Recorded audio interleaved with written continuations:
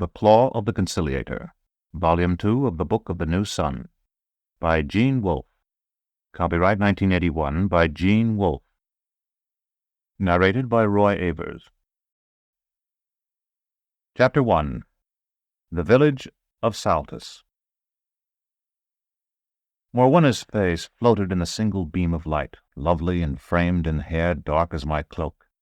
Blood from her neck pattered to the stones. Her lips moved without speech. Instead, I saw framed within them, as though I were the increate, peeping through his rent in eternity to behold the world of time. The farm. Stachys, her husband, tossing in agony upon his bed. Little Chad at the pond bathing his fevered face. Outside, Eusebia, Morwenna's accuser, howled like a witch. I tried to reach the bars to tell her to be quiet, and at once became lost in the darkness of the cell. When I found light at last, it was the green road stretching from the shadow of the piteous gate. Blood gushed from Dorcas's cheek, and though so many screamed and shouted, I could hear it pattering to the ground. Such a mighty structure was the wall that it divided the world as the mere line between their covers does two books. Before us now stood such a wood as might have been growing since the founding of Earth. Trees as high as cliffs, wrapped in pure green. Between them lay the road, grown up in fresh grass, and on it were the bodies of men and women. A burning carriole tainted the clean air with smoke. 5 riders sat destriers, whose hooked tushes were encrusted with lazulite. The men wore helmets and capes of indanthrene blue, and carried lances whose heads ran with blue fire. Their faces were more akin than the faces of brothers. On these riders the tide of travelers broke as a wave on a rock, some turning left, some right. Dorcas was torn from my arms, and I drew terminus est to cut down those between us, and found I was about to strike Master Malrubius, who stood calmly, my dog Triskeele, at his side in the midst of the tumult. Seeing him so, I knew I dreamed, and from that knew even while I slept that the visions I had had of him before had not been dreams.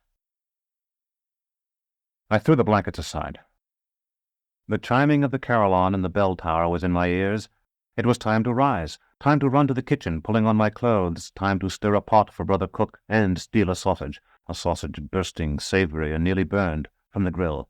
Time to wash, time to serve the journeyman, time to chant lessons to myself before Master Palamon's examination. I woke in the apprentice's dormitory, but everything was in the wrong place. A blank wall where the round port should have been, a square window that should have been a bulkhead. The row of hard and narrow cots was gone, and the ceiling too low. Then I was awake.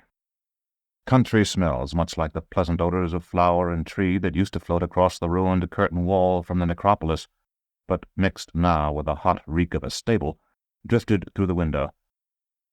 The bells began again, ringing in some campanile not far away, calling the few who retained their faith to beseech the coming of the new sun. Though it was very early still, the old sun had hardly dropped Earth's veil from his face, and save for the bells, the village lay silent. As Jonas had discovered the night before, our water-ewer held wine. I used some to rinse my mouth, and its astringency made it better than water, but I still wanted water to splash on my face and smooth my hair.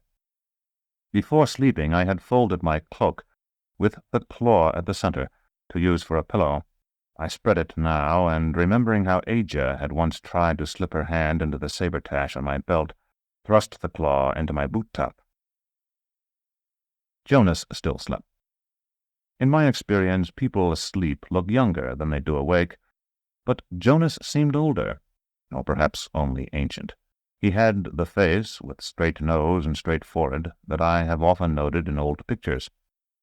I buried the smoldering fire in its own ashes and left without waking him. By the time I had finished refreshing myself from the bucket of the inn-yard well, the street before the inn was no longer silent, but alive with hooves that splashed through the puddles left by the previous night's rain, and the clacking of scimitar horns. Each animal was taller than a man, black or piebald, rolling-eyed, and half-blinded by the coarse hair that fell across its face. Morwenna's father, I remembered, had been a drover. It was possible this herd was his, though it seemed unlikely. I waited until the last lumbering beast had passed and watched the men ride by. There were 3, dusty and common-looking, flourishing iron-tipped goads longer than themselves, and with them their hard, watchful, low-bred dogs. Inside the inn once more I ordered breakfast and got bread warm from the oven, newly churned butter, pickled duck's eggs, and peppered chocolate beaten to a froth. This last a sure sign, though I did not know it then, that I was among people who drew their customs from the north. Our hairless gnome of a host, who had no doubt seen me in conversation with the alcalde the night before, hovered over my table, wiping his nose on his sleeve, inquiring about the quality of each dish as it was served, though they were all, in truth, very good, promising better food at supper, and condemning the cook, who was his wife. He called me Sir, not because he thought, as they sometimes had in Nessus, that I was an exultant incognito, but because a torturer here, as the efficient arm of the law, was a great person. Like most peons, he could conceive of no more than one social class higher than his own. The bed, it was comfortable, plenty of quilts. We will bring more. My mouth was full, but I nodded. Then we shall. Will 3 be enough? You and the other, sir, are you comfortable together? I was about to say that I would prefer separate rooms. I thought Jonas no thief, but I was afraid the claw might be too much of a temptation for any man, and I was unused, moreover, to sleeping double, when it occurred to me that he might have difficulty paying for a private accommodation. You will be there today, sir, when they break through the wall. A mason could take down the ashlars, but Barnock's been heard moving inside and may have strength left. Perhaps he's found a weapon. Why, he could bite the mason's fingers if nothing else. Not in an official capacity. I may watch if I can. Everyone's coming. The bald man rubbed his hands, which slithered together as if they had been oiled. There's to be a fair, you know. The alcalde announced it. He's got a good head for business, our alcalde has. You take the average man. He'd see you here in my parlor and never think of a thing, or at least no more than to have you put an end to Moana. Not ours. He sees things. He sees the possibilities of them. You might say that in the wink of an eye the whole fair sprang up out of his head, coloured tents and ribbons, roast meat and spun sugar all together. Today we'll open the sealed house and pull Barnock out like a badger. That will warm them up. That will draw them for leagues around. Then we'll watch you do for Moana and that country fellow. Tomorrow you'll begin on Barnock. Hot irons you start with usually, don't you? And everybody will want to be there. The day after, finish him off and fold the tents. It doesn't do to let them hang about too long after they've spent their money. They begin to beg and fight, and so on. All well planned, all well thought out. There's an alcalde for you. I went out again after breakfast, and watched the alcalde's enchanted thoughts take shape. Country folk were stumping into the village with fruits and animals and bolts of home-woven cloths to sell. Among them were a few autochthons carrying fur pelts and strings of black and green birds killed with the cerbatana. Now I wished I still had the mantle Aegea's brother had sold me, for my Fuligan cloak drew some odd looks. I was about to step inside once more when I heard the quick step of marching feet, a sound familiar to me from the drilling of the garrison in the citadel, but which I had not heard since I had left it. The cattle I had watched earlier that morning had been going down to the river, there to be herded into barges for the remainder of their trip to the abattoirs of Nessus. These soldiers were coming the other way, up from the water. Whether that was because their officers felt the march would toughen them, or because the boats that had brought them were needed elsewhere, or because they were destined for some area remote from Gial, I had no way of knowing. I heard the shouted order to sing as they came into the thickening crowd, and almost together with it the thwacks of the vintners' rods and the howls of the unfortunates who had been hit. The men were Kilau, each armed with a sling with a 2-cubit handle, and each carrying a painted leather pouch of incendiary bullets. Few looked older than I, and most seemed younger, but their gilded brigandines and the rich belts and scabbards of their long daggers proclaimed them members of an elite corps of the Erranterii. Their song was not of battle or women, as most soldiers' songs are, but a true slinger's song. Insofar as I heard it that day, it ran thus. When I was a lad, my mother said, "You dry your tears and go to bed. I know my son will travel far, born beneath a shooting star." In after years my father said, as he pulled my hair and knocked my head, "They mustn't whimper at a scar who were born beneath a shooting star." A mage I met, and the mage he said, "I see for you a future red, fire and riot, raid and war, oh, born beneath a shooting star." A shepherd I met, and the shepherd said, "We sheep must go where we are led, to Dawngate where the angels are, following the shooting star." And so on, verse after verse, some cryptic, as it seemed to me, some merely comic, some clearly assembled purely for the sake of the rhymes, which were repeated again and again. "A fine sight, aren't they?" It was the innkeeper, his bald head in my shoulder. "Southerners, notice how many have yellow hair and dotted hides? They're used to cold down there, and they'll need to be in the mountains. Still, the singing almost makes you want to join 'em. How many, would you say?" The baggage mules were just coming into view, laden with rations and prodded forward with the points of swords. 2,000, perhaps 2,500. "Thank you, sir. I like to keep track of them. You wouldn't believe how many I've seen coming up our road here, but precious few going back. Well, that's what war is, I believe. I always tried to tell myself they're still there. I mean, wherever it was they went. But you know, and I know, there's a lot that have gone to stay. Still, the singing makes a man want to go with 'em." I asked if he had news of the war. "Oh, yes, sir. I've followed it for years and years now, though the battles they fight never seem to make much difference, if you understand me. It never seems to get much closer to us, or much farther off either. What I've always supposed was that our autarch and theirs appoints a spot to fight in, and when it's over, they both go home. My wife, fool that she is, don't believe there's a real war at all." The crowd had closed behind the last mule driver, and it thickened with every word that passed between us. Bustling men set up stalls and pavilions, narrowing the street and making the press of people greater still. Bristling masks on tall poles seemed to have sprouted from the ground like trees. "Where does your wife think the soldiers are going, then?" I asked the innkeeper. "Looking for Odalisque, that's what she says. As if the autarch, whose hands run with gold and whose enemies kiss his heel, would send his whole army to fetch a bandit." I scarcely heard a word beyond Odalisque.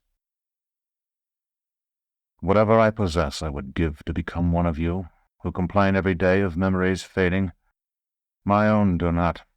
They remain always, and always as vivid as at their first impression, so that once summoned, they carry me off spellbound." I think I turned from the innkeeper and wandered into the crowd of pushing rustics and chattering vendors, but I saw neither them nor him. Instead, I felt the bone-strewn paths of the necropolis under my feet, and saw through the drifting river fog the slender figure of Odalisque as he gave his pistol to his mistress and drew his sword. Now, it is a sad thing to have become a man. I was struck by the extravagance of the gesture. He who had professed in 100 clandestine placards to be fighting for the old ways, for the ancient high civilization Earth has now lost, has discarded the effectual weapon of that civilization. If my memories of the past remain intact, perhaps it is only because the past exists only in memory. Odalisque, who wished, as I did, to summon it again, yet remained a creature of the present. That we are capable only of being what we are remains our unforgivable sin. No doubt if I had been one of you whose memories fade, I would have rejected him on that morning as I elbowed my way through the crowd, and so in some fashion would have escaped this death in life that grips me even as I write these words. Or perhaps I would not have escaped at all. Yes, more likely not. And in any case, the old, recalled emotions were too strong. I was trapped in admiration for what I had once admired as a fly in amber remains the captive of some long-vanished pine. Chapter 2. The Man in the Dark. The bandit's house had differed in no way from the common houses of the village. It was of broken minestone, single-storied, with a flattish, solid-looking roof of slabs of the same material. The door, and the only window I could see from the street, had been closed with rough masonry. 100 or so fair-goers stood before the house now, talking and pointing, but there was no sound from within, and no smoke issuing from the chimney. "Is this commonly done hereabouts?" I asked Jonas. "It's traditional. You've heard the saying, a legend, a lie, and a likelihood make a tradition?" "It seems to me it would be easy enough to get out. He could break through a window or the wall itself by night, or dig a passage. Of course, if he expected something like this, and if it's common and he was really engaged in spying the Odalisque, there's no reason he shouldn't. He could have supplied himself with tools as well as a quantity of food and drink." Jonas shook his head. "Before they close the openings, they go through the house and take everything they can find in the way of food and tools and lights, besides whatever else may be of value." A resonant voice said, "Having good sense, as we flatter ourselves, we do indeed." It was the alcalde, who had come up behind us without either of us noticing his presence in the crowd. We wished him a good day, and he returned the courtesy. He was a solid, square-built man, whose open face was marred by something too clever about the eyes. "I thought I recognized you. Master Severian, bright clothes or no? Are these new? They look it. If they don't give satisfaction, speak out to me about it. We try to keep the traders honest that come to our fairs. It's only good business. If he doesn't make them right for you, whoever he is, we'll duck him in the river, you may be sure. 1 or 2 ducked a year keep the rest from feeling too comfortable." He paused to step back and examine me more carefully, nodding to himself as though greatly impressed. "They become you, I must say. You've a fine figure. A handsome face, too, save perhaps for a bit too much pallor, which our hot northern weather will soon make right. Anyway, they become you, and look to wear well. If you're asked where you had them, you might say Saltus Fair. Such talk does no harm." I promised I would, though I was far more concerned about the safety of Terminus Est, which I had left hidden in our room at the inn, than about my own appearance or the durability of the lay clothes I had bought from a slopman. "You and your assistant have come to see us draw out the miscreant, I suppose? We'll be at him as soon as Mesmin and Sebald bring the post. A battering ram is what we called it when we passed the word of what was intended, but I'm afraid the truth is that it's nothing more than a tree trunk, and not a big one either. Otherwise the village would have had to fee too many men to handle it. Yet it should do the work. I don't suppose you've heard of the case we had here 18 years gone?" Jonas and I shook our heads. The alcalde threw out his chest, as politicians do whenever they see an opportunity to speak for more than a couple of sentences. "I recall it well enough, though I wasn't more than a stripling. A woman. I've forgotten her name, but we called her Mother Pyrexia. The stones were put on her, just like what you see here, for it's largely the same ones doing it, and they did it in the same way. But it was the other end of summer, just at apple-picking time, and that I recall very well because of the people drinking new cider in the crowd, and myself with a fresh apple to eat while I watched. Next year, when the corn was up, someone wanted to buy the house. Property becomes the property of the town, you know. That's how we finance the work. The ones that do it take what they can find for their share, and the town takes the house and ground. To shorten a lengthy tale, we cut a ram and broke through the door in fine fashion, thinking to sweep up the old woman's bones and turn the place over to the new owner." The alcalde paused and laughed, throwing back his head. There was something ghostly in that laughter, possibly only because it blended with the noise of the crowd, and so seemed silent. I asked, Wasn't she dead? It depends on what you mean by that. I'll say this. A woman sealed in the dark long enough can become something very strange, just like the strange things you find in rotten wood back among the big trees. We're miners mostly here in Saltus, and used to things found underground, but we took to our heels and came back with torches. It didn't like the light, or the fire either. Jonas touched me on the shoulder and pointed to a swirl in the crowd. A group of purposeful-looking men were shouldering their way down the street. None had helmets or body armor, but several carried narrow-headed palitis, and the rest had brass-bound staves. I was strongly reminded of the volunteer guards who had admitted Drot, Roach, Ita, and me to the necropolis so long ago. Behind these armed men were 4 who carried the tree trunk the Alcalde had mentioned, a rough log about 2 spans across and 6 cubits long. A collective indrawn breath greeted them. It was followed by louder talk and some good-natured cheering. The Alcalde left us to take charge, directing the men with staves to clear a space about the door of the sealed house, and using his authority, when Jonas and I pushed forward to get a better view, to make the crowd give way for us. I had supposed that when all the breakers in were in position, they would proceed without ceremony, and that I had reckoned without the Alcalde. At the last possible moment, he mounted the doorsteps of the sealed house and, waving his hat for silence, addressed the crowd. "Welcome, visitors and fellow villagers. In the time it takes to draw breath thrice, you will see us smash this barrier and drag out the bandit Barnock. Whether he be dead or, as we have good reason to believe, for he hasn't been in there that long, alive. You know what he has done. He has collaborated with the traitor Odalisque's Cultellarii, informing them of the arrivals and departures of those who might become their victims. All of you are thinking now, and rightly, that such a vile crime deserves no mercy. Yes, I say. Yes, we all say. Hundreds and maybe thousands lie in unmarked graves because of this Barnock. Hundreds and maybe thousands have met a fate far worse. Yet for a moment, before these stones come down, I ask you to reflect.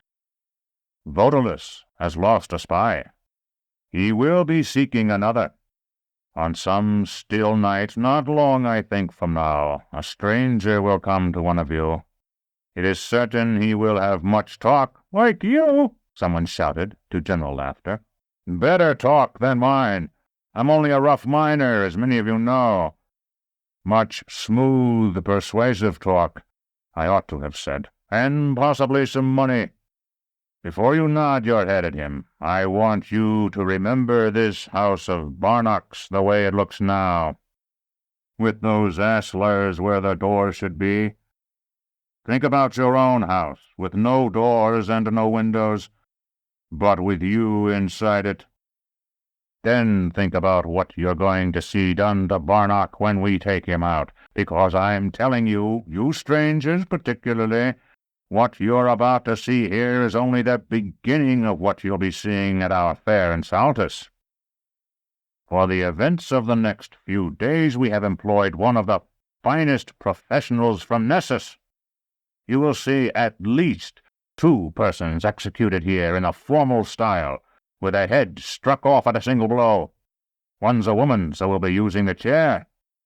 That's something a lot of people who boast of their sophistication and the cosmopolitan tincture of their educations have never seen. And you will see this man." Pausing, the Alcalde struck the sunlit door-stones with the flat of his hand. "This Barnock, led to death by an expert guide. It may be that he has made some sort of small hole in the wall by now. Frequently they do. And if so, he may be able to hear me." He lifted his voice to a shout. "If you can, Barnock, cut your throat now, because if you don't, you're going to wish you had starved long ago." For a moment there was silence. I was in agony at the thought that I should soon have to practice the art on a follower of Odalisque's. The Alcalde raised his right arm over his head, then brought it down in an emphatic gesture. All right, lads, at it with a will. The four who had brought the ram counted 1, 2, 3 to themselves as if by prearrangement, and ran at the walled-up door, losing some of their impetuosity when the two in front mounted the step. The ram struck the stones with a loud thump, but with no other result. All right, lads, the alcalde repeated. Let's try it again. Show them the kind of men Saltus breeds. The four charged a second time. At this attempt, those in front handled the step more skillfully. The stones plugging the doorway seemed to shudder under the impact, and a fine dust issued from the mortar. A volunteer from the crowd, a burly, black-bearded fellow, joined the original ramsmen, and all five charged. The thump of the ram was not noticeably louder, but it was accompanied by a cracking like the breaking of bones. One more, the alcalde said. He was right. The next blow sent the stone it struck into the house, leaving a hole the size of a man's head. After that, the ramsmen no longer bothered with a running start. They knocked the remaining stones out by swinging the ram with their arms until the aperture was large enough for a man to step through.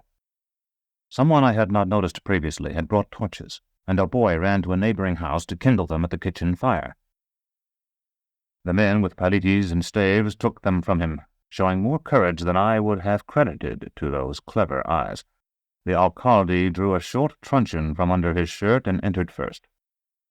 We spectators crowded after the armed men, and because Jonas and I had been in the forefront of the onlookers, we reached the opening almost at once. The air was foul, far worse than I had anticipated. Broken furniture lay on every side, as though Barnock had locked his chests and cupboards when the sealers came, and they had smashed them to get at his household goods. On a crippled table I saw the guttered wax of a candle that had burned to the wood. The people behind me were pushing to go in further, and I, as I discovered somewhat to my surprise, was pushing back. There was a commotion at the rear of the house, hurried and confused footsteps, a shout, then a high, inhuman scream. "They've got him!" someone behind me called, and I heard the news being passed to those outside. A fattish man, who might have been a smallholder, came running out of the dark, a torch in one hand and a stave in the other. "Out of the way! Get back, all of you! They're bringing him out!" I do not know what I expected to see. Perhaps a filthy creature with matted hair. What came instead was a ghost. Barnock had been tall. He was tall still, but stooped and very thin, with skin so pale it seemed to glow as decayed wood does. He was hairless, bald, and beardless. I learned that afternoon from his guards that he had formed the habit of plucking his hairs out. Worst of all were his eyes, protuberant, seemingly blind, and dark as the black abscess of his mouth. I turned away from him as he spoke, but I knew the voice was his. "I will be free," it said. Odalisque will come."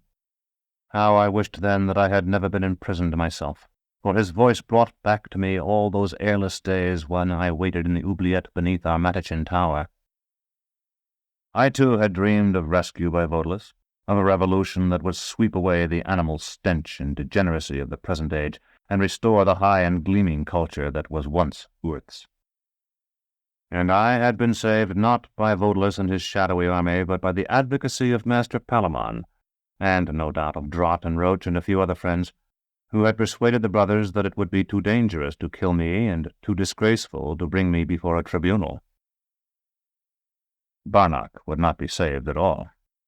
I, who should have been his comrade, would brand him, break him on the wheel, and at last sever his head. I tried to tell myself that he had acted perhaps only to get money, but as I did so, some metal object, no doubt the steel head of a pilete, struck stone, and I seemed to hear the ringing of the coin Odalisque had given me, a ringing as I dropped it into the space beneath the floor stone of the ruined mausoleum. Sometimes when all our attention is thus focused on memory, our eyes, unguided by ourselves, will distinguish from a mass of detail some single object, presenting it with a clarity never achieved by concentration. So it was with me. Out of all the struggling tide of faces beyond the doorway, I saw one, upturned, illuminated by the sun. It was Aegis. Chapter 3. The Showman's Tent. The instant was frozen as though we two and all those about us stood in a painting. Aegis' up-tilted face, my own wide eyes, So we remained amid the cloud of country folk with their bright clothes and bundles. Then I moved, and she was gone. I would have run to her if I could, but I could only push my way through the onlookers, taking perhaps 100 poundings of my heart to reach the spot where she had stood. By then she had vanished utterly, and the crowd was swirling and changing like the water under the bow of a boat. Barnock had been led forth, screaming at the sun. I took a miner by the shoulder and shouted a question to him, but he had paid no attention to the young woman beside him and had no notion of where she might have gone.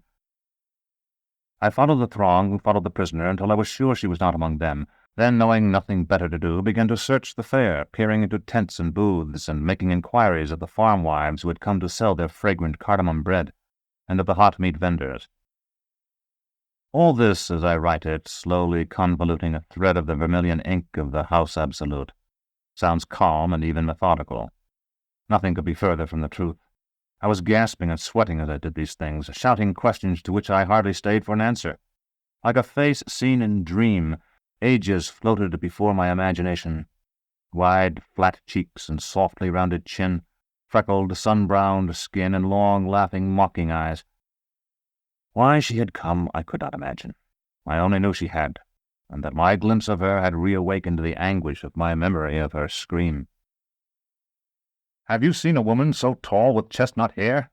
I repeated it again and again, like the duellist who had called out, "Cadro of 17 stones," until the phrase was as meaningless as the song of the cicada.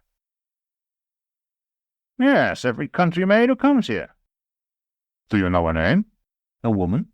Certainly I can get you a woman." "Where did you lose her?" "Don't worry, you'll soon find her again. The fair's not big enough for anybody to stay lost long. Didn't the two of you arrange a place to meet? Have some of my tea. You look so tired." I fumbled for a coin. "You don't have to pay. I sell enough as it is." "Well, if you insist. It's only an aes. Here." The old woman rummaged in her apron pocket and produced a flood of little coins, then splashed the tea, hissing hot from her kettle, into an earthenware cup, and offered me a straw of some dimly silver metal. I waved it away. "It's clean. I rinse everything after each customer." "I'm not used to them." "Watch the rim, then. It'll be hot." "Have you looked by the judging? There'll be a lot of people there." "Where the cattle are?" "Yes." The tea was mate, spicy and a trifle bitter. "Does she know you're looking for her?" "I don't think so. Even if she saw me, she wouldn't have recognized me. I am not dressed as I usually am." The old woman snorted and pushed a straggling lock of grey hair back under her kerchief. "At Saltus Fair? Of course not. Everybody wears his best to a fair, and any girl with sense would know that. How about down by the water where they've got the prisoner chained?" I shook my head. "She seems to have disappeared." "But you haven't given up, I can tell from the way you look at the people going past instead of me. Well, good for you. You'll find her yet, though they do say all manner of strange things have been happening round and about of late. They caught a green man, do you know that? Got him right over there where you see the tent. Green men know everything, people say, if you can but make them talk. Then there's the cathedral. I suppose you've heard about that." "The cathedral?" "I've heard tell it wasn't what city folk call a real one. I know you're from the city by the way you drink your tea. But it's the only cathedral most of us around Saltus ever saw, and pretty, too, with all the hanging lamps and the windows and the sides made of coloured silk. Myself, I don't believe, or rather, I think that if the Pan-Creator don't care nothing for me, I won't care nothing for him, and why should I? Still, it's a shame what they did, if they did what's told against them. Set fire to it, you know."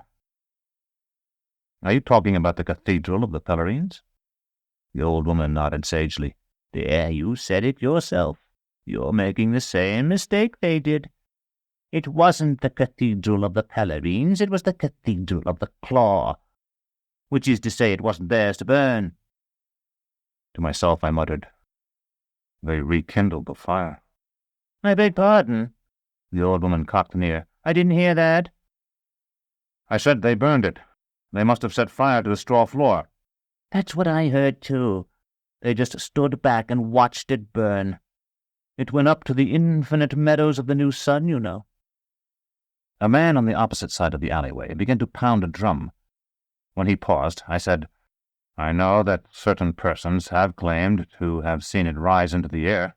"Oh, it rose, all right. When my grandson-in-law heard about it, he was fairly struck flat for half a day.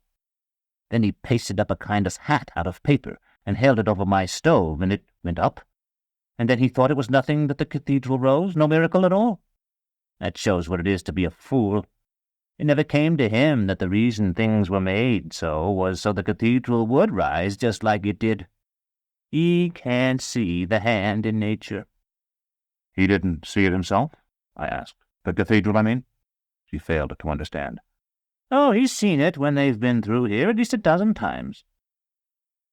The chant of the man with a drum, similar to that I had once heard Dr. Talos use, but more hoarsely delivered and bereft of the doctor's malicious intelligence, cut through our talk.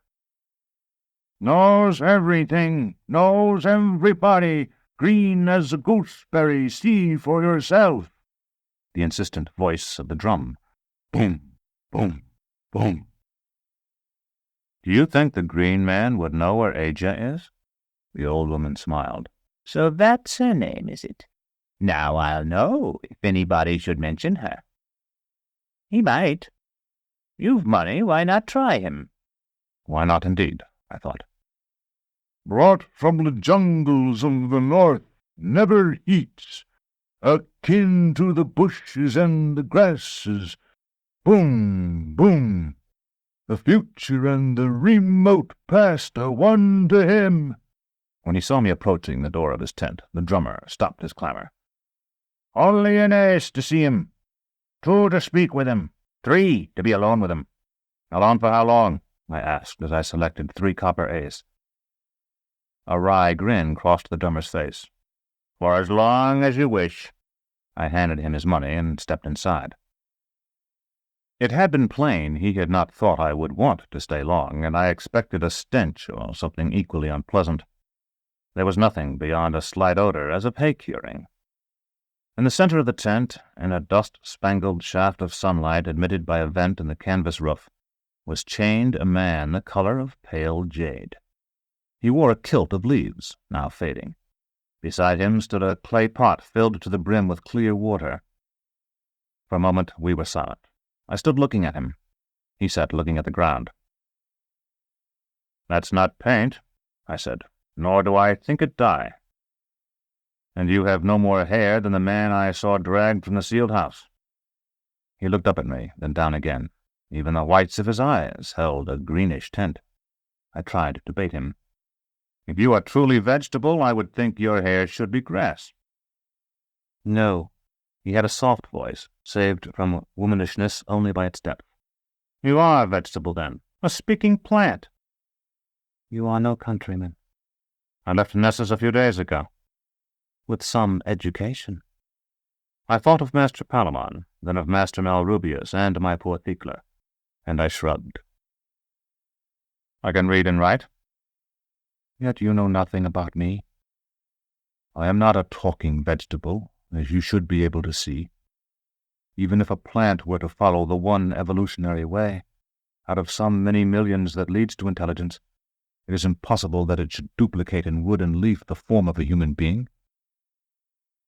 "The same thing might be said of stones.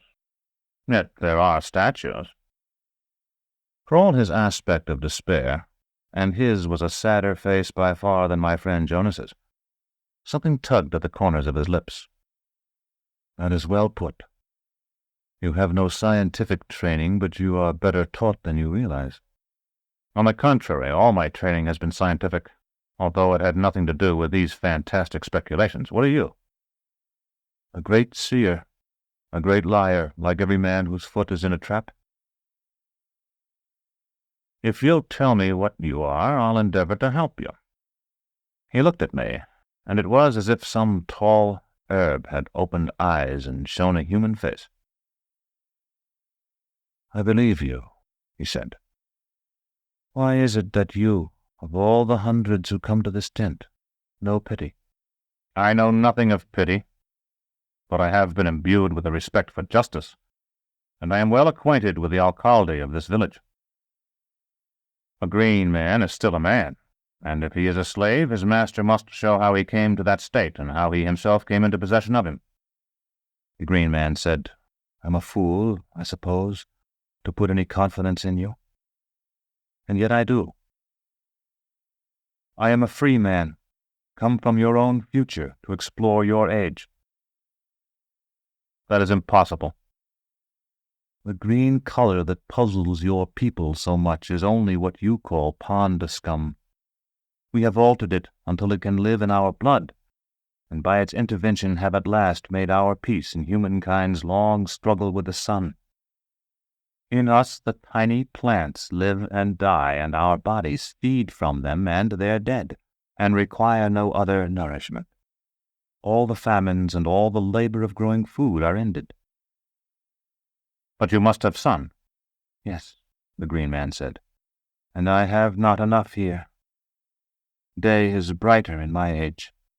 That simple remark thrilled me in a way that nothing had since I had first glimpsed the unroofed chapel in the broken court of our citadel. Then the new sun comes as prophesied, I said, and there is indeed a second life for Earth, if what you say is the truth. The green man threw back his head and laughed. Much later I was to hear the sound the alzebo makes as it ranges the snow-swept tablelands of the high country. Its laughter is horrible. But the green man's was more terrible, and I drew away from him. You're not a human being, I said. Not now, if you ever were. He laughed again. And to think I hoped in you. What a poor creature I am. I thought I had resigned myself to dying here among a people who are no more than walking dust. But at the tiniest gleam all my resignation fell from me. I am a true man, friend. You are not, and in a few months I will be dead. I remembered his kin. How often I had seen the frozen stalks of summer flowers dashed by the wind against the sides of the mausoleums in our necropolis. I understand you. The warm days of sun are coming, but when they are gone, you will go with them. Grow seed while you can, he sobered. You do not believe me or even understand that I am a man like yourself. Yet you still pity me. Perhaps you are right. And for us a new sun has come, and because it has come, we have forgotten it. If I am ever able to return to my own time, I will tell them there of you. If you are indeed of the future, why cannot you go forward to your home and so escape? Because I am chained, as you see. He held out his leg so that I could examine the shackle about his ankle. His beryline flesh was swollen about it, as I have seen the bark of a tree swollen that had grown through an iron ring. The tent flap opened, and the drummer thrust his head through.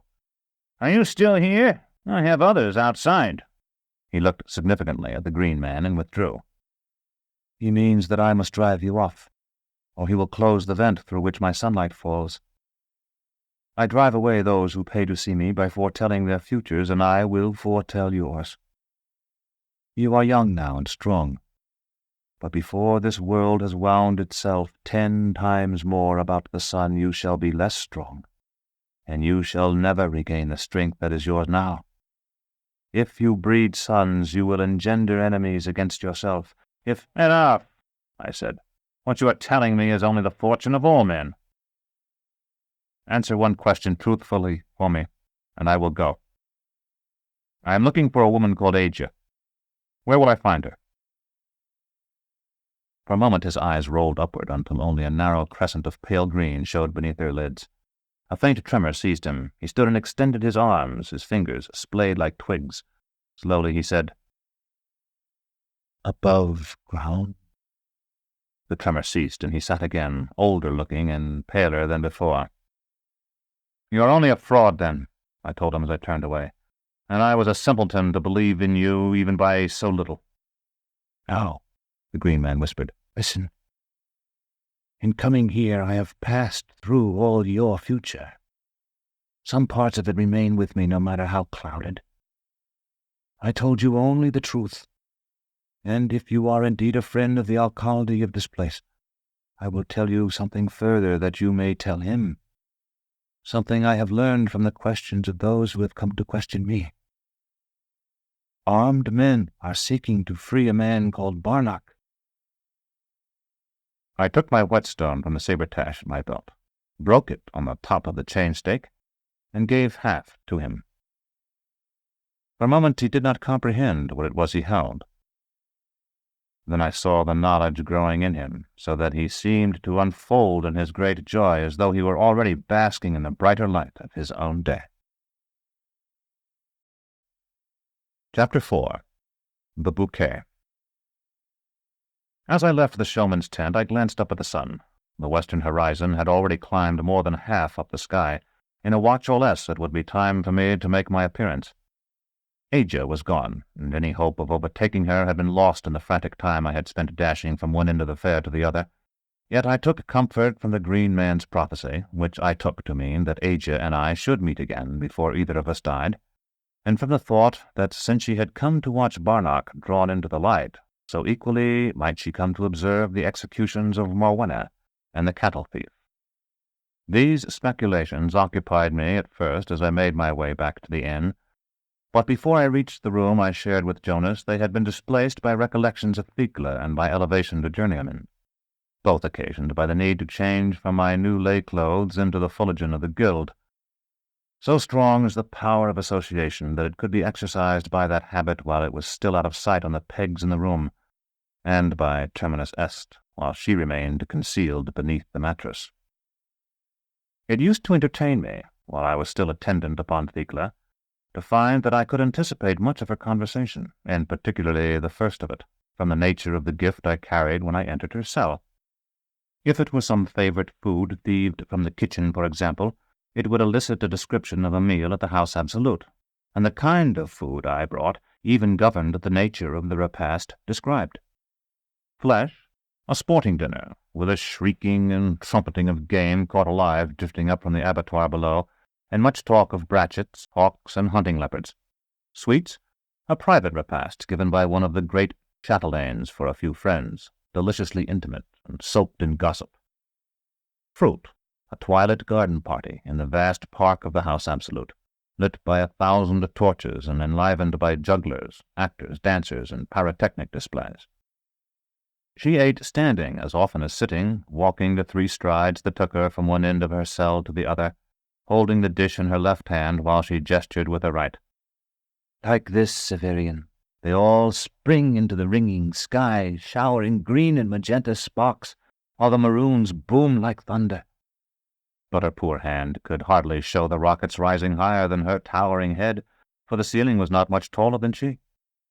But I'm boring you.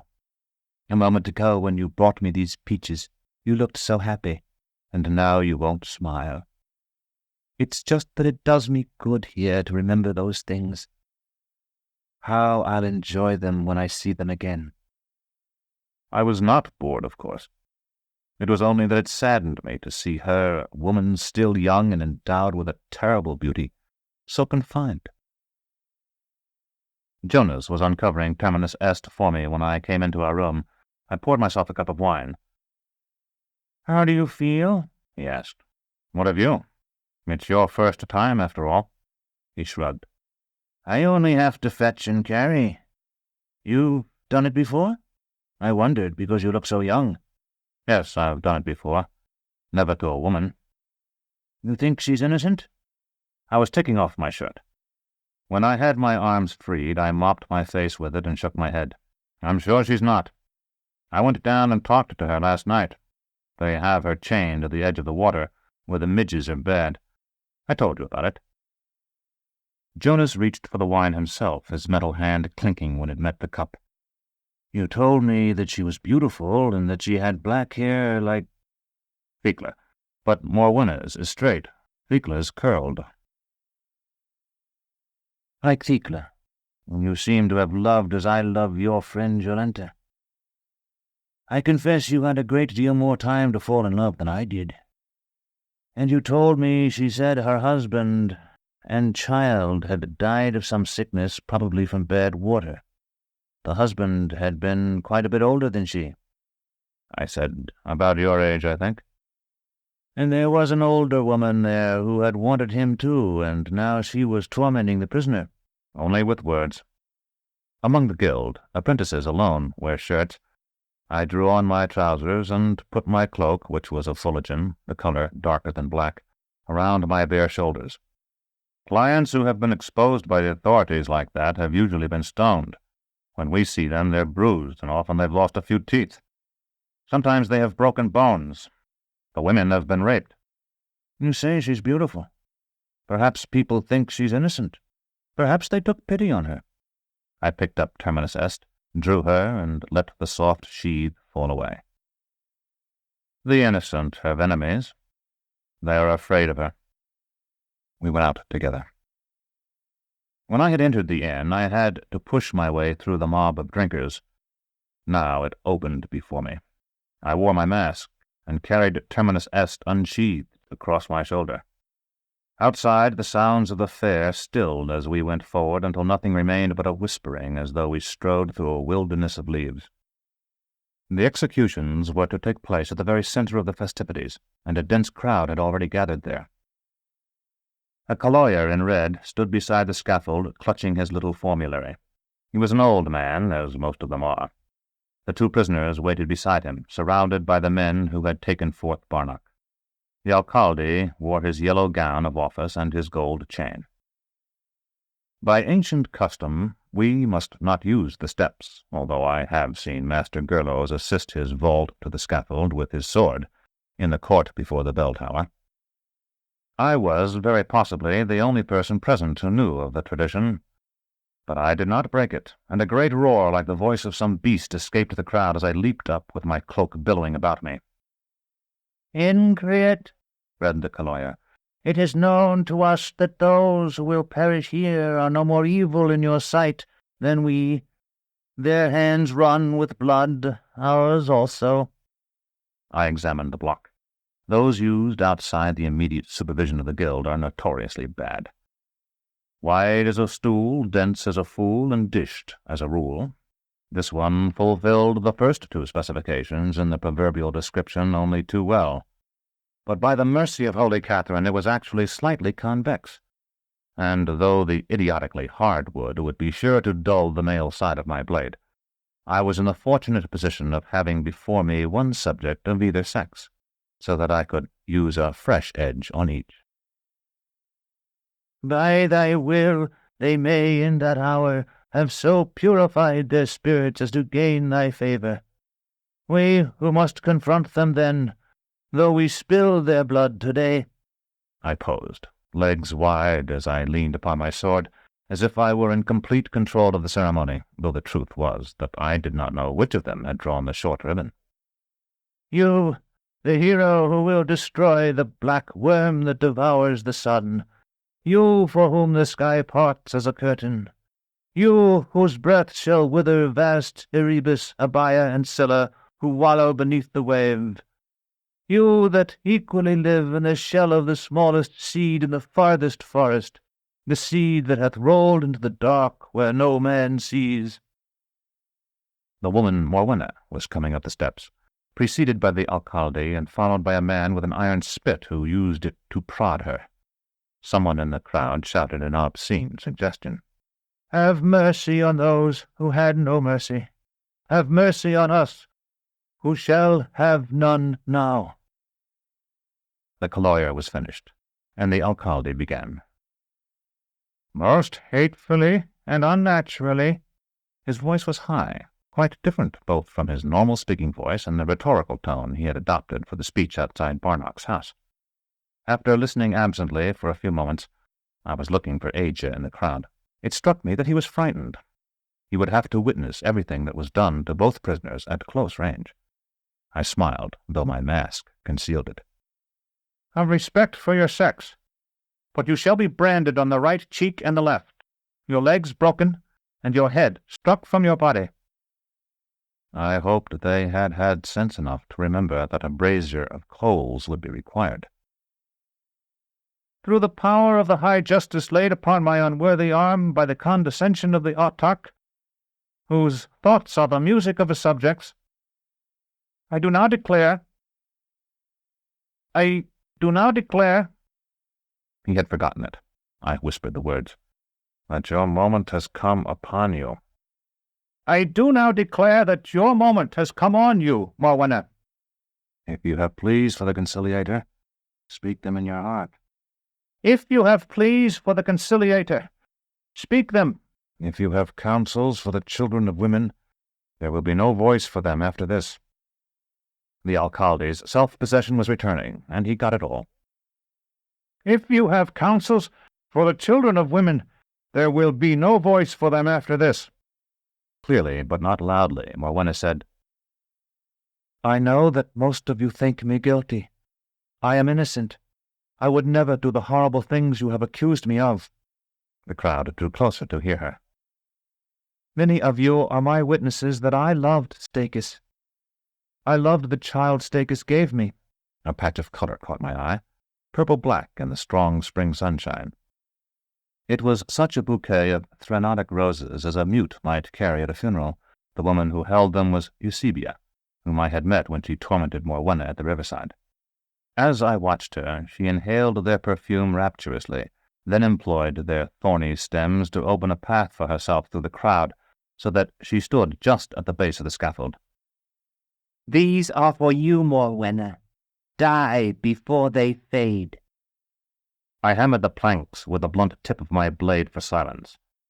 Morwenna said, "The good man who read the prayers for me, and who has talked to me before I was brought here, prayed that I would forgive you if I achieved bliss before you.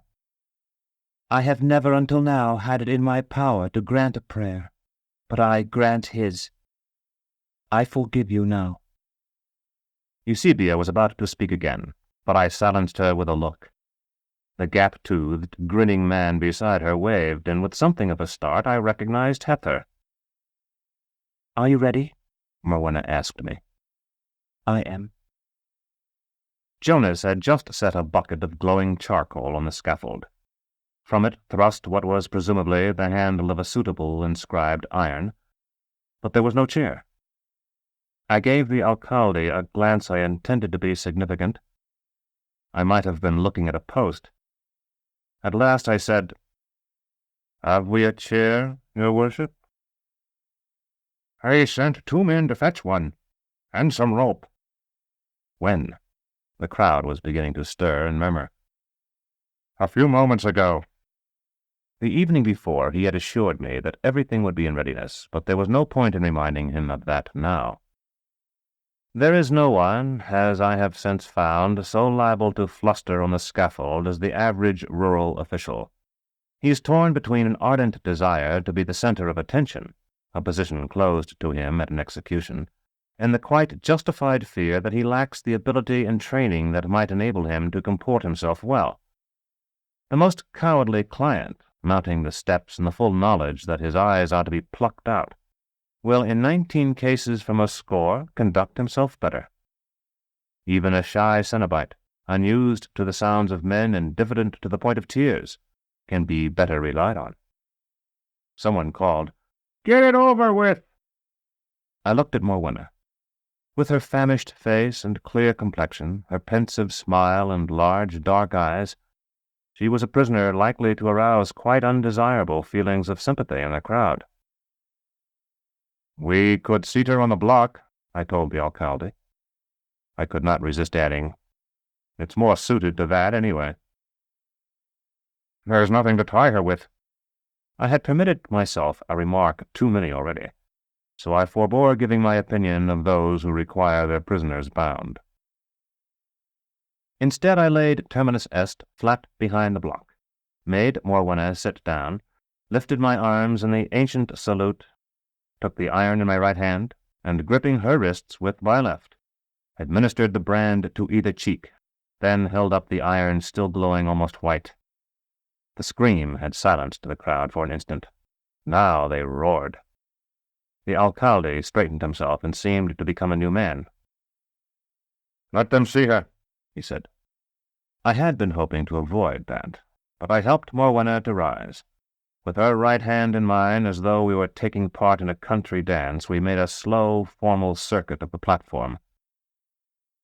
Hathor was beside himself with delight, and though I tried to shut out the sound of his voice, I could hear him boasting of his acquaintance with me to the people around him. Eusebia held up her bouquet to Morwenna, calling, "Here, you'll need these soon enough." When we had gone once around, I looked at the alcalde, and after the pause necessitated by his wondering at the occasion for the delay, received the signal to proceed. Morwenna whispered, "Will it be over soon?" "It is almost over now." I had seated her on the block again and was picking up my sword. "Close your eyes. Try to remember that almost everyone who has ever lived has died, even the Conciliator, who will rise as the new sun." Her pale, long-lashed eyelids fell, and she did not see the upraised sword. The flash of steel silenced the crowd again, and when the full hush had come, I brought the flat of the blade down upon her thighs. Over the smack of it on flesh, the sound of the femurs breaking came as clear as the crack of a winning boxer's left-hand, right-hand blows. For an instant Morwenna remained poised on the block, fainted but not fallen. In that instant I took a backward step and severed her neck with a smooth horizontal stroke that is so much more difficult to master than the downward. To be candid, it was not until I saw the up-jetting fountain of blood and heard the thud of the head striking the platform that I knew I had carried it off. Without realizing it, I had been as nervous as the alcalde. That is the moment when, again by ancient tradition, the customary dignity of the guild is relaxed. I wanted to laugh and caper. The alcalde was shaking my shoulder and babbling as I wished to myself. I could not hear what he said. Some happy nonsense. I held up my sword, and taking the head by the hair, held it up too, and paraded the scaffold. Not a single circuit this time, but again and again, 3 times, 4 times. A breeze had sprung up. It dotted my mask and arm and bare chest with scarlet. The crowd was shouting the inevitable jests. "Will you cut my wife's, husband's, hair too? Half a measure of sausage when you're done with that. Can I have her hat?" I laughed at them all, and was feigning to toss the head to them when someone plucked at my ankle. It was Eusebia, and I knew before her first word that she was under that compulsion to speak I had often observed among the clients in our tower. Her eyes were sparkling with excitement, and her face was twisted by her attempt to get my attention, so that she looked simultaneously older and younger than she had appeared before. I could not make out what she was shouting, and bent to listen. "Innocent! She was innocent!" This was no time to explain that I had not been Morwenna's judge. I only nodded. "She took Stakis from me. Now she's dead, do you understand? She was innocent after all, but I am so glad." I nodded again and made another circuit of the scaffold, holding up the head. "I killed her!" Eusebia screamed. "Not you!" I called down to her, "If you like." "Innocent. I knew her. So careful. She would have kept something back. Poison for herself. She would have died before you got her." Hathor grasped her arm and pointed to me. "My master. Mine. My own." "So it was somebody else. Or sickness, after all." I shouted, "To the demiurge alone belongs all justice." The crowd was still noisy, though it had quieted a trifle by this time. "But she stole my Stakis, and now she's gone." Louder than ever. "Oh, wonderful! She's gone." With that, Eusebia plunged her face into the bouquet as though to fill her lungs to bursting with a rose's cloying perfume. I dropped Morwenna's head into the basket that awaited it, and wiped my sword blade with the piece of scarlet flannel Jonas handed me. When I noticed Eusebia again, she was lifeless, sprawled among a circle of onlookers. At the time I thought little of it, only supposing that her heart had failed in her excess of joy. Later that afternoon, the alcalde had her bouquet examined by an apothecary who found among the petals a strong but subtle poison he could not identify. Morwenna must, I suppose, have had it in her hand when she mounted the steps, and must have cast it into the blossoms when I led her around the scaffold after the branding. Allow me to pause here and speak to you as one mind to another, though we are separated perhaps by the abyss of eons.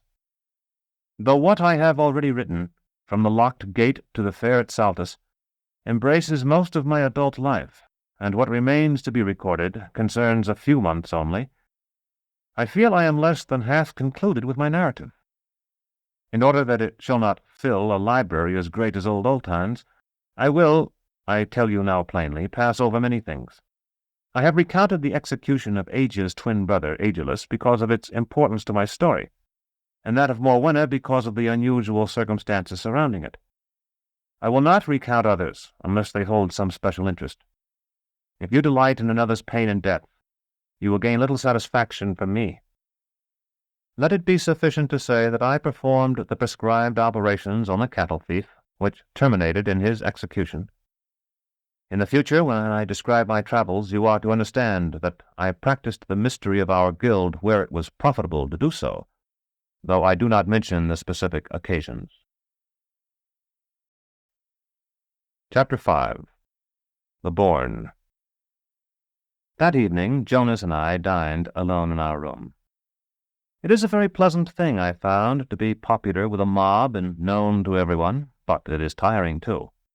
And after a time one grows weary of answering the same simple-minded questions again and again, and of politely refusing invitations to drink.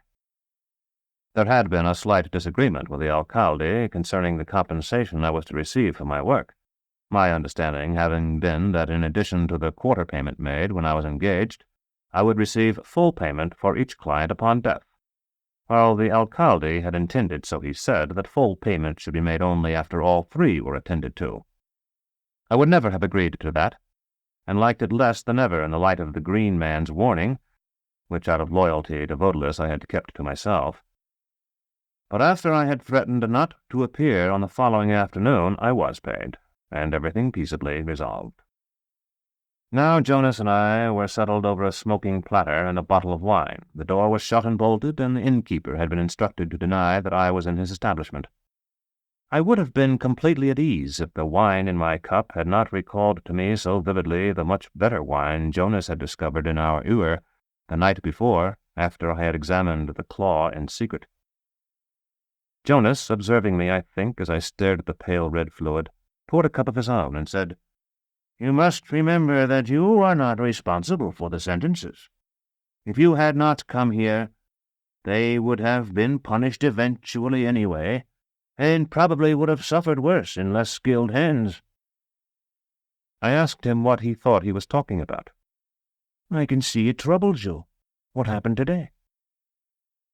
"I thought it went well," I said. "You know what the octopus remarked when he got out of the mermaid's kelp bed? I'm not impugning your skill, quite the opposite, but you look as if you could use a little cheering up." "We're always a little despondent afterward. That's what Master Palamon always said, and I have found it true in my own case. He called it a purely mechanical psychological function, and at the time that seemed to me an oxymoron. But now I'm not sure he wasn't right. Could you see what happened? Or did they keep you too busy?" "I was standing on the steps behind you most of the time." "You had a good view, then, so you must have seen how it was. Everything proceeded smoothly after we decided not to wait for the chair. I exercised my skills to applause, and I was the focus of admiration. There's a feeling of lassitude afterward. Mr. Palamon used to talk of crowd melancholy and court melancholy, and said that some of us have both, some have neither, and some have one but not the other. Well, I have crowd melancholy. I don't suppose I'll ever have the chance in Thrax of discovering whether I also have court melancholy or not." "And what is that?" Jonas was looking down into his wine cup. "A torturer, let's say a master at the Citadel, is occasionally brought into contact with exultants of the highest degree. Suppose there's some exceedingly sensitive prisoner who's thought to possess important information. An official of lofty standing is likely to be delegated to attend such a prisoner's examination. Very often he will have had little experience with the more delicate operations, so he will ask the master questions, and perhaps confide in him certain fears he has concerning the subject's temperament or health. A torturer under those circumstances feels himself to be at the center of things. Then feels let down when it's over with. Yes, I suppose I can see that. Have you ever seen one of these affairs when it was badly botched? No. Aren't you going to eat any of this meat? Neither have I, but I've heard about them, and that's why I was tense.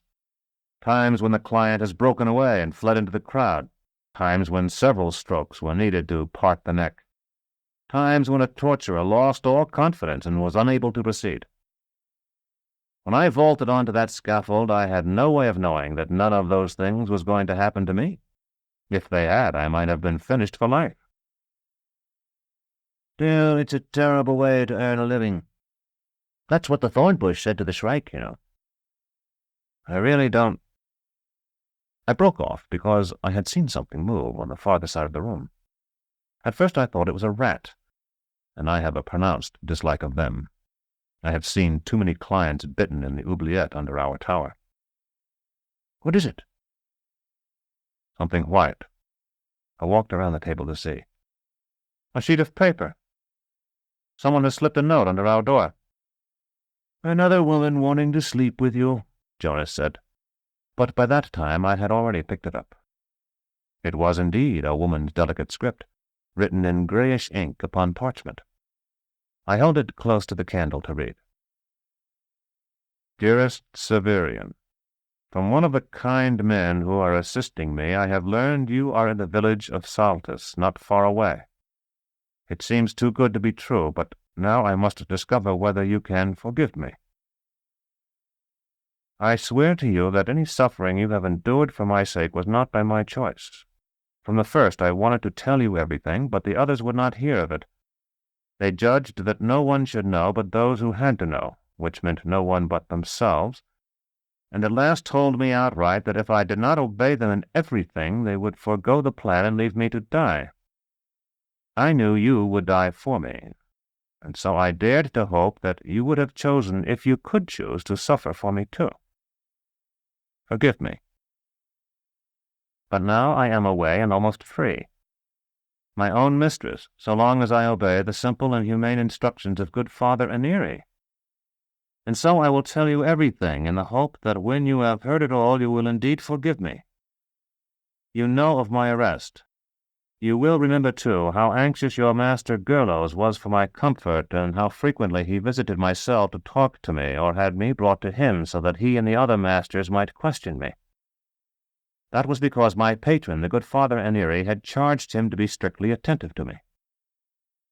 At length, when it became clear that the autarch would not free me, Father Aneri arranged to do so himself. I do not know what threats were made to Master Gerlos, or what bribes were offered him, but they were sufficient, and a few days before my death, as you thought, dearest Severian, he explained to me how the matter was to be arranged.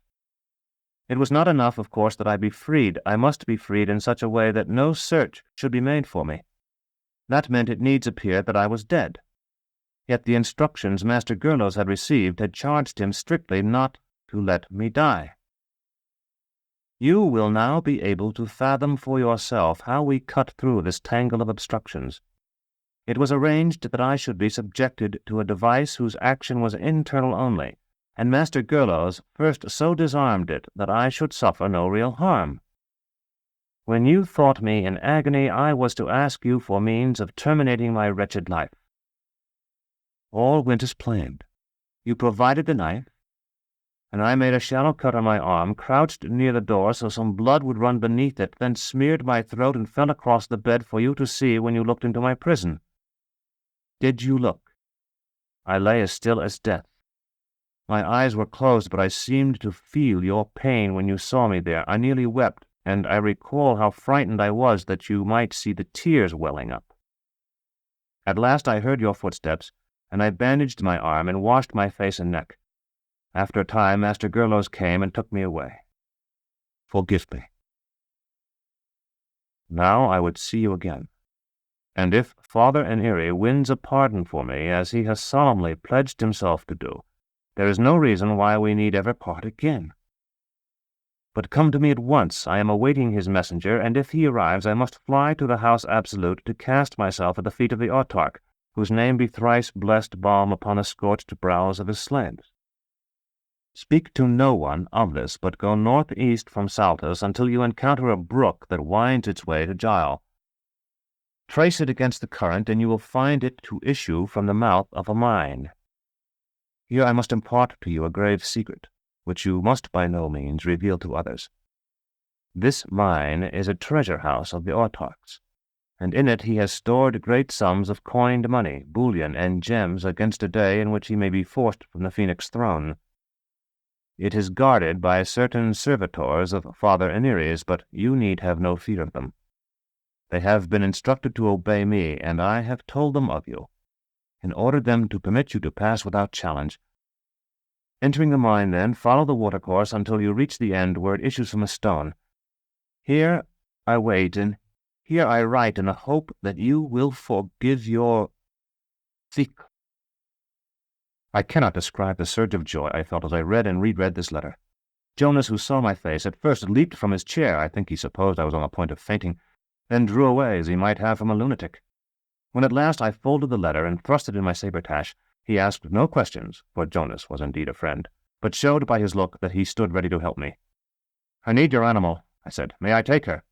"Gladly, but—" I was already unbolting the door. "You cannot come. If all goes well, I'll see that she is returned to you."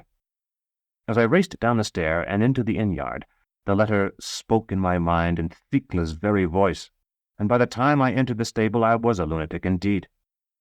I looked for Jonas's merry-kip, but instead saw before me a great destrier, his back higher than my eyes. I had no notion who might have ridden him into this peaceful village, and I gave it no thought. Without hesitating an instant, I sprang onto his back, drew terminus est, and with a stroke severed the reins that tethered him. I have never seen a better mount. He was out of the stable in one bound, and in two lunging into the village street. For the space of a breath I feared he would trip on some tent-rope, but he was sure-footed as a dancer. The street ran east toward the river. As soon as we were clear of the houses, I urged him to the left. He leaped a wall as a boy might skip across a stick, and I found myself galloping full tilt over a meadow where bulls lifted their horns in the green moonlight. I am no great rider now, and was still less one then. Despite the high saddle, I think I would have tumbled from the back of an inferior animal before we had covered half a league, but my stolen destrier moved for all his speed as smoothly as a shadow. A shadow indeed we must have appeared, he with his black hide, I in my fullegen cloak. He had not slacked his pace before we splashed across the brook mentioned in the letter. I checked him there, partly by grasping his halter, more by speech, to which he hearkened as a brother might. There was no path on either side of the water, and we had not traced it far before trees rimmed the banks. I guided him into the brook then, though he was loath to go, where we made our way up foaming races as a man climbs steps and swam deep pools. For more than a watch we waded this brook through a forest much like the one through which Jonas and I had passed after being separated from Dorcas, Dr. Talos, and the rest at the Piteous Gate. Then the banks grew higher and more rugged, the trees smaller and twisted. There were boulders in the stream. From their squared edges I knew they were the work of hands, and that we were in the region of the mines, with the wreck of some great city below us. Our way was steeper, and for all his mettle he faltered sometimes on sliding stones, so that I was forced to dismount and lead him. In this way we passed through a series of little dreaming hollows, each dark in the shadows of its high sides, but each flecked in places with green moonlight, each ringing with the sound of water, but with that sound only, and otherwise wrapped in silence. At last we entered a vale smaller and narrower than any of the others, and at the end of it, a chain or so off where the moonlight spilled upon a sheer elevation, I saw a dark opening. The brook had its origin there, flooding out like saliva from the lips of petrified Titan. I found a patch of ground beside the water sufficiently level for my mount to stand, and contrived to tie him there, knotting what remained of his reins around a dwarfish tree. Once, no doubt, a timber trestle had provided access to the mine, but it had rotted away long ago. Though the climb looked impossible in the moonlight, I was able to find a few footholds in the ancient wall, and scaled it to one side of the descending jet. I had my hands inside the opening when I heard, or thought I heard, some sound from the vale behind me. I paused and turned my head to look back. The rush of the water would have drowned any noise less commanding than a bugle call or an explosion, and it had drowned this. Yet still I had sensed something, The note of stone falling upon stone, perhaps, or the splash of something plunging into the water. The vale seemed peaceful and silent. Then I saw my destrier shift his stance, his proud head and forward-cocked ears coming for an instant into the light. I decided that what I had heard was nothing more than the striking of his steel-shod feet against the rock as he stamped in discontent at being so closely tethered. I drew my body into the mine entrance, and by doing so, as I later learned, saved my life. A man of any wit, setting out as I had and knowing he must enter such a place, would have brought a lantern and a plentiful supply of candles. I had been so wild at the thought that Thecla still lived that I had none. Thus I crept forward in the dark, and had not taken a dozen steps before the moonlight of the vale had vanished behind me.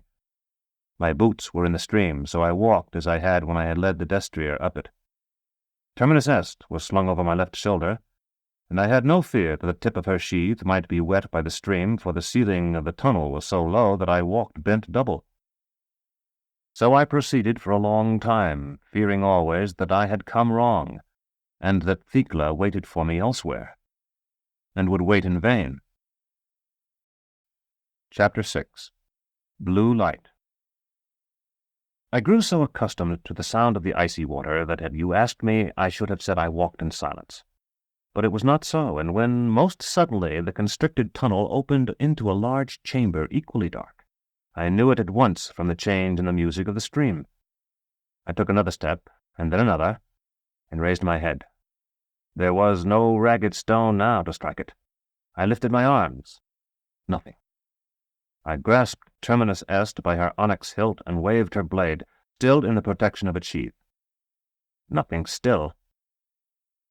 Then I did something that you, reading this record, will find foolish indeed, though you must recall that I had been told that such guards as might be in the mine had been warned of my arrival and instructed to do me no harm. I called Thecla's name, and the echoes answered, "Thecla, Thecla, Thecla," and silence again. I remembered that I was to have followed the water until it welled from a rock, and that I had not done so. Possibly it trickled through as many galleries here beneath the hill as it had through dells outside it. I began to wade again, feeling my way at each step for fear I might plunge over my head with the next. I had not taken 5 strides when I heard something, far off, yet distinct, above the whispering of the now smoothly flowing water. I had not taken 5 more when I saw light. It was not the emerald reflection of the fabled forests of the moon, nor was it such a light as guards might carry with them, the scarlet flame of a torch, the golden radiance of a candle, or even a piercing white beam I had sometimes glimpsed by night when the flyers of the autarch soared over the citadel. Rather it was a luminous mist, sometimes seeming of no color, sometimes of an impure yellowish green. It was impossible to say how far it was, and it seemed to possess no shape. For a time it shimmered before my sight, and I, still following the stream, splashed toward it. Then it was joined by another. It is difficult for me to concentrate on the events of the next few minutes. Perhaps everyone holds in his subconscious certain moments of horror, as our oubliette held in its lowest inhabited level those clients whose minds had long ago been destroyed or transformed into consciousness no longer human. Like them, these memories shriek and lash the walls with their chains, but are seldom brought high enough to see the light. What I experienced under the hill remains with me as they remained with us, something I endeavor to lock within the furthest recesses of my mind, but am from time to time made conscious of.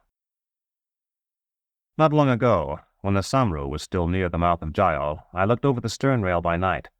There I saw each dipping of the oars appear as a spot of phosphorescent fire, and for a moment imagined that those from under the hill had come for me at last.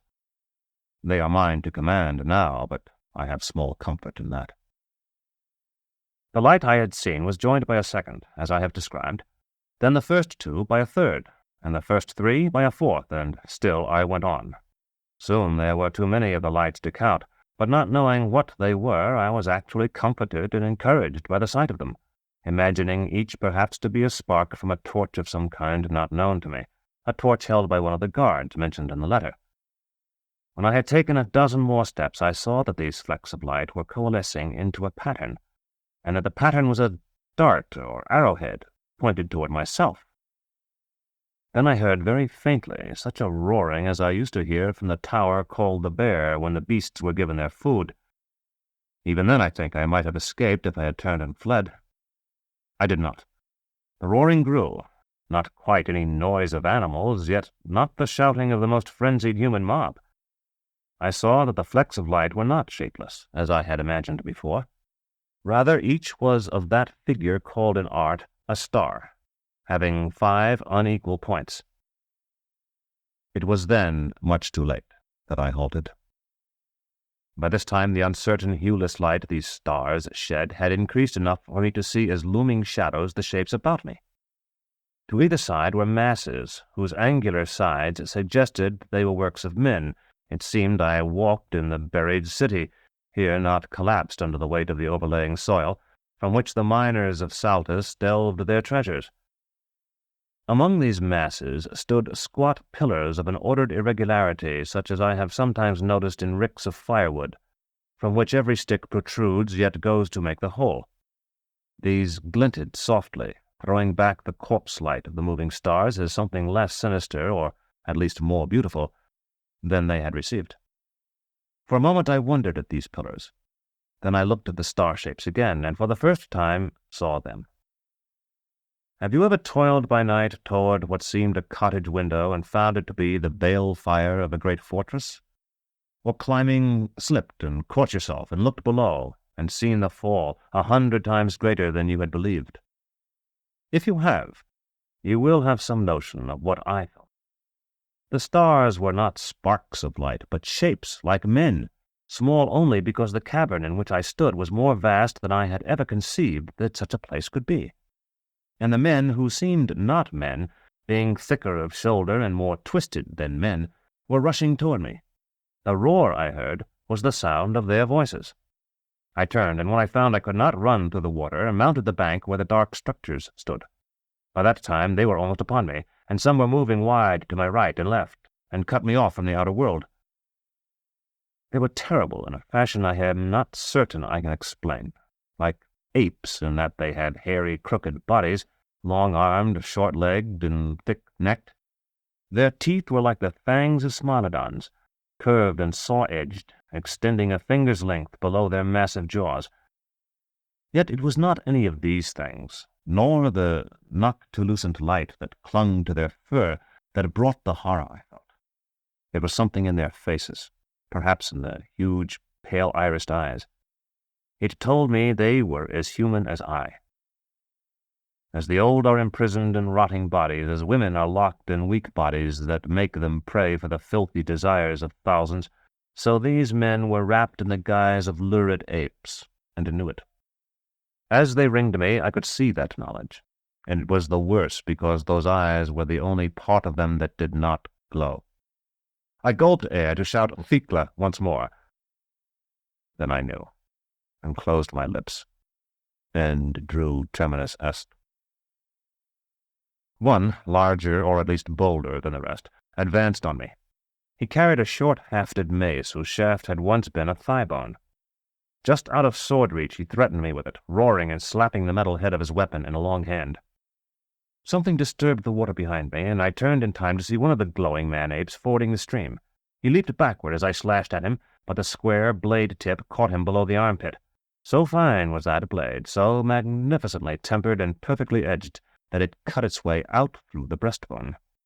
He fell, and the water carried his corpse away. But before the stroke went home, I had seen that he waded in the stream with distaste, and that it had slowed his movements at least as much as it had slowed mine. Turning to keep all my attackers in view, I backed into it, and began slowly to move toward the point where it ran to the outside world. I felt that if I could once reach the constricted tunnel, I would be safe, but I knew, too, that they would never permit me to do so. They gathered more thickly around me until there must have been several hundred.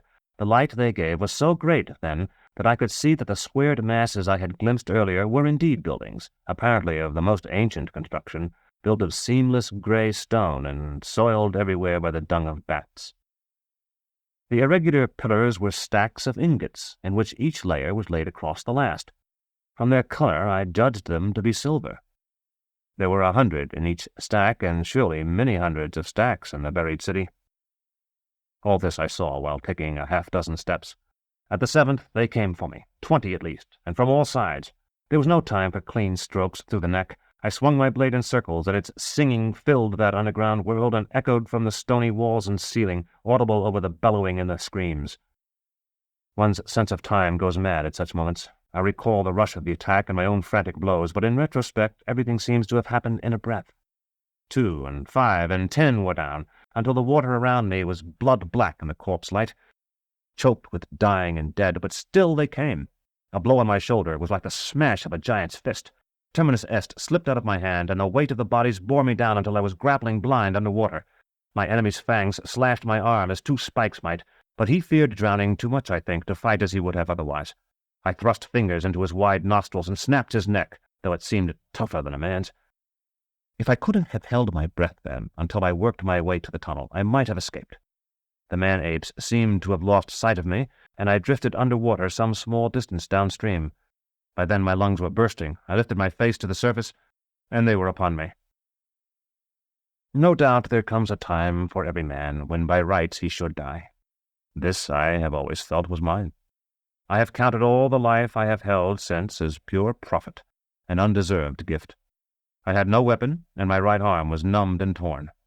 The man-apes were bold now. That boldness gave me a moment more of life, for so many crowded forward to kill me that they obstructed one another. I kicked one in the face.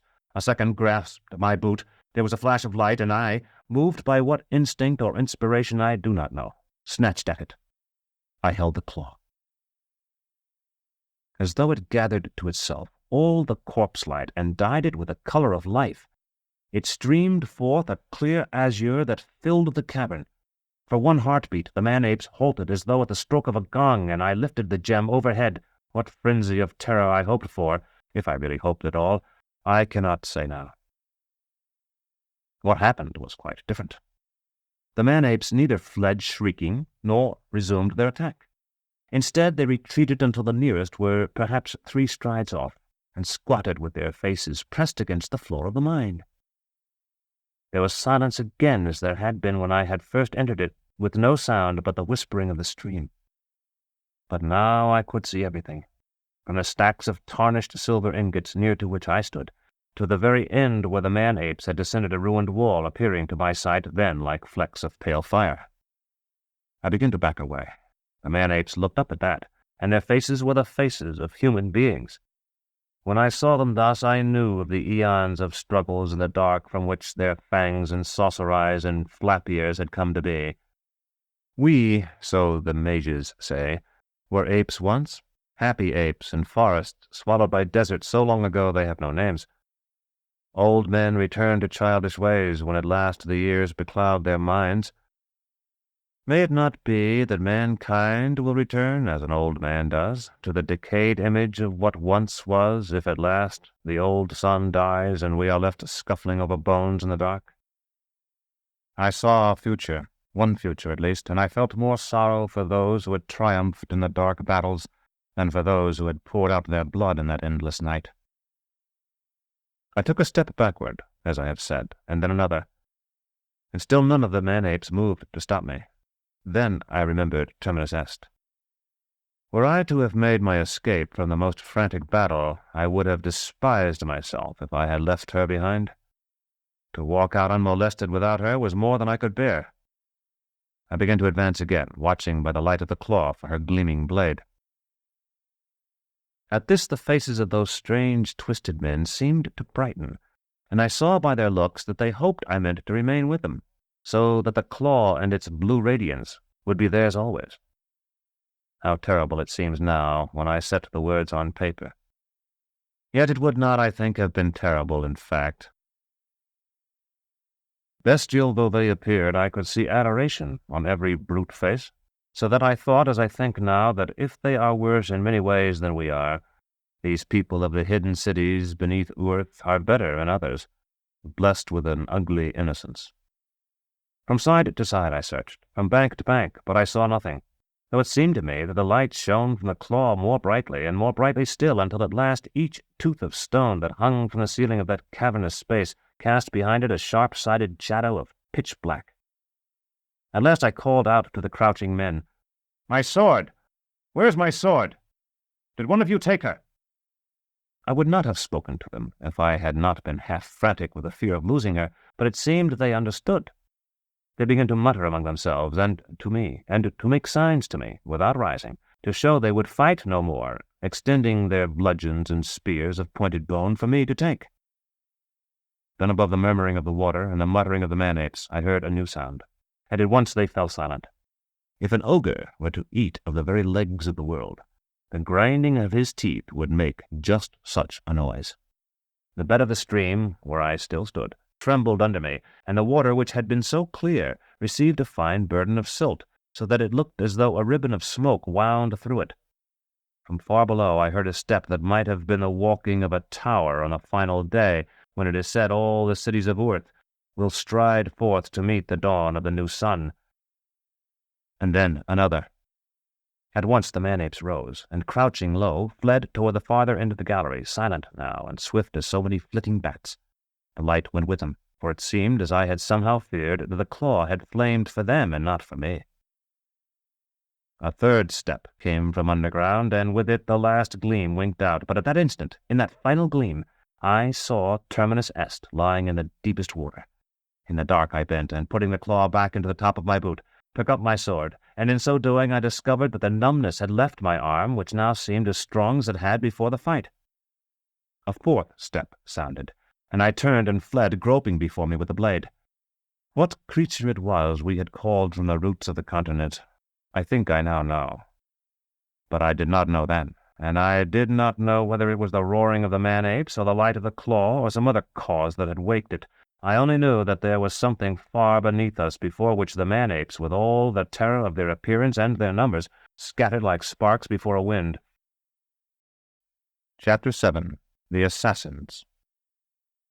When I recall my second passage through the tunnel that led to the outer world, I feel it occupied a watch or more. My nerves have never, I suppose, been fully sound, tormented as they have always been by a relentless memory. Then they were keyed to the highest pitch, so that to take 3 strides seemed to exhaust a lifetime. I was frightened, of course. I have never been called a coward since I was a small boy, and on certain occasions various persons have commented on my courage. I have performed my duties as a member of the guild without flinching, fought both privately and in war, climbed crags, and several times nearly drowned. But I believe there is no other difference between those who are called courageous and those who are branded craven, than that the second are fearful before the danger, and the first after it. No one can be much frightened, certainly, during a period of great and imminent peril. The mind is too much concentrated on the thing itself and on the actions necessary to meet or avoid it. The coward is a coward, then, because he has brought his fear with him. Persons we think cowardly will sometimes amaze us by their bravery if they have had no forewarning of their danger. Master Gerlos, whom I had supposed to be of the most dauntless courage when I was a boy, was unquestionably a coward. During the period when Drott was captain of apprentices, Roach and I used to alternate, turn and turn about, and serving Master Gerlos and Master Palamon. And one night, when Master Gerlos had retired to his cabin, but instructed me to stay to fill his cup for him, he began to confide in me. "Lad, do you know the client Aya? An armiger's daughter and quite good-looking?" As an apprentice, I had few dealings with clients. I shook my head. "She is to be abused." I had no idea what he meant. So I said, "Yes, master." "That's the greatest disgrace that can befall a woman, or a man either, to be abused by the torturer." He touched his chest and threw back his head to look at me. He had a remarkably small head for so large a man. If he had worn a shirt or jacket, which of course he never did, one would have been tempted to believe it padded. "Yes, master." "Aren't you going to offer to do it for me? A young fellow like you, full of juice? Don't tell me you're not hairy yet." At last I understood what he meant, and I told him that I had not realized it would be permissible, since I was still an apprentice. but that if he gave the order, I would certainly obey. I imagine you would. She's not bad, you know. But tall, and I don't like them tall. There's an exultance bastard in that family, a generation or so back, you may be sure. Blood will confess itself, as they say, though only we know what all that means. Want to do it? He held out his cup, and I poured. If you wish me to, master. The truth was that I was excited at the thought. I had never possessed a woman. You can't. I must. What if I were to be questioned? Then, too, I must certify it, sign the papers. A master of the guild for 20 years, and I've never falsified papers. I suppose you think I can't do it. The thought had never crossed my mind, just as the opposite thought, that he might still retain some potency, had never occurred to me with regard to Master Palamon, whose white hair, stooped shoulders, and peering lens made him seem like one who had been decrepit always. Well, look here, Master Gerlos said, and heaved himself out of his chair. He was one of those who can walk well and speak clearly even when they are very drunk, and he strode over to a cabinet quite confidently, though I thought for a moment that he was going to drop the blue porcelain jar he took down. This is a rare and potent drug. He took the lid off and showed me a dark brown powder. It never fails. You'll have to use it some day, so you ought to know about it. Just take as much as you could get under your fingernail on the end of a knife, you follow me? If you take too much, you won't be able to appear in public for a couple of days. I said, I'll remember, master. Of course, it's a poison. They all are, and this is the best. A little more than that would kill you. And you mustn't take it again until the moon changes, understand? Perhaps you'd better have Brother Corbinian weigh the dose, master. Corbinian was our apothecary. I was terrified that Master Gerlos might swallow a spoonful before my eyes. Me? I don't eat it. Contemptuously, he put the lid on the jar again and banged it down on its shelf in the cabinet. That's well, master. Besides, he winked at me, I'll have this. From his saber-tash he took an iron phallus. It was about a span and a half long, and had a leather thong through the end opposite the tip. It must seem idiotic to you who read this, but for an instant I could not imagine what the thing was for, despite the somewhat exaggerated realism of its design. I had a wild notion that the wine had rendered him childish as a little boy is who supposes there is no essential difference between his wooden mount and a real animal. I wanted to laugh. Abuse, that's their word. That, you see, is where they've left us an out. He had slapped the iron phallus against his palm, the same gesture, now that I think of it, that the man-ape who had threatened me had made with his mace.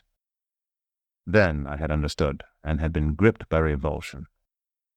But even that revulsion was not the emotion I would feel now in the same situation. I did not sympathize with the client because I did not think of her at all. It was only a sort of repugnance for Master Gerlos, who with all his bulk and great strength was forced to rely on the brown powder, and still worse on the iron phallus I had seen, an object that might have been sawed from a statue, and perhaps had been. Yet I saw him on another occasion, when the thing had to be done immediately, for fear the order could not otherwise be carried out before the client died, act at once, and without powder or phallus, and without difficulty.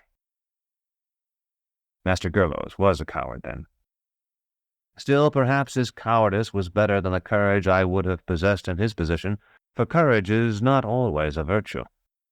I had been courageous, as such things are counted, when I had fought the man-apes, but my courage was no more than a mixture of foolhardiness, surprise, and desperation. Now, in the tunnel, when there was no longer any cause for fear, I was afraid, and nearly dashed my brains out against the low ceiling, but I did not pause or even slacken speed before I saw the opening before me, made visible by the blessed sheen of moonlight. Then, indeed, I halted, and considering myself safe, wiped my sword as well as I might with the ragged edge of my cloak, and sheathed her. That done, I slung her over my shoulder and swung myself out and down, feeling with the toes of my sodden boots for the ledges that had supported me in the ascent. I had just gained the third when 2 quarrels struck the rock near my head. One must have wedged its point in some flaw in the ancient work, for it remained in place, blazing with white fire. I recall how astonished I was, and also how I hoped in the few moments before the next struck nearer still and nearly blinded me, that the arbalests were not of the kind that bring a new projectile to the string when cocked, and thus are so swift to shoot again. When the third exploded against the stone, I knew they were, and dropped before the marksman who had missed could fire yet again. There was, as I ought to have known there would be, a deep pool where the stream fell from the mouth of the mine. I got another ducking, but since I was already wet it did no harm, and in fact quenched the flecks of fire that had clung to my face and arms.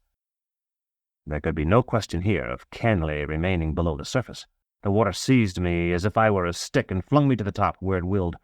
This, by the greatest good luck, was some distance from the rock face, and I was able to watch my attackers from behind as I clambered onto the bank. They and the woman who stood between them were staring at the place where the cascade fell. As I drew Terminus Est for the final time that night, I called, "Over here, Aja."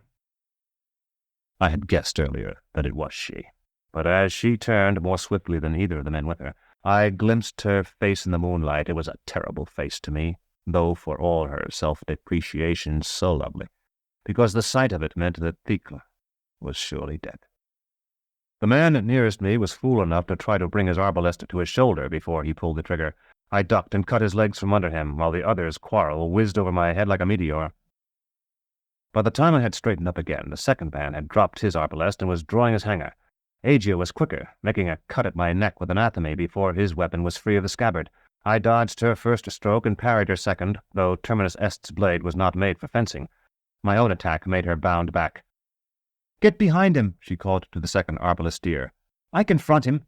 He did not answer. Instead, his mouth swung open and his point swung wide. Before I realized that it was not at me that he was looking, something feverishly gleaming bounded past me. I heard the ugly sound of a breaking skull. Aja turned as gracefully as any cat and would have spitted the man-ape, but I struck the poisoned blade from her hand and sent it skittering into the pool. She tried to flee then. I caught her by the hair and jerked her off her feet. The man-ape was mumbling over the body of the arbalestier he had killed. Whether he sought to loot it or was merely curious about its appearance, I have never known. I set my foot on Aja's neck, and the man-ape straightened and turned to face me, then dropped in the crouching posture I had seen in the mine and held up his arms. One hand was gone. I recognized the clean cut of Terminus Est. The man-ape mumbled something I could not understand. I tried to reply. "Yes, I did that. I'm sorry. We are at peace now." The beseeching look remained, and he spoke again. Blood still seeped from the stump, though his kind must possess a mechanism for pinching shut the veins, as thylacodons are said to do. Without the attentions of a surgeon, a man would have bled to death from that wound. "I cut it," I said, "but it was while we were still fighting, before you people saw the claw of the Conciliator." Then it came to me that he must have followed me outside for another glimpse of the gem, braving the fear engendered by whatever we had waked below the hill. I thrust my hand into the top of my boot and pulled out the claw. And the instant I had done so, realized what a fool I had been to put the boot and its precious cargo so close to Aja's reach, for her eyes went wide with cupidity at that moment that the man-ape abased himself further and stretched forth his piteous stump. For a moment we were posed, all three, and a strange group we must have looked in that eerie light. An astonished voice, Jonas's, called, "Severian!" from the heights above. Like the trumpet note in a shadow play that dissolves all feigning, that shout ended our tableau. I lowered the claw and concealed it in my palm. The man-ape bolted for the rock face, and Aja began to struggle and curse beneath my foot. A rap with the flat of my blade quieted her, but I kept my boot on her until Jonas had joined me, and there were two of us to prevent her escape. "I thought you might need help," he said. "I perceive I was mistaken." He was looking at the corpses of the men who had been with Aja. I said, "This wasn't the real fight." Aja was sitting up, rubbing her neck and shoulders. "There were 4, and we would have had you, but the bodies of those things, those firefly tiger men, started pitching out of the hole, and 2 were afraid and slipped away." Jonas scratched his head with his steel hand, a sound like the currying of a charger. "I saw what I thought I saw then. I had begun to wonder." I asked what he thought he had seen. "A glowing being in a fur robe, making an obeisance to you. You were holding up a cup of burning brandy, I think. Or was it incense? What's this? He bent and picked up something from the edge of the bank where the man-ape had crouched. A bludgeon. Yes, I see that. There was a loop of sinew at the end of the bone handle, and Jonas slipped it over his wrist. Who are these people who tried to kill you? We would have, Aegis said, if it hadn't been for that cloak. We saw him coming out of the hole, but it covered him when he started to climb down, and my men couldn't see the target, only the skin of his arms. I explained as briefly as I could how I had become involved with Aegia and her twin, and described the death of Hydromancy. So now she's come to join him. Jonas looked from her to the crimson length of Terminus Est and gave a little shrug. I left my Mary Kip up there, and perhaps I ought to go and look after her. That way I can say afterward that I saw nothing. Was this woman the one who sent the letter? I should have known. I had told her about Thecla. You don't know about Thecla, but she did, and that was what the letter was about. I told her while we were going through the botanic gardens in Nessus. There were mistakes in the letter, and things Thecla would never have said, but I didn't stop to think of them when I read it. I stepped away and replaced the claw in my boot, thrusting it deep. Maybe you had better attend to your animal, as you say. My own seems to have broken loose, and we may have to take turns riding yours. Jonas nodded and began to climb back the way he had come. You were waiting for me, weren't you? I asked Aegia. I heard something, and the destrier cocked his ears at the sound. That was you. Why didn't you kill me then? We were up there, she gestured toward the heights, and I wanted the men I'd hired to shoot you when you came wading up the brook. They were stupid and stubborn, as men always are, and said they wouldn't waste their quarrels, that the creatures inside would kill you. I rolled down a stone, the biggest I could move, but by then it was too late. They had told you about the mine? Aegis shrugged, and the moonlight turned her bare shoulders to something more precious and more beautiful than flesh. You're going to kill me now, so what does it matter? All the local people tell stories about this place. They say those things come out at night during storms and take animals from the cowsheds and sometimes break into the houses for children. There's also a legend that they guard treasure inside, so I put that in the letter too. I thought if you wouldn't come for your Thecla, you might for that. Can I stand with my back to you, Severian? If it's all the same, I don't want to see it coming. When she said that, I felt as though a weight had been lifted from my heart. I had not been certain I could strike her if I had to look into her face. I raised my own iron phallus, and as I did so, felt there was one more thing I wanted to ask Aegia, but I could not recall what it might be. Strike, she said. I am ready. I sought good footing, and my fingers found the woman's head at one end of the guard, the head that marked the female edge. And a little later, again, strike. But by that time I had climbed out of the veil. Chapter 8. The Cultellarii. We returned to the inn in silence, and so slowly that the eastern sky was gray before we reached the town. Jonas was unsaddling the Mary Kip when I said, I didn't kill her. He nodded without looking at me. I know. Did you want? You said you wouldn't. I heard her voice when you were practically standing beside me. Will she try again? I waited thinking while he carried the little saddle into the tack room. When he came out, I said, Yes, I'm sure she will. I didn't exact a promise from her, if that's what you mean. She wouldn't have kept one in any case. I would have killed her then. Yes, I said. That would have been the right thing to do. We walked out of the stable together. There was light enough in the inn-yard now for us to see the well and the wide doors that led into the inn. I don't think it would have been right. I'm only saying that I would have done it. I would have imagined myself stabbed in my sleep, dying on a dirty bed somewhere, and I would have swung that thing. It wouldn't have been right. Jonas lifted the mace the man-ape had left behind and chopped with it in a parody, brutal and graceless, of a sword cut. The head caught the light, and both of us gasped. It was of pounded gold. Neither of us felt any desire to join the festivities at the fair still proffered to those who had caroused all night. We retired to the room we shared and prepared for sleep. When Jonas offered to share his gold with me, I refused. Earlier, I had had money in plenty and the advance on my fee, and he had been living, as it were, upon my largesse. Now I was happy that he would no longer feel himself in my debt. I was ashamed, too, when I saw how completely he trusted me with his gold, and remembered how carefully I had concealed, in fact still concealed, the existence of the claw from him. I felt bound to tell him of it, but I did not, and contrived instead to slip my foot from my wet boot in such a way that the claw fell into the toe. I woke about noon, and after satisfying myself that the claw was still there, roused Jonas as he had asked me. "There should be jewelers at the fair who'll give me some sort of price for this," he said. "At least I can bargain with them.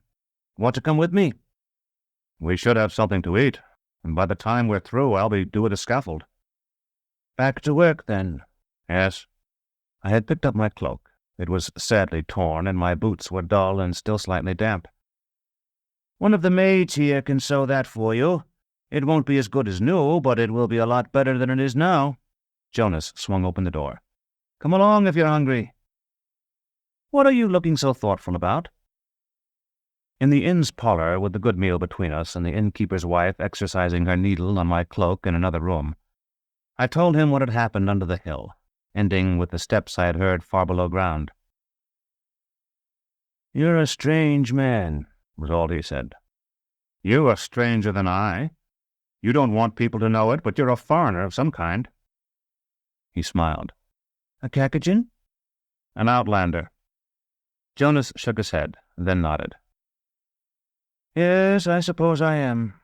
But you have this talisman that lets you command nightmares, and you have discovered a hoard of silver. Yet you talk about it to me as someone else might talk about the weather." I took a bit of bread. "It is strange, I agree. But the strangeness resides in the claw, the thing itself, and not in me. As for talking about it to you, why shouldn't I? If I were to steal your gold, I could sell it and spend the money, but I don't think things would go well for someone who stole the claw.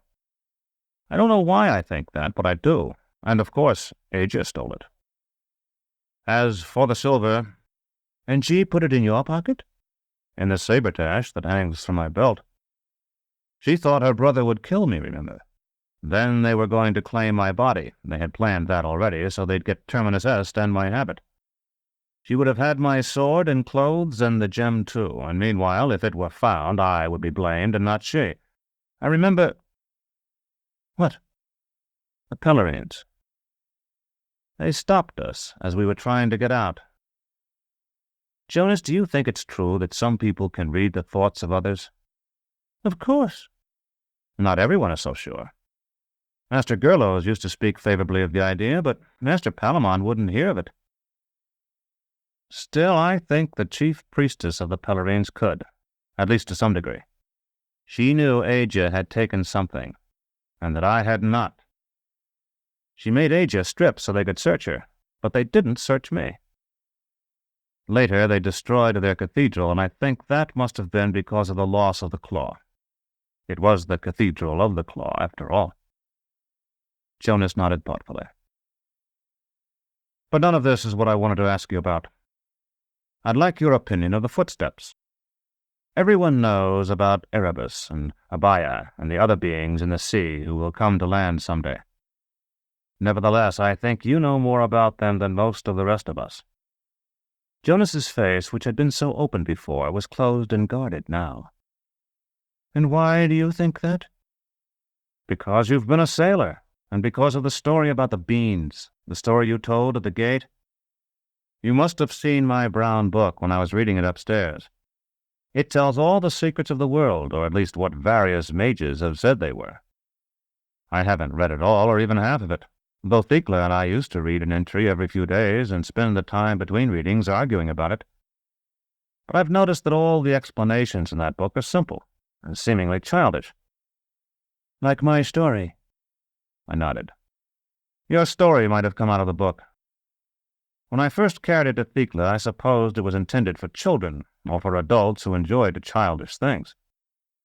But when we had talked about some of the thoughts in it, I understood that they had to be expressed in that way, or they couldn't be expressed at all. If the writer had wanted to describe a new way to make wine or the best way to make love, he could have used complex and accurate language. But in the book he really wrote he had to say, "In the beginning was only the hexameron," or, "It is not to see the icon standing still, but to see the still standing." The thing I heard underground, was that one of them? I didn't see it. Jonas rose. "I'm going out now to sell the mace, but before I go, I'm going to tell you what all housewives sooner or later tell their husbands. Before you ask more questions, think about whether you really want to know the answers." "One last question," I said, "and then I promise I won't ask you anything more. When we were going through the wall, you said the things we saw in there were soldiers, and you implied they had been stationed there to resist Abaia and the others. Are the man-apes soldiers of the same kind? And if they are, what good can human-sized fighters do when our opponents are as large as mountains? And why didn't the old autarchs use human soldiers?" Jonas had wrapped the mace in a rag and stood now shifting it from one hand to the other. "That's 3 questions. And the only one I can answer for certain is the second. I'll guess at the other 2, but I'm going to hold you to your promise. This is the last time we're going to speak of these things. That last question first. The old autarchs, who were not autarchs, or called so, did use human soldiers, but the warriors they had created by humanizing animals, and perhaps in secret by bestializing men, were more loyal. They had to be, since the populace, who hated their rulers, hated these inhuman servitors more still. Thus the servitors could be made to endure things that human soldiers would not. That may have been why they were used in the war. Or there may be some other explanation entirely." Jonas paused and walked to the window, looking not into the street, but up at the clouds. "I don't know whether your man-apes are the same kind of hybrid. The one I saw looked quite human to me, except for his pelt, so I would be inclined to agree with you that they are human beings who have undergone some change in their essential nature as a result of their life in the mines and their contact with the relics of the city buried there. Earth is very old now. It's very old, and no doubt there have been many treasures hidden in bygone times. Gold and silver do not alter, but their guardians can suffer metamorphoses stranger than those that turn grapes to wine and sand to pearls." I said, "But we outside endure the dark each night, and the treasures carried up from the mines are brought to us. Why haven't we changed too?" Jonas did not answer, and I remembered my promise to ask him nothing more. Still, when he turned to face me, there was something in his eyes that told me I was being a fool, that we had changed. Turned away again and stared out and up once more. "All right," I conceded. "You don't have to answer that. But what about the other question you pledged yourself to answer? How can human soldiers resist the monsters from the seas?" "You were correct when you said Erebus and Abaia are as great as mountains.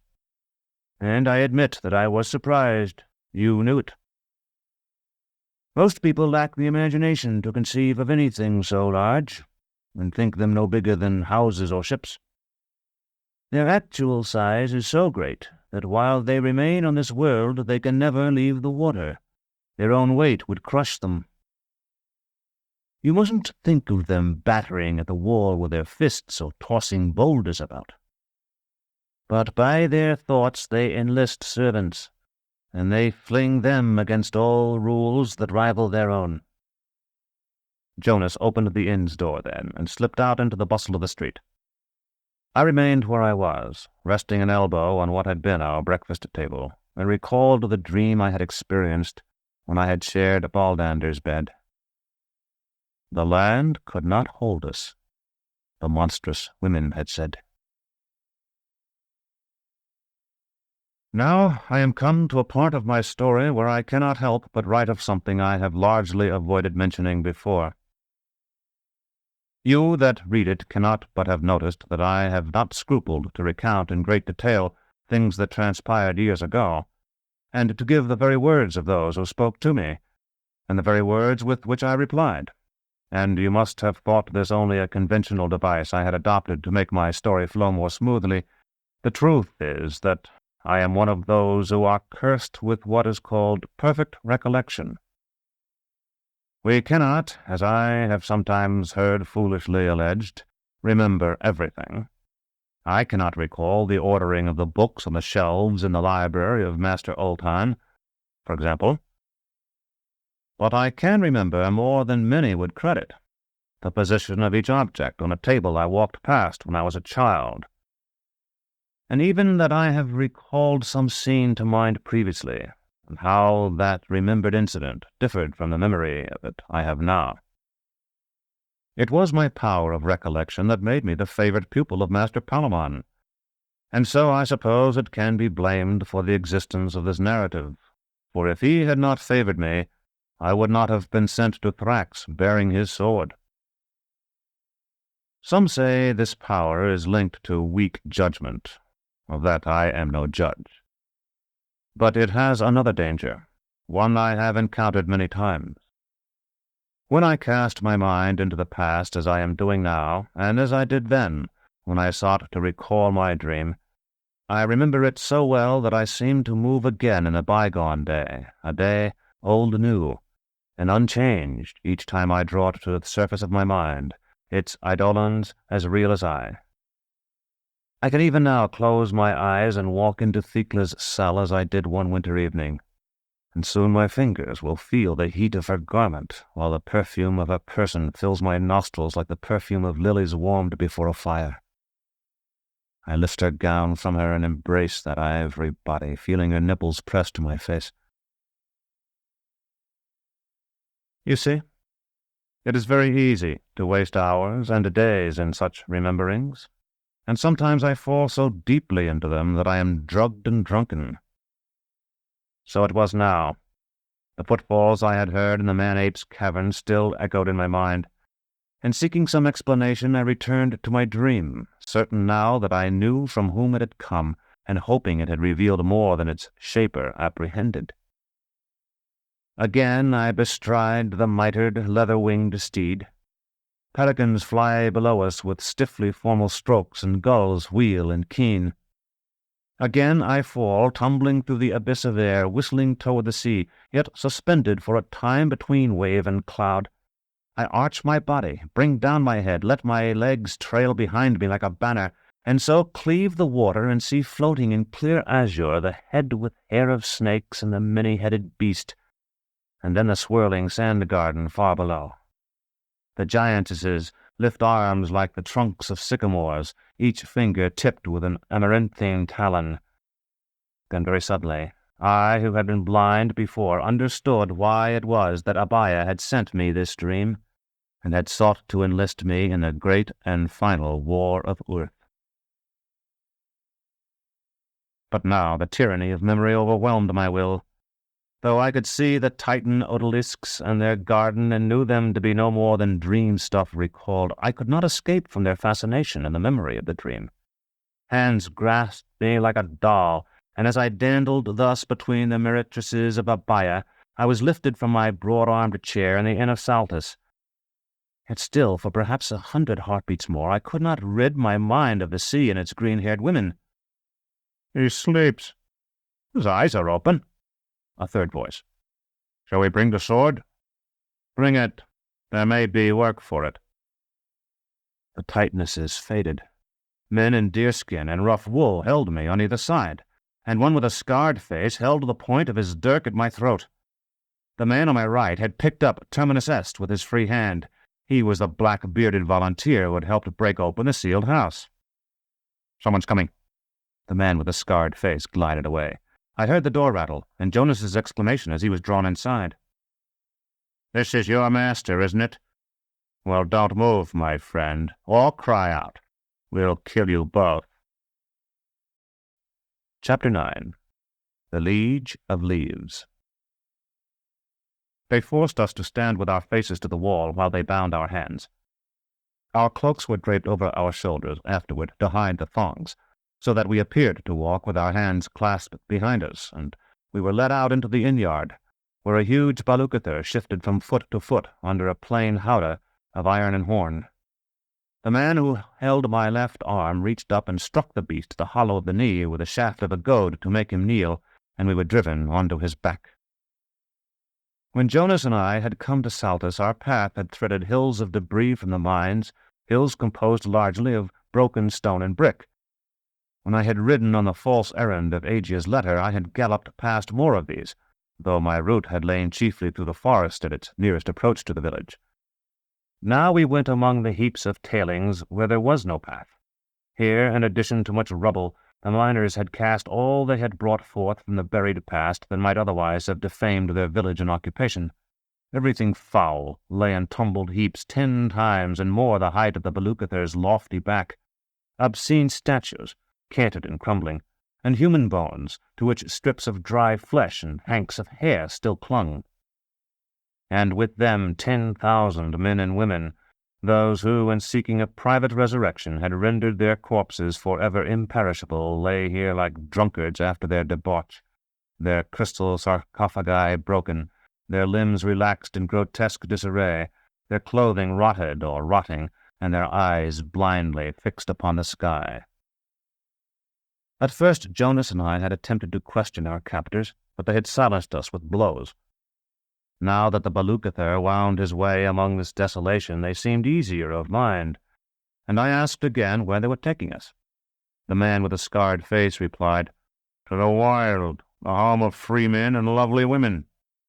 I thought of Aegia, and asked if he served her. He laughed and shook his head. "My master is Odalisque of the Wood." "Odalisque?" "Ah," he said. "You know him, then?" And he nudged the black-bearded man who rode in the howdah with us. "Very kindly Odalisque will treat you, no doubt, for offering so blithely to rack one of his servants." "I know him indeed," I said, and was about to tell the scarred man of my connection with Odalisque, whose life I had preserved in the last year before I became captain of apprentices.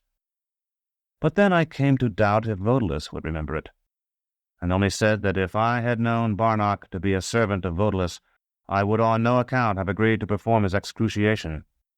I lied, of course, for I had known, and had justified accepting my fee by the thought that I would be able to spare Barnock some suffering. The lie did me no good. All three chortled, even the trainer who bestrode the baluchither's neck. When their merriment had subsided, I said, "Last night I rode out of Saltus to the northeast. Are we going that way now?" "So that's where you were. Our master came seeking you, and came back empty-handed." The scarred man smiled, and I could see that it was not an unpleasant thought that he returned, now successful, where Odalisque himself had failed. Jonas whispered, "We go north, as you can see by the sun." "Yes," said the scarred man, who must have been sharp-eared.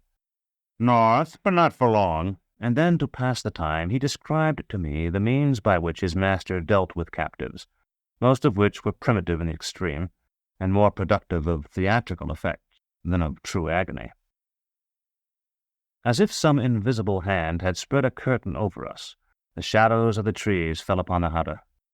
The glitter of billions of shards of glass was left behind with the staring of the dead eyes, and we entered into the coolness and green shade of the high forest. Among those mighty trunks, even the baluchither, though he stood 3 times the height of a man, seemed no more than a little scurrying beast, and we who rode his back might have been pygmies from some children's tale, bound for the ant-hill stronghold of a pixie monarch. And it came to me that these trees had been hardly smaller when I was yet unborn, and had stood as they stood now when I was a child playing among the cypresses and peaceful tombs of our necropolis, and that they would stand yet, drinking in the last light of the dying sun, even as now, when I had been dead as long as those who rested there. I saw how little it weighed on the scale of things whether I lived or died. though my life was precious to me. And of those two thoughts, I forged a mood by which I stood ready to grasp each smallest chance to live, yet in which I cared not too much whether I saved myself or not. By that mood, as I think, I did live. It has been so good a friend to me that I have endeavored to wear it ever since, succeeding not always, but often. "Severian, are you all right?" It was Jonas who spoke. I looked at him, I think, in some wonder. "Yes. Did I seem ill?" "For a moment." I was only reflecting on the familiarity of this place, seeking to understand it. I think it recalls to me many summer days in our citadel. These trees are nearly as large as the towers there, and many of the towers are wrapped in ivy, so that in quiet summer weather the light between them has this emerald quality. Too, it is quiet here, as there. "Yes." You must have ridden many times in boats, Jonas? "Occasionally, yes." It is something I had long wanted to do, and did for the first time only when Agia and I were ferried to the island where the Botanic Gardens stands, and then later when we crossed the Lake of Birds. The motion is much like the motion of this beast, and it is as silent, save for a splashing sometimes when the oar goes into the water. I feel now that I'm traveling through the citadel, and a flood solemnly rowed. At that Jonas looked so grave that I burst out laughing at the sight of his face, and stood up, meaning, I think, to look over the side of the howdah and show by some remark about the forest floor that I was merely indulging my fancy. I had no sooner stood, however, than a scarred man rose too, and holding his dirk's point within a thumb of my throat, told me to sit again. To spite him, I shook my head. He flourished his weapon. "Get down, or I'll rip your belly open." And lose the glory of bringing me back? I don't think so.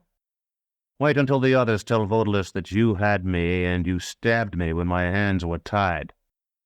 Now came the turn of fate. The bearded man who held Terminus Est tried to draw her, and not being acquainted with the proper way to bear so long a sword, which is to grip the quillon in one hand and the throat of the sheath with the other, and by opening the arms to the right and left draw the blade clear, sought to free it by pulling up as if he were jerking a weed from a field. In this clumsy business he was taken off guard by one of the Balucather's rolling steps, and lurched against the man with a scarred face. The edges of the blade, keen enough to part a hair, cut them both. The man with the scarred face threw himself backward, and Jonas, by hooking one of his feet behind the scarred man's and pressing his leg with the sole of the other, managed to tumble him over the railing of the howdah. Meantime the black-bearded man had dropped Terminus Est, and was staring at his wound, which was very long, though no doubt shallow. I knew that weapon as I know my own hand, and it took only a moment to turn and crouch and grasp the hilt, and then, wedging it between my heels, to cut the thongs that bound my wrists. The black-bearded man drew a dagger then, and might have killed me had not Jonas kicked him between the legs. He bent double, and long before he could straighten himself I was up, with Terminus Est ready. The contraction of his muscles snapped him erect, as often happens when the subject is not made to kneel. I think this spray of blood was the first sign the trainer had, so swiftly had it all taken place, that something was amiss. He looked back at us, and I was able to take him very neatly, swinging the blade one-handed in a horizontal stroke as I leaned out of the howdah. His head had no more than struck the ground when the Balucather stepped between two great trees growing so close together that he seemed to squeeze himself like a mouse through a crevice in a wall. Beyond lay a glade more open than anything I had seen in that forest, where grass grew as well as fern, and spots of sunlight, unshaded with green and rich as ornament, played over the turf. Here Odalisque had caused to be erected his throne, beneath a canopy woven of flowering vines, and here, as it chanced, he sat with the chatelaine Thea beside him just as we entered, judging and rewarding his followers. Jonas saw nothing of that, being still sprawled on the floor of the howdah, where he was cutting his hands free with a dagger.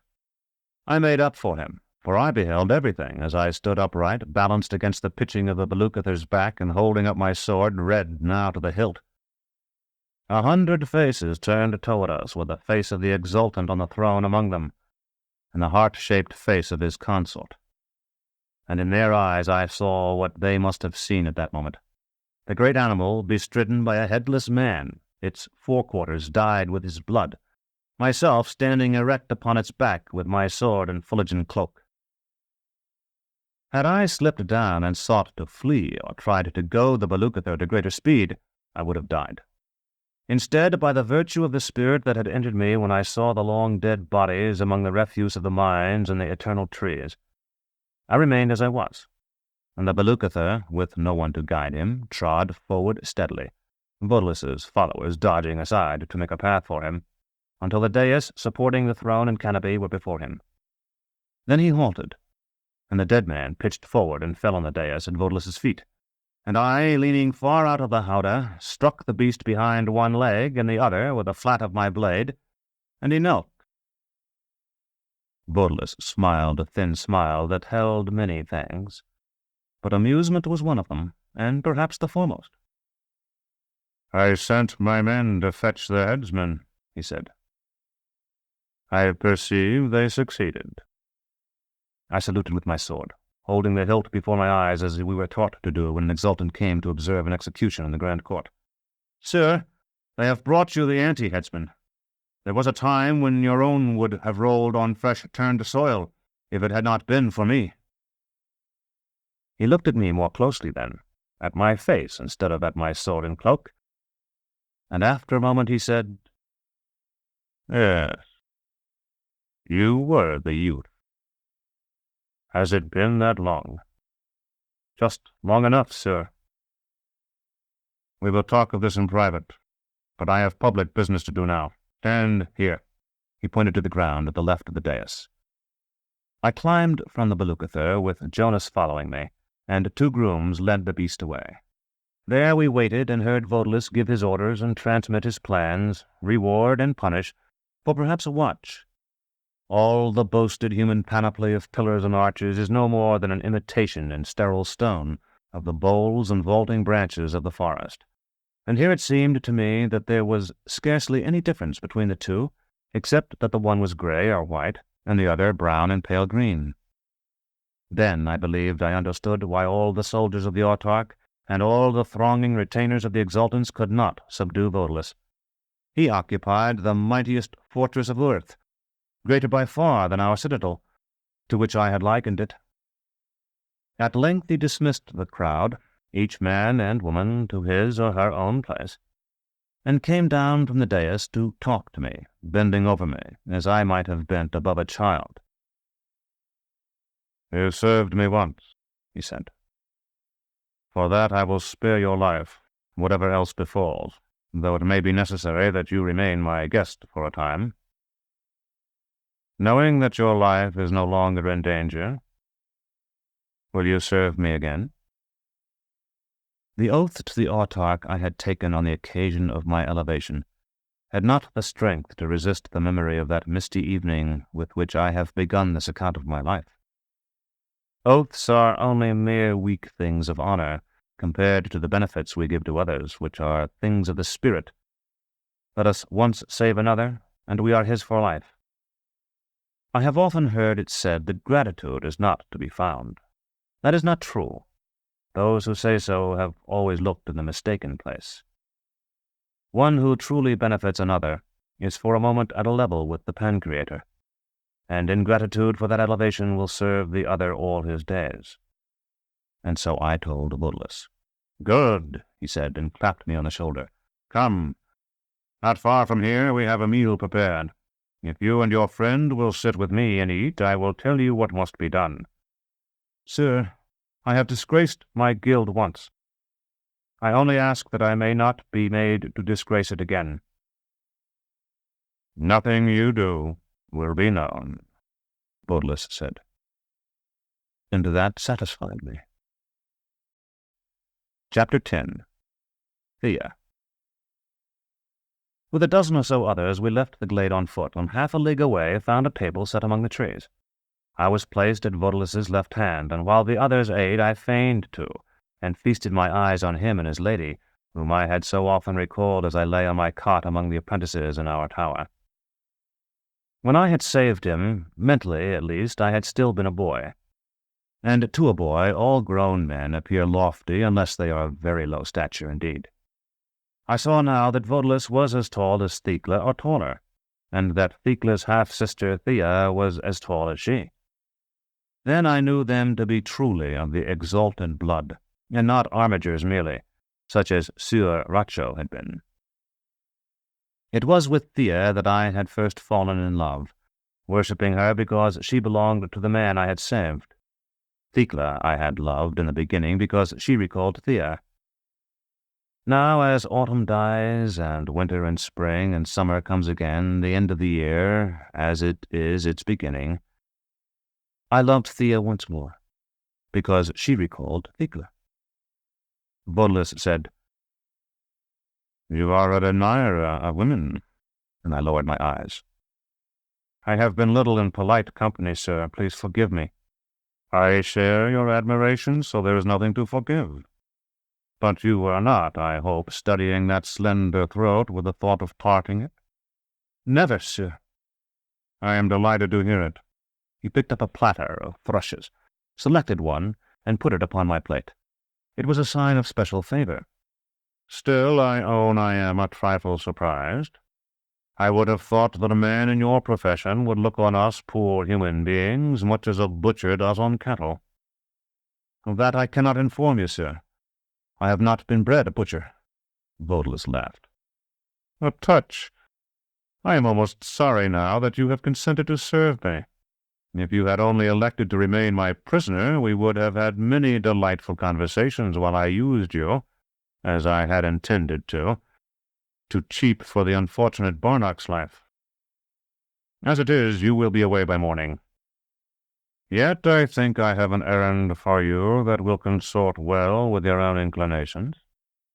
If it is your errand, sir, it must."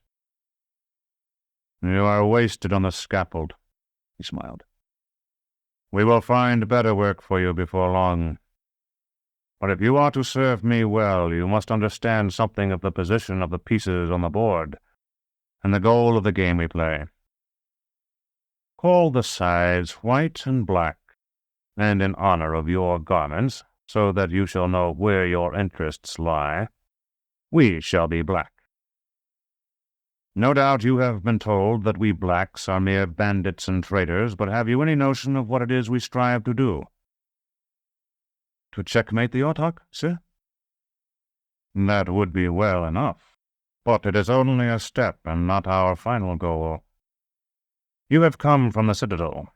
I know you see something of your journeyings in history, that great fortress of bygone days, so you must possess some feeling for the past.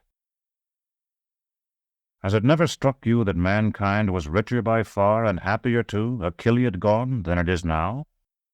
"Everyone knows," I said, "that we have fallen far from the brave days of the past." "As it was then, so shall it be again. Men of earth sailing between the stars, leaping from galaxy to galaxy, the masters of the daughters of the sun." The chatelaine Thea, who must have been listening to Odalisque, though she had showed no sign of it, looked across him to me, and said in a sweet, cooing voice, "Do you know how our world was renamed, Torturer?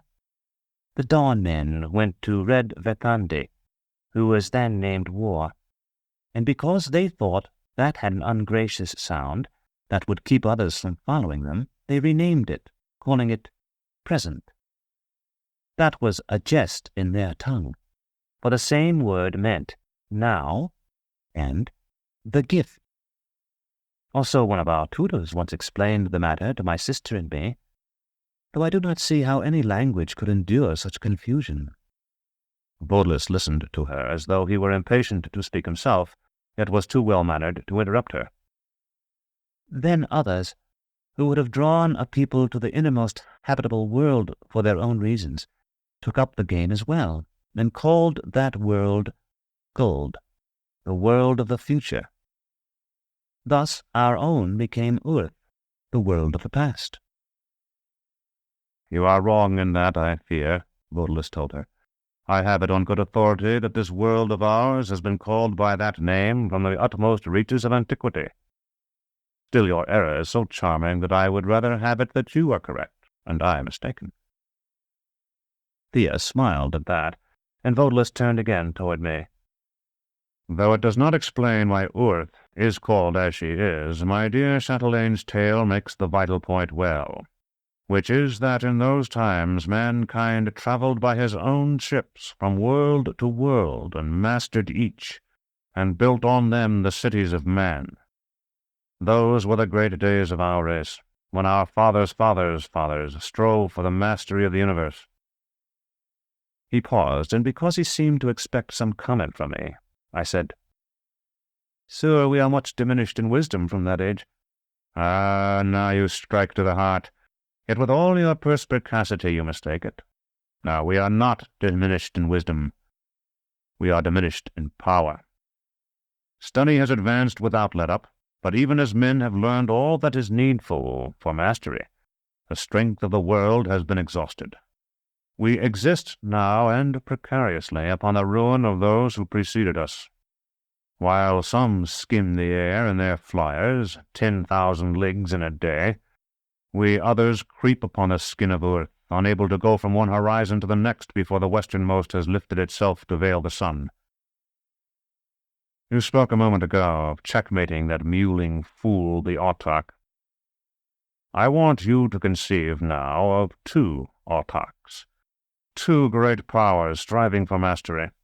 The white seeks to maintain things as they are, the black to set man's foot on the road to domination again. I called it the black by chance, but it would be well to remember that it is by night that we see the stars strongly. They are remote and all but invisible in the red light of day.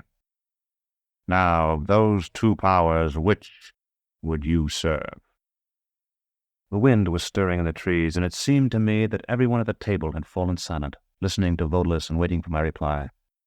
I said, The black, surely. Good. But as a man of sense, you must understand that the way to reconquest cannot be easy. Those who wish no change may sit hugging their scruples forever. We must do everything. We must dare everything. The others had begun to talk and eat again. I lowered my voice until only Odalisque could hear me. "Sir, there is something I have not told you.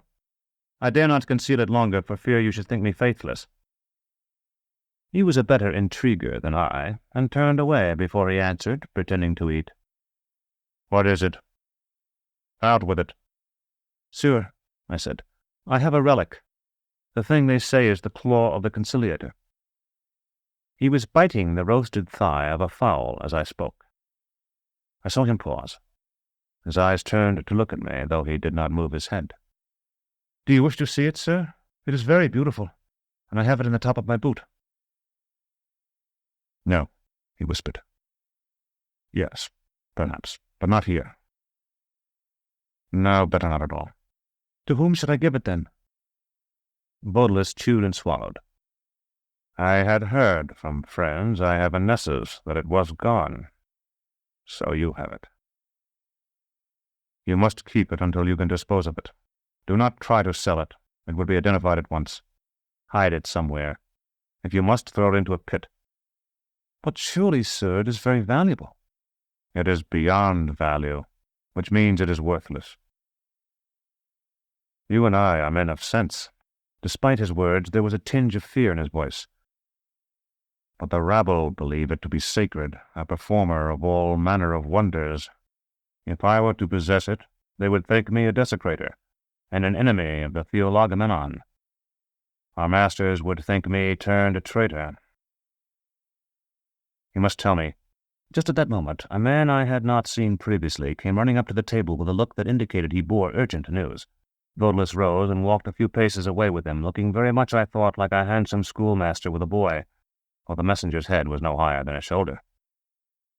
I ate, thinking he would soon return, but after a long questioning of the messenger, he walked away with him, disappearing among the broad trunks of the trees.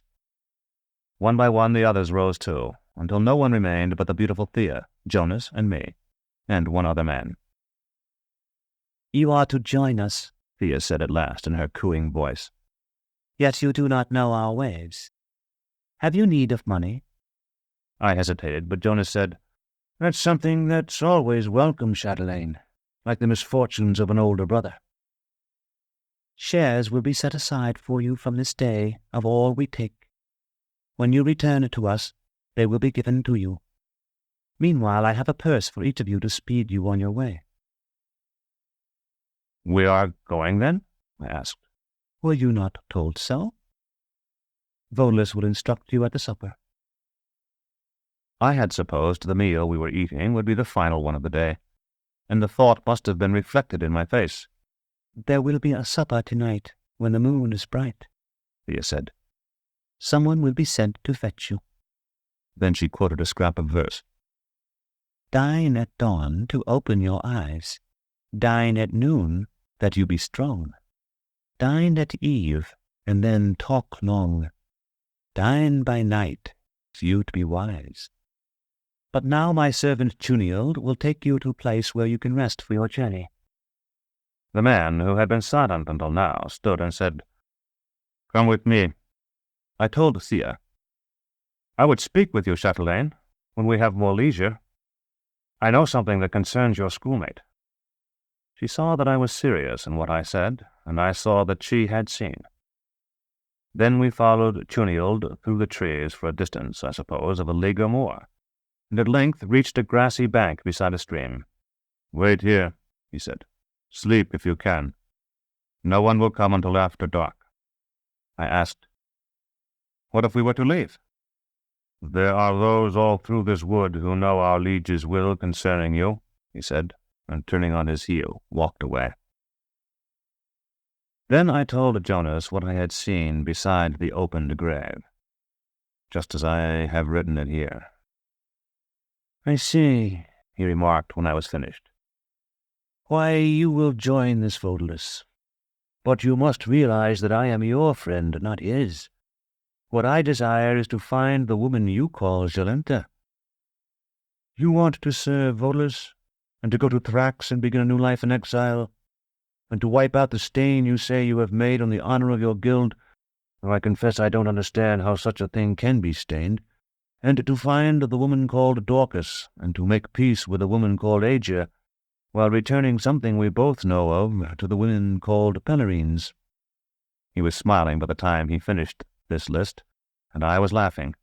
"And though you remind me of the old man's kestrel that sat on a perch for 20 years and then flew off in all directions, I hope you achieve these things. But I trust you realize that it is possible, just barely possible perhaps, but possible, that one or two of them may get in the way of 4 or 5 of the others." "What you're saying is very true," I admitted. "I'm striving to do all those things, and although you won't credit it, I am giving all my strength and as much of my attention as can be of any benefit to all of them. Yet I have to admit things aren't going as well as they might. My divided ambitions have landed me in no better place than the shade of this tree, where I am a homeless wanderer. While you, with your single-minded pursuit of one all-powerful objective, look where you are." In such talk we passed the watches of late afternoon. Birds twittered overhead, and it was very pleasant to have such a friend as Jonas, loyal, reasonable, tactful, and filled with wisdom, humor, and prudence. At that time I had no hint of his history, but I sensed that he was being less than candid about his background, and I sought, without venturing direct questions, to draw him out. I learned, or rather I thought I did, that his father had been a craftsman, that he had been raised by both parents in what he called the usual way, though it is, in fact, rather rare, and that his home had been a seacoast town in the south, but that when he had last visited it, he had found it so much changed that he had no desire to remain. From his appearance, when I had first encountered him beside the wall, I had supposed him to be about 10 years my elder. From what he said now, and to a lesser extent from some earlier talks we had had, I decided he must be somewhat older. He seemed to have read a good deal of the chronicles of the past, and I was still too naive and unlettered myself, despite the attention Master Palamon and Thecla had given my mind, to think that anyone much below middle age could have done so. He had a slightly cynical detachment from mankind that suggested he had seen a great deal of the world. We were still talking when I glimpsed the graceful figure of the chatelaine Thea moving among the trees some distance away. I nudged Jonas, and we fell silent to watch her. She was coming toward us without having seen us, so that she moved in the blind way people do who are merely following directions. At times a shaft of sunlight fell upon her face, which, if it chanced to be in profile, suggested Thecla's so strongly that the sight of it seemed to tear at my chest. She had Thecla's walk as well, the proud Phororachus stalk that should never have been caged. "It must be a truly ancient family," I whispered to Jonas. "Look at her, like a dryad. It might be a willow walking." "Those ancient families are the newest of all," he answered. "In ancient times there was nothing like them." I do not believe she was near enough to make out our words, but she seemed to hear his voice, and looked toward us.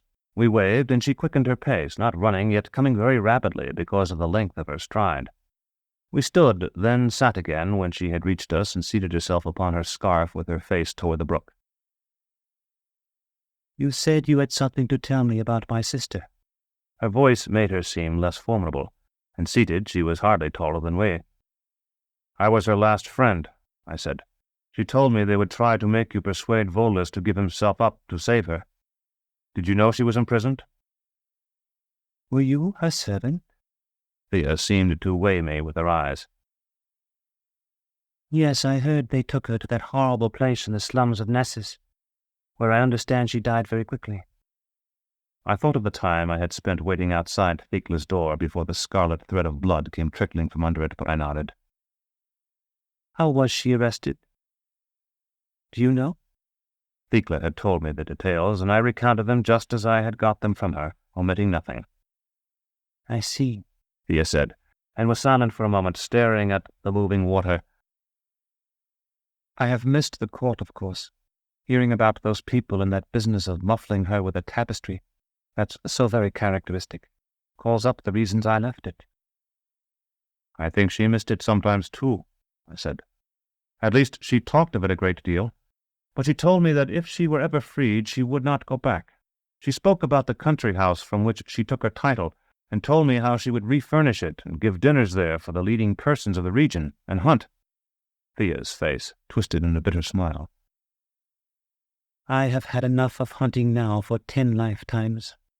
But when Volus is autarch, I will be his consort. Then I shall walk beside the well of orchids again, this time with the daughters of 50 exultants in my train to amuse me with their singing. Enough of that. It is some months off at least. For the present I have what I have." She looked somberly at Jonas and me, and rose very gracefully, indicating by a gesture that we were to remain where we were. "I was happy to hear something now of my half-sister. That house you spoke of is mine now, you know, though I can't claim it. To recompense you, I warn you of the supper we will soon share. You didn't seem receptive of the hints Volus flung you. Did you understand them?" When Jonas said nothing, I shook my head.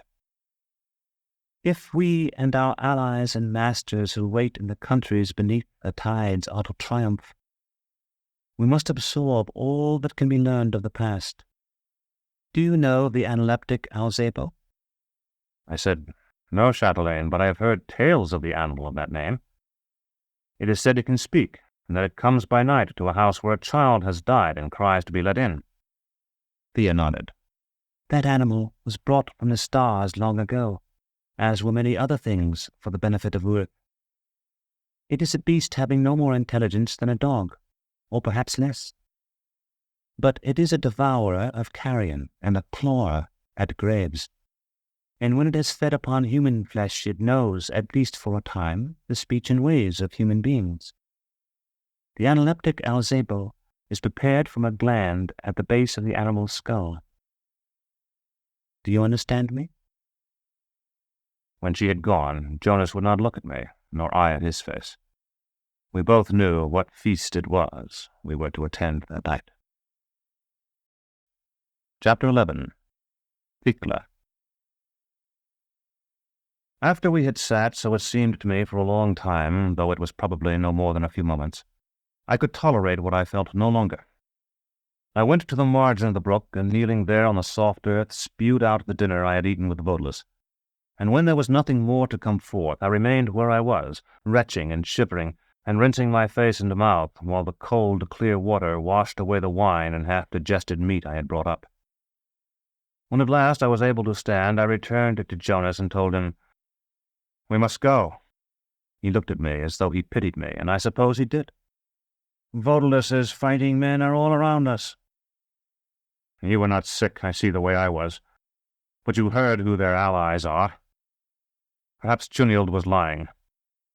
"I've heard our guards walking among the trees. They're not as silent as all that. You have your sword, Severian, and I have a knife, but Odalisque's men will have bows. I noticed that most of those who sat with us at table did. We can try to hide behind the trunks like alouettes." I understood what he meant, and said, "Alouettes are shot every day." "Still, no one hunts them by night. It would be dark in a watch or less." "You will go with me if we wait until then?"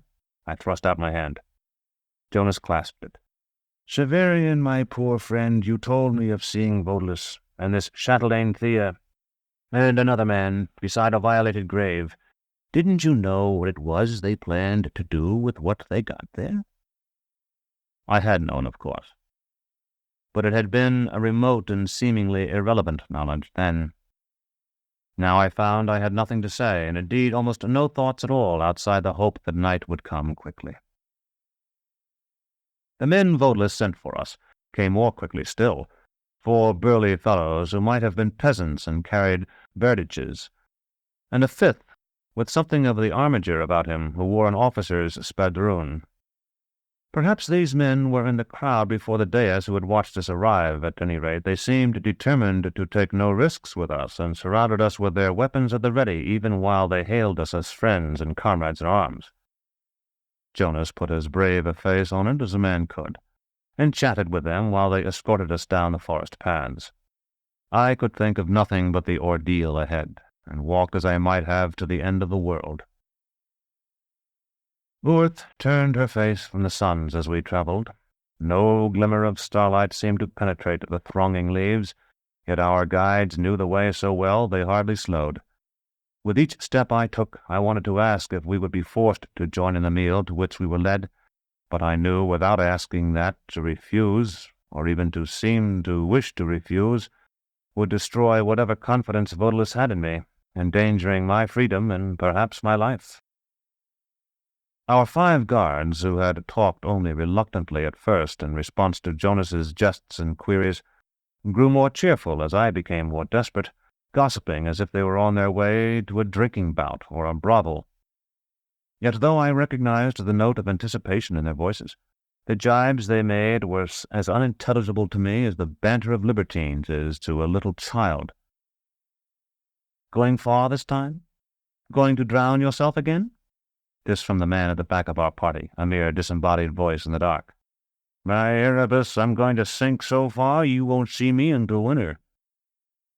A voice I recognized as belonging to the armiger asked, "Have any of you seen her yet?" The others had sounded merely boastful, but there was a hunger of a kind I had never heard before behind his simple words. He might have been some lost traveler asking about his home. "No, Waldegrave." Another voice. "Alkman says a good one. Not old or too young." "Not another Tribad, I hope." "I don't—" The voice broke off, or perhaps I only stopped attending to what it said. I had seen a glimmer through the trees. After a few strides more, I could make out torches and hear the sound of many voices. Someone ahead called for us to halt, and the armiger went forward and gave a password softly. Soon I found myself sitting on forest duff, with Jonas on my right and a low chair of carved wood at my left.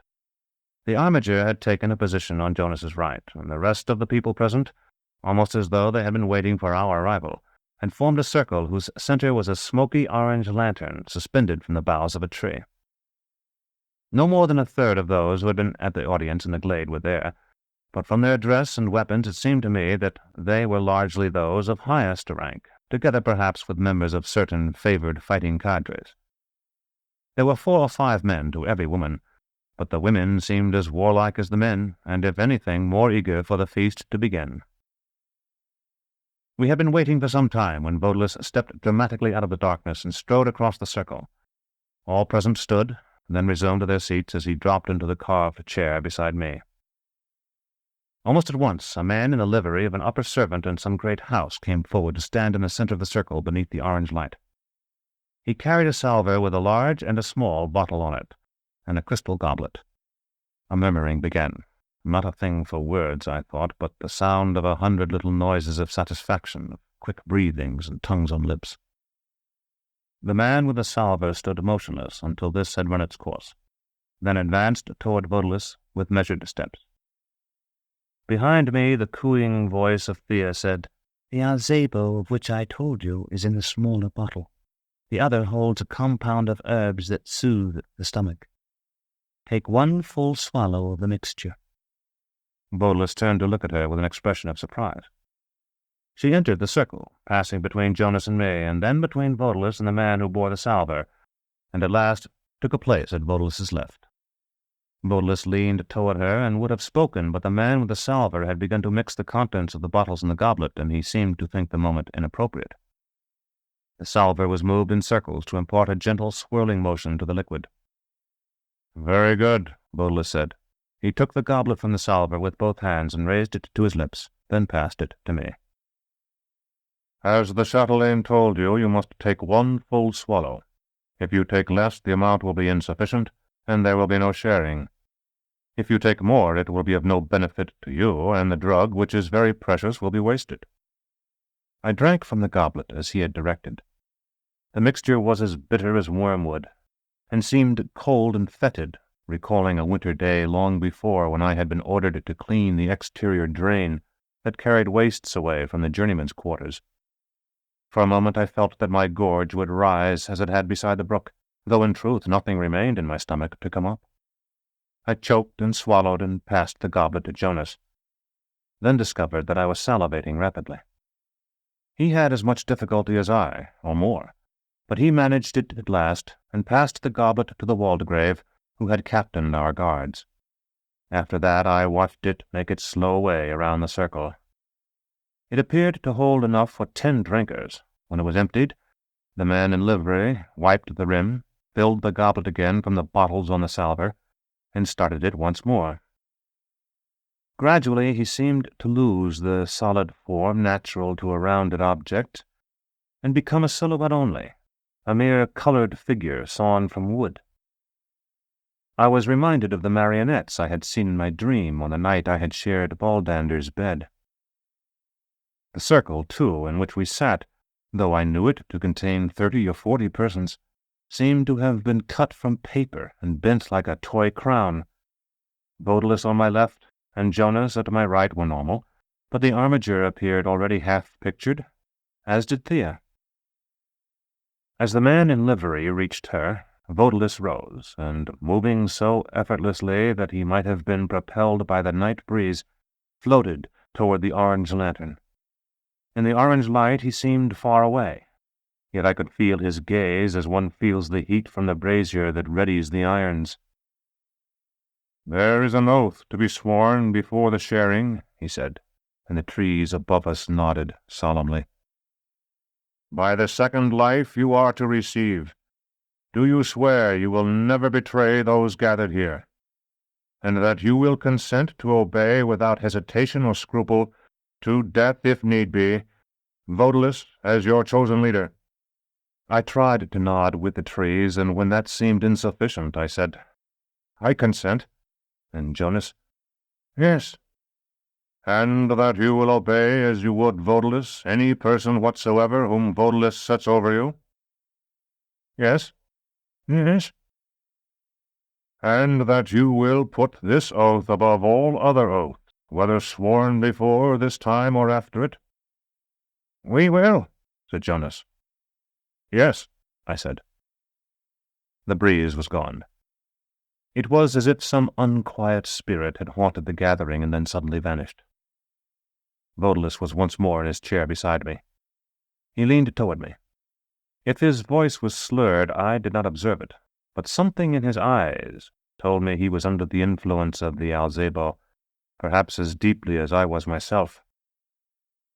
"I am no scholar," he began, "but I know it has been said that the greatest causes are often joined by the basest means. Nations are united by trade, the fair ivory and rare woods of altars and reliquaries by the boiled offal of ignoble animals, men and women by the organs of elimination. So we are joined, you and I. So will we both be joined a few moments hence to a fellow mortal who will live again, strongly for a time in us, by the effluvia pressed from the sweetbreads of one of the filthiest beasts. So blossoms spring from muck." I nodded. "This was taught us by our allies, those who wait until man is purified again, ready to join with them in the conquest of the universe. It was brought by the others for foul purposes they hoped to keep secret. I mention this to you because you, when you go to the House Absolute, may meet them, whom the common people call Cacogens, and the cultured extrasolarians, or Hierodules. You must be careful in no way to bring yourself to their notice, because if they observe you closely, they will know by certain signs that you have used Alzebo."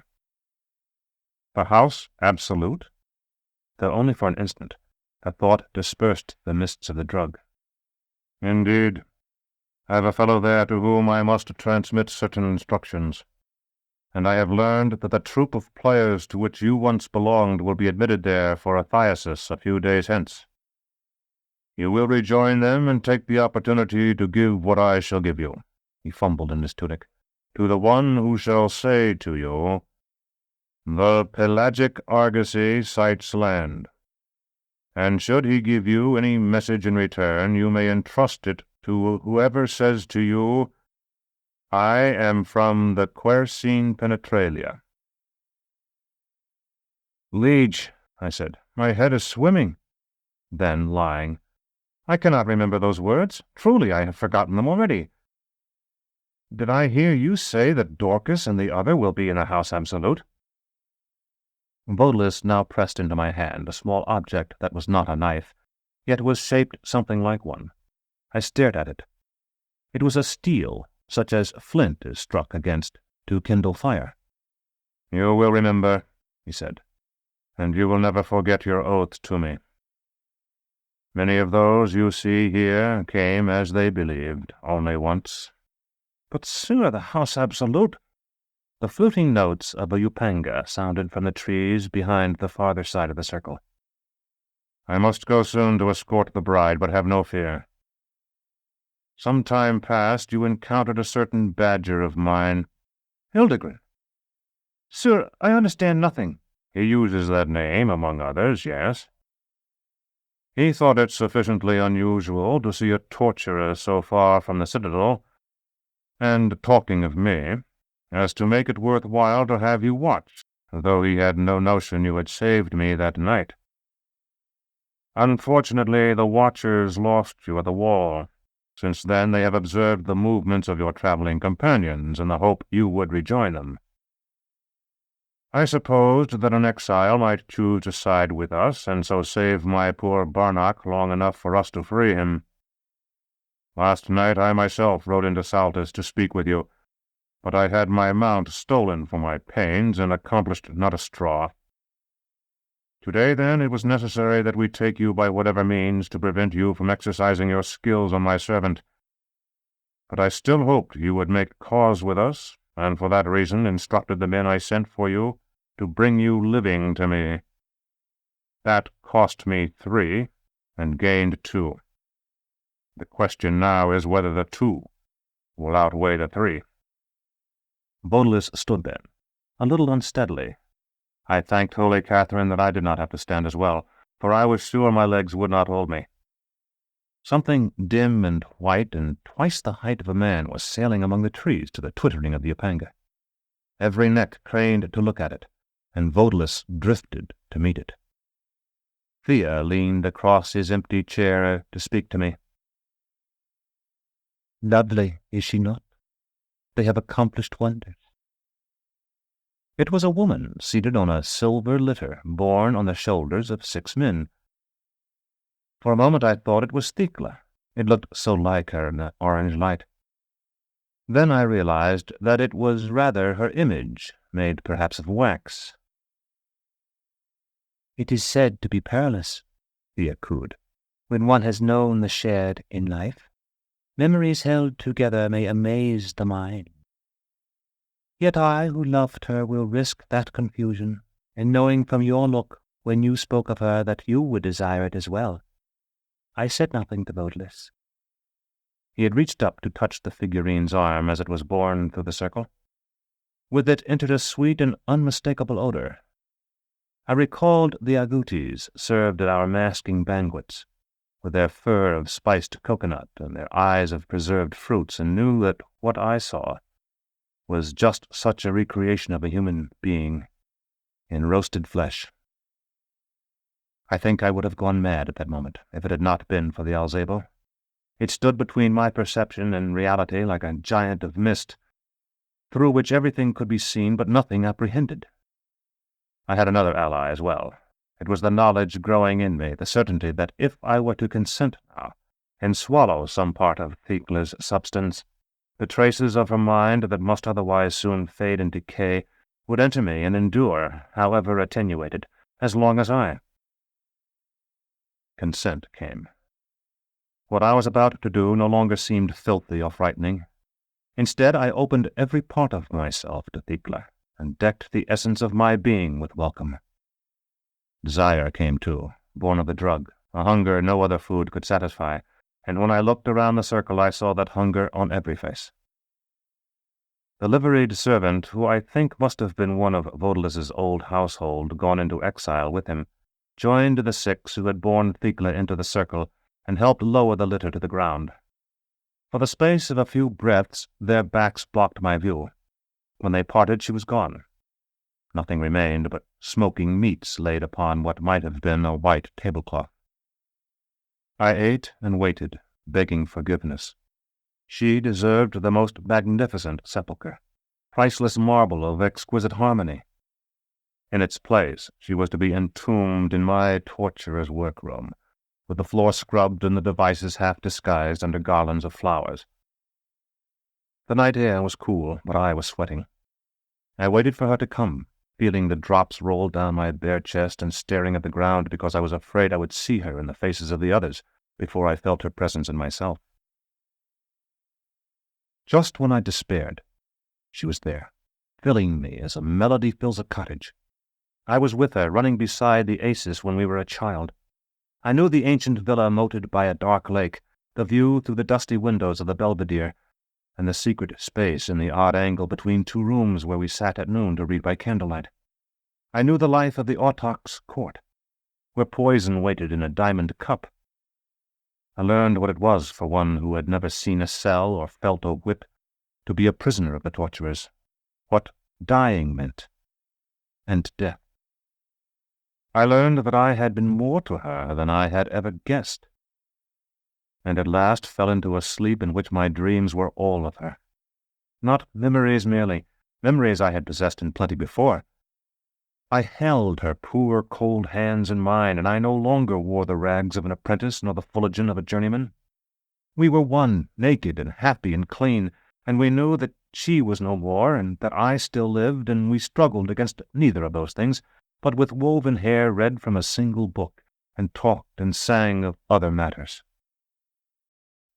Chapter 12. The Notules. I came from my dreams of Thecla directly to the morning. At one instant we walked mutely together in what surely must have been the paradise the new sun is said to open to all who in their final moments call upon him.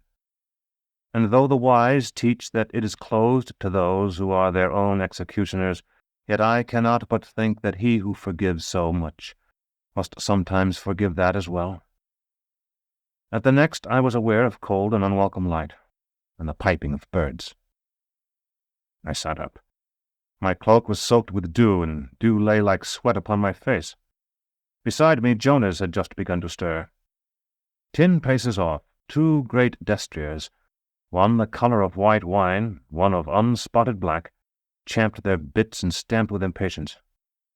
Of feast and feasters there was no more sign than of Thecla, whom I have never seen again, and now no longer hope to see in this existence. Terminus Est lay beside me in the grass, secure in her tough, well-oiled sheath. I picked her up and made my way downhill until I found a stream where I did what I might to refresh myself. When I returned, Jonas was awake. I directed him to the water, and while he was gone I made my farewell to dead Thecla. Yet some part of her is with me still. At times I, who remember, am not Severian, but Thecla, as though my mind were a picture framed behind glass, and Thecla stands before that glass and is reflected in it. Too, ever since that night, when I think of her without thinking also of a particular time and place, the Thecla who rises in my imagination stands before a mirror in a shimmering gown of frost white that scarcely covers her breasts, but falls in ever-changing cascades below her waist. I see her poised for a moment there. Both hands reach up to touch our face. Then she is whirled away in a room whose walls and ceiling and floor are all of mirrors. No doubt it is her own memory of her image in those mirrors that I see, but after a step or two, she vanishes into the dark and I see her no more. By the time Jonas returned, I had mastered my grief, and was able to make a show of examining our mounts. "The black for you," he said, "and the cream for me, obviously. Both of them look like they outvalue either of us, though, as the sailor told the surgeon who took off his legs. Where are we going?" "To the House Absolute." I saw the incredulity in his face. "Did you overhear me talking with Odalisque last night?" "I caught the name, but not that we were to go there." I am no rider, as I have said before, but I got one foot into the black's stirrup and swung myself up. The mount I had stolen from Odalisque 2 nights before had worn a lofty war saddle, fiendishly uncomfortable, but very difficult to fall out of. This black carried a nearly flat affair of padded velvet that was both luxurious and treacherous. I had no sooner got my legs around him than he began to dance with eagerness. It was the worst possible time, perhaps, but it was also the only time. I asked, "How much do you remember?" "About the woman last night?" "Nothing." Jonas dodged the black, loosed the cream's reins, and vaulted up. "I didn't eat. Odalisque was watching you, but after they had swallowed the drug, no one was watching me. And anyway, I have learned the art of appearing to eat without actually doing it." I looked at him in astonishment. "I've practiced several times with you, at breakfast yesterday, for example. I don't have much appetite, and I find it socially useful." As he urged the cream down a forest path, he called over his shoulder, "As it happens, I know the route fairly well, at least for most of the way. But would you mind telling me why we're going?" "Dorcas and Jolenta will be there," I said.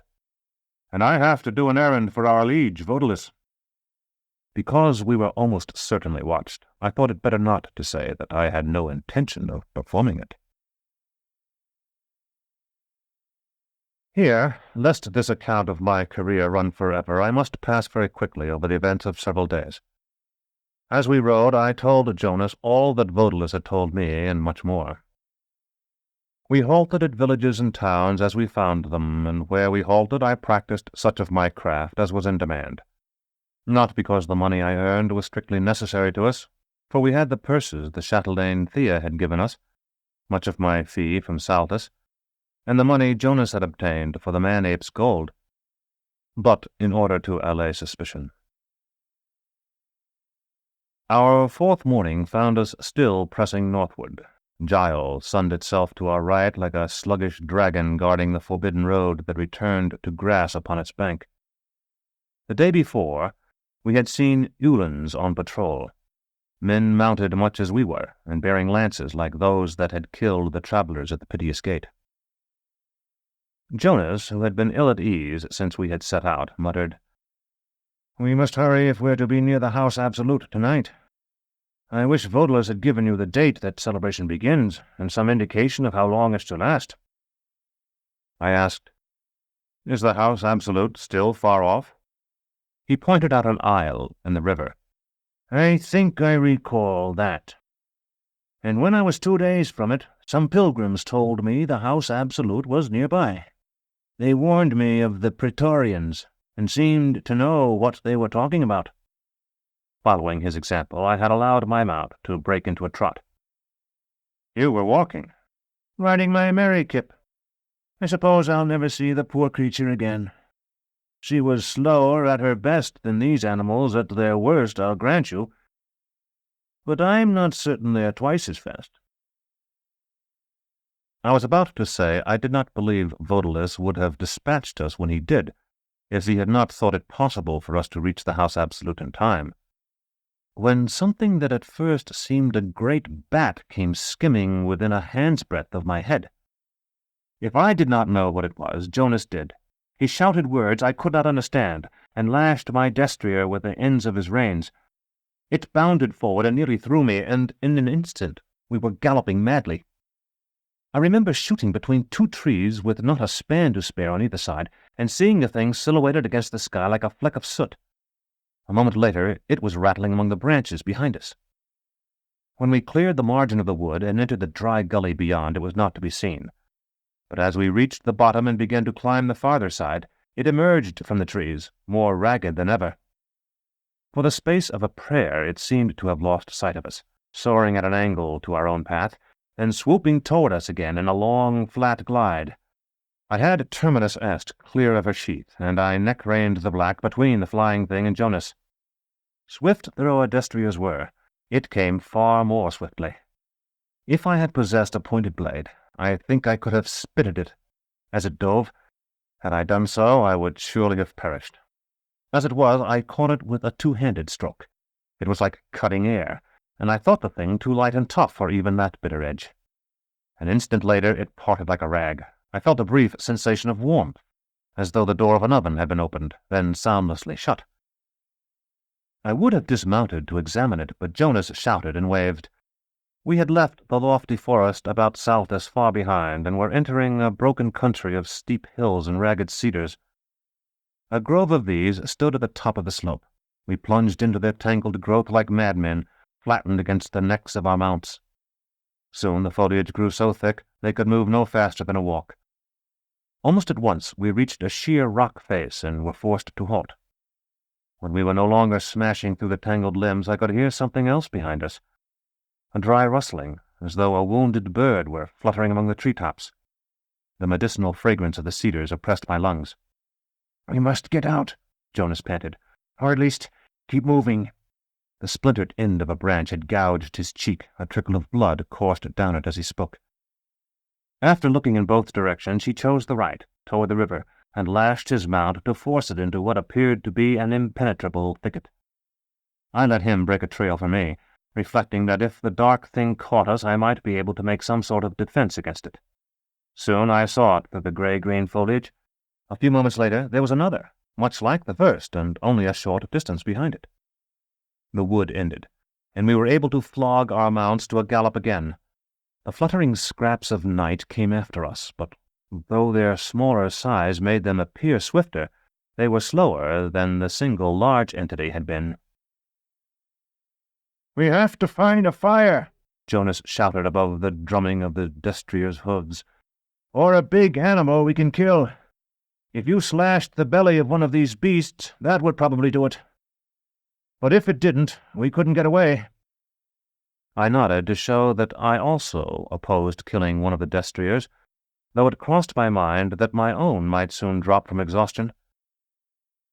Jonas was having to allow his to slow now to keep from distancing me. I asked, "Is it blood they want?" "No, heat." Jonas swung his destrier to the right and slapped its flank with his steel hand. It must have been a good blow, for the animal leaped ahead as though stung. We jumped a dry watercourse, careened, sliding and stumbling down a dusty hillside, then struck open rolling ground where the destriers could show their best speed. Behind us fluttered the rags of black. They flew at twice the height of a tall tree, and seemed to be blown along by the wind, though the rippling of the grass showed that they faced it. Ahead, the lay of the ground changed as subtly and yet as abruptly as cloth alters at a seam. A sinuous ribbon of green lay as flat as if it had been rolled, and I swung the black down it, shouting in his ears and belaboring him with the flat of my blade. He was drenched with sweat now and streaked with blood from the broken twigs of the cedars. Behind us I could hear Jonas's shouted warnings, but I gave them no heed. We rounded a curve, and through a break in the trees I saw the gleam of the river. Another curve, with the black beginning to flag again, then, far off, the sight I had been waiting for. Perhaps I should not tell it, but I lifted my sword to heaven then, to the diminished sun with a worm in his heart, and I called, "His life for mine, new sun, by your anger and my hope." The Ulan, and there was only one alone, must surely have thought me threatening him, as indeed I was. The blue radiance at the tip of his lance increased as he spurred toward us. Winded though he was, the black swerved for me like a hunted hare.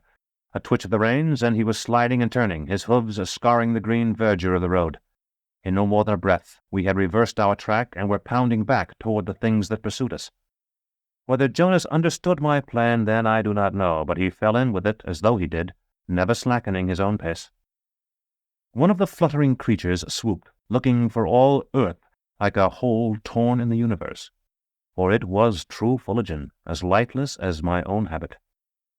It was trying for Jonas, I believe, but it came within sword reach, and I parted it, as I had before, and again felt a gust of warmth. Knowing from where that heat came, it seemed more evil to me than any vile odor could. The mere sensation on my skin made me ill. I reined sharply away from the river, fearing a bolt from the Ulan's lance at any moment. We had no more than left the road when it came, searing the ground and setting a dead tree ablaze. I pulled my mount's head up, making him rear and roar. For a moment I looked for the three dark things around the burning tree. They were not there. I glanced toward Jonas then, fearing they had overtaken him after all, and were attacking him in some way I could not comprehend. They were not there either, but his eyes showed me where they had gone. They flitted about the Ulan, and he, as I watched, sought to defend himself with his lance.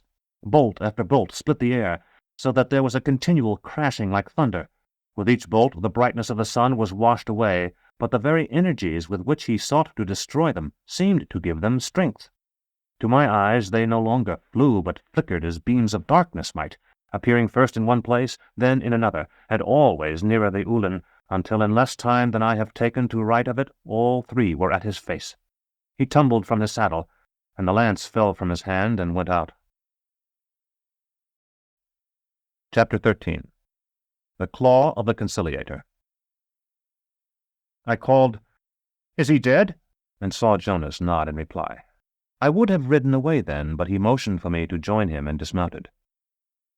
When we met by the Ulan's body, he said, "We may be able to destroy those things so they can't be flown against us again, or be used to harm anyone else. They're sated now, and I think we might handle them. We need something to put them in, something watertight, of metal or glass." I had nothing of that kind, and told him so. "Neither have I." He knelt beside the Ulan and turned out his pockets. Aromatic smoke from the blazing tree wreathed everything like incense, and I had the sensation of being once more in the cathedral of the Pellerines. The litter of twigs and last summer's leaves on which the Ulan lay might have been the straw-strewn floor, the trunks of the scattered trees, the supporting poles. "Here," Jonas said, and picked up a brass basculum. Unscrewing the lid, he emptied it of herbs, then rolled the dead Ulan on his back. "Where are they?" I asked. "Has the body absorbed them?" Jonas shook his head, and after a moment began very carefully and delicately to draw one of the dark things from the Ulan's left nostril.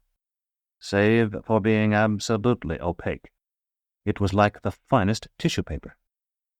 I wondered at his caution. "If you tear it, won't it just become two?" "Yes, but it is sated now. Divided, it would lose energy, and might be impossible to handle. A lot of people have died, by the way, because they found they could cut these creatures and chose to stand their ground doing it until they were surrounded by too many to fend off. One of the Ulin's eyes was half open. I had seen corpses often before, but I could not escape the eerie feeling that he was in some sense watching me, the man who had killed him to save himself. To turn my mind to other things, I said, "After I cut the first one, it seemed to fly more slowly."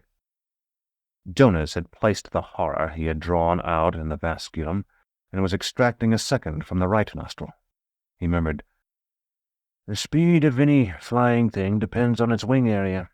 If that weren't the case, the adepts who use these creatures would tear them into scraps before they sent them forth, I suppose." "You sound as though you've encountered them before."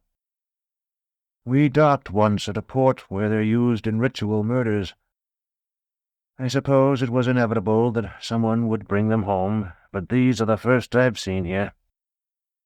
He opened the brass lid and laid the second fulgent thing on the first, which stirred sluggishly.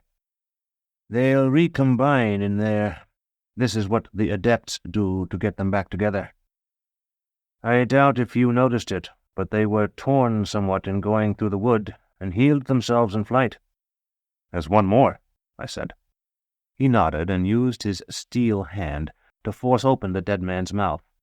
Instead of holding teeth and livid tongue and gums, it appeared to be a bottomless gulf, and for a moment my stomach churned. Jonas drew out the third creature, streaked with the dead man's saliva. "Wouldn't he have had a nostril open or his mouth if I hadn't cut the thing a second time?" "Until they worked their way into his lungs. We're lucky, actually, to have been able to get to him so quickly.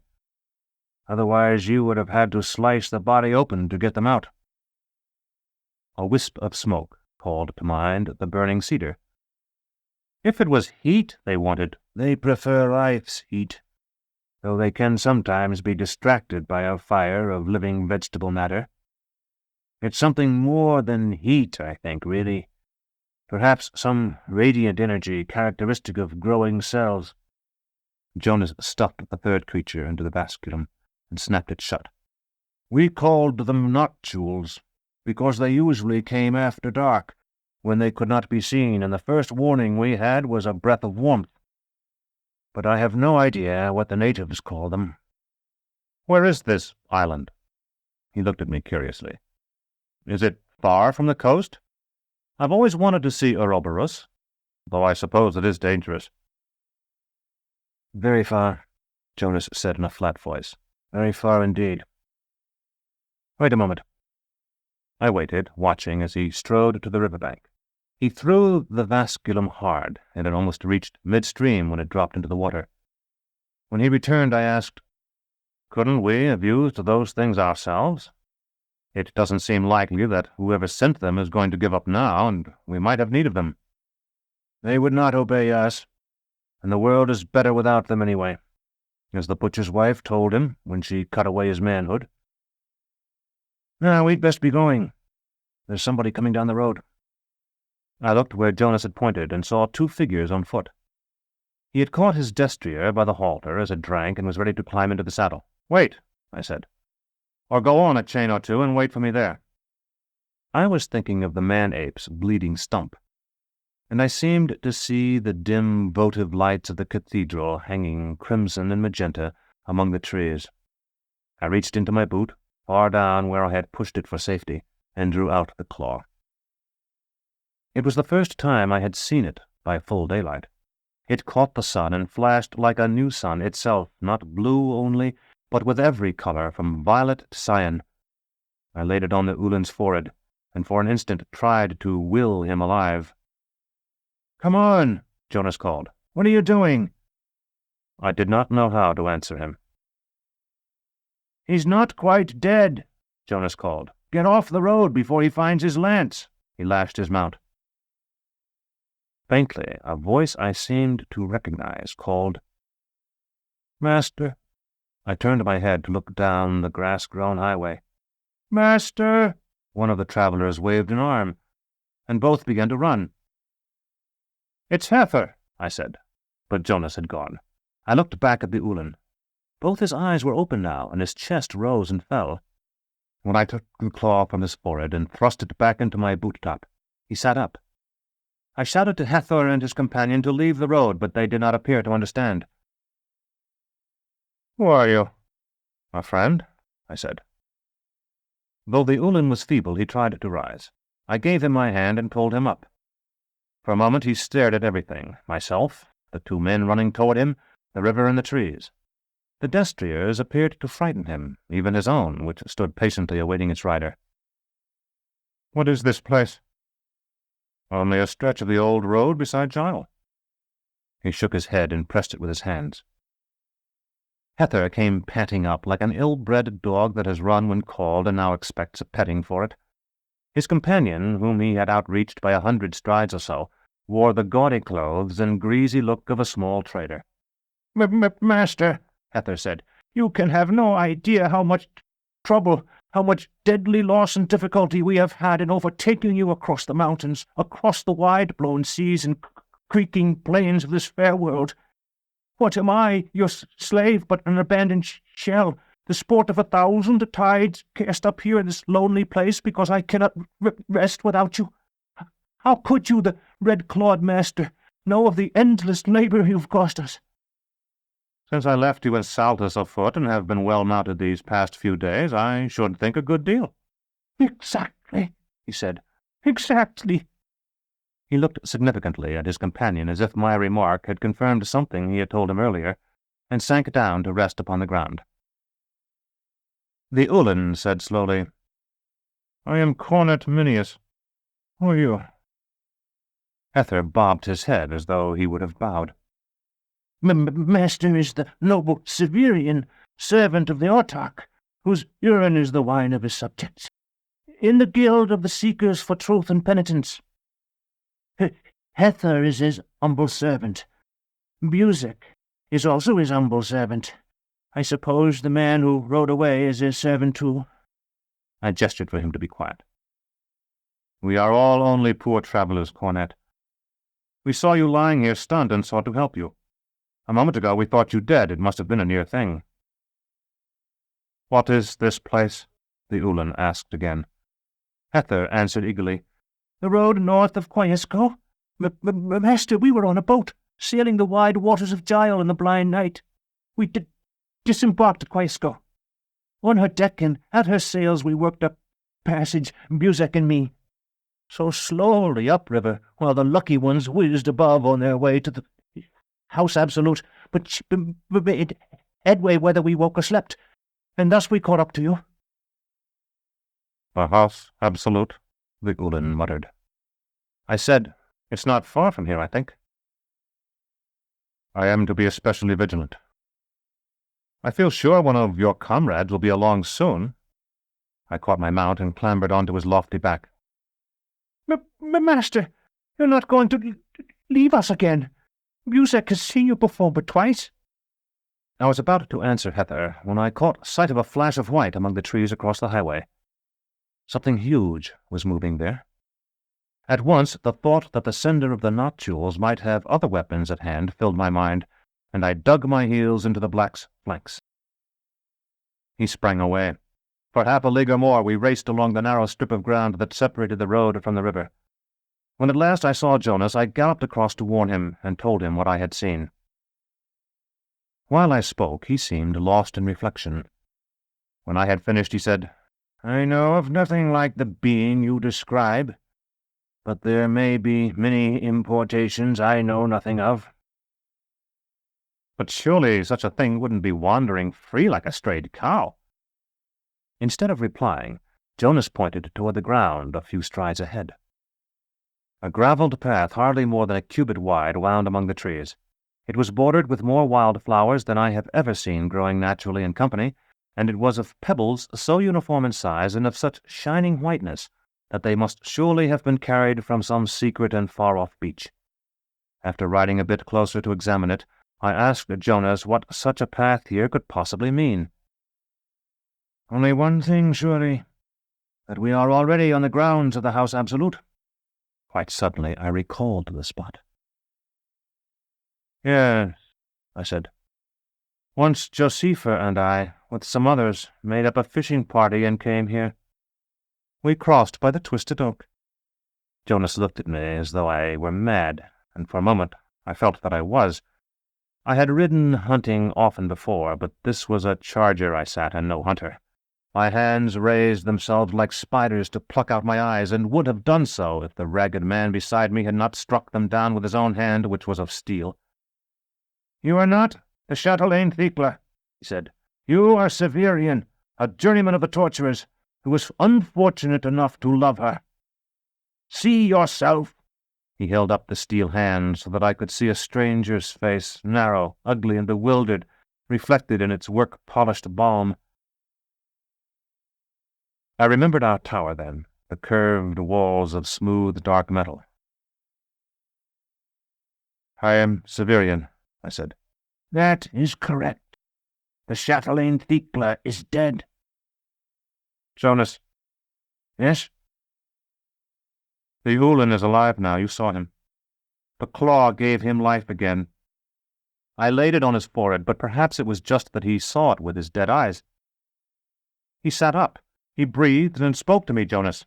"He was not dead." "You saw him," I said again. "I am much older than you are, older than you think. If there is one thing I have learned in so many voyages, it is that the dead do not rise, nor the years turn back. What has been and is gone does not come again." Thecla's face was before me still, but it was blown by a dark wind until it fluttered and went out. I said, "If I had only used it, called on the power of the claw when we were at the banquet of the dead." "The Ulan had nearly suffocated, but was not quite dead. When I got the Notules away from him, he was able to breathe, and after a time he regained consciousness. As for your Thecla, no power in the universe could have restored her to life. They must have dug her up while you were still imprisoned in the citadel, and stored her in an ice cave. Before we saw her, they had gutted her like a partridge and roasted her flesh." He gripped my arm. "Severian, don't be a fool." At that moment, I wanted only to perish. If the Noctule had reappeared, I would have embraced it. What did appear far down the path was a white shape like that I had seen nearer the river. I tore myself away from Jonas and galloped toward it. Chapter 14. The Antechamber. There are beings and artifacts against which we batter our intelligence raw, and in the end make peace with reality only by saying, "It was an apparition, a thing of beauty and horror."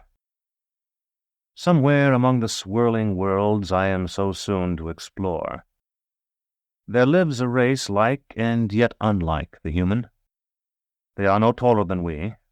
Their bodies are like ours, save that they are perfect, and that the standard to which they adhere is wholly alien to us. Like us, they have eyes, a nose, a mouth, but they use these features, which are, as I have said, perfect, to express emotions we have never felt, so that for us to see their faces is to look upon some ancient and terrible alphabet of feeling, at once supremely important and utterly unintelligible. Such a race exists. Yet I did not encounter it there at the edge of the gardens of the House Absolute.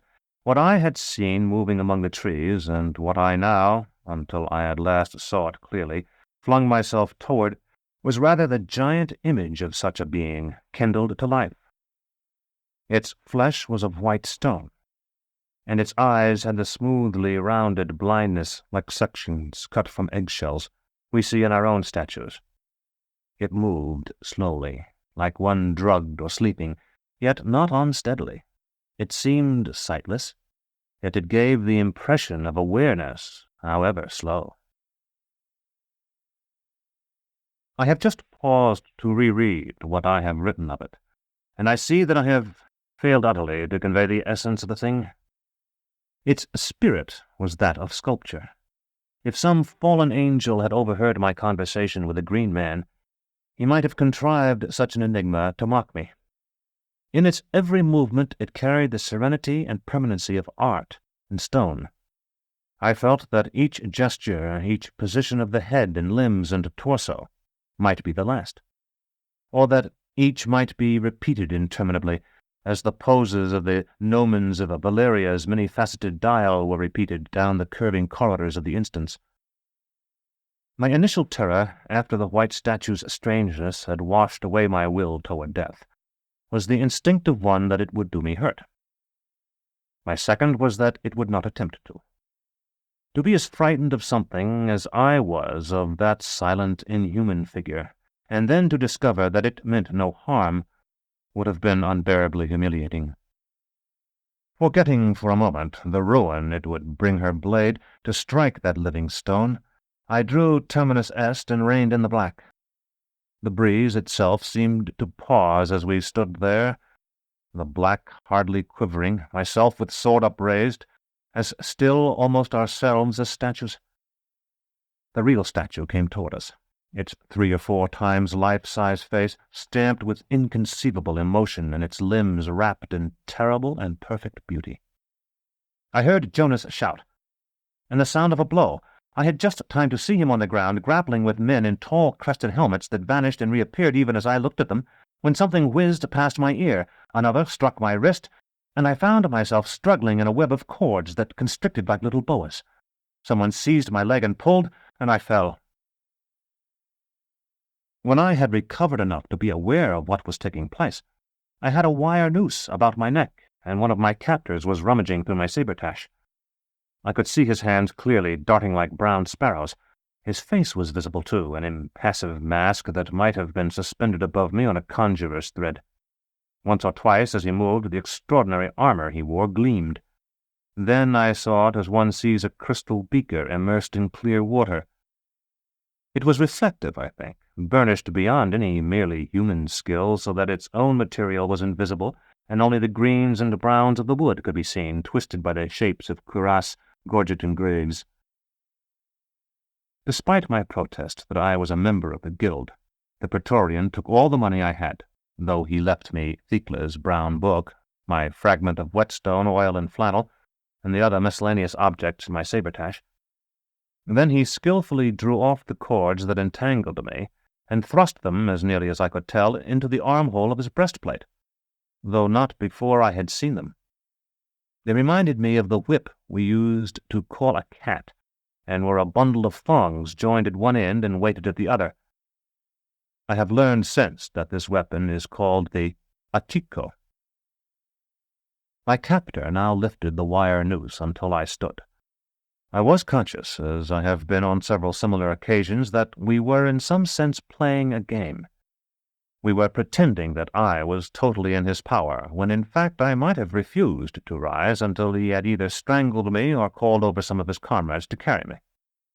I could have done several other things as well, seized the wire and tried to wrest it from him, struck him in the face. I might have escaped, been killed, been rendered unconscious, or plunged into agony, but I could not actually be forced to do as I did.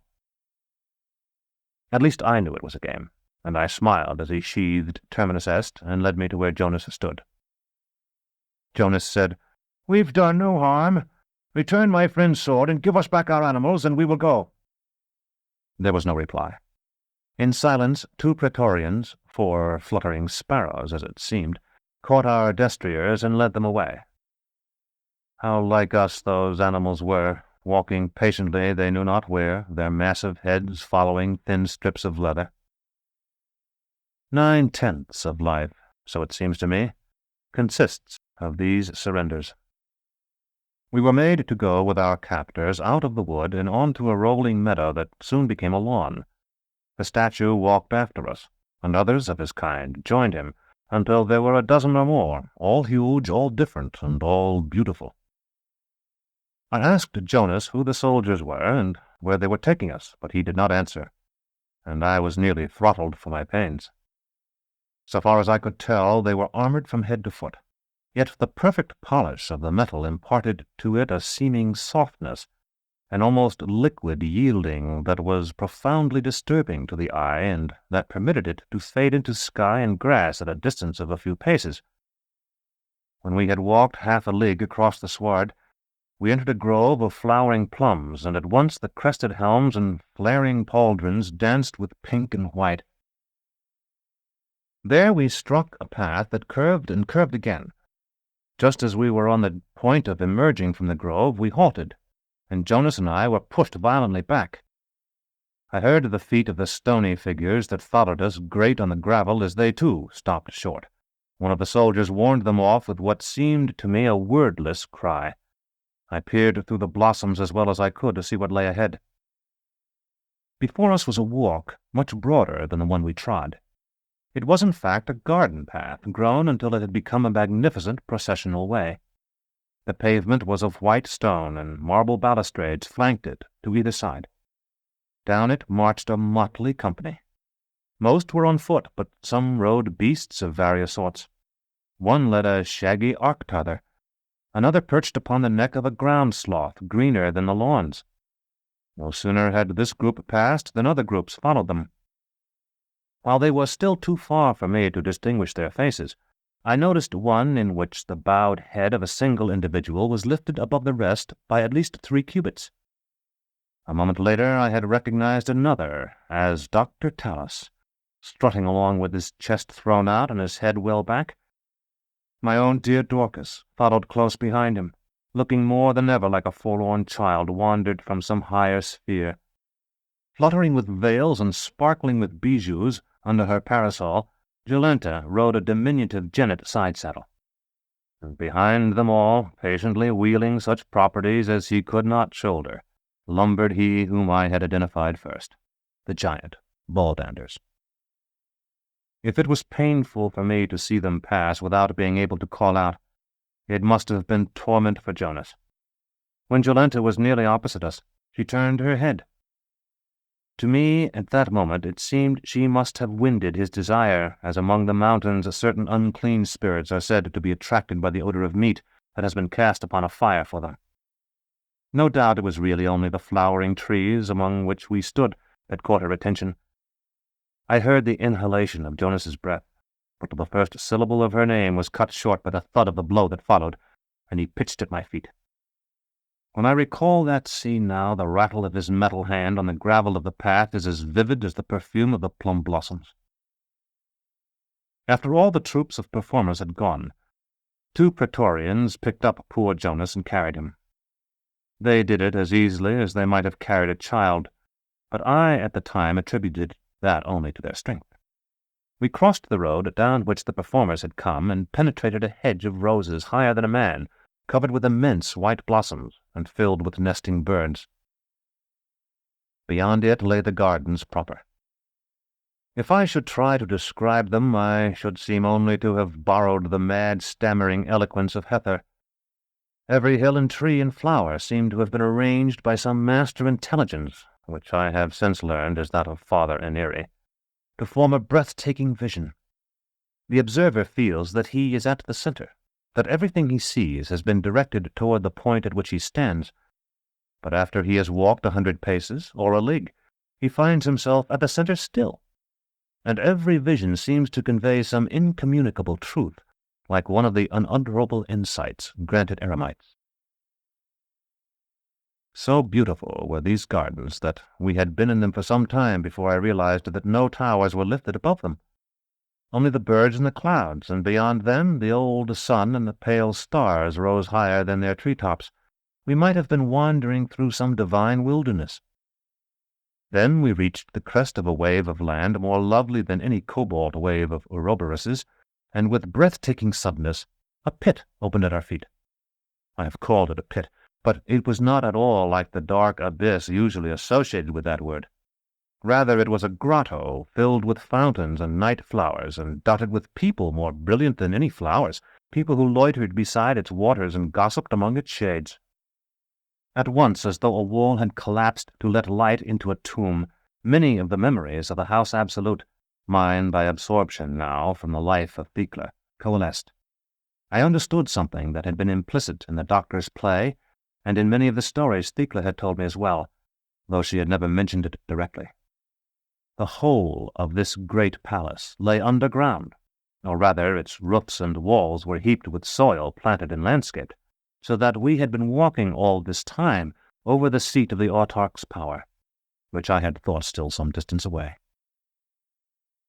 We did not go down into that grotto, which no doubt opened onto chambers quite unsuited to the detention of prisoners, or into any of the next score or so we passed.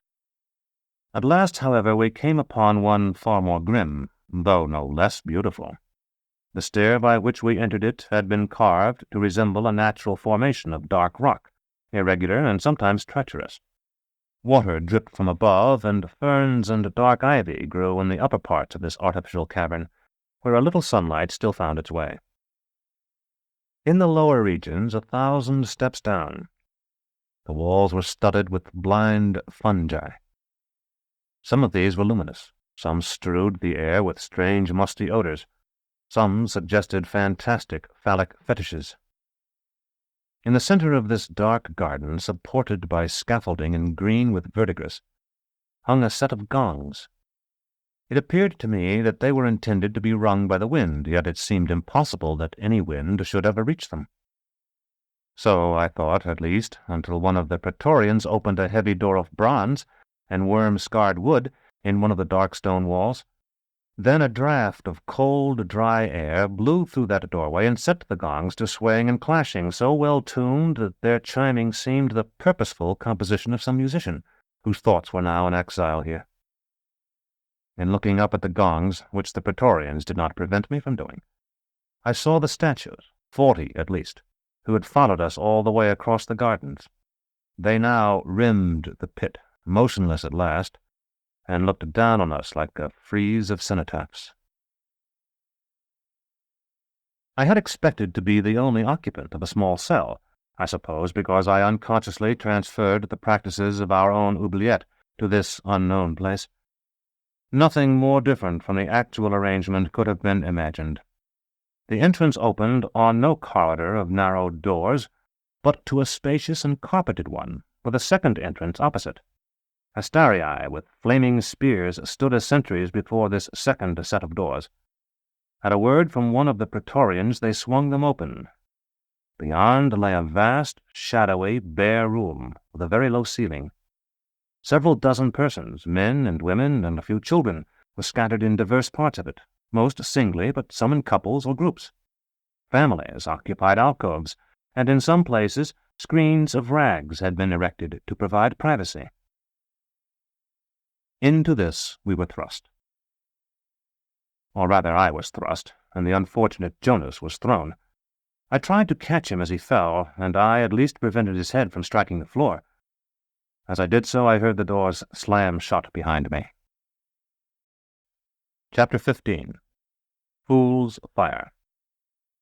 I was ringed by faces. 2 women took Jonas from me, and promising to care for him, carried him away. The rest began to ply me with questions. What was my name? What clothes were those I wore? Where had I come from? Did I know such a one, or such a one, or such a one? Had I ever been to this town or that? Was I of the house Absolute? Of Nessus? From the east bank of Gile or the west? What quarter? Did the autarch still live? What of Father Aneri? Who was Archon in the city? How went the war? Had I news of so-and-so, a commander? Of so-and-so, a trooper? Of so-and-so, a chiliarch? Could I sing, recite, play an instrument? As may be imagined, in such a welter of inquiries, I was able to answer almost none. When the first flurry was spent, an old, grey-bearded man and a woman who seemed almost equally old silenced the others and drove them away. Their method, which would surely have succeeded nowhere but here, was to clap each by the shoulder, point to the most remote part of the room, and say distinctly, "Plenty of time." Gradually the others fell silent and walked to what seemed the limits of hearing, until at last the low room was as still as it had been when the doors opened. "I am Lomer," the old man said. He cleared his throat noisily. "This is Nicariti." I told him my name and Jonas's. The old woman must have heard the concern in my voice. "He will be safe, rest assured. Those girls will treat him as well as they can, in the hope that he'll soon be able to talk to them." She laughed, and something in the way she threw back her well-shaped head told me she had once been beautiful. I began to question them in my turn, but the old man interrupted me. "Come with us," he said, "to our corner. We will be able to sit at ease there, and I can offer you a cup of water." As soon as he pronounced the word, I realized that I was terribly thirsty. He led us behind the rag screen nearest the doors and poured water for me from an earthenware jug into a delicate porcelain cup. There were cushions there, and a little table not more than a span high. "Question for question," he said. "That's the old rule. We have told you our names, and you have told us yours, and so we begin again. Why were you taken?" I explained that I did not know, unless it were merely for violating the grounds. Lomer nodded. His skin was of that pale color peculiar to those who never see the sun. With his straggling beard and uneven teeth, he would have been repulsive in any other setting. But he belonged here as much as the half-obliterated tiles of the floor did. "I am here by the malice of the chatelaine Leocadia. I was seneschal to her rival the chatelaine Nympha, and when she brought me here to the House Absolute with her in order that we might review the accounts of the estate while she attended the rites of the Thelimath Focus, the chatelaine Leocadia entrapped me by the aid of Sancha, who—" The old woman, Nigariti, interrupted him. "Look!" she exclaimed. "He knows her." And so I did. A chamber of pink and ivory had risen in my mind, a room of which 2 walls were clear glass exquisitely framed. Fires burned there on marble hearths, dimmed by the sunbeams streaming through the glass, but filling the room with a dry heat and the odor of sandalwood. An old woman wrapped in many shawls sat in a chair that was like a throne. A decanter of cut crystal and several brown phials stood on an inlaid table at her side. "An elderly woman with a hooked nose," I said. "The Dowager of Fours." "You do know her, then?" Lomer's head nodded slowly, as though it were answering the question put by its own mouth. "You are the first in many years." "Let us say that I remember her." "Yes," the old man nodded. "They say she is dead now. But in my day she was a fine, healthy young woman. The chatelaine Leocadia persuaded her to it, then caused us to be discovered, as Sancha knew she would. She was but 14, and no crime was charged to her.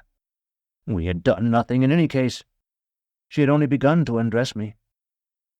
I said, "You must have been quite a young man yourself." He did not answer, so Nigariti replied for him. "He was 28. "And you?" I asked. "Why are you here?" "I am a volunteer." I looked at her in some surprise. "Someone must make amends for the evil of Urth, or the new sun will never come. And someone must call attention to this place and the others like it.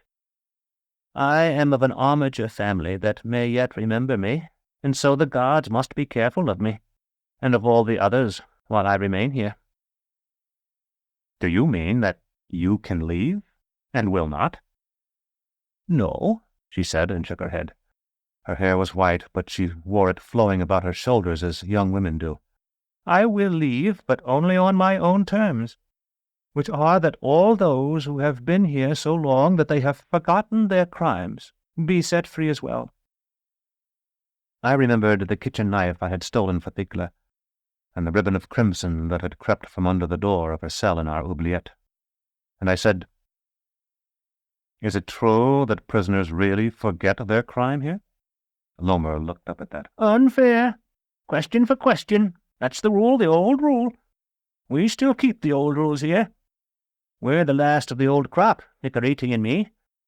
But while we last, the old rules still stand. Question for question. Have you friends who may strive for your release?" Dorcas would, surely, if she knew where I was. Dr. Talos was as unpredictable as the figures seen in clouds, and for that very reason might seek to have me freed, though he had no real motive for doing so. Most importantly, perhaps, I was Odalisque's messenger, and Odalisque had at least one agent in the House Absolute, him to whom I was supposed to deliver his message. I had tried to cast away the steel twice while Jonas and I were riding north, but had found that I could not. The Alzebo, it seemed, had laid yet another spell upon my mind. Now I was glad of that. Have you friends, relations? If you have, you may be able to do something for the rest of us. Friends, possibly, I said. They may try to help me if they ever learn what has happened to me. Is it likely they may succeed? In that way we talked for a long time. If I were to write it all here, there would be no end to this history. In that room there is nothing to do but talk and play a few simple games, and the prisoners do those things until all the savour has gone out of them, and they are left like gristle a starving man has chewed all day. In many respects, these prisoners are better off than the clients beneath our own tower. By day they have no fear of pain, and none is alone. But because most of them have been there so long, and few of our clients had been long confirmed, ours were for the most part filled with hope, while those in the House Absolute are despairing. After what must have been 10 watches or more, the glowing lamps in the ceiling began to fade, and I told Lomer and Nicariti I could remain awake no longer. They led me to a spot far from the door where it was very dark, and explained that it would be mine until one of the other prisoners died and I succeeded to a better position. As they left, I heard Nicariti say, "Will they come tonight?" Lomer made some reply, but I could not say what that reply was, and I was too fatigued to ask. My feet told me there was a thin pallet on the floor. I sat down and had begun to stretch myself full length when my hand had touched a living body. Jonas's voice said, "You needn't jerk back, it's only me." "Why didn't you say something? I saw you walking about, but I couldn't break away from the 2 old people. Why didn't you come over?" "I didn't say anything because I was thinking.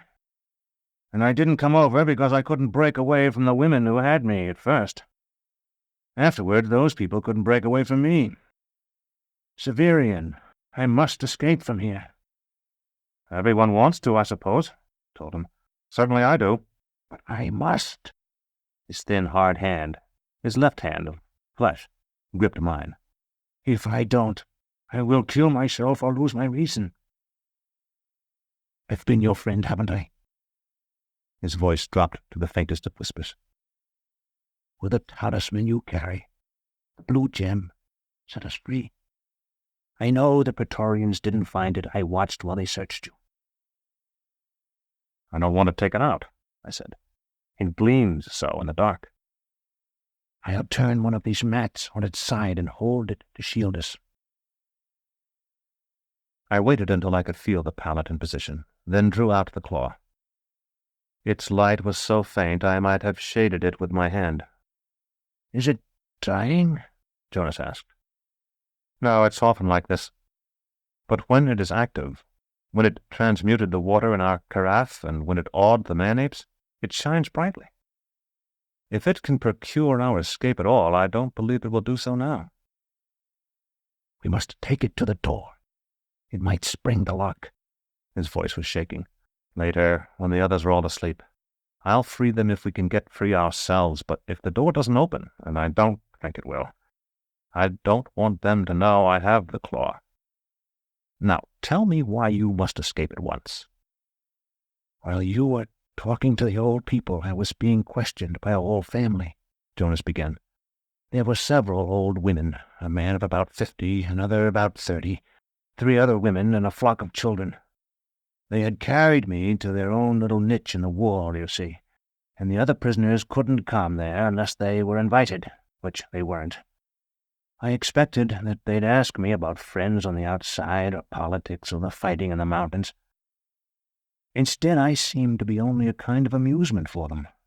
They wanted to hear about the river, and where I had been, and how many people dressed the way I did, and the food outside.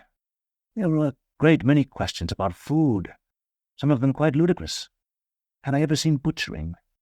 And did the animals plead for their lives? And was it true that the ones who make sugar carried poisoned swords and would fight to defend it? They had never seen bees, and seemed to think they were about the size of rabbits. After a time I began to ask questions of my own, found that none of them, not even the oldest woman, had ever been free. Men and women are put into this room alike, it seems, and in the course of nature they produce children. And though some are taken away, most remain here throughout their lives.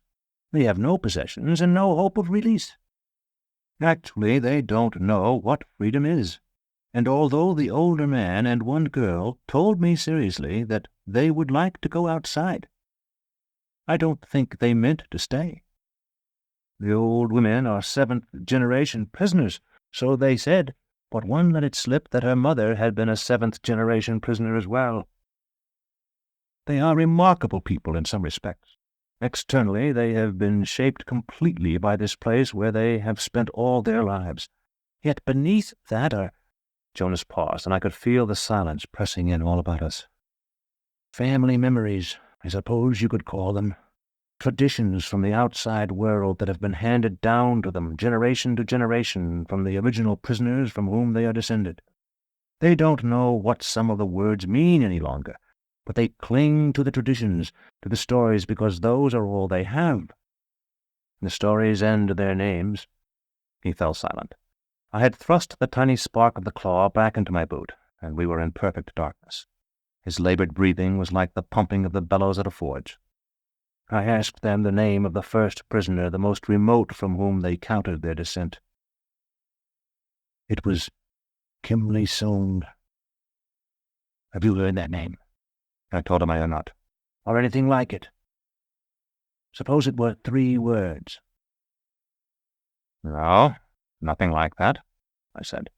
Most of the people I have known have had one-word names, like you, unless a part of the name was a title or a nickname of some sort that had been attached to it because there were too many Bolkans or Altos or whatever. You told me once that you thought I had an unusual name. Kimley Soong would have been a very common kind of name when I was a boy. A common name in places now sunk beneath the sea. Have you ever heard of my ship, Severian? She was the Fortunate Cloud. A gambling ship? No, but my eye was caught by a gleam of greenish light, so faint that even in that darkness it was scarcely visible.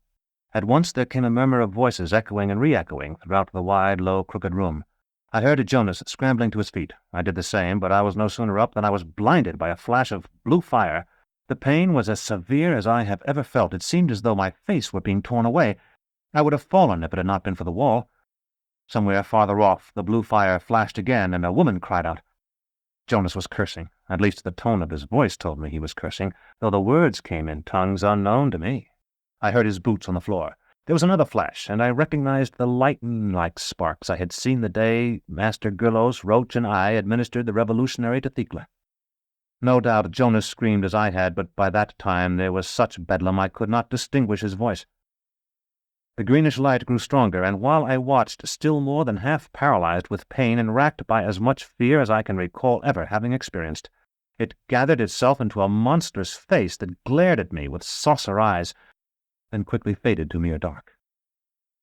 All this was more terrifying than my pen could ever convey, though I were to slave over this part of my account forever.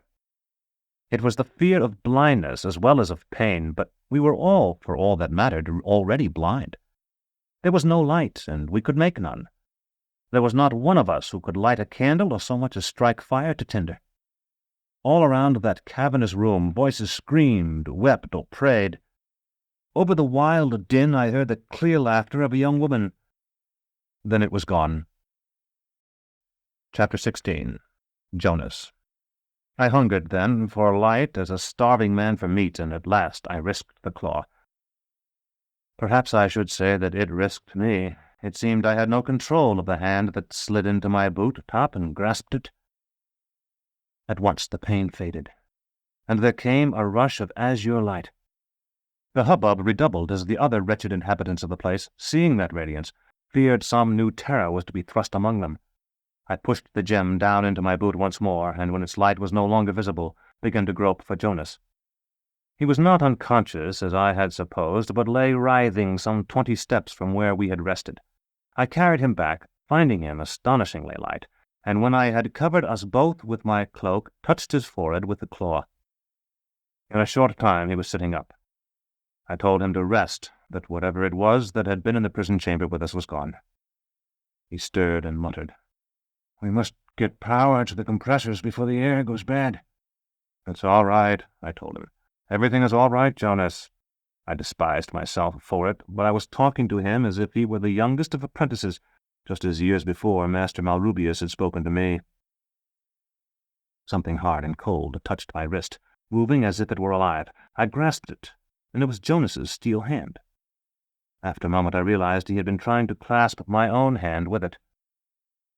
"I feel weight." His voice was growing louder. "It must be only the lights." He turned, and I heard his hand ring and scrape as it struck the wall. He began talking to himself in a nasal, monosyllabic language I did not understand. Greatly daring, I drew out the claw again and touched him with it once more. It was as dull as it had been when we had first examined it that evening, and Jonas became no better. But in time I was able to calm him. At last, long after the remainder of the room had grown quiet, we lay down to sleep. When I woke, the dim lamps were burning again, though I somehow felt that it was yet night outside, or at least no more than earliest morning. Jonas lay beside me, still asleep. There was a long tear in his tunic, and I saw where the blue fire had branded him. Recalling the man-ape's severed hand, I made certain no one was observing us, and began to trace the burn with the claw. It sparkled in the light much more brightly than it had the evening before, and though the black scar did not vanish, it seemed narrower, and the flesh to either side less inflamed.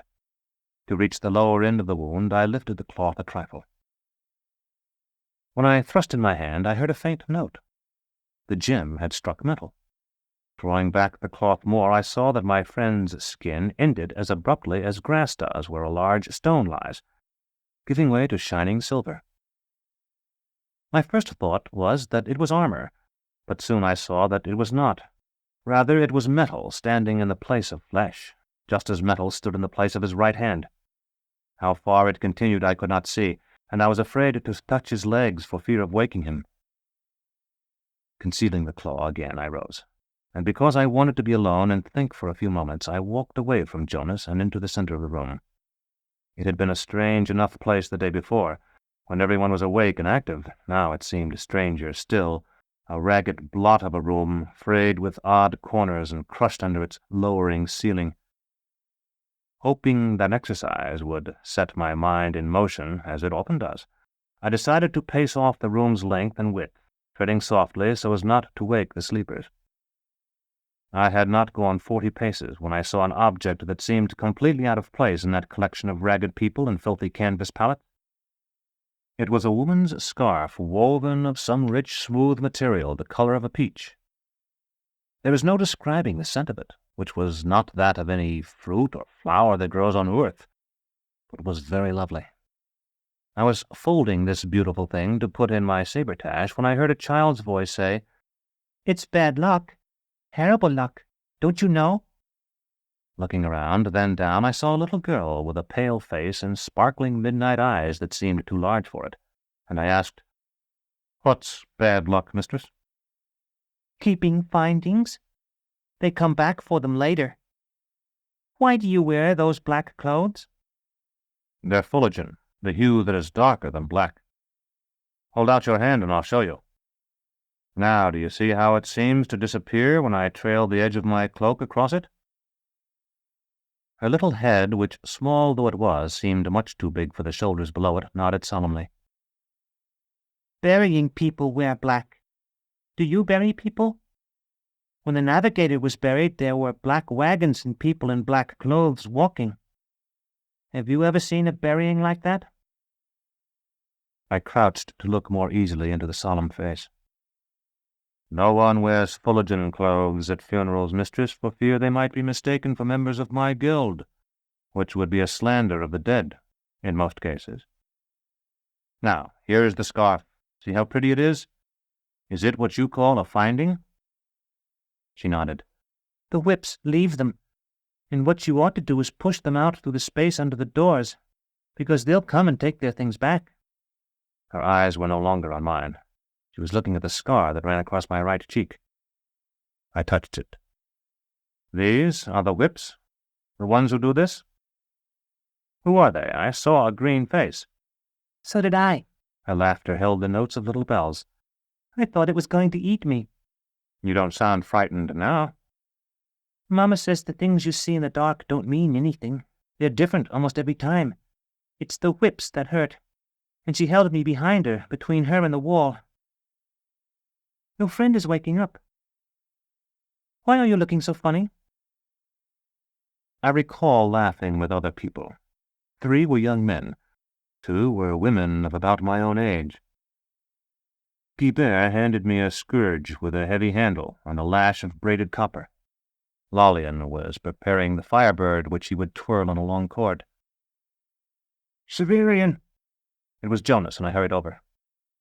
I'm glad you're here, he said when I was squatting beside him. I thought you'd gone away. I could hardly do that, remember? Yes, he said. I remember now. Do you know what this place is called, Severian? They told me yesterday. It's the Antechamber. I see you already knew. No. You nodded. I recalled the name when you pronounced it, and I knew it was the right one. Thecla was here, I think. She never considered it a strange place for a prison, I suppose because it was the only one she had ever seen before she was taken to our tower. But I find I do. Individual cells, or at least several separate rooms, seem more practical to me. Perhaps I'm only prejudiced. Jonas pulled himself up until he was sitting with his back to the wall. His face had gone pale under the brown, and it shone with perspiration as he said, Can't you imagine how this place came to be? Look around you. I did so, seeing no more than I had seen before, the sprawling room with its dim lamps. This used to be a suite. Several suites, probably. The walls have been torn away and a uniform floor laid over all the old ones. I'm sure that's what we used to call a drop ceiling. If you were to lift one of those panels, you'd see the original structure above it. I stood and tried, but though the tips of my fingers brushed the rectangular panes, I was not tall enough to exert much force on them. The little girl, who had been watching us from a distance of 10 paces or so, and listening, I feel sure, to every word, said, Hold me up and I'll do it. She ran toward us. I lifted her and found that with my hands around her waist I could easily raise her over my head. For a few seconds her small arms struggled with the square ceiling above her. Then it went up, showering dust. Beyond it I saw a network of slender metal bars, and through them a vaulted ceiling with many mouldings and a flaking painting clouds and birds. The girl's arms weakened. The panel sunk again, with more dust, and my view was cut off. When she was safely down, I turned back to Jonas. You're right. There was an old ceiling above this one, for a room much smaller than this. How did you know? Because I talked to those people yesterday. He raised his hands, a hand of steel as well as the hand of flesh, and appeared to rub his face with both. Send that child away, will you? I told the little girl to go to her mother, though I suspect she only crossed the room, then made her way back along the wall until she was within earshot of us. I feel as if I were waking up, Jonas said. I think I said yesterday that I was afraid I would go mad. I think perhaps I'm going sane, and that is as bad or worse.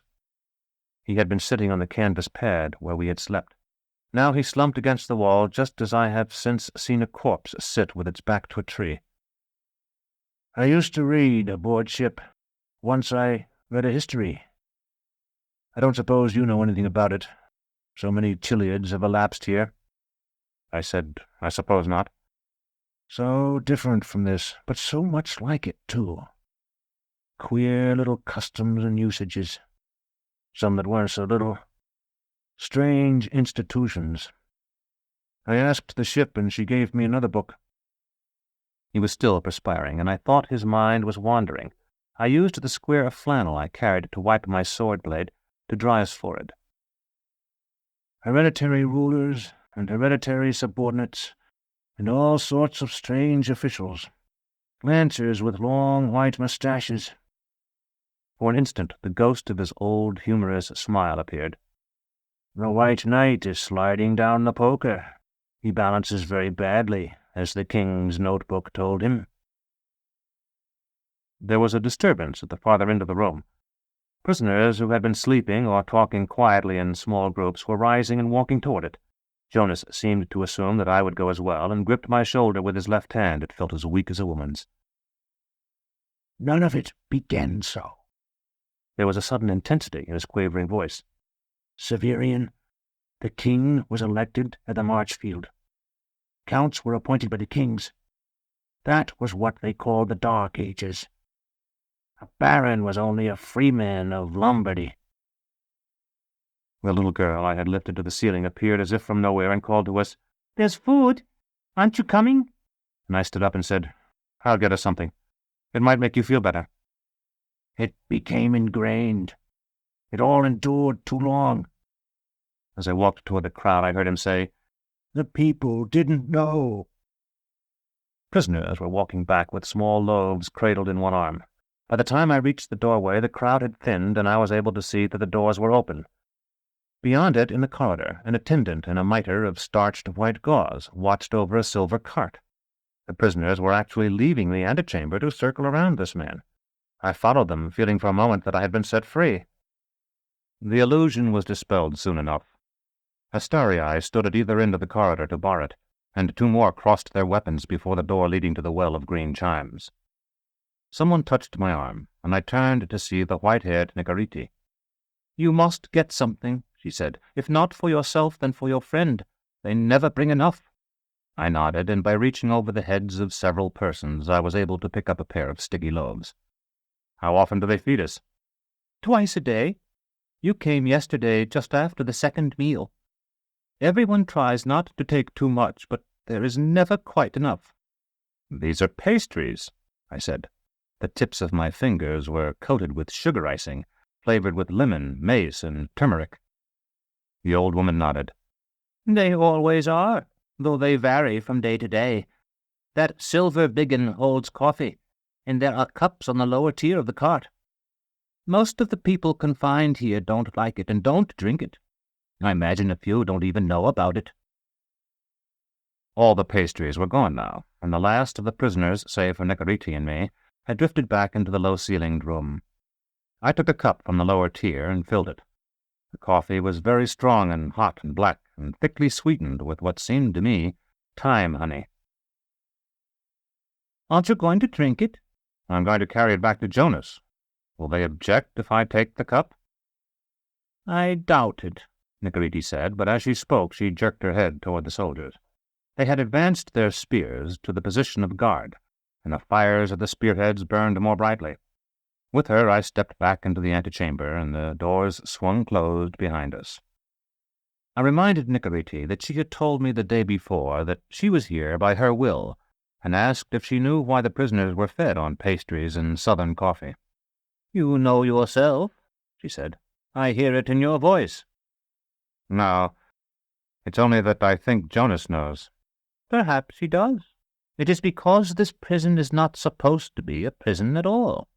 Long ago, I believe before the reign of Emar, it was the custom for the autarch himself to judge anyone accused of a crime committed within the precincts of the House Absolute. Perhaps the autarchs felt that by hearing such cases they would be made aware of plots against them. Or perhaps it was only that they hoped that by dealing justly with those in their immediate circle, they might shame hatred and disarm jealousy. Important cases were dealt with quickly, but the offenders in less serious ones were sent here to wait. The doors, which had closed such a short time ago, were opening again. A little ragged gap-toothed man was pushed inside. He fell sprawling, then picked himself up and threw himself at my feet. It was Hether. Just as they had when Jonas and I had come, the prisoners swarmed around him, lifting him up and shouting questions. Nicariti, soon joined by Lomer, forced them away and asked Hether to identify himself. He clutched his cap, reminding me of the morning when he had found me camping on the grass by Tessaphan's cross, and said, "I am the slave of my master, far-travelled, map-worn Hether am I, dust-choked and doubly deserted," looking at me all the while with bright, deranged eyes like one of the chatelaine Lelia's hairless rats. rats that ran in circles and bit their own tails when one clapped one's hands. I was so disgusted by the sight of him, and so concerned about Jonas, that I left at once and went back to the spot where we had slept. The image of a shaking, grey-fleshed rat was still vivid as I sat down. Then, as though it had itself recalled that it was no more than an image purloined from the dead recollections of Thecla, it flicked out of existence like Domnina's fish. "Something wrong?" Jonas asked. He appeared to be a trifle stronger. "I'm troubled by thoughts. A bad thing for a torturer. But I'm glad of the company." I put the sweet loaves in his lap and set the cup by his hand. "City coffee, no pepper in it. Is that the way you like it?" He nodded, picked up the cup and sipped. "Aren't you having any?" I drank mine there. "Eat the bread, it's very good." He took a bite of one of the loaves. "I have to talk to somebody, so it has to be you, even though you'll think I'm a monster when I'm done." "You're a monster, too. Do you know that, friend Severian? A monster because you take for your profession what most people only do as a hobby." "You're patched with metal," I said. "Not just your hand. I've known that for some time, friend Monster Jonas. Now eat your bread and drink your coffee. I think it will be another 8 watches or so before they feed us again." We crashed. It had been so long on Earth that there was no port when we returned, no dock. Afterward my hand was gone and my face. My shipmates repaired me as well as they could, but there were no parts anymore, only biological material. With the steel hand I had always thought scarcely more than a hook. He picked up the hand of muscle and bone as a man might lift a bit of filth to cast it away. "You're feverish. The whip hurt you, but you'll recover, and we'll get out and find Jolenta." Jonas nodded. "Do you remember how, when we neared the end of the piteous gate, and all that confusion, she turned her head so that the sun shone on one cheek?" I told him I did. "I've never loved before. Never in all the time since our crew scattered." "If you can't eat anything more, you ought to rest now." "Severian." He gripped my shoulder as he had before, but this time with his steel hand. It felt as strong as a vise. "You must talk to me. I cannot bear the confusion of my own thoughts."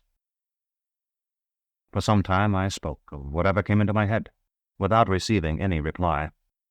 Then I remembered Thecla, who had often been oppressed in much the same way, and how I had read to her. Taking out her brown book, I opened it at random. Chapter 17. The Tale of the Student and His Son. Part 1. The Redoubt of the Magicians. Once upon the margin of the unpastured sea there stood a city of pale towers. In it dwelt the wise. Now that city had both law and curse. The law was this, that for all who dwelt there life held but 2 paths. They might rise among the wise and walk clad with hoods of myriad colors, or they must leave the city and go into the friendless world. Now one there was who had studied long all the magic known in the city, which was most of the magic known in the world, and he grew near the time at which he must choose his path. In high summer, when flowers with yellow and careless heads thrust even from the dark walls overlooking the sea, he went to one of the wise who had shaded his face with myriad colors for longer than most could remember, and for long had taught the student whose time was come. And he said to him, "How may I, even I who know nothing, have a place among the wise of the city? For I wish to study spells that are not sacred all my days, and not go into the friendless world to dig and carry for bread." Then the old man laughed and said, "Do you recall how, when you were hardly more than a boy, I taught you the art by which we flesh suns from dream stuff? How skillful you were in those days, surpassing all the others. Go now, and flesh such a sun, and I will show it to the hooded ones, and you will be as we." But the student said, "Another season. Let pass another season, and I will do everything you advise." Autumn came, and the sycamores of the city of pale towers, that was sheltered from the sea winds by its high wall, dropped leaves like the gold manufactured by their owners, and the wild salt geese streamed among the pale towers, and after them the ossifrage and the lammergeier. Then the old man sent again for him who had been his student, and said, "Now surely you must flesh for yourself a creation of dream as I have instructed you, for the others among the hooded ones grow impatient. Save for us, you are the eldest in the city, and it may be that if you do not act now, they will turn you out by winter."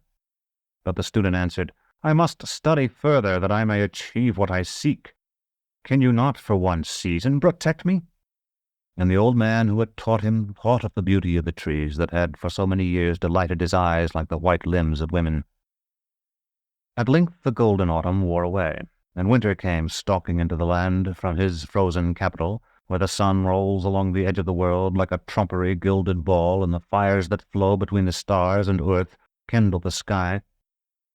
His touch turned the waves to steel, and the city of the magicians welcomed him, hanging banners of ice from its balconies and heaping its roofs with glacis of snow. The old man summoned his student again, and the student answered as before. Spring came, and with it gladness to all nature. But at spring the city was hung with black, and hatred and the loathing of one's own powers, that eats like a worm at the heart, fell on the magicians. For the city had but one law and one curse. And though the law held sway all the year, the curse ruled the spring. In spring, the most beautiful maidens of the city, the daughters of the magicians, were clothed in green, and while the soft winds of spring teased their golden hair, they walked unshod through the portal of the city and down the narrow path that led to the quay, and boarded the black-sailed ship that waited them. And because of their golden hair, and their gowns of green file, and because it seemed to the magicians that they were reaped like grain, they were called corn maidens. When a man who had long been the student of the old man, but was yet unhooded, heard the dirges and laments, and looking from his window saw the maidens filing by, he set aside all his books and began to draw such figures as no man had ever seen, and to write in many languages, as his master had taught him aforetime. Part 2. The Fleshing of the Hero. Day after day he labored. When the first light came at the window, his pen had been a drudge already many hours, and when the moon tangled her crooked back among the pale towers, his lamp shone bright. At first it seemed to him that all the skill his master had taught him of old had deserted him, for from the first light to the moonlight he was alone in his chambers, save for the moth that fluttered sometimes to show the insignia of death at his undaunted candle-flame. Then there crept into his dreams, when sometimes he nodded over the table, another, and he, knowing who that other was, welcomed him, though the dreams were fleeting and soon forgotten. He labored on, and that which he strove to create gathered about him as smoke collects about the new fuel thrown upon a fire almost dead. At times, and particularly when he worked early or late, and when, having at long last laid aside all the implements of his art, he stretched himself at length upon the narrow bed provided for those who had not yet earned the many-colored hood, he heard the step, always in another room, of the man he hoped to call into life. In time, these manifestations, originally rare, and indeed at first limited almost entirely to those nights when thunder rumbled among the pale towers, became common, and there were unmistakable signs of the other's presence, a book he had not unshelved in decades lying beside a chair. Windows and doors that unlocked as it seemed of themselves, an ancient alfange for years past an ornament hardly more deadly than a trompeur picture found cleansed of its patina, gleaming and newly sharp. One golden afternoon, when the wind played the innocent games of childhood with the fresh-fledged sycamores, there came a knock at the door of his study. Not daring to turn or express even the smallest part of what he felt by his voice, or even to desist from his work, he called, "Enter." As doors opened at midnight, though no living thing stirred, the door began, a thread's width at a time, to swing back. Yet as it moved, it seemed to gather strength, so that when it was open, as he judged by the sound, enough that a hand might have been thrust into the room, it seemed that the playful breeze had come in by the window to push life into its wooden heart. And when it was open, as he judged again, wider still, so much so that a diffident helot might have entered with a tray, It seemed a very sea-storm seized it and flung it back against the wall. Then he heard strides behind him, quick and resolute, and a voice respectful and youthful, yet deep with a cleanly manhood, addressed him, saying, "Father, I little like to vex you when you are deep in your art, but my heart is sorely troubled and has been so these several days, and I beg you by the love you have for me to suffer my intrusion and counsel me in my difficulties." Then the student dared turn himself where he sat, and he saw standing before him a youth, haughty of port, wide of shoulder, and mighty of thew.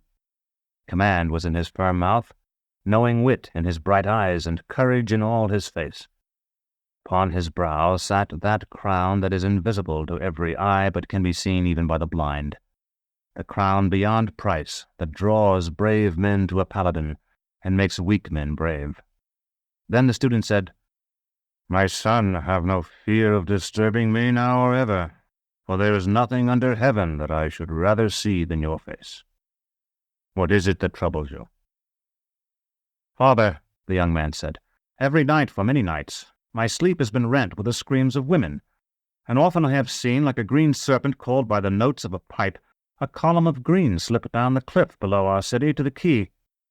And sometimes it is vouchsafed me in my dream to go near, and then I see that all who walk in that column are fair women, and that they weep and scream and stagger as they walk, so that I might think them a field of young grain beaten by a moaning wind. What is the meaning of this dream?" "My son," said the student, "the time has come when I must tell you what I have concealed from you until now, fearing that in the rashness of your youth you might dare too much before the time was ripe. Know that this city is oppressed by an ogre, who each year demands of it its fairest daughters, even as you have seen in your dreams."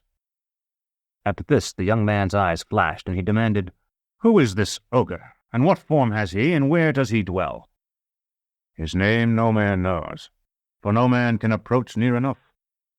His form is that of a naviscaput, which is to say that to men he appears a ship having upon its deck, which is in truth his shoulders, a single castle, which is his head, and in the castle a single eye.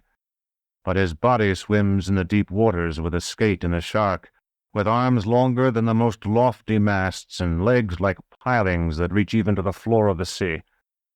His harbour is an isle to the west, where a channel with many a twist and bend, dividing and redividing, reaches far inland.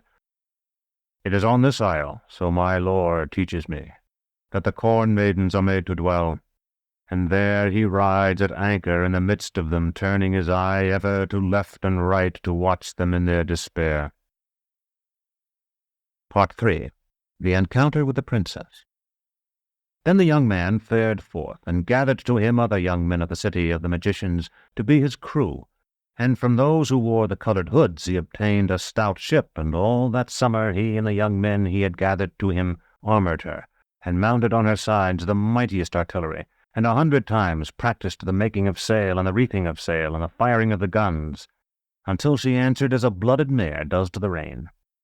For the pity they felt for the corn maidens, they christened her Land of Virgins.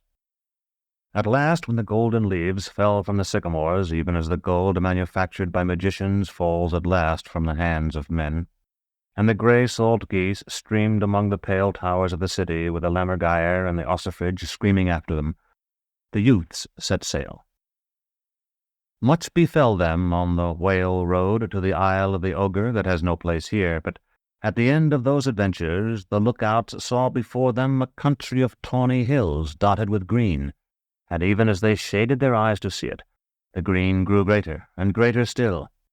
Then the young man, whom the student had fleshed from dreams, knew that it was indeed the Isle of the Ogre, and that the corn maidens were hastening to the shore for the sight of his sail. Then were the great guns readied, and the flags of the city of the magicians, that are all of yellow and black, were hung in the rigging. Near they came, and nearer, until fearing to run aground, they put about and beat along the coast. The corn maidens followed them, and following attracted more of their sisterhood, until they covered all the land like grain indeed. But the young man did not forget what he had been told, that the ogre lived among the corn maidens. After a half-day's sailing, they rounded a point and saw that the coast fell away as a deep channel that did not end, but wound its way among the low hills of the country until it was lost to sight. At the entrance to this channel stood a calotte of white marble, surrounded by gardens. Here the young man ordered his companions to cast anchor, and went ashore. He had no more than set foot on the soil of the isle than there came to meet him a woman of great beauty, swart of skin, black of hair, and luminous of eye. He bowed before her, saying, "Princess or queen, I see that you are not of the court maidens. Their robes are green, yours is sable. Yet were you to wear a dress of green, I should know you still, for your eyes sorrow not, and the light that is in them is not of worth." "You speak truly," the princess said, "for I am Noctua, the daughter of the night, and the daughter too of him who you have come to slay." "Then we cannot be friends, Noctua," said the young man. "But let us not be enemies." For though he did not know why, being of the stuff of dreams, he was drawn to her, and she, whose eyes held the starlight, to him. At this the princess spread her hands and declared, "Know that my father took my mother by force, and here holds me against my wishes, where I would soon go mad were it not that she comes to me at each day's end. If you do not see sorrow in my eyes, it is only because it lies upon my heart. That I may be free, I shall willingly counsel you how you may engage my father in triumph." All the young men of the city of the magicians grew quiet and gathered to listen to her. "First, you must understand that the waterways of this isle turn and turn again in such a way that they can never be charted. You can by no means use sail as you wander them, but must kindle your furnaces ere you go farther." "I have no fear of that," said the young man, fleshed from dreams. "Half a forest was laid waste to fill our bins, and those great wheels you see shall walk these waters with a tread of giants." At that the princess trembled and said, "Oh, speak not of giants, for you know not what you say. Many ships have come as you have, until the oozy bottoms of all these measureless channels are white with skulls. For it is the custom of my father to allow them to wander among the islets and straits until their fuel is spent, however much it may be, and then coming upon them by night when he can see them by the glow of their dying fires, and they not see him, slay them." Then the heart of the young man, fleshed from dreams, was troubled, and he said, "We will seek him as we have sworn, but is there no way in which we may escape the fate of those others?" At this the princess took pity on him, for all who have the stuff of dreams about them seem fair in some degree, at least, to the daughters of night, and he fairest of all. Thus she said, "To find my father before your last stick is burned, you need only search out the darkest water, for wherever he passes his great body raises a foul mud, and by observing it you may discover him. But each day you must begin this search at dawn, and at noon desist, for otherwise you may come upon him by twilight, and it will go evilly with you." "For this counsel I would have given my life," said the young man, and all his companions who had come ashore with him raised a cheer. "For now we will surely overcome the ogre." At this the solemn face of the princess became more sober yet, and she said, "No, not surely, for he is a dread antagonist in any sea fight. But I know a stratagem that may aid you. You have said that you came well supplied. Have you tar to pay your ship, should she leak?" "Many barrels," said the young man. "Then when you fight, see that the wind blows from yourself to him, and when the fight is hottest, which will not be long after you have joined, have your men cast tar into your furnaces. I cannot promise that it will give you the victory, but it will aid you greatly."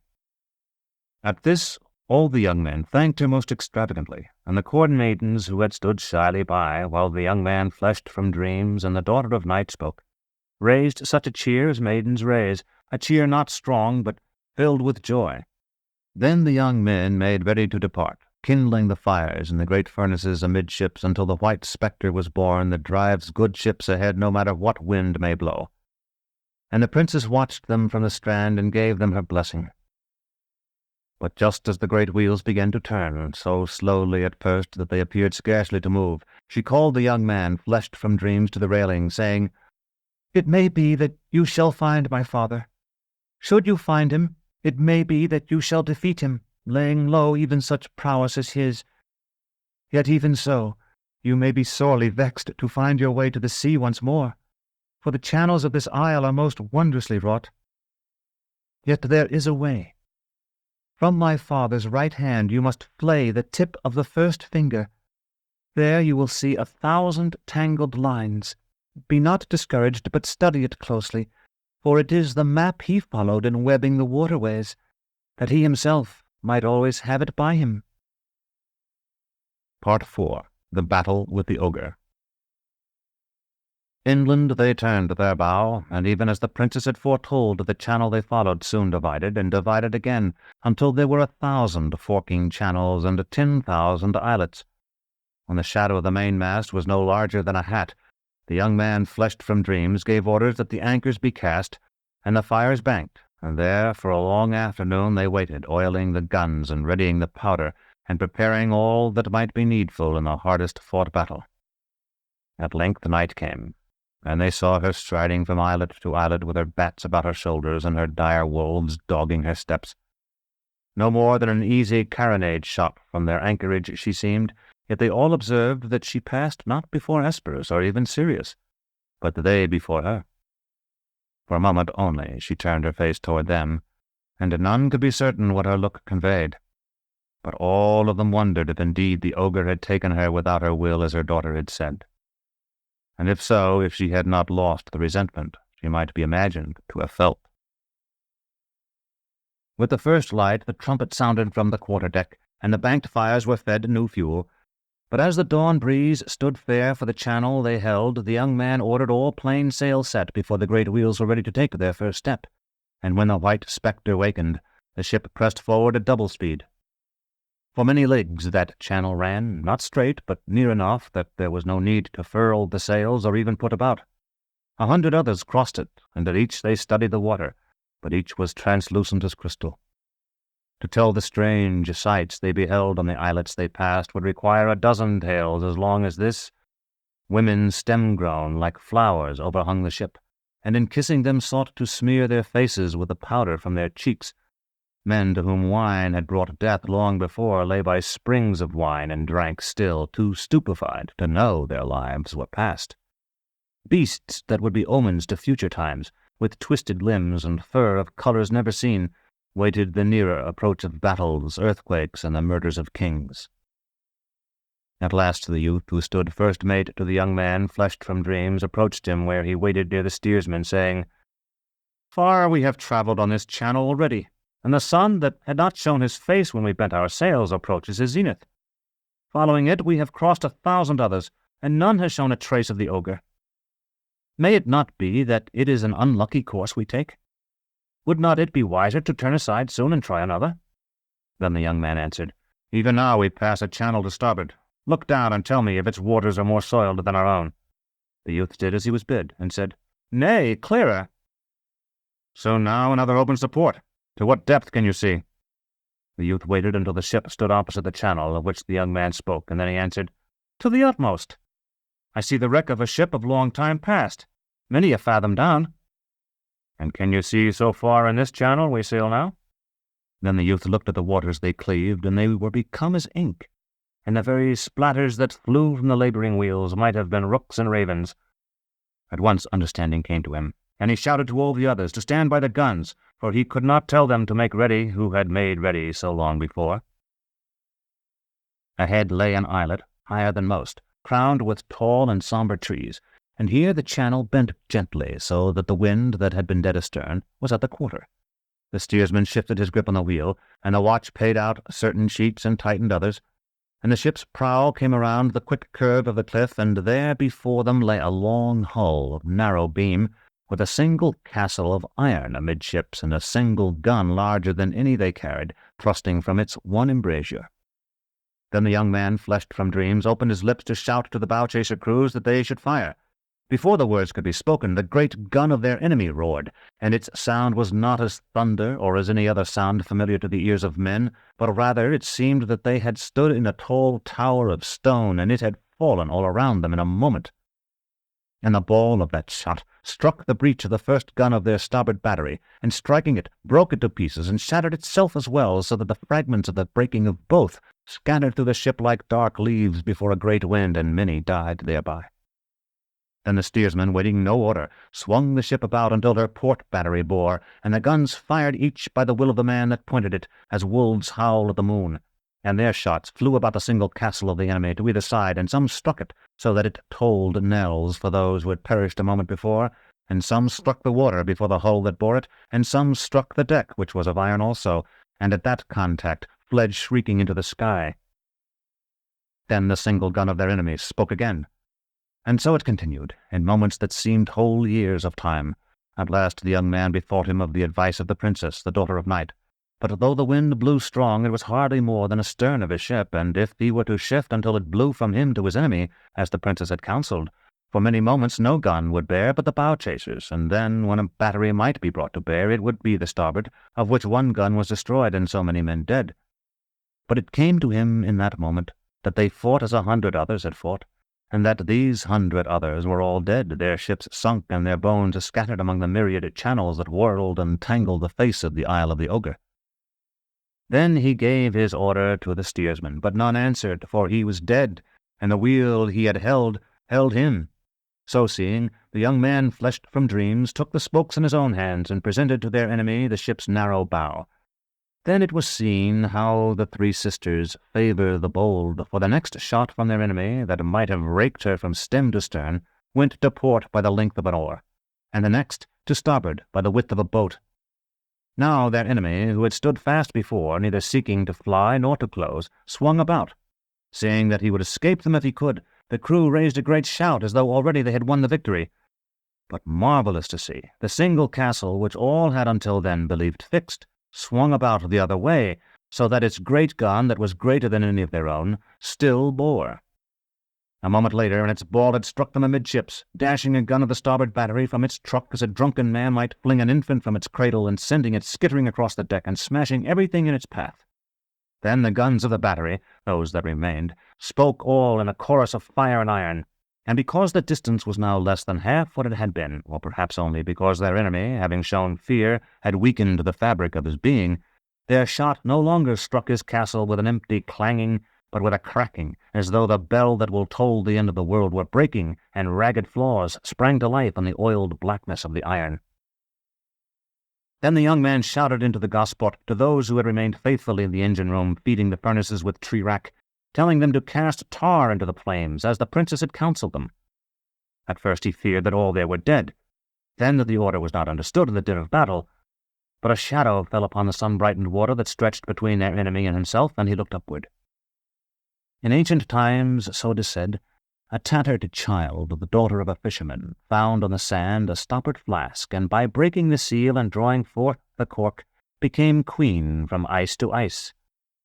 Just so it seemed, an elemental being, strong with the strength of the forging of creation, debouched from the tall smokestacks of their ship, tumbling over himself in dark joy and growing with a rush, as the wind comes. And the wind came indeed, and it seized him with its uncounted hands and bore him as a solid mass down upon their enemy. Even when nothing more could be seen, neither the long, dark hull with its deck of iron, nor the single gun whose mouth had spoken words to doom them, they wasted no moment, but fell to their guns and fired into the blackness, and from time to time they heard the gun of their enemy also firing, but no flash did they see, and where those shots struck they could not say. It may be they have struck nothing yet, and still circle around the world seeking their target. They fired until the barrels shone like ingots newly come from the crucible. Then the smoke that had poured forth so long diminished, and those below shouted by the gosport that all the tar was consumed, and the young man, fleshed from dreams, ordered that firing cease, and the men who had worked the guns fell upon the deck like so many corpses, too exhausted even to beg water. The black cloud melted, not as fog melts in the sun, but as an army strong to evil dissolves before repeated charges, giving here, stubbornly standing there, still mustering a wisp of skirmishers when it seems all has given way. In vain, then, they searched the new polished waves for their enemy. Nothing could they see, not his hull, nor his castle, nor his gun, nor any plank or spar. Slowly, so cautiously it might have been thought they feared an unseen foe, they advanced to the very spot where he had lain at anchor, noting the shattered trees and furrowed ground of the islet beyond, where their shot had spent its energies. When they were over the point at which that long iron hull had lain, the young man, fleshed from dreams, ordered the great wheels reversed, and at last halted, so that they rested as quietly as their opponent had. Then he strode to the rail and looked down, but with such an expression that no one, not even the most brave, dared to look at him.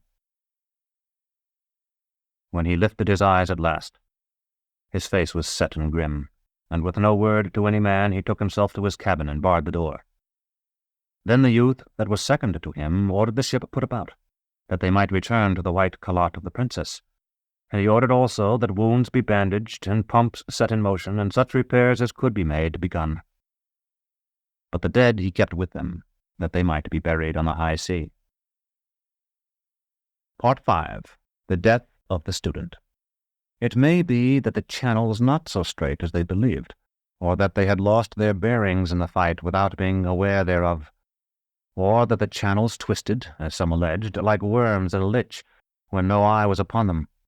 Whatever the truth might be, all day they steamed, for the wind had died away, and by the last light saw only that they cruised among islets unknown. All night they lay to. When morning came, the youth called to him such others as he felt might offer the most valuable counsel, but none of them could suggest anything save calling upon the young man fleshed from dreams, which they were loath to do, or pressing onward until they reached open waters or the calotte of the princess. That they did all day, striving to hold a straight course, but winding against their will among the many turnings of the channels, and when night came again their position was no better than before. But on the morning of the third day, the young man fleshed from dreams came out of his cabin and began to walk up and down the decks as he was wont to do, examining such repairs as they had made to their damage, and asking those wounded who by the pain of their wounds were awake early how they fared. Then the youth and those who had advised him came to him, and they explained all that they had done, and asked how they might find the sea again, that they might bury the dead and return to their homes in the city of the magicians. At this he looked up into the very vault of the firmament, and some thought he prayed, and some that he sought to restrain the anger he felt against them, and some only that he hoped to gain inspiration there. But so long did he stare that they waxed afraid, even as they had when he had peered into the water, and one or two began to creep away. Then he said to them, "Behold, do you not see the sea-birds? From every corner of the sky they stream. Follow them." Until morning was nearly done, they followed the birds in so far as the winding channels permitted, and at last they saw them wheeling and diving at the water ahead, so their white wings and ebon heads seemed a cloud low hung in their course, a cloud fair without, but thunderous within. Then the young man, fleshed from dreams, told them to load a carronade with powder only, and to fire it.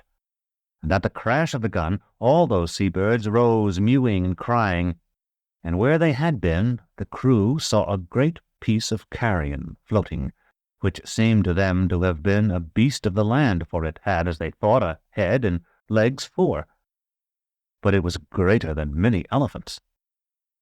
When they were near, the young man ordered the boat put into the water, and when he climbed aboard, they saw that he had thrust into his belt a great alfange whose blade caught the sun.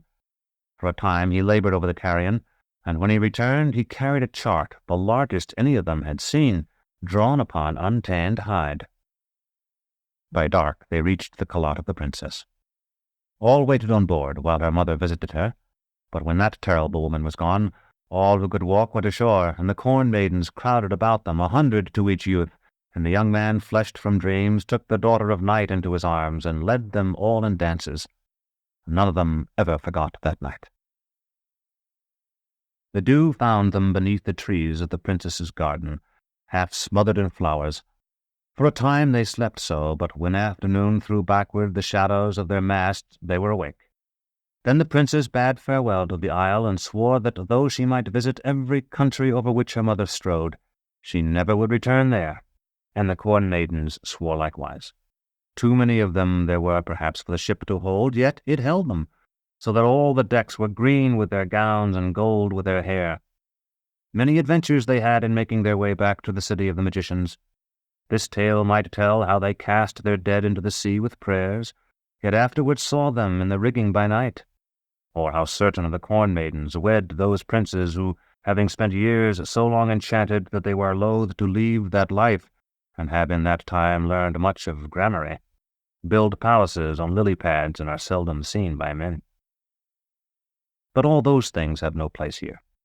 Be it sufficient to say that as they neared the cliff at whose top stands the city of the magicians, the student who had fleshed the young man from dreams stood on the battlements, watching for them over the sea, and when he beheld their dark sails, smutted by the burning tar that had blinded their enemy, he believed them blackened in mourning for the young man, and he threw himself down, and so perished. For no man lives long when his dreams are dead. Chapter 18. Mirrors. As I read this idle tale, I looked at Jonas from time to time, but I never saw the least flicker of expression on his face, though he did not sleep. When it was complete, I said, "I'm not certain I understand why the student at once assumed his son was dead when he saw the black sails. The ship the ogre sent had black sails, but it came only once a year and had already come." "I know," Jonas said. His voice held a flatness I had not heard before. "Do you mean you know the answers to those questions?"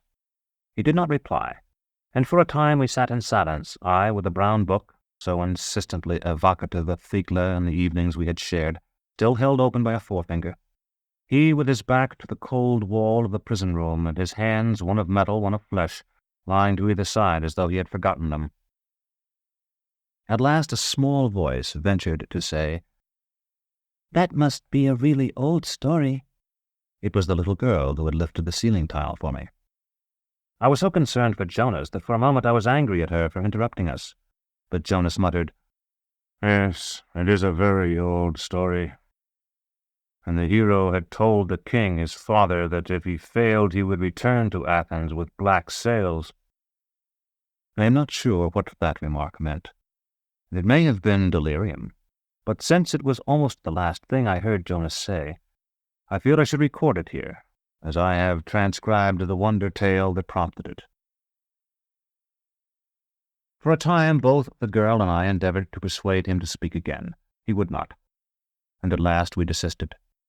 I spent the remainder of the day sitting beside him, and after a watch or so, Hether, whose small store of wit, as I supposed, had soon been exhausted by the prisoners, came to join us. I had a word with Lomer and Nicarete, and they arranged that his sleeping place should be on the opposite side of the room. Whatever we may say, all of us suffer from disturbed sleep at times. Some, in truth, hardly sleep, though some who sleep copiously swear that they do not.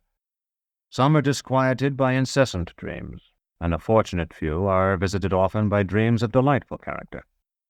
Some will say they were at one time troubled in sleeping, but have recovered from it, as though awareness were a disease, as perhaps it is. My own case is that I usually sleep without memorable dreams, though I sometimes have them, as the reader who has gone this far with me will know, and seldom wake before morning. But on this night my sleep was so different from its usual nature that I have sometimes wondered if it should be called sleep at all.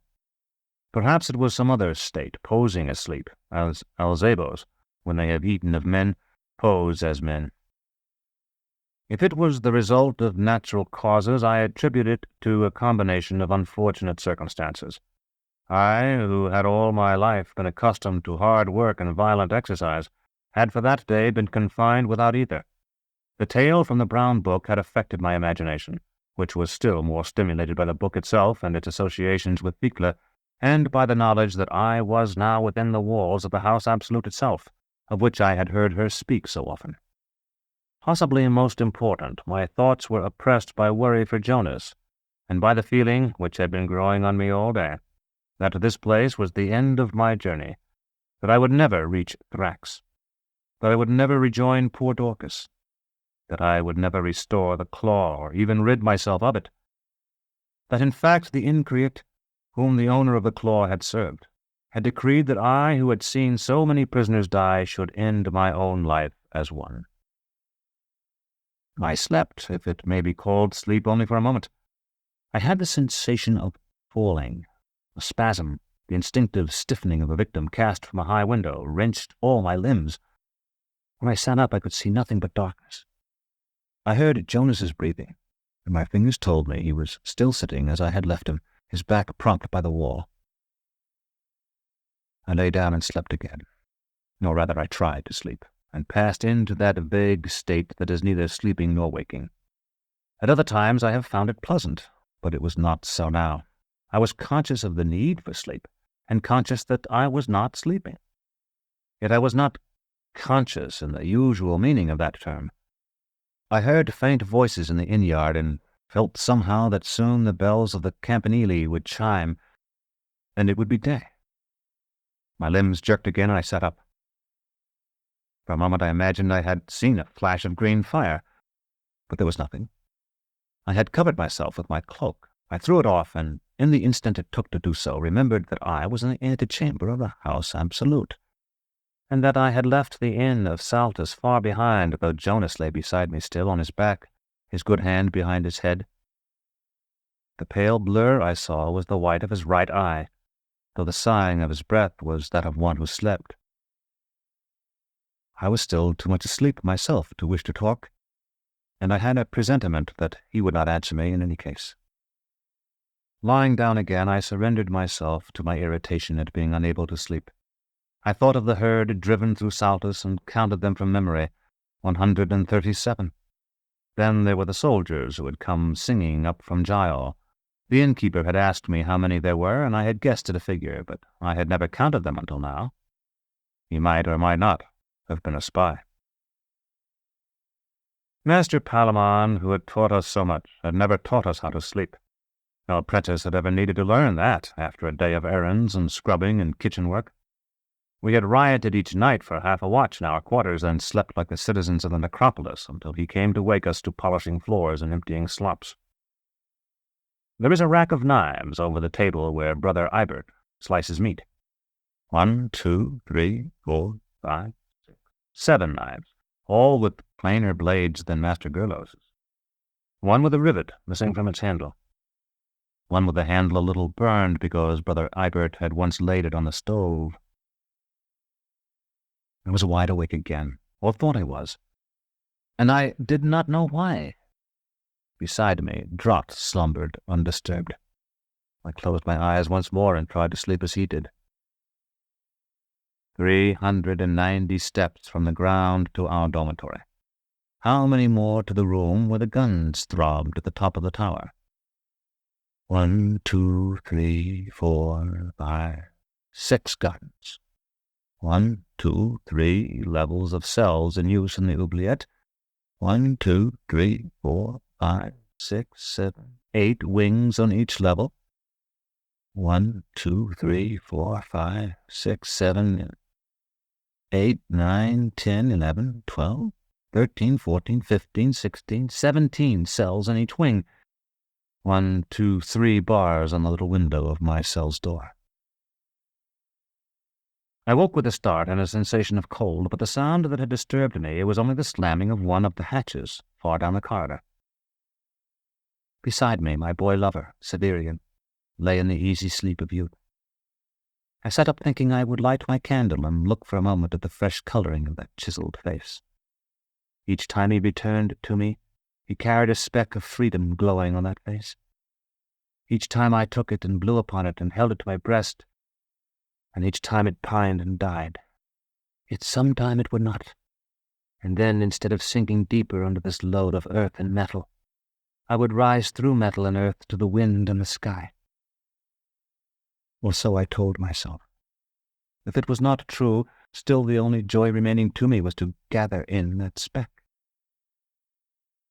But when I groped for the candle, it was gone, and my eyes and my ears and the very skin of my face told me that my cell itself had vanished with it.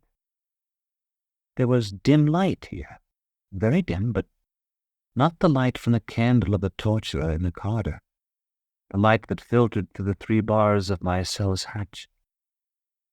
Faint echoes proclaimed that I was in an area larger than 100 such cells. My cheeks and forehead, which had worn themselves away in signaling the nearness of my walls, confirmed it. I stood and smoothed my gown, and began to walk almost as a somnambulist might. 1, 2, 3, 4, 5, 6, 7 strides. Then the odor of close-kept bodies and confined air told me where I was. It was the antechamber. I felt a wrench of dislocation. Had the autarch ordered me carried here while I slept? Would the others spare their lashes when they saw me? The door! The door! My confusion was so great I nearly fell, borne down by the jumble of my mind. I wrung my hands, but the hands I wrung were not my own. My right hand felt a hand too large and too strong, and at the same instant my left hand felt a similar hand. Thecla fell from me like a dream, or I should say dwindled to nothing, and in dwindling vanished within me until I was myself again, and nearly alone. Yet I had caught it. The location of the door, the secret door through which the young exultants came by night with their energized lashes and braided wire, was still in my memory. With everything else I have seen or thought, I could escape tomorrow, or now. "Please," a voice beside me said, "where did the lady go?" It was the child again, the little girl with the dark hair and the staring eyes. I asked her if she had seen a woman. She took my hand in her own tiny one. "Yes, a tall lady, and I'm scared. There's a horrible thing in the dark. Did it find her?" "You're not afraid of horrible things, remember? You laughed at the green face." "This is different. A black thing that snuffles in the dark." There was real terror in her voice, and the hand that held mine shook. "What did the lady look like?" "I don't know. I could only see her because she was darker than the shadows, but I could tell she was a lady by the way she walked. When I came to see who it was, there was nobody here but you." "I understand," I told her, "though I doubt that you ever will. Now you must return to your mother and go to sleep." "It's coming along the wall," she said. Then she released my hand and vanished, but I am sure she did not do as I told her. Instead, she must have followed Jonas and me, for I have glimpsed her twice since I returned here to the House Absolute, where no doubt she exists on stolen food. It is possible she used to return to the antechamber to eat, but I have ordered that all the people confined there are to be freed, even if it is necessary, as I think it will be, to drive most of them forth at pike point. I have also ordered the Nicoriti be brought to me, and when I was writing of our capture a moment ago, my chamberlain entered to say she waited my pleasure. Jonas lay as I had left him, and again I saw the whites of his eyes in the dark. "You said it was necessary to go if you would remain sane," I told him. "Come, the sender of the Notules, whoever that may be, has laid his hands upon another weapon. I have found the way out, and we are going now." He did not move, and at last I had to take him by the arm and lift him up. Many of those parts of him that were metal must have been forged from those white alloys that deceive the hand by their lightness, for it was like lifting a boy. But the metal parts, and his flesh as well, had been wetted with some thin slime. My foot found the same filthy dampness on the floor nearby, and on the wall itself. Whatever it was the child had warned me of had come and gone while I spoke with her, and it had not been for Jonas that it had searched. The door by which the tormentors entered was not far from our sleeping place, in the center of the rearmost wall of the antechamber. It was unlocked by a word of power, as such ancient things almost always are. I whispered, and we passed through the hidden portal and left it standing open, poor Jonas striding beside me like a thing wholly metal. A narrow stairway, festooned with the webs of pale spiders and carpeted with dust, led by circuitous turnings downward. That much I recalled, but beyond the stair I could remember nothing. Whatever might come, the stale air tasted of freedom, so that merely to breathe it was pleasure. Worried though I was, I could have laughed aloud. Secret doors opened at many landings, but there seemed a chance, and more than a chance, that we might encounter someone as soon as we entered one, and the stair seemed deserted. Before I was seen by any resident of the House Absolute, I wished to be as far from the antechamber as possible. We had descended perhaps 100 steps when we reached a door painted with a crimson terratoid sign that appeared to me to be a glyph from some tongue beyond the shores of earth. At that moment I heard a tread upon the stair. There was neither knob nor latch, but I threw myself against the door, and after an initial resistance it flew open. Jonas followed me. It shut behind us so quickly that it seemed it should have made a great noise, though there was none. The chamber beyond the door was dim, but the light grew brighter when we had entered. After I had made certain there was no one present but ourselves, I made use of this light to examine him. His face was still fixed, as it had been when he sat with the wall of the antechamber at his back. Yet it was not the lifeless thing I had feared. It was the face almost of a man about to wake, and tears had left moist furrows down his cheeks. "Do you know me?" I asked, and he nodded without speaking. "Jonas, I must recover Terminus Est, if I can. I've run like any coward, but now that I've had a chance to think, I see I must go back for her.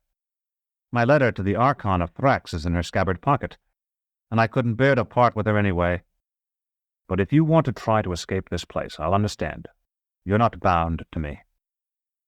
He did not appear to have heard.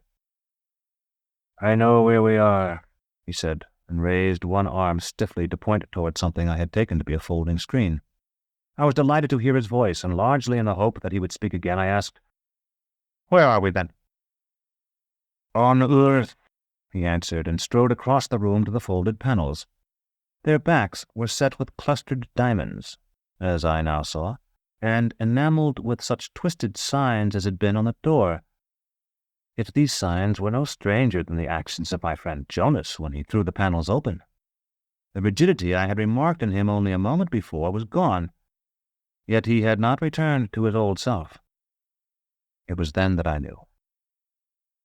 We have all watched someone who has lost one hand, as he had, and replaced it with a hook or some other artificial contrivance, perform some task that involves both his real hand and the artificial one. So it was with Jonas when I watched him pull back the panels. But the prosthetic hand was the hand of flesh. When I understood that, I understood what he had said much earlier, that in the wreck of his ship his face had been destroyed. I said, "The eyes. They could not replace your eyes. Is that right? And so they gave you that face. Was he killed too?" He looked about at me in a way that told me he had forgotten I was present. "He was on the ground," he said. "We killed him by accident coming in. I needed his eyes and larynx, and I took some other parts." "That was why you were able to tolerate me, a torturer. You are a machine." "You are no worse than the rest of your kind. Remember that for years before I met you, I had become one of you. Now I am worse than you. You would not have left me, but I am leaving you. Now I have the chance, and it is the chance I sought for years as I went up and down the 7 continents of this world seeking the Hierodules and tinkering with clumsy mechanisms. I thought of all that had happened since I had carried the knife to Thecla. And though I did not follow everything he had said, I told him, "If it is your only chance, then go, and good luck. If I ever see Jolenta, I will tell her you once loved her, and nothing more." Jonas shook his head. "Don't you understand?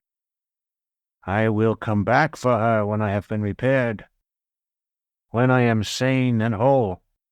Then he stepped into the circle of panels, and a brilliant light kindled in the air above his head. How foolish to call them mirrors. They are to mirrors as the enveloping firmament is to a child's balloon. They reflect light indeed, but that, I think, is no part of their true function. They reflect reality, the metaphysical substance that underlies the material world. Jonas closed the circle and moved to its center. For perhaps the time of the briefest prayer, something of wires and flashing, metallic dust danced above the tops of the panels before all was gone, and I was alone. Chapter 19. Closets. I was alone, and I had not been truly alone since I had entered his room in the tumble-down City Inn and seen Baldander's broad shoulders above the blankets. There had been Dr. Talos, then Aja, then Dorcas, then Jonas. The disease of memory gained upon me, and I saw the sharp silhouette of Dorcas, the giant, and the others as I had seen them when Jonas and I were being led through the plum grove. There had been men with animals as well, and performers of other kinds, all of them no doubt going to that part of the grounds where, as Thecla had often told me, the outdoor entertainments were held. I began to search the room with some vague hope of finding my sword. It was not there, and it struck me that there was probably some repository near the antechamber where the goods of the prisoners were kept, most likely on the same level. The stair I had come down would only lead me into the antechamber itself again. The exit from the room of the mirrors took me only to another room, one in which curious objects were stored. Eventually I found a door that opened onto a dark and quiet corridor, carpeted and hung with paintings. I put on my mask and drew my cloak about me, thinking that though the guards who had seized us in the wood had not seemed to know of the existence of the guild, those I might encounter in the halls of the House Absolute itself might not be so ignorant. In the event, I was never challenged. A man in rich and elaborate clothing drew aside, and several lovely women stared at me curiously. I felt Thecla's memories stirring at the sight of their faces. At last I found another stair, not narrow and secretive like the one that had taken Jonas and me to the chambers of mirrors, but a broad, open flight of wide steps. I ascended some distance, reconnoitered the corridor there until I was certain I was still lower than the antechamber, then began to climb again when I saw a young woman hurrying down the stair toward me. Our eyes met. In that moment I feel sure she was as conscious as I that we had exchanged glances thus before. In memory I heard her say again, "My dearest sister," in that cooing voice, and the heart-shaped face sprang into place. It was not Thea, the consort of Odalisque, but the woman who looked like her, and no doubt borrowed her name, whom I had passed on the stair in the House Azure, she descending and I climbing, just as we were now. Harlots, then, as well as entertainers, had been summoned for whatever fate was being organized. Almost purely by chance, I discovered the level of the antechamber. I had no sooner left the stair than I realized I was standing almost precisely where the Hastariai had stood while Nicariti and I talked beside the silver cart. This was the point of greatest danger, and I was careful to walk slowly. The wall on my right held a dozen or more doors, each framed in carved woodwork, and each, as I saw when I stopped to examine them, spiked to its frame and sealed with the varnish of years. On my left, the only door was the great one of worm-gnawed oak through which the soldiers had dragged Jonas and me. Opposite it was the entrance to the antechamber, and beyond that stretched another row of spiked doors like the first, at the end of which was another stair. It appeared that the antechamber had grown to occupy all of this level of this wing of the House Absolute. If there had been anyone in sight, I would not have dared to pause, but since the corridor was empty, I ventured to lean for a moment against the newel post of the second stair. While 2 soldiers had guarded me, a third had carried Terminus Est. It was reasonable to suppose that as Jonas and I were being put through the doorway of the antechamber, this third man would have taken the first few steps at least toward wherever it was that such captured weapons were kept. But I could remember nothing. The soldier had dropped behind when we descended the steps of the grotto, and I had not seen him again. It was possible even that he had not come in with us. In desperation, I returned to the worm-gnawed door and opened it. The musty odor of the well entered the corridor at once, and I heard the song of the green gongs begin. Outside, the world was plunged in night. Save for the corpse candles of the fungi, the rugged walls were invisible, and only a circle of stars overhead showed where the well dropped into the earth. I closed the door. No sooner had it grated shut than I heard the sound of footsteps on the stair up which I myself had come. There was no place to hide, and if I had darted for the second stair, I would have had little chance of reaching it before I was seen. Rather than attempt to duck out through the heavy oak door and close it once more, I decided to remain where I was. The newcomer was a plump man of 50 or so, dressed in livery. Even down the length of the corridor I saw his face pale at the sight of me. He came hurrying toward me, however, and when he was still 20 or 30 paces off, he began to bow, saying, "Can I help you, Your Honor? I am Odilo, the steward here. You, I can see, are on a mission of some confidence to Father Injury." "Yes," I said. "But first I must require my sword of you."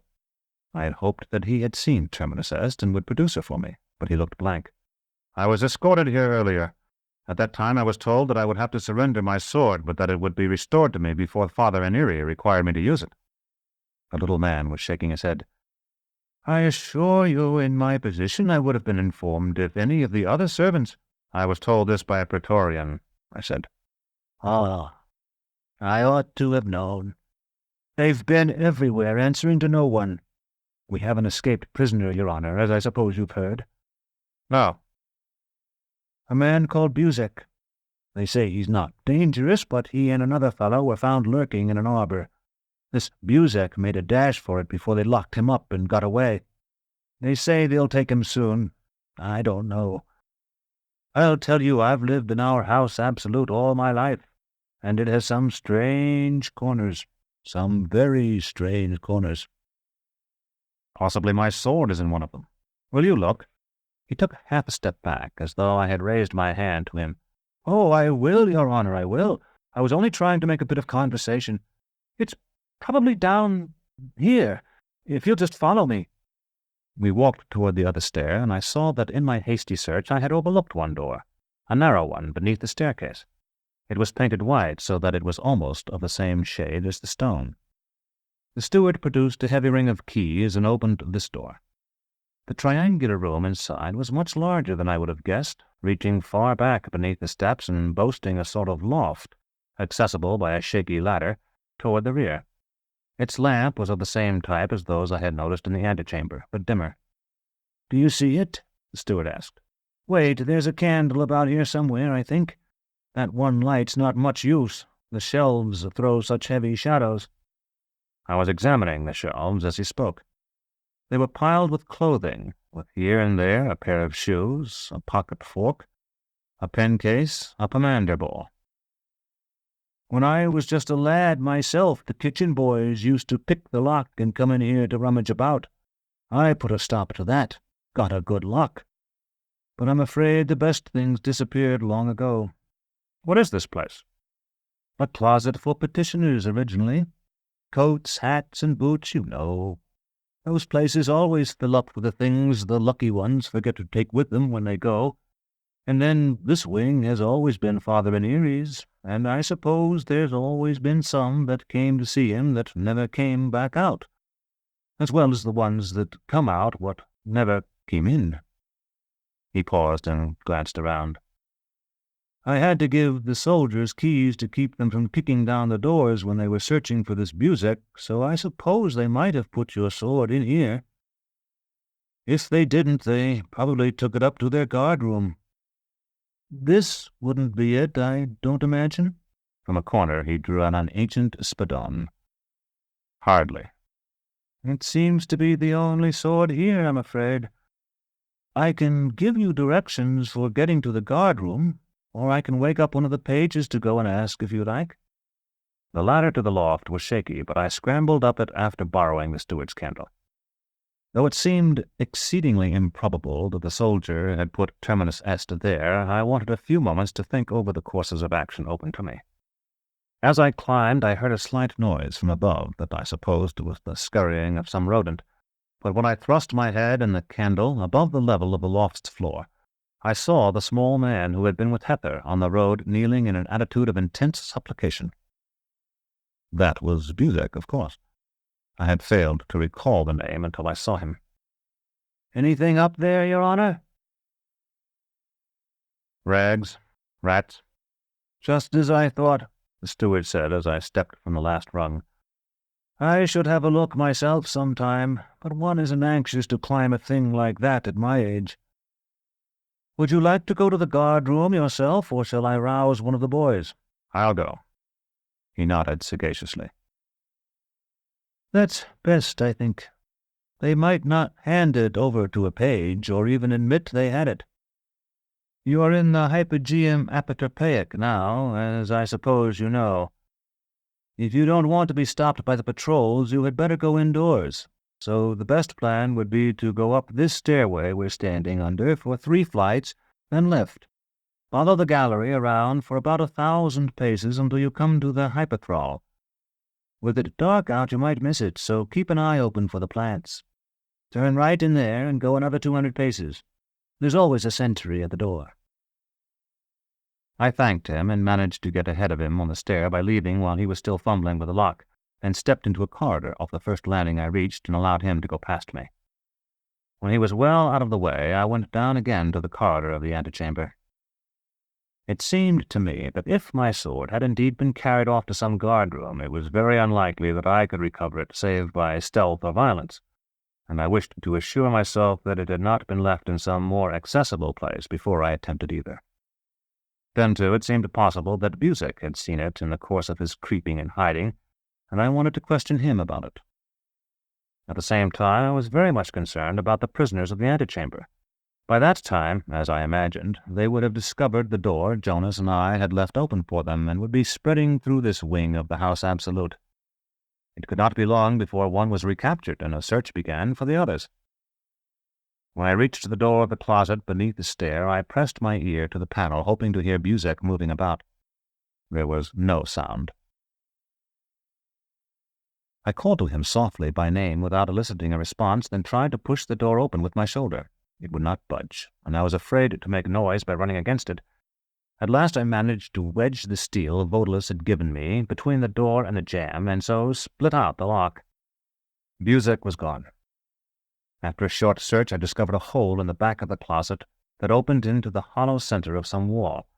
From there he must have crept into the closet looking for a place large enough for him to stretch his limbs, and to there he had fled again. It is said that in the House Absolute such recesses are inhabited by a species of white wolf that slunk in from the surrounding forests long ago. Perhaps he fell prey to these creatures. I have not seen him since. That night I did not seek to follow him, but pulled the closet door into place and concealed the damage to the lock as well as I could. It was only then that I noticed the symmetry of the corridor. The entrance to the antechamber in the center, the sealed doors to either side of it, the staircase at either end. If this hypogeum had been set aside for Father Iniri, as the steward had said and its name indicated, its selection might have been due, at least in part, to this mirror-image quality. If that were so, then there should certainly be a second closet beneath the other stair. Chapter 20. Pictures. The question was why Odilo the steward had not taken me there. But I did not pause to think on it while I sprinted along the corridor, and when I arrived the answer was plain enough. That door had been broken long before, not just the socket of the lock, but the entire thing smashed so that only 2 discolored fragments of wood clinging to the hinges showed there had ever been a door there. The lamp within had gone out, leaving the interior to darkness and spiders. I had actually turned away from it and taken a step or two before I stopped, under the influence of that consciousness of error that often comes to us before we understand in the least in what the error consists. Jonas and I had been thrust into the antechamber late in the afternoon. That night the young exultants had come with their whips. The next morning Hether had been taken, and at that time it seemed Buzik had bolted from the Praetorians, who had been given keys by the steward so they might search the hypogeum for him. When the same steward, Odilo, had met me a few moments before, and I had told him that Terminus Est had been taken from me by a Praetorian, he had assumed I had come during the day, after Buzik's escape. In point of fact, I had not, and therefore the Praetorian who had been carrying Terminus Est could not have put her in the locked closet beneath the second stair. I went back to the closet with the broken door again. By the scant light that filtered in from the corridor, it was apparent that it had once been lined with shelves like its twin. Its interior was bare now, the shelving having been stripped away to serve some new use, leaving the shelf brackets to thrust fruitlessly from the walls. I could see no other object of any kind, but I could also see that no guardsman who had to stand inspection would willingly have set foot among its dust and cobwebs. Without bothering to thrust my own head inside, I reached around the jamb of the broken door, and, with an indescribable mingling of triumph and familiarity, felt my hand close upon the beloved hilt. I was a whole man again, or rather more than a man, a journeyman of the guild. There in the corridor I verified that my letter remained in the pocket of the sheath, then drew the shining blade, wiped it, oiled it, and wiped it again, testing its edges with finger and thumb as I walked along. Now let the hunter in the dark appear. My next objective was to rejoin Dorcas, but I knew nothing of the location of Dr. Talos's company except that they were to perform at a thyasis held in a garden, no doubt one of many gardens. If I went outside now by night, it would perhaps be as difficult for the Praetorians to see me in my fullerton as for me to see them, but I was unlikely to find any aid, and when the eastern horizon dropped below the sun, I would no doubt be apprehended as promptly as Jonas and I had been when we rode on to the grounds. If I stayed within the house absolute itself, my experience with the steward indicated I might well pass unchallenged, and I might even come across someone who would give me information. Indeed, I hit upon the plan of telling anyone I met that I had been summoned to the celebration myself. I supposed it was not unlikely that an excruciation would be a part of the festivities, and that I had left the sleeping quarters assigned to me and lost my way. In that fashion I might discover where Dorcas and the rest were staying. Thinking upon this plan, I mounted the stair, and at the second landing turned off down a corridor I had not seen previously. It was far longer and more sumptuously furnished than the one before the antechamber. Dark pictures in gold frames hung on the walls, and urns and busts and objects for which I knew no names stood on pedestals between them. The doors opening off the corridor were 100 or more paces apart, indicating huge rooms beyond, but all were locked, and when I tried their handles I found that they were of a form and metal unknown to me, not shaped to be grasped by human fingers. When I had walked down this corridor for what seemed at least half a league, I saw someone ahead of me sitting, as I first thought, upon a high stool. As I drew nearer, I found that what I had taken to be a stool was a step-ladder, and that the old man perched on it was cleaning one of the pictures. "Excuse me," I said. He turned and peered down at me in puzzlement.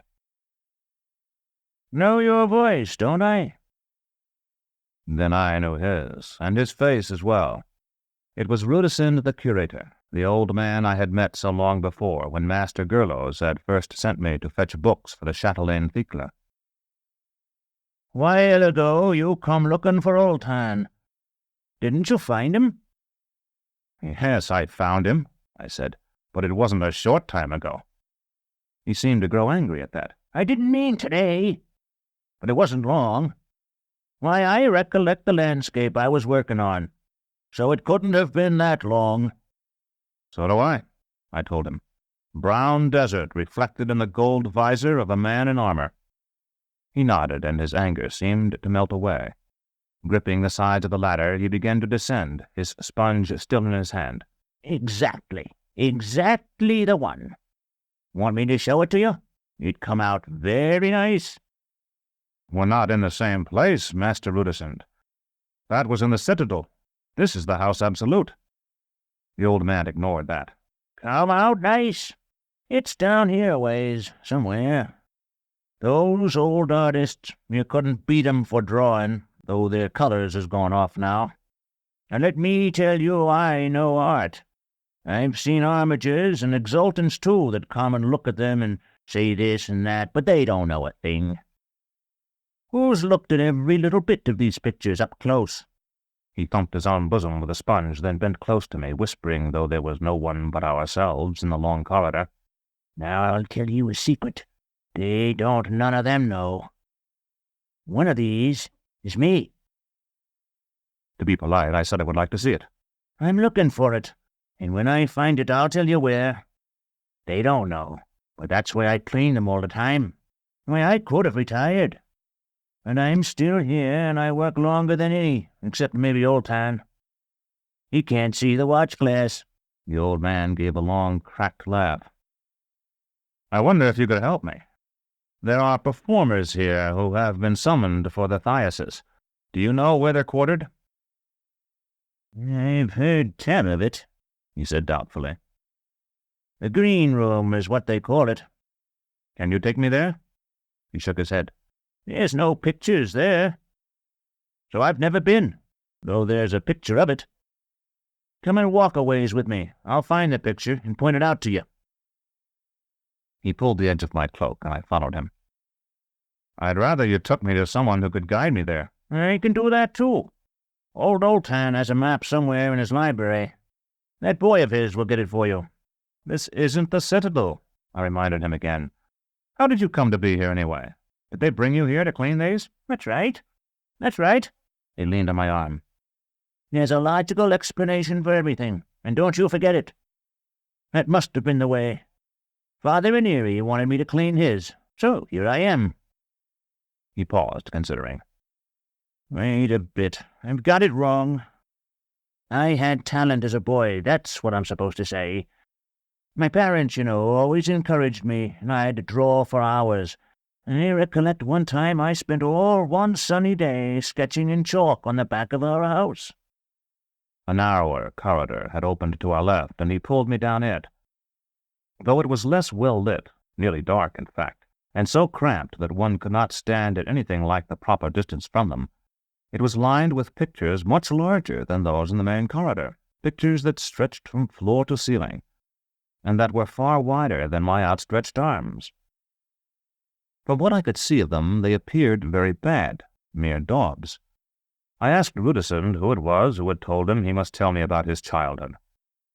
"Why, Father Ranieri," he said, cocking his head up to look at me. "Who do you suppose?" He dropped his voice. "Senile. That's what they say. Been vizier to I don't know how many autarchs since Emar. Now you be quiet and let me talk. I'll find old Altan for you. An artist, a real one, came by where we lived. My mother, being so proud of me, showed him some of the things I'd done. It was Fechin himself, and the portrait he made of me hangs here to this day, looking out at you with my brown eyes. I'm at a table with some brushes and a tangerine on it. I'd been promised them when I was through sitting." I said, "I don't think I have time to look at it right now." So I became an artist myself. Pretty soon I took to cleaning and restoring the works of the great ones. Twice I've cleaned my own picture. It's strange, I tell you, for me to wash my own little face like that. I keep wishing somebody would wash mine now, make the dirt of the years come off with his sponge. But that's not what I'm taking you to see. It's the green room you're after, ain't it? "Yes," I said eagerly. Well, we've a picture of it right here. Have a look. Then when you see it, you'll know it." He indicated one of the wide, coarse paintings. It was not of a room at all, but seemed to show a garden, a pleasance bordered by high hedges with a lily pond and some willows swept by the wind. A man in a fantastic costume of a llanero played a guitar there, as it appeared for no ear but his own. Behind him, angry clouds raced across a sullen sky. "After this, you can go to the library and see Altan's map," the old man said. The painting was of that irritating kind which dissolves into mere blobs of color unless it can be seen as a whole. I took a step backward to get a better perspective of it, then another. With the third step, I realized I should have made contact with the wall behind me, and that I had not. I was standing, instead, inside the picture that had occupied the opposite wall. A dark room of ancient leather chairs and ebony tables. I turned to look at it, and when I turned back, the corridor where I had stood with Rudison had vanished, and a wall covered with old and faded paper stood in its place. I had drawn Terminus Est without consciously willing to do so, but there was no enemy to strike. Just as I was on the point of trying the room's single door, it opened, and a figure in a yellow robe entered. Short white hair was brushed back from his rounded brow, and his face might almost have served a plump woman of 40. About his neck a phallus-shaped vial, I remembered, hung on a slender chain. "Ah," he said. "I wondered who had come. Welcome, Death." With as much composure as I could muster, I said, "I am the journeyman Severian of the Guild of Torturers, as you see. My entrance was entirely involuntary, and to be truthful, I would be very grateful to you if you could explain just how it happened. When I was in the corridor outside, this room appeared to be no more than a painting, but when I took a step or two back to view the one on the other wall, I found myself in here. By what art was that done?" "No art," the man in the yellow robe said. "Concealed doors are scarcely an original invention, and the constructor of this room did no more than devise a means of concealing an open door. The room is shallow, as you see. Indeed, it is shallower than you perceive even now, unless you're already aware that the angles of the floor and ceiling converge, and that the wall at the end is not so high as the one through which you came." "I see," I said, and in fact I did. As he spoke, that crooked room which my mind, accustomed always to ordinary ones, had tricked me into believing of normal shape, became itself, with a slanted and trapezoidal ceiling and a trapezoidal floor. The very chairs that faced the wall through which I had come were things of little depth, so that one could hardly have sat on them. The tables were no wider than boards.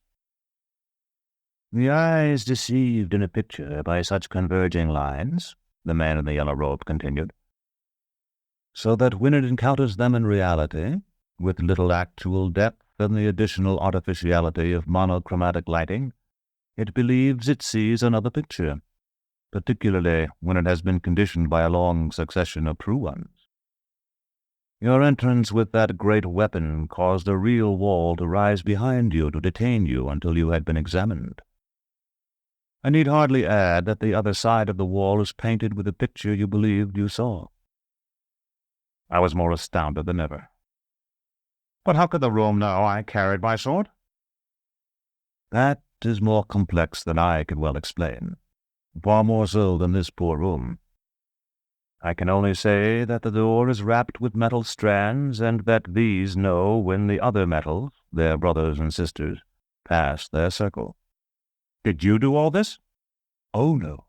All these things," he paused, "and 100 more like them, make up what we call the second house.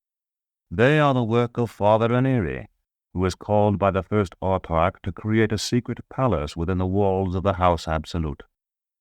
You or I, my son, would no doubt have built a mere suite of concealed rooms. He contrived that the hidden house should be everywhere coextensive with the public one." "But you aren't he," I said, "because now I know who you are. Do you recognize me?" I drew off my mask so he could see my face. He smiled and said, "You came but once. The Kybit did not please you then?" "She pleased me less than the woman she counterfeited, or rather I loved the other more. Tonight I have lost a friend, yet it seems to be a time for meeting old acquaintances. May I ask how you've come here from your house azure? Were you summoned for the diocese? I saw one of your women earlier tonight." He nodded absently. An oddly angled mirror set above a trumeau at one side of the strange, shallow room caught his profile, delicate as a cameo, and I decided he must be an androgyne. Pity welled up in me with a sense of helplessness as I thought of him opening the door to men night after night at his establishment in the Algedonic quarter. "Yes," he said, "I will remain here for the celebration, then go." My mind was full of the picture old Rudison had shown me in the corridor outside, and I said, "Then you can show me where the garden is." I sensed at once that he had been caught off guard, possibly for the first time in many years. There was pain in his eyes, and his left hand moved, though only slightly, toward the vial at his throat. "So you have heard of that," he said. "Even supposing that I knew the way, why should I reveal it to you?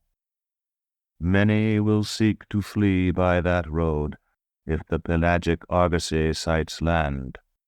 Chapter 21. Hydromancy. Several seconds passed before I rightly understood what it was the androgyne had said. Then the remembered scent of Thecla's roasted flesh rose sickening sweet in my nostrils, and I seemed to feel the unquiet of the leaves.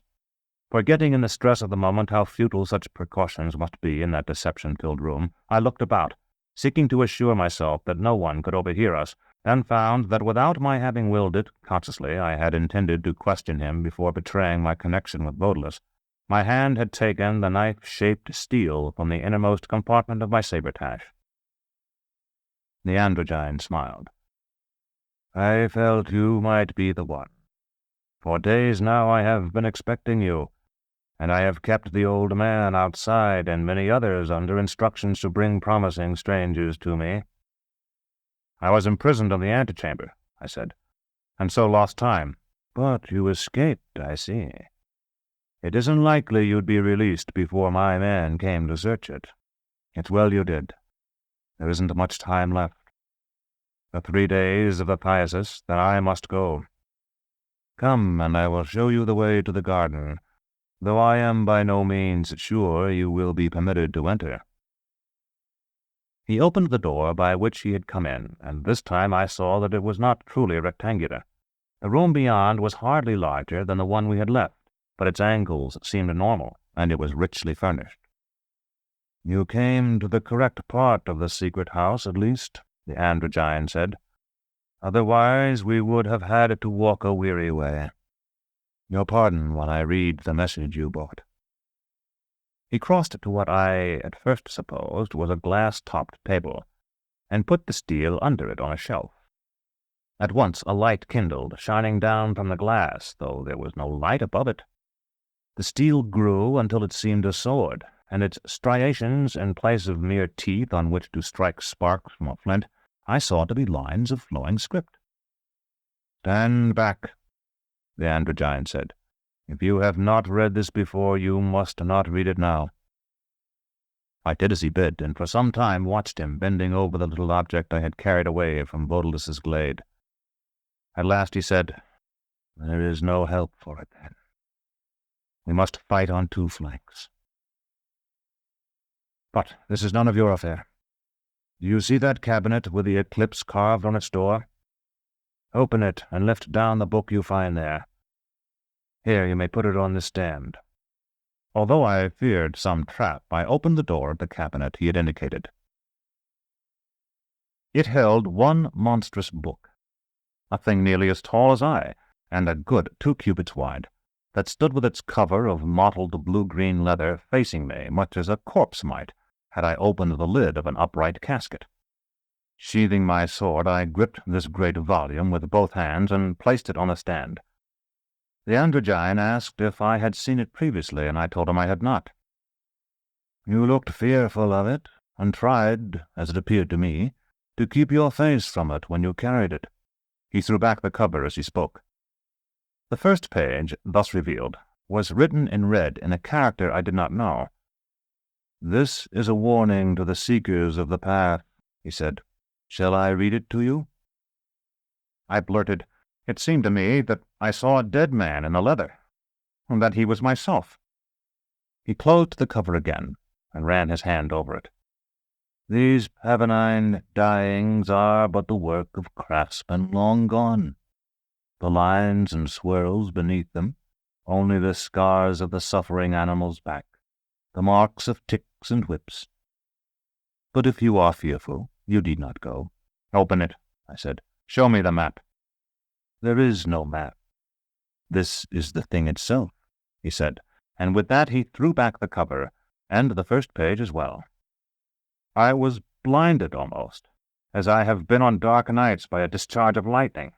The inner pages seemed of pure silver, beaten and polished, that caught every wisp of illumination in the room and flung it back, amplified 100 times.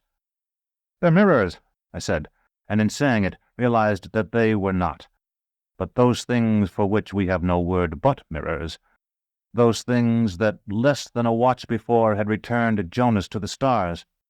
"But how can they have power when they do not face each other?"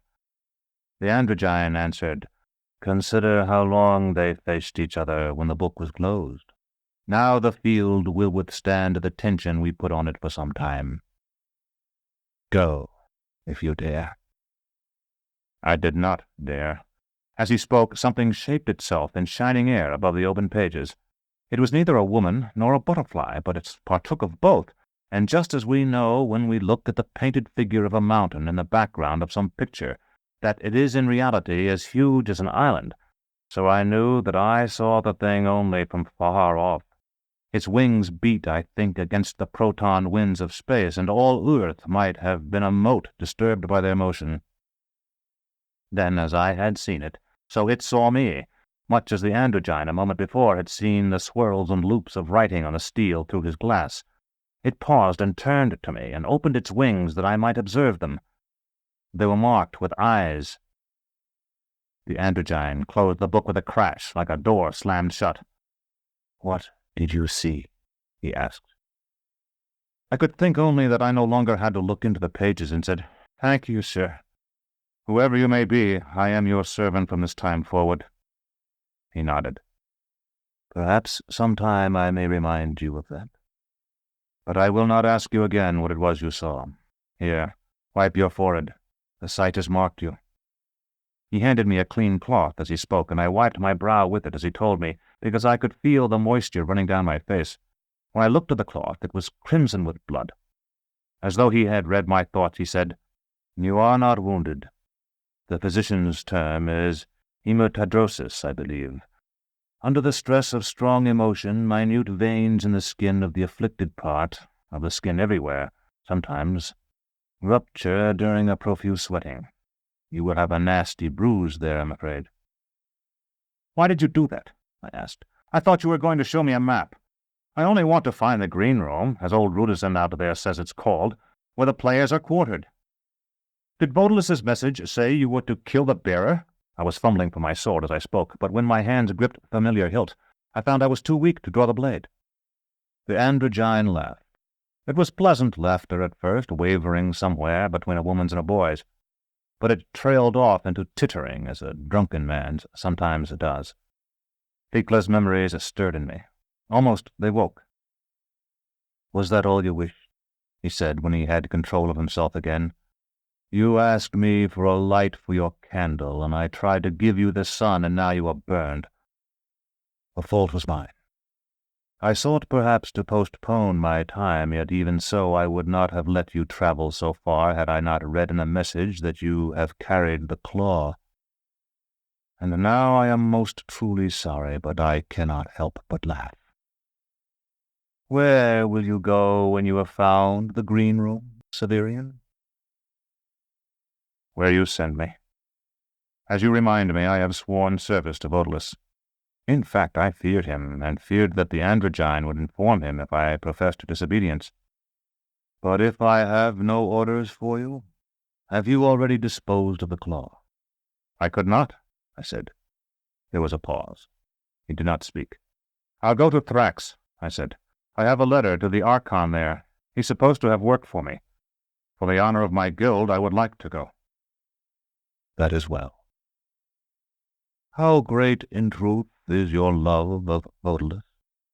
Again I felt the haft of the axe in my hand. For you others, as I am told, memory dies, mine scarcely dims. The mist that shrouded the necropolis that night blew against my face again, and everything I had felt when I received the coin from Odalisque and watched him walk away to a place where I could not follow, returned to me. I saved him once, I said. The androgyne nodded. Then here is what you are to do. You must go to Thrax as you planned, telling everyone, even yourself, that you are going to fill the position that waits you there. The claw is perilous. Are you aware of it? Yes. Odalisque told me that if it became known we possess it, we might lose the support of the populace. For a moment the androgyne stood silent again. Then he said, The Pellarines are in the north. If you are given the opportunity, you must restore the claw to them. That is what I had hoped to do. Good. There is something else you must do as well. The Autarch is here, but long before you reach Thrax, he will be in the north, too, with the army. If he comes near Thrax, you are able to go to him. In time you will discover the way in which you must take his life. His tone betrayed him as much as Thecla's thoughts. I wanted to kneel, but he clapped his hands, and a bent little man slipped silently into the room. He wore a cowled habit, like a Cenobite's. The Autarch spoke to him, something I was too distracted to understand. In all the world there can be few sights more beautiful than that of the sun at dawn seen through the 1,000 sparkling waters of the Vatic fountain. I am no aesthete, but my first sight of its dance, of which I had so often heard, must have acted as a restorative. I still recall it for my pleasure, just as I saw it when the cowled servitor opened a door for me, after so many leagues of the contrived corridors of the second house, and I watched the silver streams trace ideographs across the solar disk. Straight ahead, the cowled figure murmured. Follow the path to the gate of trees. You will be safe among the players. The door shut behind me and became the grassy slope of a hillock. I stumbled toward the fountain, which refreshed me with wind-blown spray. I was surrounded by a pavement of serpentine. For a time I stood there, seeking to read my fortune in the dancing shapes, and at last I fumbled in my saber-tash for an offering. The Praetorians had taken all my money, but while I felt among the few possessions I yet carried there, a flannel, a fragment of whetstone, and a flask of oil for Terminus Est, a comb and the brown book for myself, I spied a coin wedged between the green blocks at my feet. After only a little effort, I was able to draw it out, a single assimi, worn so thin that hardly a trace of the imprint remained. With a whispered wish, I threw it into the very center of the fountain. A jet caught it there and tossed it skyward so that it flashed for a moment before it fell. I began to read the symbols the water made against the sun. A sword. That seemed clear enough. I would continue, a torturer. A rose, then, and beneath it a river. I would climb Gial as I had planned, since that was the road to Thrax. Now angry waves, becoming soon a long, sullen swell. The sea, perhaps. But one could not reach the sea, I thought, by climbing toward the source of the river. A rod, a chair, a multitude of towers, and I began to think the oracular powers of the fountain, in which I had never greatly believed, to be wholly false. I turned away, but as I turned, I glimpsed a many-pointed star, growing even larger. Since I have returned to the House Absolute, I have twice revisited the Vatic Fountain. Once I came at the first light, approaching it through the same door through which I first glimpsed it. But I have never again dared to ask it question. My servants, who confess one and all that they have dropped their aura chalks into it when the garden was clear of guests, tell me one and all that they have received no true prophecy for their money. Yet I am unsure, recalling the green man who drove off his visitors with his accounts of their futures. May it not be that these servants of mine, seeing only a lifetime of trays and brooms and ringing bells, reject it? I have asked my ministers as well, who doubtless cast in chrysos by the handful, but their answers are doubtful and mixed. It was hard indeed to keep my back to the fountain and its lovely cryptic messages and walk toward the old sun. Huge as a giant's face and darkly red it showed as the horizon dropped away. The poplars of the grounds were silhouetted against it, making me think of the figure of night atop the Khan on this western bank of Gial, which I had so often seen with the sun behind it at the close of one of our swimming parties. Not realizing that I was now deep within the bounds of the House Absolute and well away from the patrols about the periphery, I feared I might be stopped at any moment and perhaps cast back into the antechamber, whose secret door I felt sure would have been discovered and sealed by now. Nothing of the kind occurred. So far as I could see, no one stirred in all the leagues of hedge and velvet lawn, flower and trickling water, except myself. Lilies far taller than I, their star-shaped faces spangled with unshaken dew, overhung the path. Its perfect surface showed behind me only the disturbance of my own feet. Nightingales, some free, some suspended from the branches of trees in golden cages, were singing still. Once I saw before me, with something of the old feeling of horror, one of the walking statues. Like a colossal man, though it was not a man, too graceful and too slow to be human, it came across a small secretive lawn as if moving to the inaudible notes of some strange processional. I confess I hung back until it had passed, wondering if it could sense me where I stood in the shadow, and if it cared that I stood so. Just when I had despaired of finding the gate of trees, I saw it. There was no mistaking it. Even as lesser gardeners espalier pears against a wall, the greater gardeners of the House Absolute, who have generations in which to complete their work, had molded the huge limbs of oaks until every twig conformed to an inspiration wholly architectural, and I, walking on the rooftops of the greatest palace of earth, with not a stone in sight, saw looming to one side that great green entranceway built of living wood, as if of masonry. I ran, then. Chapter 22. Personifications. Through the wide, dripping arch of the gate of trees I ran, and out onto a broad expanse of grass, now spangled with tents. Somewhere a megatherium roared and shook its chain. There seemed to be no other sound. I halted and listened, and the megatherium, no longer disturbed by my footfalls, settled back into the death-like sleep of its kind. I could hear the dew running from the leaves and the faint, interrupted twitter of birds. Something else there was as well. A faint quick, quick, quick and irregular that grew louder as I listened for it. I began to thread a path among the silent tents, following the sound.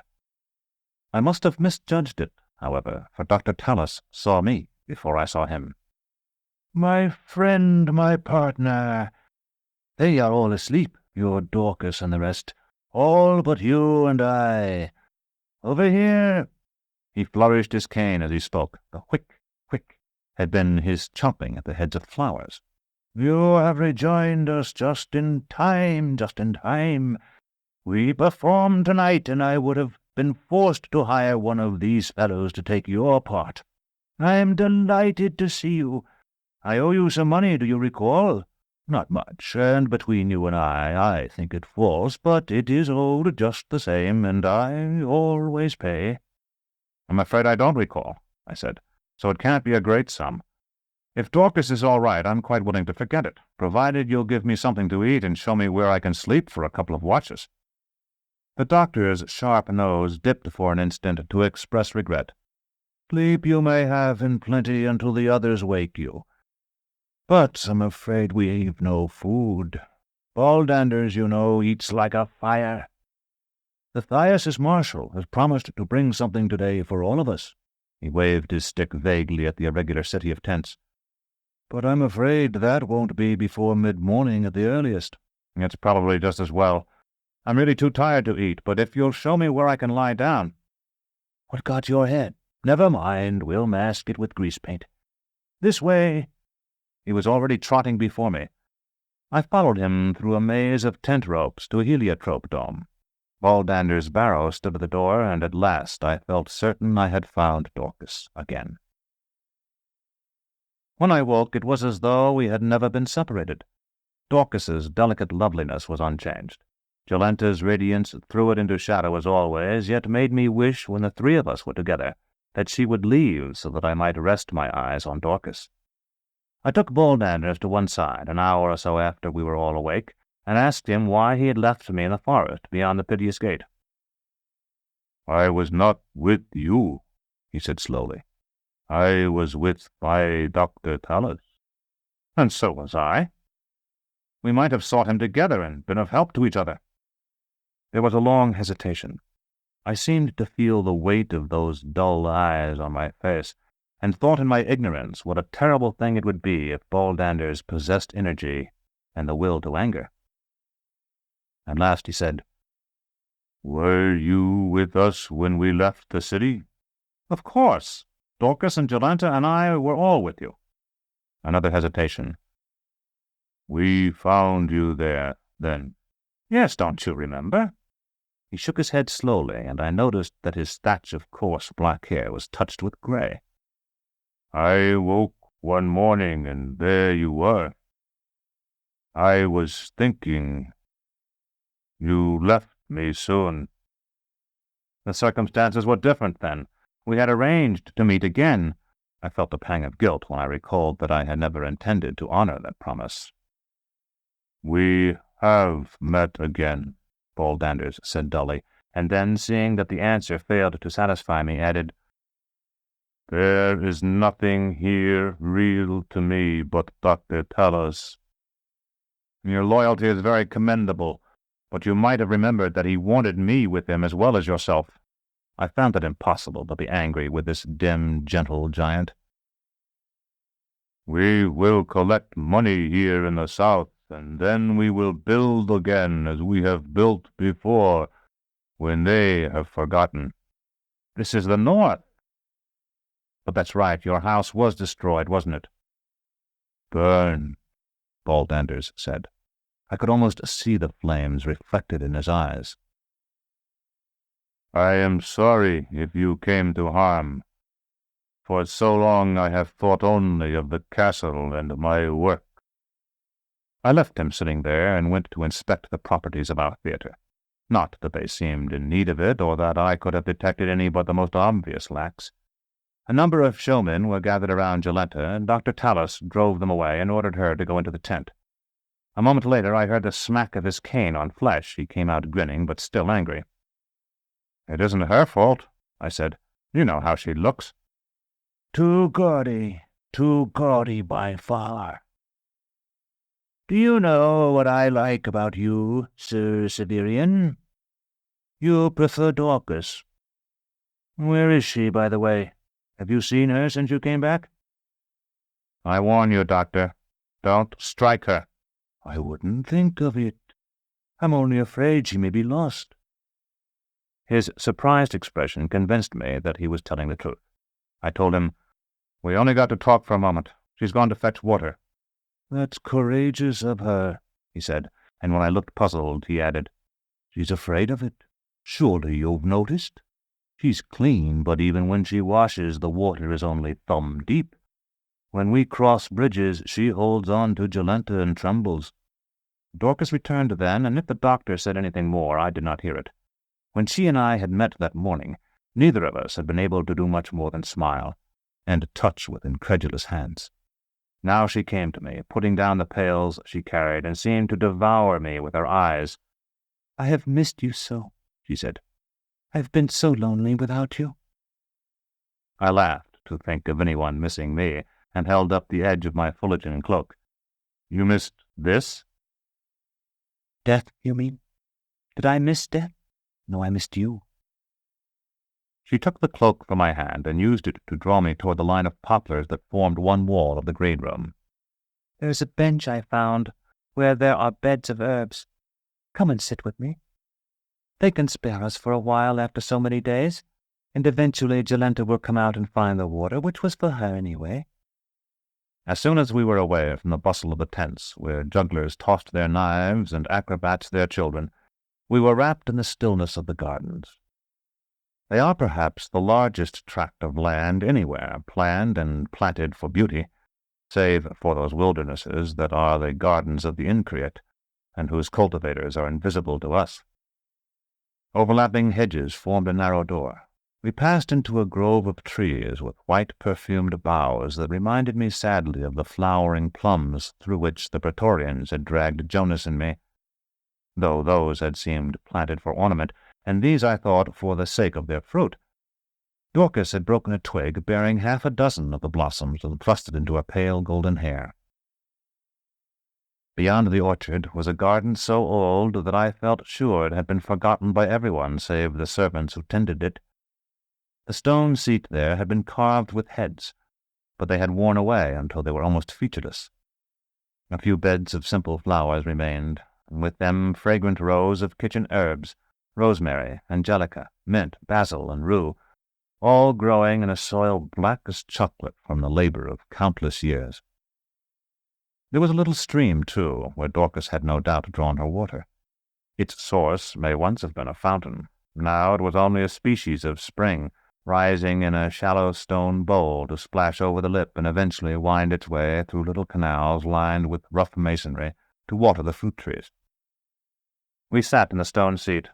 I leaned my sword against its arm, and she took my hands and hers. "I am afraid, Severian," she said. "I have such terrible dreams." "Since I've been gone?" "All the time." "When we slept side by side in the field, you told me you had awakened from a good dream. You said it was very detailed and seemed real." "If it was good, I have forgotten it now." I had already noticed that she was careful to keep her eyes away from the water spilling from the ruined fountain. "Every night I dream I am walking through streets and shops. I am happy, or at least content. I have money to spend, and there is a long list of things I wish to buy. Again and again I recite the list to myself, and I try to decide in what parts of the quarter I can get each in the best quality for the lowest price. But gradually, as I go from shop to shop, I grow aware that everyone who sees me hates me and holds me in contempt. and I am aware that it is because they believe me to be an unclean spirit who has wrapped itself in the woman's body they see. At last I enter a tiny shop conducted by an old man and an old woman. She sits making lace while he spreads their wares on the counter for me. I hear the sound her thread makes behind me as it is pulled through the work. I asked, "What is it you have come to buy?" Tiny clothes. Dorcas held her small white hands half a span apart. Dolls' clothing, perhaps. I particularly remember little shirts of fine wool. At last I choose one and hand the old man money. But it is not money at all, only a lump of filth. Her shoulders were shaking, and I put my arm about her to comfort her. I want to scream, then, that they are wrong, that I am not the foul spectre they take me for. Yet I know that if I do, whatever I may say will be taken as the final proof that they are right, and the words choke me. The worst part is that just then the hissing of the thread stops. She had taken my free hand again, and now she gripped it as though to drive her meaning into me. I know that no one could understand who has not had the same dream, but it is terrible, terrible. Perhaps now that I am here with you again, these dreams will end. And then I sleep, or at least fall into blackness. If I do not wake, then there is a second dream. I am in a boat, pulled across a spectral lake. There is no mystery in that, at least, I said. You rode in such a boat with Aja and me. It belonged to a man named Hildegren. Surely you must remember that trip? Dorcas shook her head. It is not that boat, but a much smaller one. An old man pulls it, and I lie at his feet. I am awake, but I cannot move. My arm trails in the black water. Just as we are about to touch shore, I fall from the boat, but the old man does not see me, and as I sink through the water, I know that he has never known I was there at all. Soon the light is gone, and I am very cold. Far above me I hear a voice I love, calling my name, but I cannot remember whose voice it is. It's my voice calling to wake you. Perhaps. The whip mark Dorcas had carried from the piteous gate burned on her cheek like a brand. For a while we sat without speaking. The nightingales were silent now, but linnets were singing in all the trees, and I saw a parrot clad in scarlet and green like a little messenger in livery flash among the branches. At last Dorcas said, "What a frightful thing water is! I should not have brought you here, but it was the only place nearby where I could think to go. I wish we had sat on the grass under those trees." "Why do you hate it? It seems beautiful to me."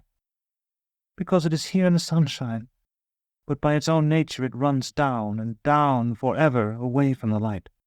"But it rises again," I said. "The rain we see in spring is the same water we saw running the gutters the year before, or so Master Malrubius taught us." Dorcas's smile flashed like a star. "That is good to believe, whether it's true or not. Severian, it's silly for me to say you're the best person I know, because you're the only good person I know. But I think if I met 1,000 others, you would still be the best. That was what I wanted to talk to you about." "If you need my protection, you have it, you know that." "It isn't that at all," Dorcas said. "In a way, I want to give you mine." "Now that sounds silly, doesn't it? I have no family. I have no one except you. And yet I think I can protect you." "You know Jolenta, and Dr. Talos and Baldanders." "They are no one. Don't you feel that, Severian? Even I am no one, but they are less than I. The 5 of us were in the tent last night, and yet you were alone. You told me once that you don't have much imagination, but you must have sensed that." "Is that what you want to protect me from? Loneliness?" "I would welcome such protection."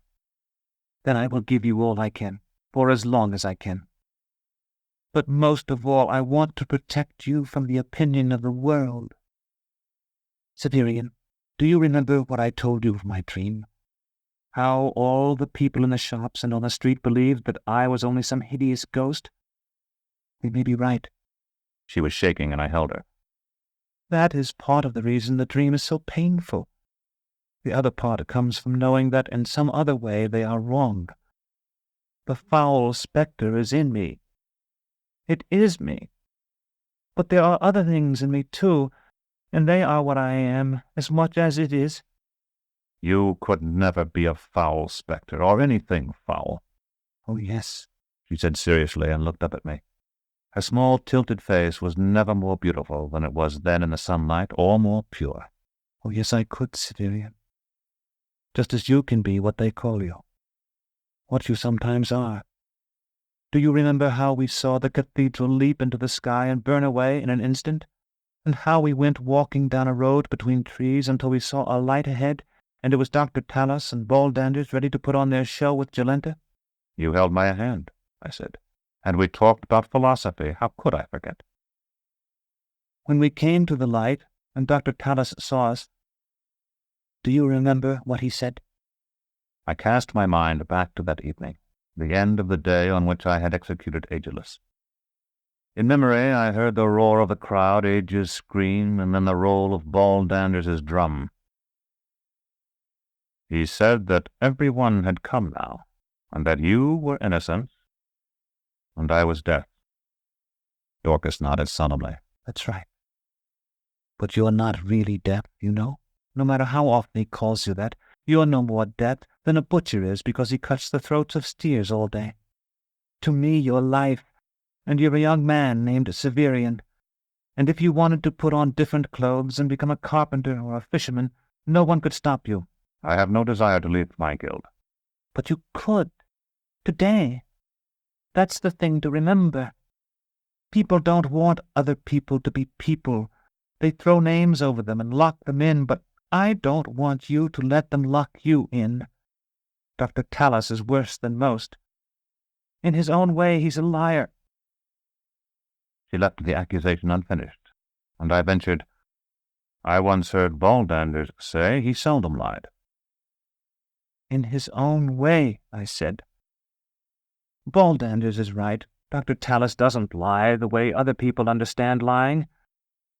Calling you deaf wasn't a lie, it was a metaphor, I suggested.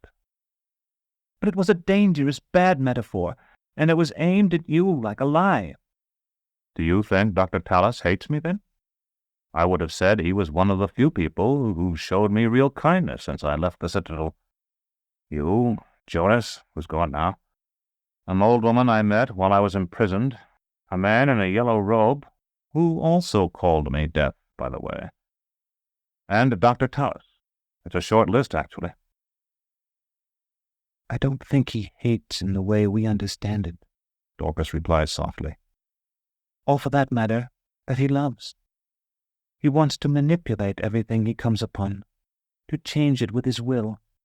And since tearing down is easier than building, that's what he does most often. Baldanders seems to love him, though, I said. I used to have a crippled dog, and I've seen Baldanders look at the doctor the way Triskio used to look at me. I understand you, but it doesn't strike me that way. Have you ever thought of how you must have looked when you looked at your dog? Do you know anything about their past? Only that they lived together near Lake Diaterna. The people there appear to have set fire to their house to drive them away. Do you think Dr. Talos could be Baldander's son? The idea was so absurd that I laughed, happy to have the release from tension. Just the same, Dorcas said. That's how they act. Like a slow-thinking, hard-working father with a brilliant, erratic son. At least so it seems to me. It was not until we had left the bench and were walking back to the green room, which no more resembled the picture Rudesund had shown me than any other garden would have, that it occurred to me to wonder whether Dr. Talos's calling Dorcas innocence had not been a metaphor of the same kind. Chapter 23. Jolenta. The old orchard and the herb garden beyond it had been so silent, so freighted with oblivion, that they had recalled to me the atrium of time, and Valeria with her exquisite face framed in furs. The green room was pandemonium. Everyone was awake now, and sometimes it seemed that everyone was shouting. Children climbed the trees to free the caged birds, pursued by their mothers' brooms and their fathers' missiles. Tents were being struck, even while rehearsals continued. so that I saw a seemingly solid pyramid of striped canvas collapse like a flag thrown down and reveal beyond it the grass-green Megatherium rearing on his hind legs while a dancer pirouetted on his forehead. Baldanders in our tent were gone, but in a moment Dr. Talos came rushing up and hurried us away down twisted walks past balustrades and waterfalls and grottos filled with raw topazes and flowering moss, to a bowl of clipped lawn where the giant labored to erect our stage under the eyes of a dozen white deer. It was to be a much more elaborate stage than the one I had played upon within the wall of Nessus. Servants from the House Absolute, it seemed, had brought timbers and nails, tools and paint and cloth in quantities much greater than we could possibly make use of. Their generosity had waked the doctor's bent toward the grandiose, which never slumbered deeply, and he alternated between assisting Baldanders and me with the heavier constructions and making frantic additions to the manuscript of his play. The giant was our carpenter, and though he moved slowly, he worked so steadily and with such great strength, driving a spike as thick as my forefinger with a blow or two, and cutting in timber it would have taken me a watch to saw through with a few strokes of his axe, that he might have been 10 slaves toiling under the whip. Dorcas found a talent for painting that I at least was surprised by. Together we erected the black plates that drink the sun not only to gather energy for the night's performance, but to power the projectors now. These contrivances can provide a backdrop of 1,000 leagues as easily as the interior of a hut, but the illusion is complete only in total darkness. It is best, therefore, to strengthen it with painted scenes behind, and Dorcas created those with skill, standing waist-high in mountains as she thrust her brushes through the daylight-faded images. Jolenta and I were of less value. I had no painter's hand, and too little understanding of the necessities of the play even to assist the doctor in arranging our properties. Jolenta, I think, rebelled physically and psychically against any kind of work, and certainly against this. Those long legs, so slender below the knees, so rounded to bursting above them, were inadequate to bear much weight beyond that of her own body. Her jutting breasts were in constant danger of having their nipples crushed between lumber or smeared with paint. Nor had she any of that spirit that animates the members of a group forwarding the group's purpose. Dorcas had said that I had been alone the night before, and perhaps she had been more nearly correct than I supposed, but Jolenta was more solitary still. Dorcas and I had each other, Baldanders and the doctor their crooked friendship, and we came together in the performance of the play. Jolenta had only herself, the incessant performance whose sole goal was to garner admiration. She touched my arm, and without speaking rolled enormous emerald eyes to indicate the edge of our natural amphitheatre, where a grove of chestnuts lifted white candles among their pale leaves. I saw that none of the others were looking at us, and nodded. After Dorcas, Jolenta, walking beside me, seemed nearly as tall as Thecla, though she took small steps instead of Thecla's swinging strides.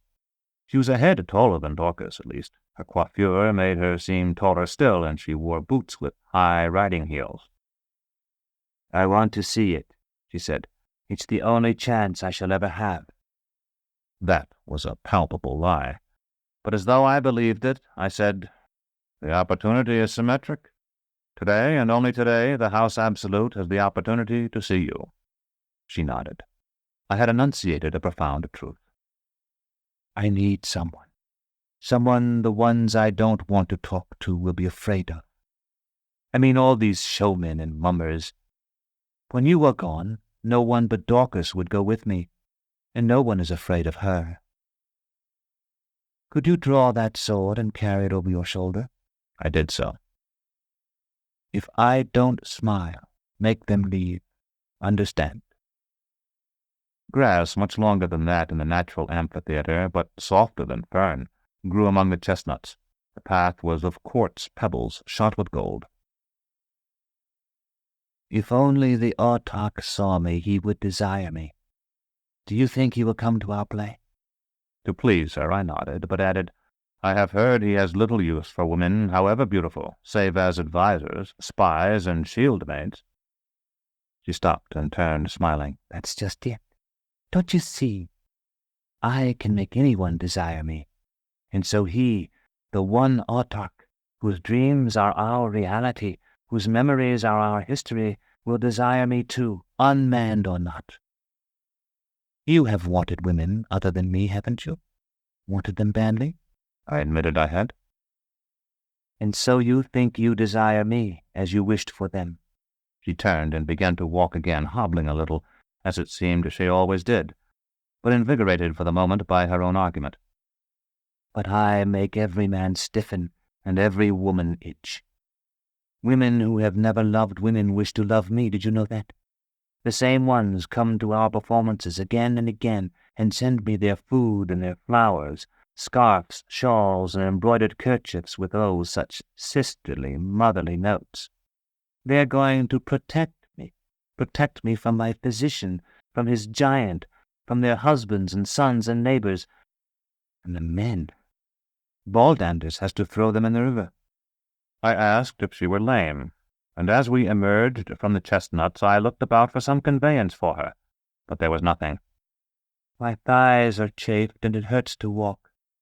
I have an unguent for them that helps a bit, and the man bought a jennet for me to ride, but I don't know where it's pastured now.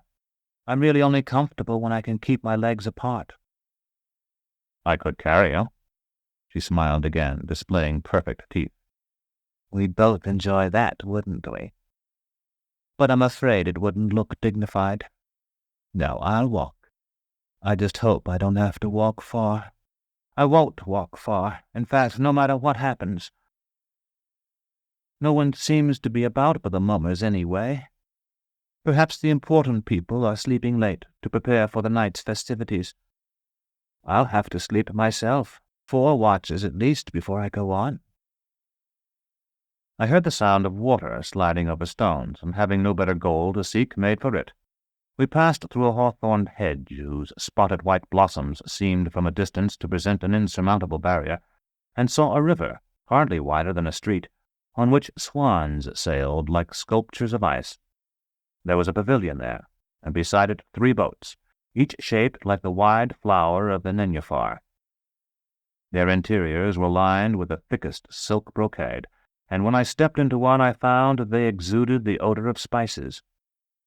Wonderful, Jolenta said. They won't mind if we take one, will they?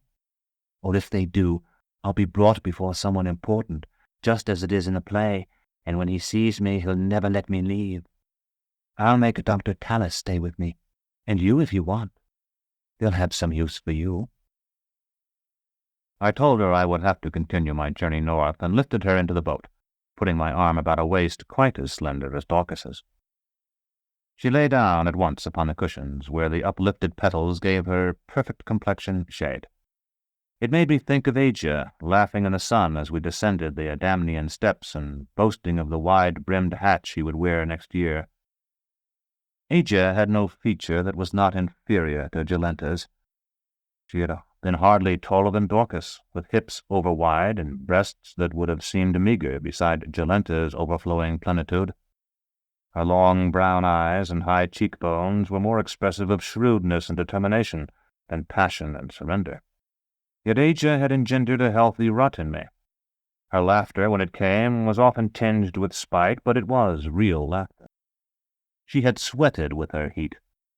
Jolenta's desire was no more than the desire to be desired, so that I wished not to comfort her loneliness as I had wished to comfort Valeria's, nor to find expression for an aching love like the love I had felt for Thecla, nor to protect her as I wished to protect Dorcas, but to shame and punish her, to destroy her self-possession, to fill her eyes with tears, and tear her hair as one burns the hair of corpses to torment the ghosts that have fled them. She had boasted that she made tributists of women. She came near to making an algophist of me. This is my last performance. I know. I feel it. The audience is sure to hold someone. She yawned and stretched. It appeared so certain her straining bodice would be unable to contain her that I averted my eyes. When I looked again, she was sleeping. A slender oar trailed behind the boat. I took it and found that despite the circularity of the hull above the water, there was a keel below. In the center of the river, the current ran strongly enough that I needed only to steer our slow progress along a series of gracefully sweeping meanders.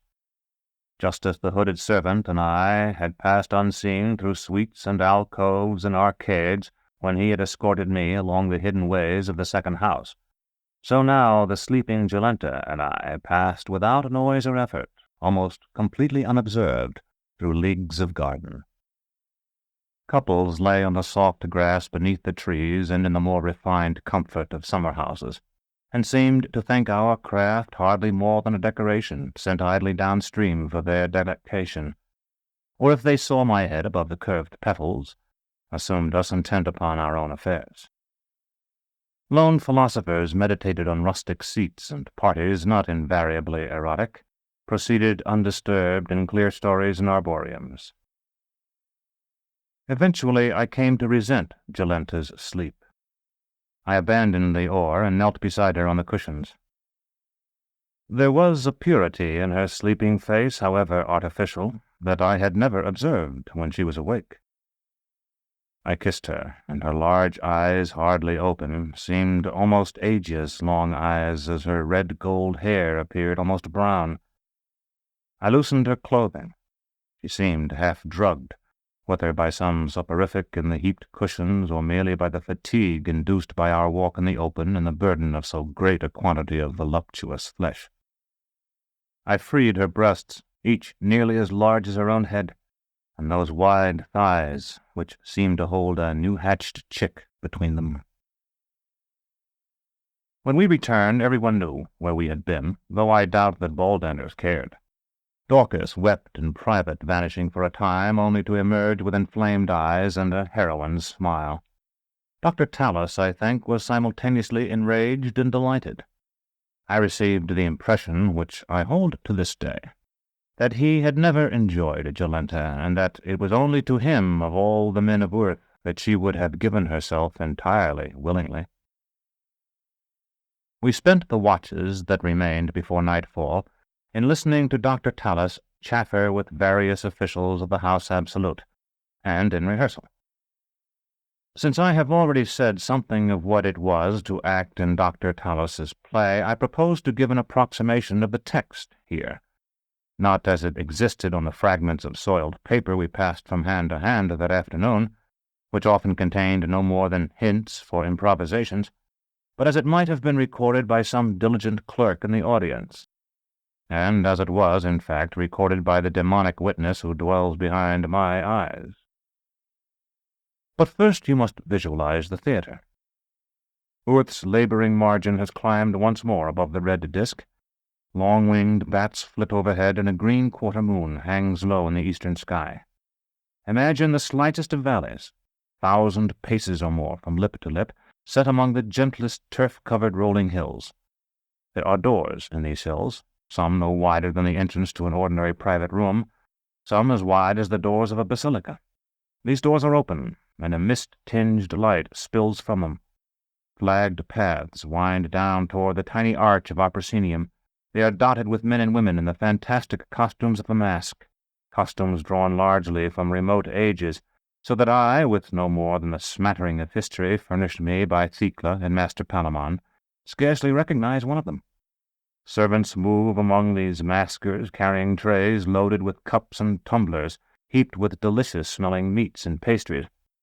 Black seats of velvet and ebony, as delicate as crickets, face our stage, but many in the audience prefer to stand, and throughout our performance the spectators come and go without interruption, many remaining to hear no more than a dozen lines. Hylas sing in the trees, the nightingales trill, and atop the hills the walking statues move slowly through many poses. All the parts in the play are taken by Dr. Talos, Baldanders, Dorcas, Jolenta, or me.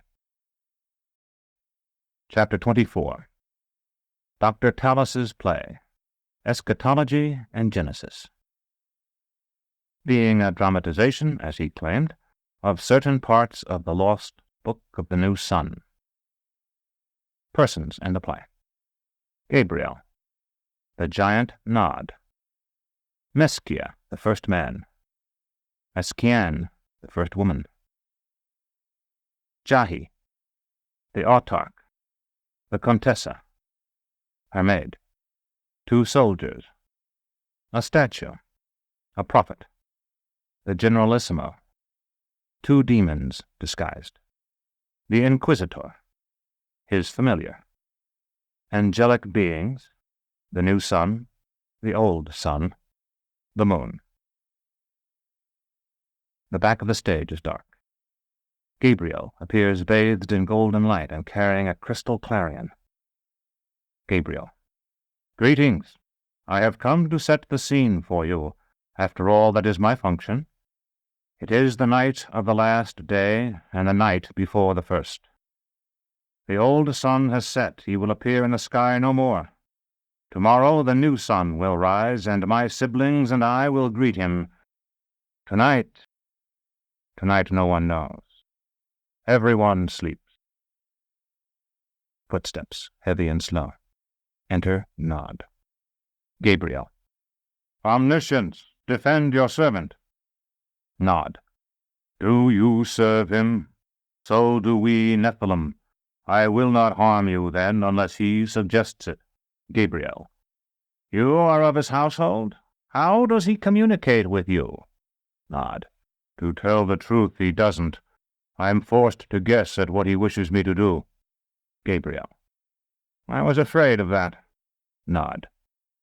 Have you seen Mesquia's son? Gabriel. Have I seen him? Why, you great ninny, he isn't even born yet. What do you want with him? Nod. He is to come and dwell with me in my land east of this garden.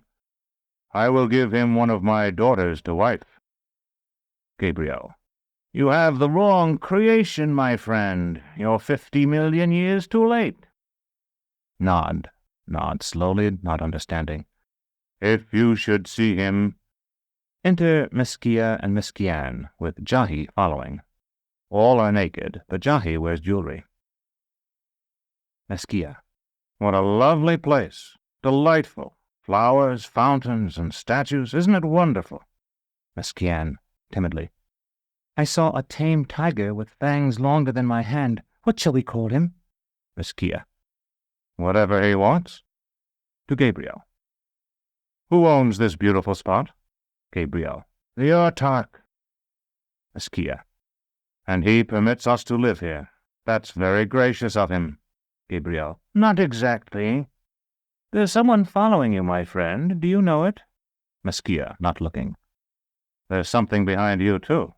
Gabriel, flourishing the clarion, that is his badge of office. Yes, he is behind me. Mesquia. Close, too. If you're going to blow that horn to call help, you'd better do it now. Gabriel. Why, how perceptive of you. But the time is not quite ripe. The golden light fades, and Gabriel vanishes from the stage. Nod remains motionless, leaning on his club. Mesquian. I'll start a fire, and you had better begin to build us a house. It must rain often here. See how green the grass is. Mesquia, examining Nod. Why, it's only a statue. No wonder he wasn't afraid of it. Mesquian. It might come to life. I heard something once about raising sons from stones. Mesquia. Once? Why, you were only born just now. Yesterday, I think. Mesquian. Yesterday. I don't remember it. I'm such a child, Mesquia. I don't remember anything until I walked out into the light and saw you talking to a sunbeam. Mesquia. That wasn't a sunbeam. It was... To tell the truth, I haven't thought of a name for what it was yet. Mesquian. I fell in love with you then. Enter the autarch. Autarch. Who are you? Mesquia. As far as that goes, who are you? Autarch. The owner of this garden. Mesquia bows, and Mesquian curtsies, though she has no skirt to hold. Mesquia. We were speaking to one of your servants only a moment ago. Now that I come to think of it, I am astonished at how much he resembled your august self, save that he was... autarch. Younger? Mesquia.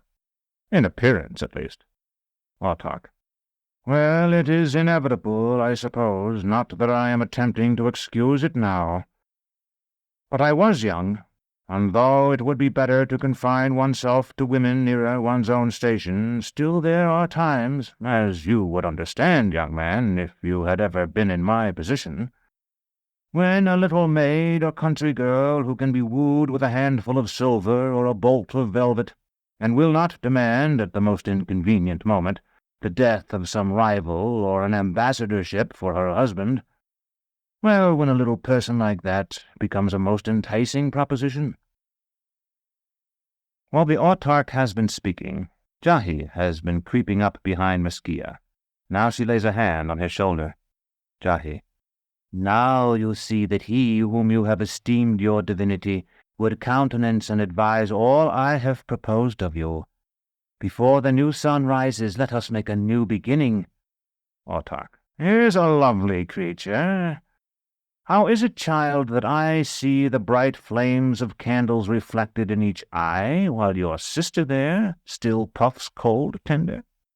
Jahi. She is no sister of mine. Autarch. Your adversary, then? But come with me. I will give these two my leave to camp here, and you shall wear a rich gown this night, and your mouth shall run with wine, and that slender figure shall be rendered a shade less graceful, perhaps, by larks stuffed with almonds and candied figs. Jahi. Go away, old man. Autarch. What? Do you know who I am? Jahi. I am the only one here who does. You are a ghost and less, a column of ashes upheld by the wind. Autarch. I see she is mad. What does she want you to do, friend? Meskia, relieved. You hold no resentment toward her? That is good of you. Autarch. None at all. Why, a mad mistress should be a most interesting experience. I am looking forward to it, believe me, and there are few things to look forward to when you've seen and done all I have. She doesn't bite, does she? I mean, not hard. Meskian. She does, and her fangs run with venom. Jahi springs forward to claw her. Meskian darts off stage, pursued. Autarch. I shall have my Pygnaeas search the garden for them. Meskia. Don't worry. They'll both be back soon, you'll see. Meanwhile, I am actually glad to have a moment alone with you like this. There are some things I've been wanting to ask you. Autarch. I grant no favors after 6. That's a rule I've had to make to keep my sanity. I'm sure you understand. Meskia, somewhat taken aback. That's good to know. But I wasn't going to ask for something, really. Only for information. For divine wisdom. Autarch. In that case, go ahead. But I warn you, you must pay a price. I mean to have that demented angel for my own tonight. Meskia drops to his knees. Meskia. There is something I have never understood. Why must I talk to you when you know my every thought? My first question was, knowing her to be of that brood you have banished, should I not still do what she proposes? For she knows I know, and it is in my heart to believe that she puts forward right action in the thought that I will spurn it because it comes from her. Autarch, aside. He is mad too, I say, and because of my yellow robes, thinks me divine. To Meskia. A little adultery never hurt any man, unless, of course, it was his wife's. Meskia. Then mine would hurt her? Enter the Contessa and her maid. Contessa. My sovereign lord, what do you do here? Meskia. I'm at prayer, daughter. Take off your shoes at least, for this is holy ground. Contessa. Liege, who is this fool? Autarch. A madman I found wandering with 2 women as mad as he. Contessa. Then they outnumber us, unless my maid be sane. Maid. Your Grace. Contessa, which I doubt. This afternoon she laid out a purple stole with my green capote. I was to look like a post decked with morning glories, it would seem. Meskia, who has been growing angrier as she speaks, strikes her, knocking her down. Unseen behind him, the autarch flees. Meskia. Brat, don't trifle with holy things when I am near, or dare do anything but what I tell you. Maid. Who are you, sir? Meskia. I am the parent of the human race, my child. And you are my child, as she is. Maid. I hope you will forgive her and me. We had heard you were dead. Meskia. That requires no apology. Most are, after all. But I have come round again, as you see, to welcome the new dawn. Nod, speaking and moving after his long silence and immobility. We have come too early. Meskia, pointing. A giant! A giant! Contessa. Oh, Solange, Kainberger. Maid. I'm here, your grace. Libby is here. Nod. Too early for the new sun by some time still. Contessa, beginning to weep. The new sun is coming. We shall melt like dreams. Meskia, seeing that Nod intends no violence. Bad dreams. But it will be the best thing for you. You understand that, don't you? Contessa, recovering a little. What I don't understand is how you, who suddenly seem so wise, could mistake the autarch for the universal mind. Meskia. I know that you are my daughters in the old creation. You must be, since you are human women, and I have had none in this. Nod. His son will take my daughter to wife. It is an honor our family has done little to deserve. We are only humble people, the children of Gaia. But we will be exalted. I will be... What will I be, Meskia? The father-in-law of your son. It may be, if you don't object, that some day my wife and I will visit our daughter on the same day you come to see him. You wouldn't refuse us, would you, a place at the table? We would sit on the floor naturally. Meskia. Of course not. The dog does that already, or will, when we see him. To the Contessa. Has it not struck you that I may know more of him you call the universal mind than your autarch does of himself? Not only your universal mind, but many lesser powers wear our humanity like a cloak when they will, sometimes only as concerns 2 or 3 of us. We who are worn are seldom aware that, seeming ourselves to ourselves, we are yet demiurge, paraclete, or fiend to another. Contessa. That is wisdom I have gained late, if I must fade with the new sun's rising. Is it past midnight? Maid. Nearly so, your grace. Contessa, pointing to the audience. All these fair folk, what will befall them? Meskia. What befalls leaves when their year is past, and they are driven by the wind? Contessa. If Meskia turns to watch the eastern sky, as though for the first sign of dawn. Contessa. If... Meskia. If what? Contessa. If my body held a part of yours, drops of liquescent tissue locked in my loins. Meskia. If it did, you might wander Earth for a time longer, a lost thing that could never find its way home. But I will not bid you. Do you think that you are more than a corpse? You are less. Maid faints. Contessa. You say you are the father of all things human. It must be so, for you are death to woman. The stage darkens. When the light returns, Meskian and Jahi are lying together beneath the rowan tree. There is a door on the hillside behind them. Jahi's lip is split and puffed, giving her a pouting look. Blood trickles from it to her chin. Meskian. How strong I would be still to search for him, if only I knew you would not follow me. Jahi. I move with the strength of the world below, and will follow you to the second ending of earth if need be. But if you strike me again, you will suffer for it. Meskian lifts her fist, and Jahi cowers back. Meskian. Your legs were shaking worse than mine when we decided to rest here. Jahi. I suffer far more than you. But the strength of the world below is to endure past endurance. Even as I am more beautiful than you, I am a more tender creature by far. Meskian. We've seen that, I think. Jahi. I warn you again, and there will be no third warning. Strike me at your peril. Mesquian, what will you do? Summon up Erinus to destroy me? I have no fear of that. If you could, you would have done it long before. Jahi, worse. If you strike me again, you will come to enjoy it. Enter first soldier and second soldier, armed with pikes. First soldier. Look here. Second soldier, to the women. Down, down, don't stand, or like a heron I'll skewer you. You're coming with us. Mesquian. On our hands and knees? First soldier. None of your insolence. He prods her with his pike, and as he does, there is a groaning almost too deep for hearing. The stage vibrates in sympathy with it, and the ground shakes. Second soldier. What was that? First soldier. I don't know.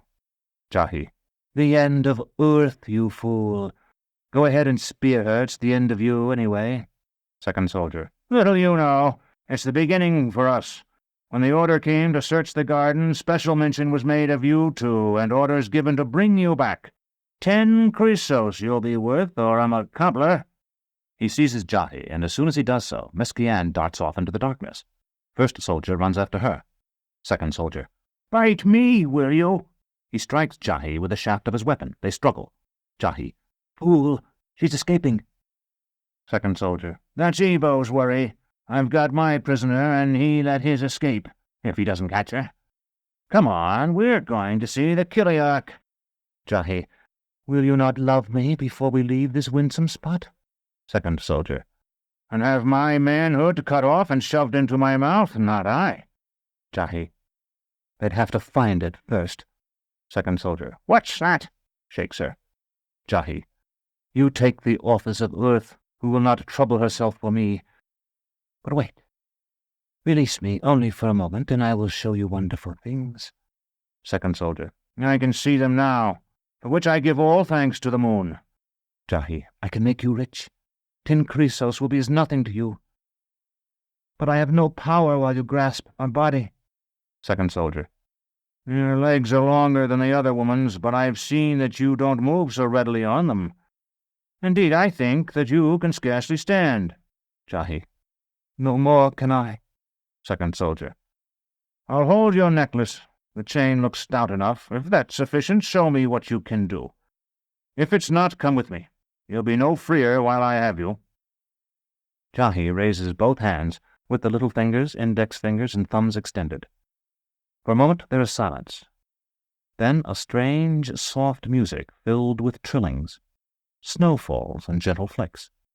Second soldier. Stop that! He seizes one arm and jerks it down. The music stops abruptly. A few last snowflakes settle on his head. Second soldier. That was not gold. Jahi. Yet you saw. Second soldier.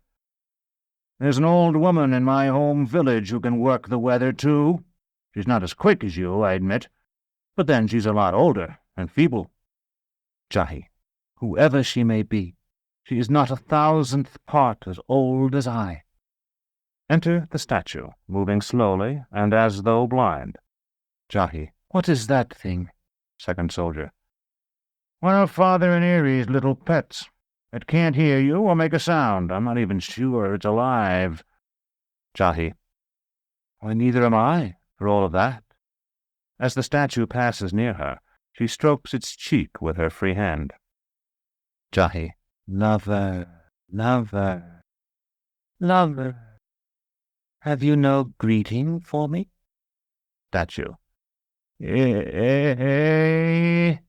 Second soldier. What's this? Stop! Woman, you said you had no power while I held you. Jahi. Behold my slave. Can you fight him? Go ahead, break your spear on that broad chest.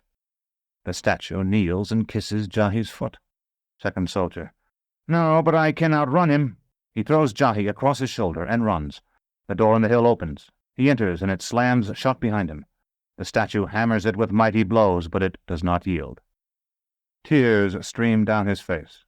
At last he turns away and begins to dig with his hands. Gabriel, offstage. Thus stone images keep faith with a departed day, alone in the desert, when man has fled away. As the statue continues to dig, the stage grows dark. When the lights come up again, the autarch is seated on his throne. He is alone on stage, but silhouettes projected on screens to either side of him indicate that he is surrounded by his court. Autarch. Here I sit as though the lord of 100 worlds, yet not master even of this. The tramp of marching men is heard off stage. There is a shouted order. Autarch. Generalissimo! Enter a prophet. He wears a goatskin and carries a staff whose head has been rudely carved into a strange symbol. Prophet. 100 portents are abroad. At Incasus, a calf was dropped that had no head, but mouths in his knees. A woman of known propriety has dreamed she is with child by a dog. Last night a shower of stars fell hissing on to the southern ice, and prophets walk abroad in the land. Autarch. You yourself are a prophet. Prophet. The Autarch himself has seen them. Autarch. My archivist, who is most learned in the history of this spot, once informed me that over 100 prophets have been slain here, stoned, burned, torn by beasts, and drowned. Some have even been nailed like vermin to our doors. Now I would learn of you something of the coming of the new sun, so long prophesied. How is it to come about? What does it mean? Speak, or we shall give the old archivist another mark for his tally, and train the pale moonflower to climb that staff. Prophet. I despair of satisfying you, but I shall attempt it. Autarch. Do you not know? Prophet. I know. But I know you for a practical man concerned with the affairs of this universe alone, who seldom looks higher than the stars. Autarch. For 30 years I have prided myself on that. Prophet. Yet even you must know that cancer eats the heart of the old sun. At its center, matter falls in upon itself as though there were there a pit without bottom, whose top surrounds it. Autarch. My astronomers have long told me so. Prophet. Think on an apple rotten from the bud, fair still without, until it collapses into foulness at last. Autarch. Every man who finds himself still strong in the latter half of life has thought on that fruit. Prophet. So much then for the old sun. But what of its cancer? What know we of that, save that it deprives the earth of heat and light, and at last of life? Sounds of struggle are heard off stage. There is a scream of pain and a crash as though a large vase had been knocked from its pedestal. Autarch. We will learn what that commotion is soon enough, Prophet. Continue. Prophet. We know it to be far more, for it is a discontinuity in our universe, a rent in its fabric, bound by no law we know. From it nothing comes. All enters in, naught escapes. Yet from it anything may appear, for it alone of all the things we know is no slave to its own nature. Enter Nod, bleeding, prodded by pikes held off stage. Autarch. What is this miscreation? Prophet. The very proof of those portents I spoke to you. In future times, so it has long been said, the death of the old sun will destroy earth, but from its grave will rise monsters, a new people, and the new sun. Old earth will flower then as a butterfly from its dry husk, and the new earth shall be called Ushas. Autarch. Yet all we know will be swept aside. This ancient house in which we stand, yourself, me? Nod. I have no wisdom.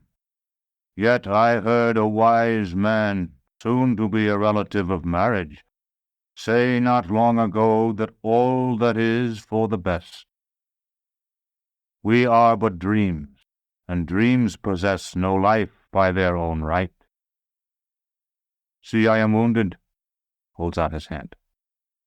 When my wound heals, it will be gone.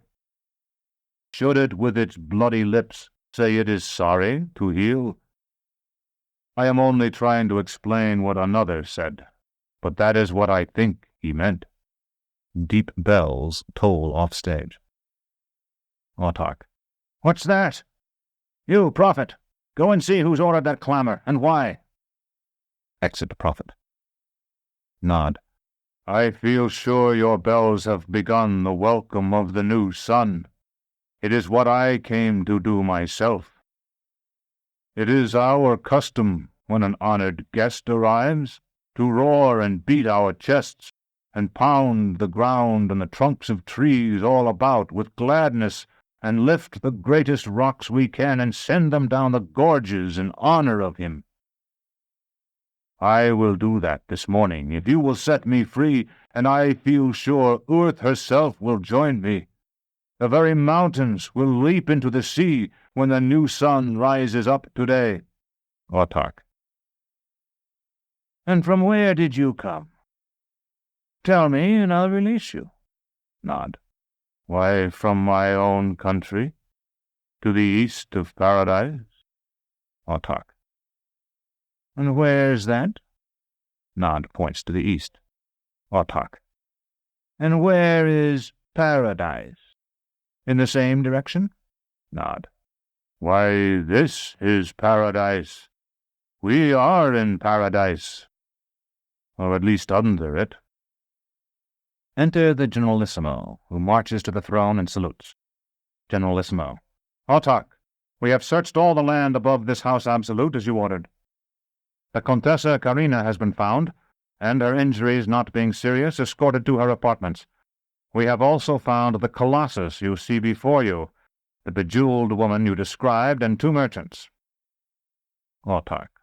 What of the other 2, the naked man and his wife? Generalissimo. There is no trace of them. Autarch.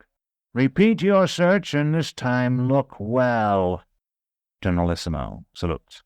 As my Autarch wills. Autarch. And have the jeweled woman sent to me. Nod begins to walk off stage, but is stopped by pikes. The Generalissimo draws his pistol. Nod. Am I not free to leave? Generalissimo. By no means. Nod to Autarch. I told you where my country lies, just east of here. Generalissimo. More than your country lies. I know that area well. Autarch, fatigued. He has told the truth as he knows it. Perhaps the only truth there is. Nod. Then I am free to go. Autarch. I think that he whom you came to welcome will arrive whether you are free or not. Yet there is a chance, and such creatures as you cannot be allowed to roam abroad in any case. Now you are not free, nor ever again will be. Nod rushes from the stage, pursued by the Generalissimo.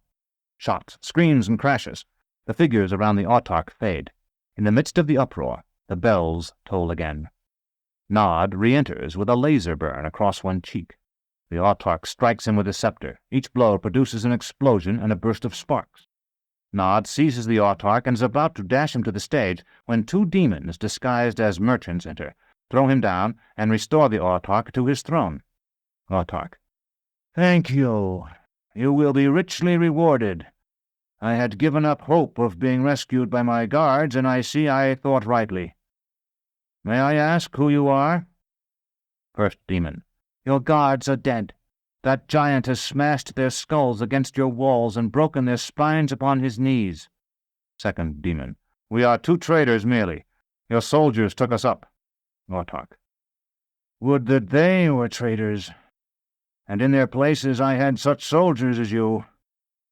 And yet you are in appearance so slight I would think you incapable of even ordinary strength. First demon, bowing. Our strength is inspired by the master we serve. Second demon. You will wonder why we, 2 commonplace traders and slaves, should have been found wandering your grounds by night. The fact is that we came to warn you. Our travels but lately took us to the northern jungles, and there, in a temple older than man, a shrine overgrown with rank vegetation until it seemed hardly more than a leafy mound, we spoke to an ancient shaman who foretold great peril to your realm.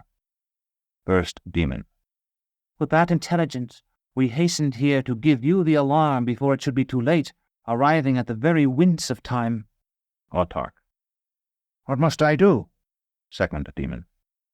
This world that you and we treasure has now been driven round the sun so often that the warp and woof of its space grow threadbare and fall as dust and feeble lint from the loom of time.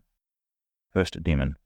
The continents themselves are old as raddled women, long since stripped of beauty and fertility. The new sun comes. Autarch. I know. First Demon. And he will send them crashing into the sea like foundered ships. Second Demon. And from the sea lift new, glittering with gold, silver, iron, and copper, with diamonds, rubies, and turquoises, lands wallowing in the soil of 1,000,000 millennia so long ago washed down to the sea. First Demon. To people these lands a new race is prepared. The humankind you know will be shouldered aside even as the grass, that has prospered on the plains so long, yields to the plough, and so gives way to wheat. Second Demon. But what if the seed were burned? What then? The tall man and the slight woman you met not long ago are such seed. Once it was hoped that it might be poisoned in the field, but she who was dispatched to accomplish it has lost sight of the seed now among the dead grass and broken clods, and for a few sleights of hand has been handed over to your inquisitor for strict examination. Yet the seed might be burned still. Autarch. The thought you suggest has already passed through my own mind. First and Second Demon, in chorus. Of course. Autarch. But would the death of those two truly halt the coming of the new sun? First Demon. No, but would you wish it? The new lands shall be yours. The screens grow radiant. Wooded hills and cities of spires appear. The Autarch turns to face them. There is a pause. He draws a communicator from his robes. Autarch. May never the new sun see what we do here. Ships, sweep over us with flame till all is sear. As the two demons vanish, Nod sits up. The cities and hills fade, and the screens show the image of the Autarch multiplied many times. The stage goes dark. When the lights go up again, the Inquisitor sits at a high desk in the center of the stage. His familiar, dressed as a torturer and masked, stands beside the desk. To either side are various instruments of torment. Inquisitor. Bring in the woman said to be a witch, brother. Familiar. The Contessa waits outside, and as she is of exalted blood, and a favorite of our sovereigns, I beg you see her first. Enter the Contessa. Contessa. I heard what was said, and as I could not think you would be deaf, Inquisitor, to such an appeal, I have made bold to come in at once. Do you think me bold for that? Inquisitor. You toy with words. But yes, I own I do. Contessa. Then you think wrongly. 8 years since my girlhood have I abode in this house absolute. When first the blood seeped from out my loins, and my mother brought me here, she warned me never to come near these apartments of yours where the blood has trickled from so many, caring nothing for the phases of the fickle moon. And never have I come till now. And now trembling. Inquisitor. Here the good need have no fear. Yet even so, I think you grown bold by your own testimony. Contessa. And am I good? Are you? Is he? My confessor would tell you I am not. What does yours tell you, or is he in fear? And is your familiar a better man than you? Familiar. I would not wish to be. Contessa. No, I am not bold, nor safe here, as I know. It is fear that drives me to these grim chambers. They have told you of the naked man who struck me. Has he been taken? Inquisitor. He has not been brought before me. Contessa. Scarcely a watch ago some soldiers found me moaning in the garden, where my maid sought to comfort me. Because I feared to be outside by dark, they carried me to my own suite by way of that gallery called the Road of Air. Do you know it? Inquisitor. Well... Contessa. Then you know, too, that it is everywhere overhung with windows, so that all the chambers and corridors that abut on it may receive the benefit.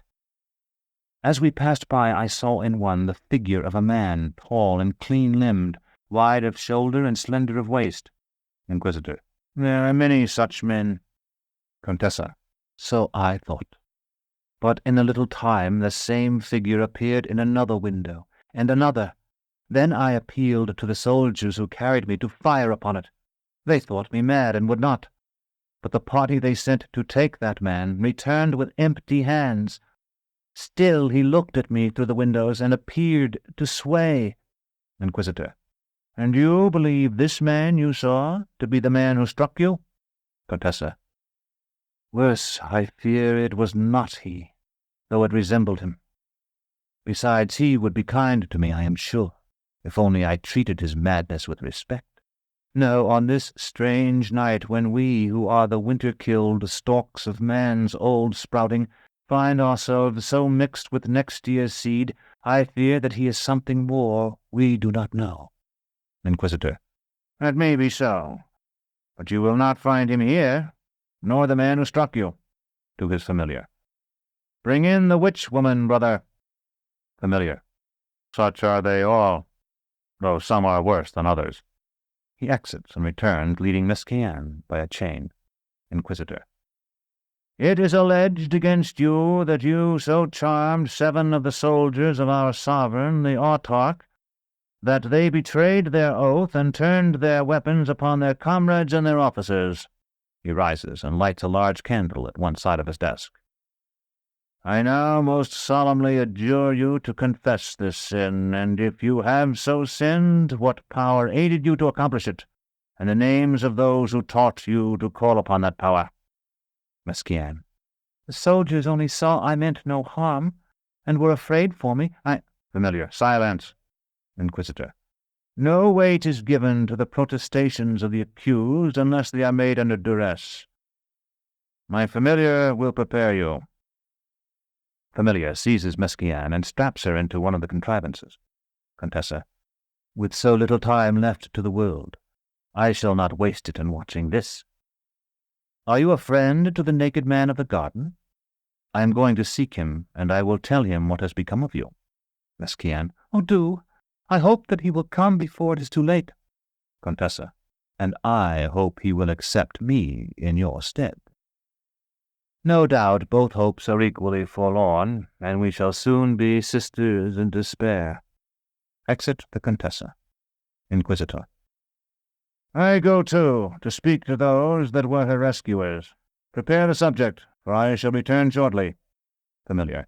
There is another, Inquisitor, of similar crimes, but less perhaps in potency.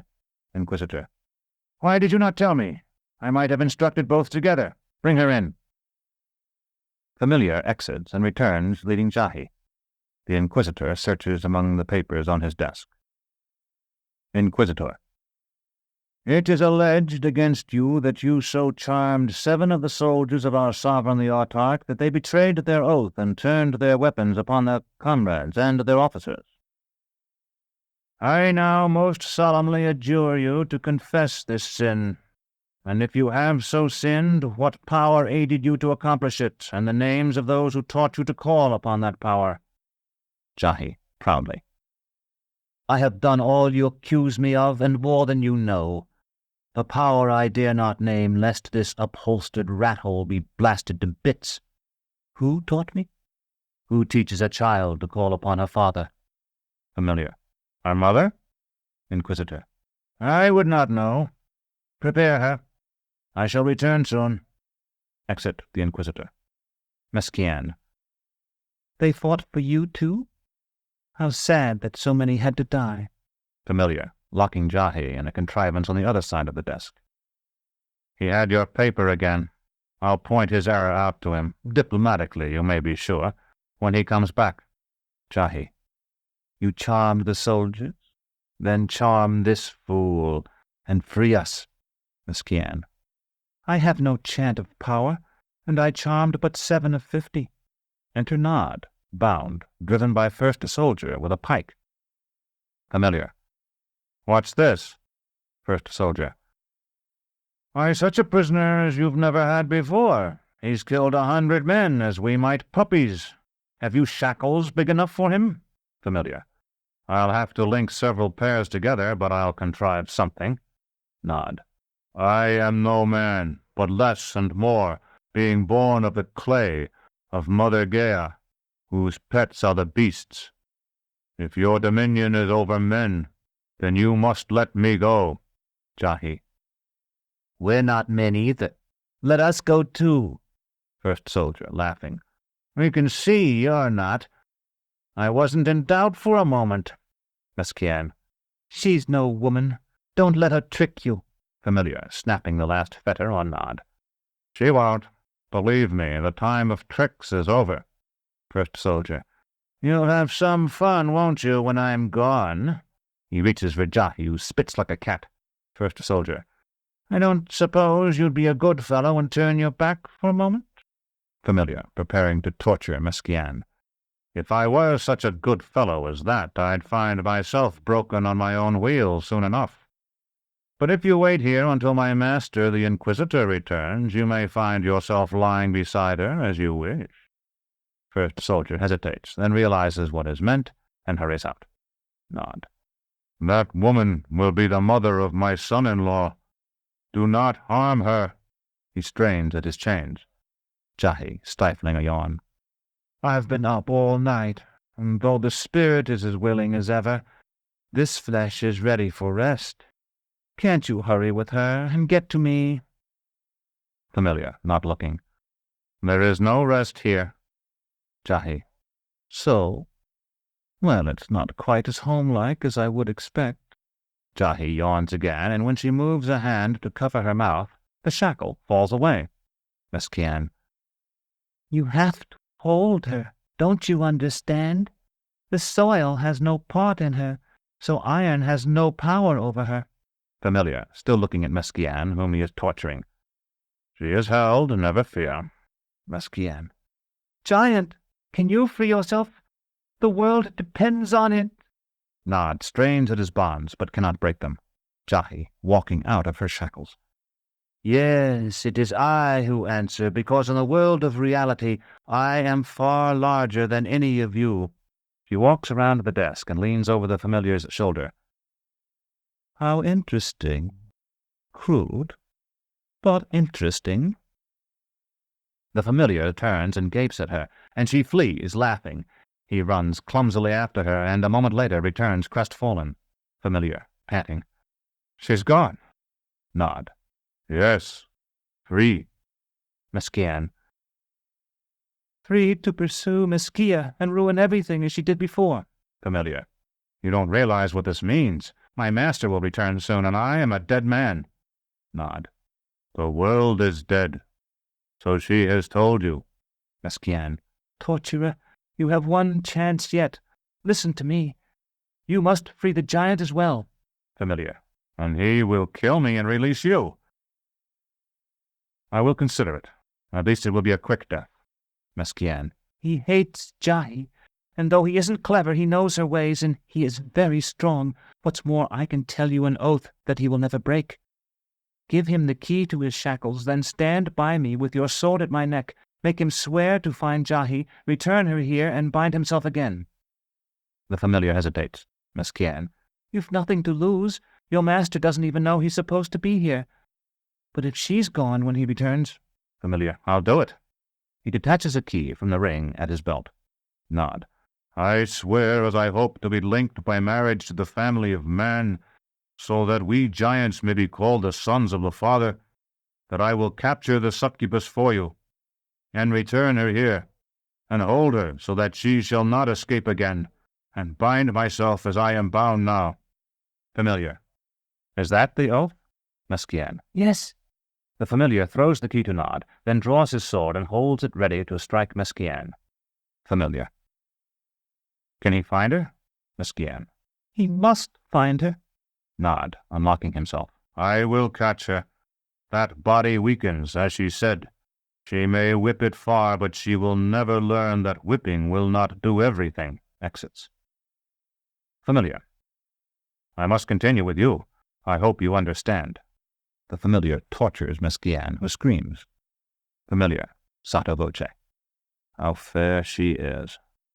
I wish that we were met when better things might be. The stage darkens. Jahi's running feet are heard.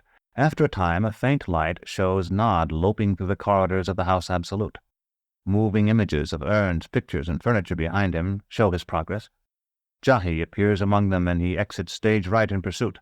Jahi enters stage left, with second demon walking in lockstep behind her. Jahi. Where can he have gone? The gardens are burned black. You have no flesh beyond a seeming... Cannot you make yourself an owl and seek him out for me? Second demon, mocking. Oh. Jahi. Eskia. Wait until the Father hears how you have treated me and betrayed all our efforts. Second demon. From you? It was you who left Mesquia, lured away by the woman. What will you say? The woman tempted me? We have done with that so long ago that no one remembers it save you and I, and now you have spoiled the lie by making it come true. Jahi, turning on him. You little foul sniveler, you scrabbler at windows. Second demon, jumping back. And now you are exiled to the land of Nod, east of paradise. Nod's footfalls are heard off stage. Jahi hides behind a clepsydra, and second demon produces a pike and stands with it in the attitude of a soldier as Nod enters. Nod. How long have you been standing there? Second demon, saluting. As long as you want, sir. Nod. What news is there? Second demon. All you want, sir. A giant as high as a steeple has killed the throne guards, and the autarch's missing. We've searched the garden so often that if only we'd been carrying dung instead of spears, the daisy'd be as big as umbrellas. Duck's clothes is down and Hope's is up. So's the turnips. Tomorrow should be fair, warm, and bright. Looks significantly toward the clepsydra. And a woman with no clothes on has been running through the halls. Nod. What is that thing? Second demon. A water clock, sir. See, you knowing what time it is can tell by that how much water's flowed. Nod, examining the clepsydra. There is nothing like this in my land. Do these puppets move by water? Second demon. Not the big one, sir. Jahi bolts off stage, pursued by Nod, but before he is fully out of sight of the audience, she dives between his legs, re-entering. He continues off, giving her time to hide in a chest. Meanwhile, second demon has disappeared. Nod, re-entering. Oh, stop! Runs to opposite side of stage and returns. My fault, my fault. In the garden there, she passed close by me once. I could have reached out and crushed her like a cat, a worm, a mouse, a snake. Turns on audience. Don't laugh at me. I could kill you all, the whole poisoned race of you. Oh, to strew the valleys with your white bones. But I am done. I am done. And Mesquian, who trusted in me, is undone. Nod strikes the clepsydra, sending brass pans and water flying across the stage. Nod. What good is this gift of speech except that I can curse myself? Good mother of all the beasts, take it from me. I would be as I was, and shout wordless among the hills.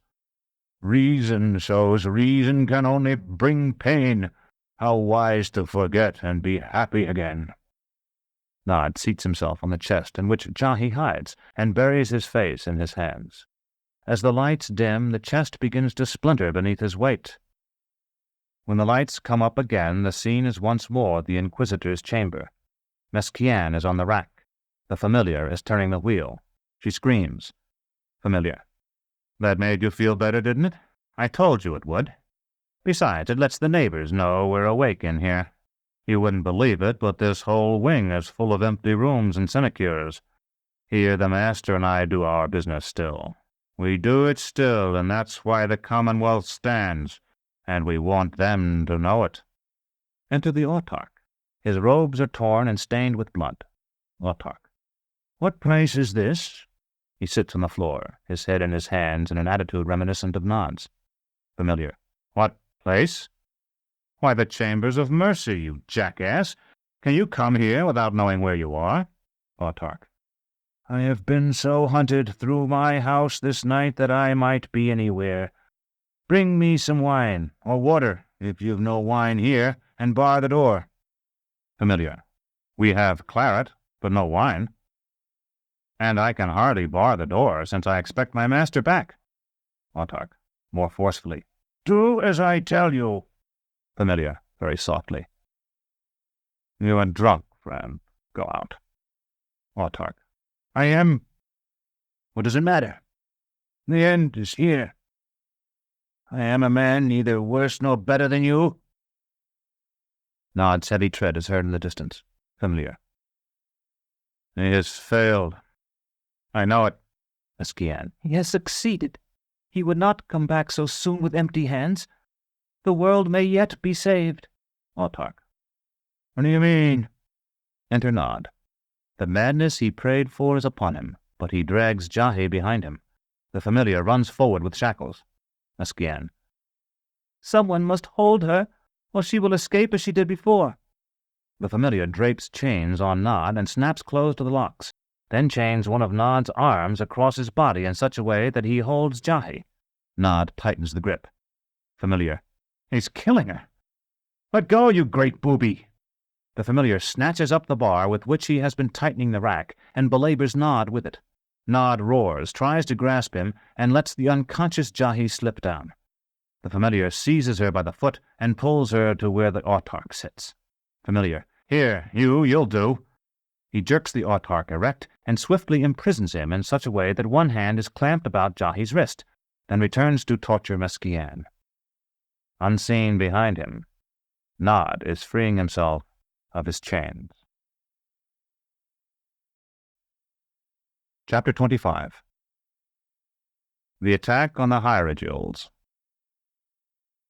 Though we were outdoors, where sounds are so easily lost against the immensity of the sky, I could hear the clatter Baldanders made as he feigned to struggle with his bonds.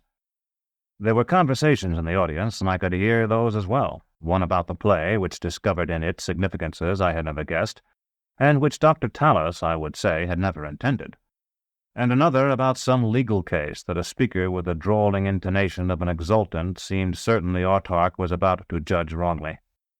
As I turned the windlass of the rack, letting the pall drop with a satisfying clack, I risked a sidelong look at those who watched us. No more than 10 chairs were in use, but lofty figures stood at the sides of the seating area and behind it. There were a few women in court dresses, much like the ones I had once seen in the House Azure, dresses with very low décolletages and full skirts that were often slit or relieved with panels of lace. Their hair was simply dressed, but it was set off with flowers, jewels, or brilliantly luminous larvae. Most of those in our audience seemed men, and more arrived momentarily.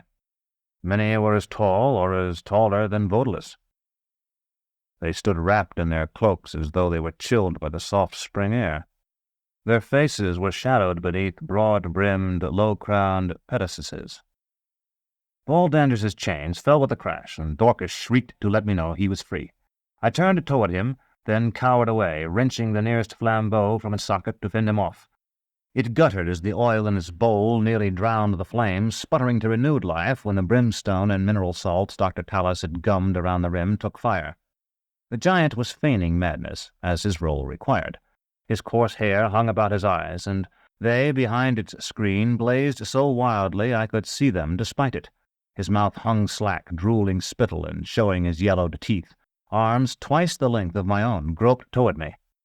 What frightened me, and I was frightened, I admit, and wished heartily I had a terminus est in my hands instead of an iron flambeau, was what I can only call the expression beneath the lack of expression on his face. It was there like the black water we sometimes glimpse moving beneath the ice when the river freezes. Baldanders had found a terrible joy now in being as he was, and when I faced him I realized for the first time that he was not so much feigning madness on the stage, as feigning sanity and his dim humility offered. I wondered then how much he had influenced the writing of the play, though it may be only that Dr. Talos had, as he surely had, understood his patient better than I. We were not, of course, to terrify the autarch's courtiers as we had the country people. Baldanders would wrest the flambeau from me, pretend to break my back, and end the scene. He did not. Whether he was as mad as he pretended, or was genuinely enraged at our growing audience, I cannot say. Perhaps both those explanations are correct.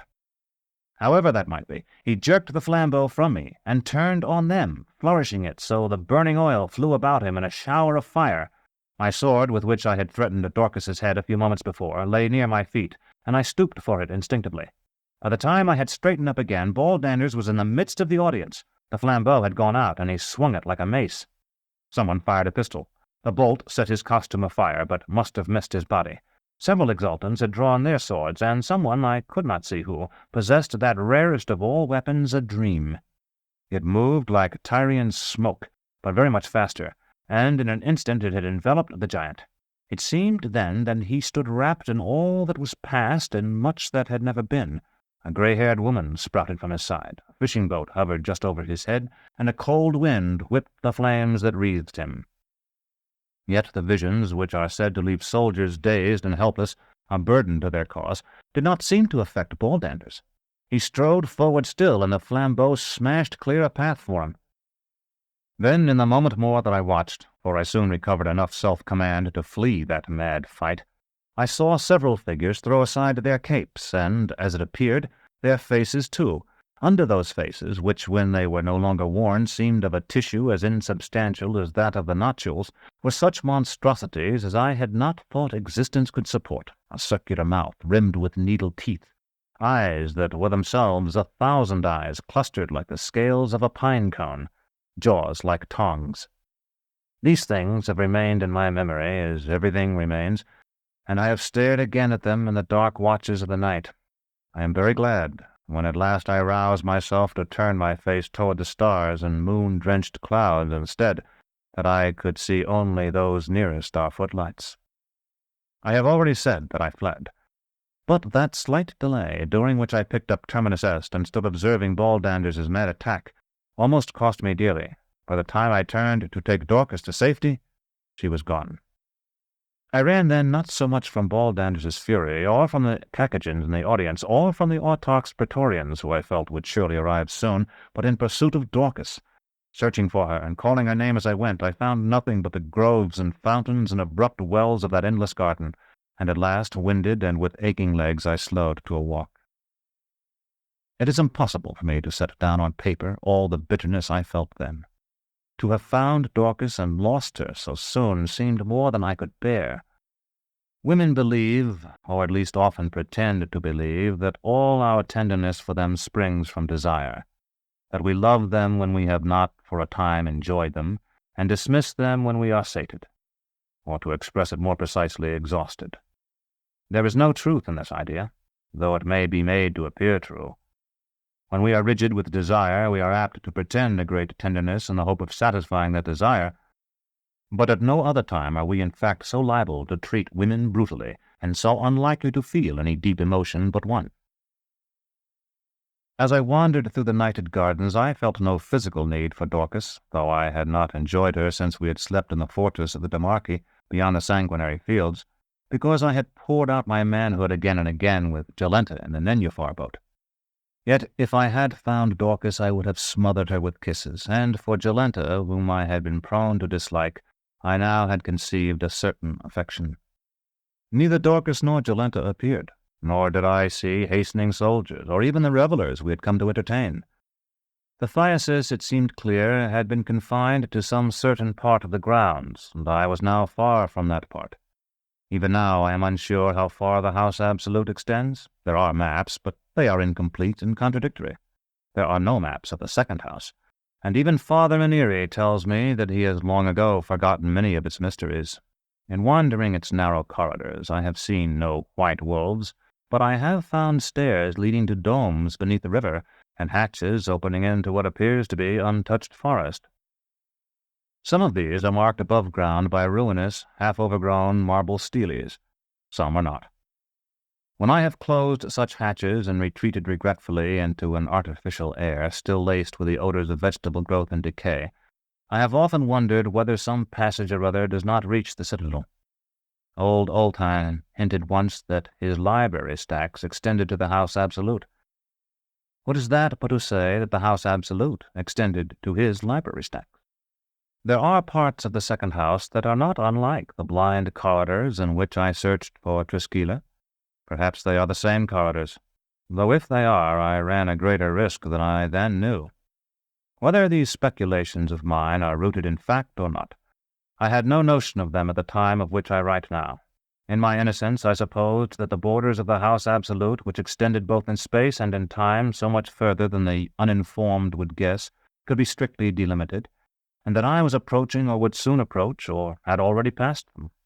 Thus I walked all that night, directing my course northward by the stars, and as I walked I reviewed my life in just the way I have so often attempted to prevent myself from doing while I waited for sleep. Again dropped and roach, and I swam in the clammy cistern beneath the bell-keep. Again I replaced Josephina's toy imp with the stolen frog. Again I stretched forth my hand to grasp the haft of the axe that would have slain the great Odalisque, and so saved Thecla, not yet imprisoned. Again I saw the ribbon of crimson creep from under Thecla's door, Malrubius bending over me, Jonas vanishing into the infinity between dimensions. I played again with pebbles in the courtyard beside the fallen curtain wall as Thecla dodged the hooves of my father's mounted guard. Long after I had seen the last balustrade, I feared the soldiers of the autarch, but after some time, when I had not so much as glimpsed a distant patrol, I grew contemptuous of them, believing their ineffectiveness to be a part of that general disorganization I had observed in the Commonwealth so often. With or without my help, Odalisque, I felt, would surely destroy such bunglers, indeed could do so now if he would only strike. And yet the androgyne in the yellow robe, who had known Odalisque's password and received his message as if expecting it, was unquestionably the autarch, the master of those soldiers, and in fact of the entire Commonwealth in so far as it recognized a master. Thecla had seen him often. Those memories of Thecla's were now my own, and it was he. If Odalisque had won already, why did he remain in hiding? Or was Odalisque merely a creature of the autarch's? If so, why did Odalisque refer to the autarch as though he were a servitor? I tried to persuade myself that everything that had passed in the chamber of the picture and the rest of the second house had been a dream, but I knew it was not so, and the steel was gone. Thinking of Odalisque reminded me of the claw which the autarch himself had urged me to return to the order of priestesses called Pellerines. I drew it out. Its light was soft now, neither flashing as it had been in the mine of the man-apes, nor dull as it had been when Jonas and I had examined it in the antechamber. Though it lay upon the palm of my hand, it seemed to me now a great pool of blue water, purer than a cistern, purer far than Gile, into which I might dive, though in doing so I should in some incomprehensible fashion be diving up. It was at once comforting and disquieting, and I pushed it into my boot top again and walked on. Dawn found me on a narrow path that straggled through a forest more sumptuous in its decay even than that outside the wall of Nessus. The cool fern arches I had seen there were absent here, but fleshy-fingered vines clung to the great mahoganies and rain-trees like heteri, turning their long limbs to clouds of floating green and lowering rich curtains spangled with flowers. Birds unknown to me called overhead, and once a monkey who might, save for his 4 hands, have been a wizened, red-bearded man in fur, spied on me from a fork as high as a spire.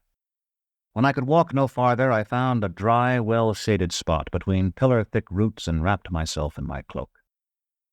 Often I have had to hunt down sleep as though it were the most elusive of chimeras, half legend and half air. Now it sprang upon me. I had no sooner closed my eyes than I faced the maddened giant again. This time I held Terminus Est, but she seemed no more than a wand. Instead of the stage, we stood upon a narrow parapet. To one side flamed the torches of an army. On the other, a sheer drop terminated in a spreading lake that at once was and was not the azure pool of the claw. Baldanders lifted his terrible flambeau, and I had somehow become the childish figure I had seen beneath the sea. The gigantic women, I felt, could not be far away. The mace crashed down. It was broad afternoon, and flame-colored ants were making a caravan across my chest. After 2 or 3 watches spent in walking among the pale leaves of that noble yet doomed forest, I struck a broader path, and in another watch, when the shadows were lengthening, I halted, sniffed the air, and found that the odor I had detected was indeed the reek of smoke. I was racked with hunger by that time, and I hurried forward. Chapter 26. Parting. Where the path crossed another, 4 people sat on the ground around a tiny fire. I recognized Jolenta first. Her aura of beauty made the clearing seem a paradise. At almost the same moment, Dorcas recognized me and came running to kiss me, and I glimpsed Dr. Talos's fox-like face over Baldander's massive shoulder. The giant, whom I ought to have known at once, was changed almost out of recognition. His head was swathed in dirty bandages, and in place of the baggy black coat he had worn, his wide back was covered with a sticky ointment that resembled clay and smelled like stagnant water. "Well met, Dr. Talos called. "We've all been wondering what became of you." Baldander's indicated with a slight inclination of his head that it was actually Dorcas who had been wondering, which I think I might have guessed without the hint. "I ran," I said. "So did Dorcas, I know. I'm surprised the rest of you weren't killed." "We very nearly were," the doctor admitted, nodding. Jolenta shrugged, making the simple movement seem an exquisite ceremony. "I ran away, too." She cupped her huge breasts with her hands. "But I don't think I'm well suited to running, do you? Anyway, in the dark, I soon bumped against an exultant who told me I would have to run no farther, that he would protect me. But then some Spahis came. I would like to have their animals harnessed to my carriage some day. They were very fine, and they had with them a high official of the sort that cares nothing for women. I hoped then that I would be taken to the autarch, whose pores outshine the stars themselves, the way it nearly happens in the play. But they made my exultant leave, and instead it was back to the theatre where she gestured toward Baldander's, and the doctor were. The doctor was putting salve on him, and the soldiers were going to kill us, although I could see they didn't really want to kill me. Then they let us go, and here we are." Dr. Talos added, "We found Dorcas at daybreak. Or rather, she found us, and we have been traveling slowly toward the mountains ever since. Slowly because, ill though he is, Baldander's is the only one of us with the strength to carry our baggage, and though we have discarded much of it, there remain certain items we must keep." I said I was surprised to hear Baldander's was merely ill, since I had been certain he was dead. "Dr. Talos stopped him," Dorcas said. "Isn't that right, Doctor? That's how he was captured.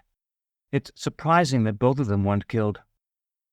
"Yet, as you see," Dr. Talos said, smiling, "we yet walk among the living. And though we are somewhat the worse for wear, we are rich. Show Severian our money, Baldander's." Painfully, the giant shifted his position and took out a bulging leather purse. After looking at the doctor as though for additional instructions, he loosened the strings and poured into his huge hand a shower of new minted chrysos. Dr. Talos took one of the coins and held it up so it caught the light. "How long do you think a man from one of the fishing villages about Lake Diaturna would build walls for that?" I said at least a year, I should imagine. 2. Every day, winter and summer, rain or shine, provided we dole it out in bits of copper, as we shall. We'll have 50 such men to help rebuild our home. Wait until you see it next," Baldander's added in his heavy voice. "If they will work." The red-haired doctor whirled on him. "They'll work. I've learned something since last time, let me tell you." I interposed.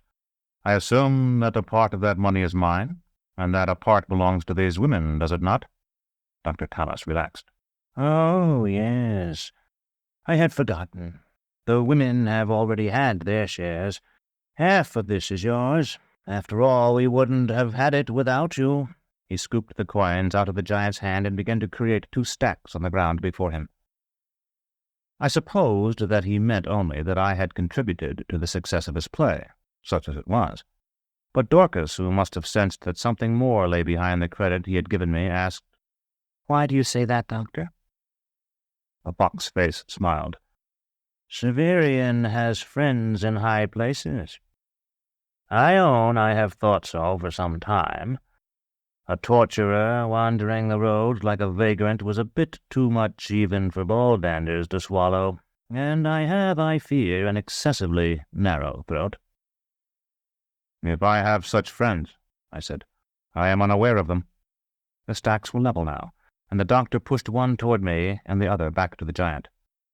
"At first, when I found you abed with Baldanders, I thought you might have been sent to warn us against performing my play. In some respects it is, as you may have observed, at least in appearance, critical of the autarky." "Somewhat," Jolenta lisped sarcastically. "Yet surely to send a torturer from the citadel to frighten a couple of strolling mountebanks would be an absurd overreaction. And I realized that we, by the very fact that we were staging the play, served to conceal you. Few would suspect that a servant of the autarch would associate himself with such an enterprise. I wrote in the familiar's part so that we should hide you better by giving your habit a reason for existence." "I know nothing of this," I said. "Of course. I have no desire to force you to violate your trust. But as we were setting up our theatre yesterday, a highly placed servant from the House Absolute, an Agamite, I think, and they are always close to the ear of authority, came asking if our troupe was the one in which you performed, and if you were with us. You and Jolenta had absented yourselves, but I answered in the affirmative. He asked then how great a share you had of what we made, and when I told him, said that he was instructed to pay us now for the night's performance. Very fortunate that proved, since this great ninny went charging out into our audience." It was one of the few times I saw Baldanders appear hurt by his physician's jibes. Though it clearly cost him pain to do so, he swung his big body about until he faced away from us. Dorcas had told me that when I had slept in Dr. Talos's tent I had slept alone. Now I sensed that the giant felt so, that for him the clearing held only himself and certain small animals, pets of whom he was tiring. "He is paid for his rashness," I said. "He looks badly burned." The doctor nodded. "Actually, Baldanders was fortunate. The Hierodules dialed down their beams and tried to turn him back instead of killing him. He lives now through their forbearance and will regenerate," Dorcas murmured. "Heal, you mean?" "I trust so. I feel more pity for him than I can say." "Yours is a tender heart. Too tender, perhaps. But Baldanders is still growing, and growing children have great recuperative powers." "Still growing?" I asked. "His hair is partly gray." The doctor laughed. "Then perhaps he is growing grayer. But now, dear friends," he rose and dusted his trousers, "now we have come, as some poet aptly puts it, to the place where men are pulled apart by their destinations. We had halted here, Severian, not only because we were fatigued, but because it is here that the route toward Thrax, where you are going, and that toward Lake Diaterna and our own country diverge. I was loath to pass this point, the last at which I had hopes of seeing you, without making a fair division of our gains. But that is accomplished now. Should you communicate again with your benefactors in the House Absolute, will you own that you have been equitably dealt with?" A stack of chrysos was still on the ground before me. "There is 100 times more here than I ever expected to receive," I said. "Yes, certainly." I picked up the coins and put them into my sabretache. A glance passed between Dorcas and Jolenta, and Dorcas said, "I am going to Thrax with Severian, if that is where Severian is going." Jolenta held up a hand to the doctor, obviously expecting that he would help her to rise. "Baldanders and I will be traveling alone," he said, "and we will walk all night. We will miss all of you, but the time of parting is upon us. Dorcas, my child, I am delighted that you will have a protector." Jolenta's hand was by this time on his thigh. "Come, Baldanders, we must be away. The giant lumbered to his feet, and though he made no moan, I could see how much he suffered. His bandages were wet with mingled sweat and blood. I knew what I had to do, and said, "Baldanders and I must speak privately for a moment. Could I ask the rest of you to move off 100 paces or so?" The women began to do as I had asked, Dorcas walking down one path, and Jolenta, whom Dorcas had helped up, down another, but Dr. Talos remained where he was until I repeated my request that he go. "You wish me to leave as well?" "It's quite useless. Baldanders will tell me anything you tell him as soon as we are together again." "Jolenta, come here, dear." "She is leaving at my request, just as I asked you to." "Yes, but she is going the wrong way, and I cannot have it. Jolenta!" "Doctor, I only wish to help your friend, or your slave, or whatever he is." Quite unexpectedly, Baldander's deep voice issued from beneath his swirl of bandages. "I am his master." "Exactly so," said the doctor, as taking up the stack of chrysos he had pushed toward Baldander's, he dropped it into the giant's trousers pocket. Jolenta had hobbled back to us, with tears streaking her lovely face. "Doctor, can't I go with you?" "Of course not," he said as coolly as if a child had asked for a second slice of cake. Jolenta collapsed at his feet. I looked up at the giant. "Baldanders, I can help you.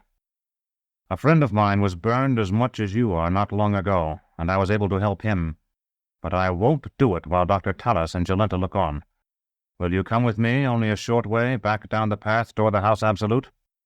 Slowly the giant's head swung from side to side. "He knows the lenitive you offer," Dr. Talos said, laughing. "He himself has provided it to many, but he loves life too much." "Life is what I offer, not death." "Yes?" The doctor raised an eyebrow. "Where is your friend?" The giant had picked up the handles of his barrow. "Baldanders," I said, "do you know who the Conciliator was?" "That was long ago," Baldanders answered. "It does not matter." He started down the path Dorcas had not taken. Dr. Talos followed him for a few strides, with Jolenta clinging to his arm, then stopped. "Severian, you have guarded a good many prisoners, according to what you've told me. If Baldanders were to give you another chrysos, would you hold this creature until we are well gone?"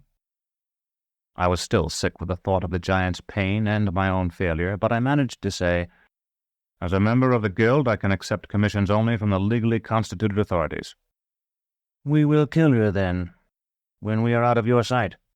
"That is a matter between you and her," I said, and started after Dorcas. I had hardly caught up with her before we heard Jolenta's screams. Dorcas halted and grasped my hand more tightly, asking what the sound was.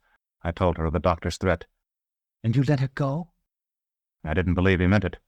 As I said that, we had turned and were already retracing our way. We had not gone a dozen strides before the screams were succeeded by a silence so profound we could hear the rustling of a dying leaf. We hurried on, but by the time we reached the crossing I felt certain we were too late. And so I was, if the truth be known, only hurrying because I knew Dorcas would be disappointed in me if I did not. I was wrong in thinking Jolenta dead. As we rounded a turn in the path, we saw her running toward us, her knees together as if her legs were hampered by her generous thighs, her arms crossed over her breasts to steady them. Her glorious red-gold hair fell across her eyes, and the thin organza shift she wore had been slashed to tatters. She fainted when Dorcas embraced her. "Those devils, they've beaten her," Dorcas said. "A moment ago we were afraid they would kill her." I looked at the welts on the beautiful woman's back. "These are the marks of the doctor's cane, I think. She's lucky he didn't set Baldanders on her." "But what can we do?" "We can try this." I fished the claw from my boot top and showed it to her. "Do you remember the thing we found in my sabretash? That you said was no true gem? This is what it was, and it seems to help injured people sometimes. I wanted to use it on Baldanders, but he wouldn't let me." I held the claw over Jolenta's head, then ran it along the bruises on her back, but it flamed no brighter, and she seemed no better. "It isn't working," I said. "I'll have to carry her." "Put her over your shoulder, or you'll be holding her just where she's been hurt worst." Dorcas carried Terminus Est, and I did as she suggested, finding Jolenta nearly as heavy as a man. For a long while we trudged thus beneath the pale green canopy of the leaves before Jolenta's eyes opened. Even then she could hardly walk or stand without help, however. or so much as comb back that extraordinary hair with her fingers to let us better see the tear-stained oval of her face. "The doctor won't let me come with him," she said. Dorcas nodded. "It seems not." She might have been talking to someone far younger than herself. "I will be destroyed." I asked why she said that, but she only shook her head. After a time she said, "May I go with you, Severian? I don't have any money. Baldanders took away what the doctor had given me." She shot a sidelong glance at Dorcas. "She has money, too. More than I got. As much as the doctor gave you." "He knows that," Dorcas said, "and he knows any money I have is his if he wants it." I changed the subject. Perhaps both of you should know that I may not be going to Thrax, or at least not directly. Not if I can discover the whereabouts of the Order of Pellarines. Jolenta looked at me as if I were mad. "I've heard they roam the whole world. Besides, they accept only women." "I don't want to join them, only to find them. The last news I had was that they were on the way north. But if I can find out where they are, I'll have to go there, even if it means turning south again." "I'm going where you go," Dorcas declared. "Not to Thrax." "And I'm going nowhere," Jolenta sighed. As soon as we no longer had to support Jolenta, Dorcas and I drew somewhat ahead of her. When we had been walking for some time, I turned to look back at her. She was no longer weeping, but I hardly recognized the beauty who had once accompanied Dr. Talos. She had held her head proudly, and even arrogantly. Her shoulders had been thrown back, and her magnificent eyes had flashed like emeralds. Now her shoulders drooped with weariness, and she looked at the ground. "What was it you spoke of for the doctor and the giant?" Dorcas asked as we walked. "I've already told you," I said. "Once you called out so loudly that I could hear what you said. It was, 'Do you know who the Conciliator was?' But I couldn't tell if you didn't know yourself or were only seeking to discover if they knew." "I know very little. Nothing, really. I've seen pictures that are supposed to be of him, but they differ so much they can hardly be of the same man." "There are legends." "Most of them I've heard sound very foolish. I wish Jonas were here. He would take care of Jolenta, and he would know about the Conciliator. Jonas was the man we met at the Piteous Gate, the man who rode the Merrykip. For a time he was a good friend to me." "Where is he now?" "That's what Dr. Talos wanted to know." "I don't know, and I don't wish to speak of it. Tell me about the Conciliator, if you want to talk." No doubt it was foolish, but as soon as I mentioned that name I felt the silence of the forest like a weight.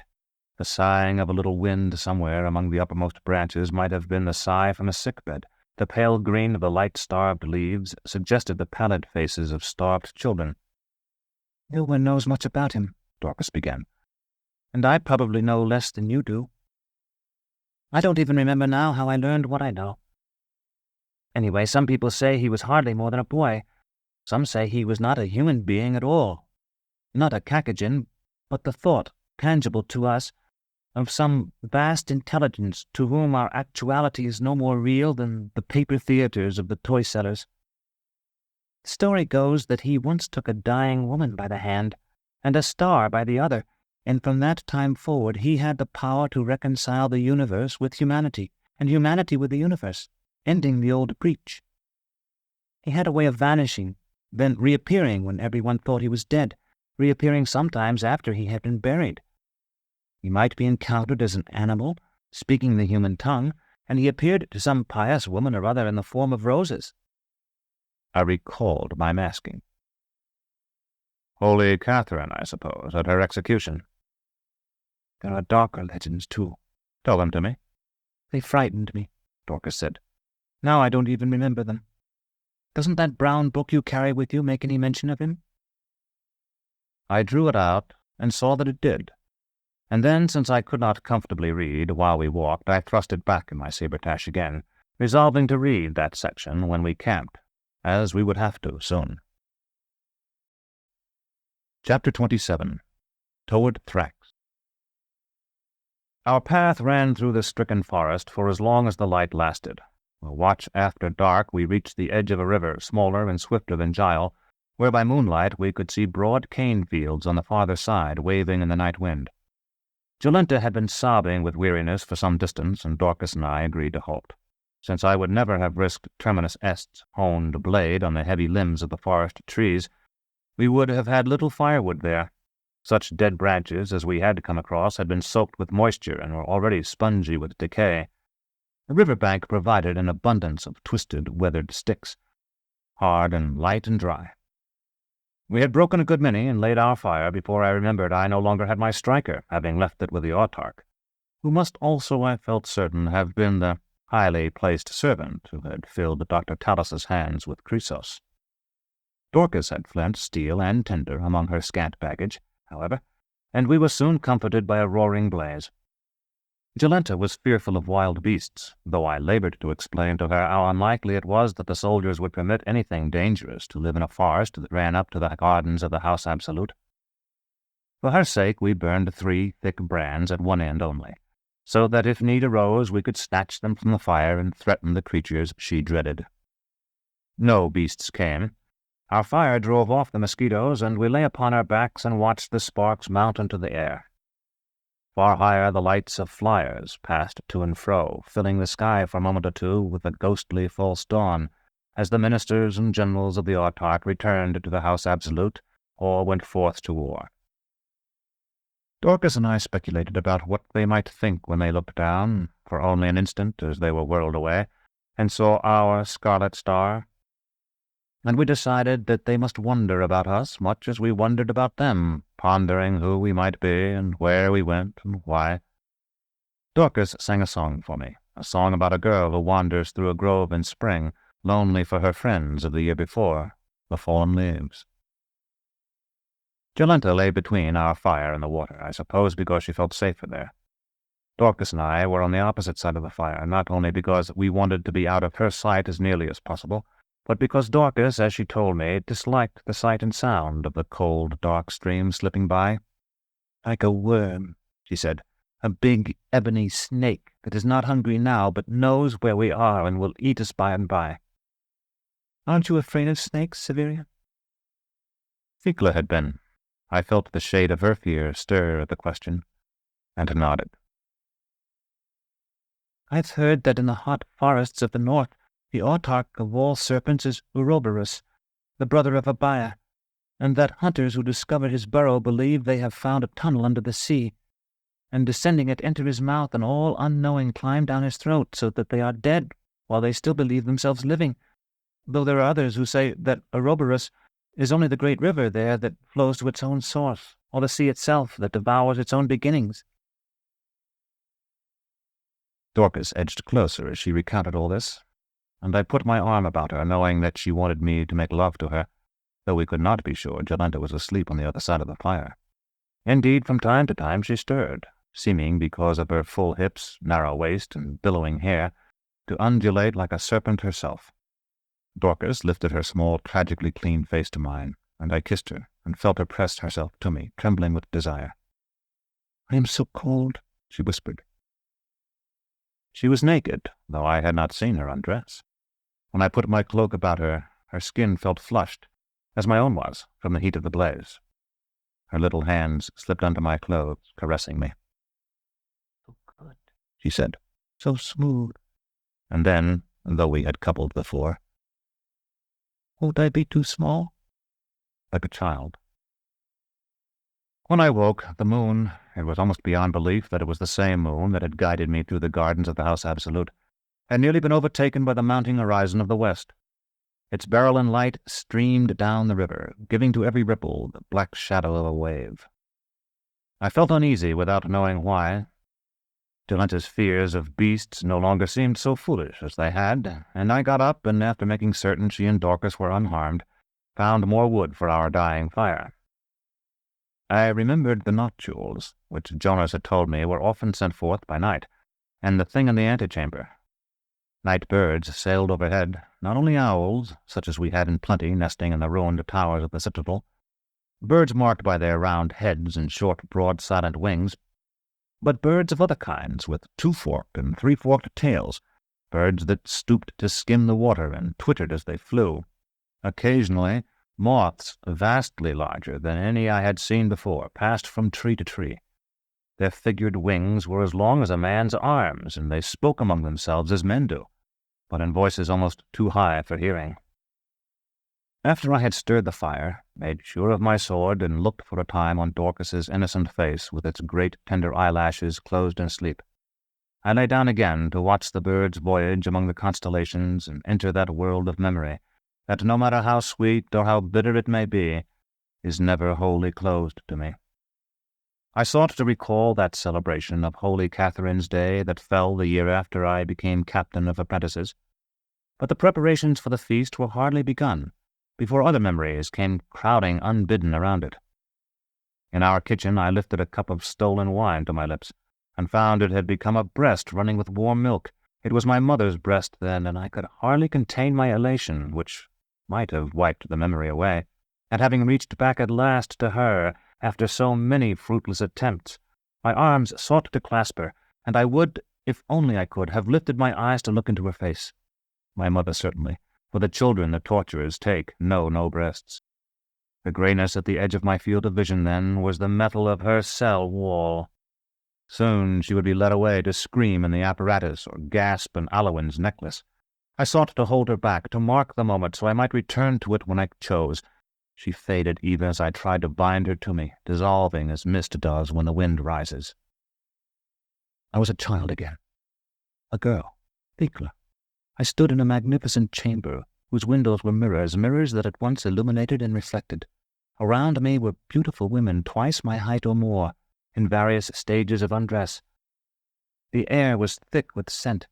I was searching for someone, but as I looked at the painted faces of the tall women, lovely and indeed perfect, I began to doubt if I should know her. Tears rolled down my cheeks. 3 women ran to me, and I stared from one to another. As I did, their eyes narrowed to points of light, and a heart-shaped patch beside the lips of the nearest spread web-fingered wings. Severian. I sat up, uncertain of the point at which memory had become dream. This voice was sweet, yet very deep, and though I was conscious of having heard it before, I could not at once recall where. The moon was nearly behind the western horizon now, and our fire was dying a second death. Dorcas had thrown aside her ragged bedding so that she slept with her sprite's body exposed to the night air. Seeing her thus, her pale skin rendered more pale still by the waning moonlight, save where the glow of the embers flushed it with red, I felt such desire as I had never known. Not when I had clasped Asia to me on the Adamnian steps, not when I had first seen Jolenta on Dr. Talos' stage, not even on the innumerable occasions when I had hastened to Thecla in her cell. Yet it was not Dorcas I desired. I had enjoyed her only a short time ago, and though I fully believed she loved me, I could not be certain she would have given herself so readily if she had not more than suspected I had entered Jolenta on the afternoon before the play, and if she had not believed Jolenta to be watching us across the fire. Nor did I desire Jolenta, who lay upon her side and snored. Instead, I wanted them both, and Thecla, and the nameless Meretrix who had feigned to be Thecla in the House Azure, and her friend who had taken the part of Thea, the women I had seen on the stair in the House Absolute, and Asia, Valeria, Morwenna, and 1,000 more. I recalled the witches, their madness, and their wild dancing in the old court of Knights of Rain, the cool, virginal beauty of the red-robed Pellerines. Severian. It was no dream. Sleepy birds perched on branches at the margin of the forest had stirred at the sound. I drew terminus est and let her blade catch the cold dawn light so that whoever had spoken should know me armed. All was quiet again, quieter now than it had ever been by night. I waited, turning my head slowly in my attempt to locate the one who had called my name, though I was conscious it would have been better if I could have appeared to know the correct direction already. Dorcas stirred and moaned, but neither she nor Jolenta woke. There was no other sound but the crackling of the fire, the dawn wind among the leaves, and the lapping water. "Where are you?" I whispered, but there was no reply. A fish jumped with a silver splash, and all was silent again. Severian. However deep, it was a woman's voice, throbbing with passion, moist with need. I remembered Asia and did not sheathe my sword. The sandbar. Though I feared it was merely a trick to make me turn my back on the trees, I let my eyes search the river until I saw it, about 200 paces from our fire. "Come to me." It was no trick, or at least not the trick I had at first feared. It was from downstream that the voice spoke. "Come, please. I cannot hear you where you stand." I said I did not speak, but there was no reply. I waited, reluctant to leave Dorcas and Jolenta alone. "Please, when the sun reaches this water I must go. There may be no other chance." The little river was wider at the sandbar than below or above it, and I could walk upon the yellow sand itself, dry-shod, nearly to the center.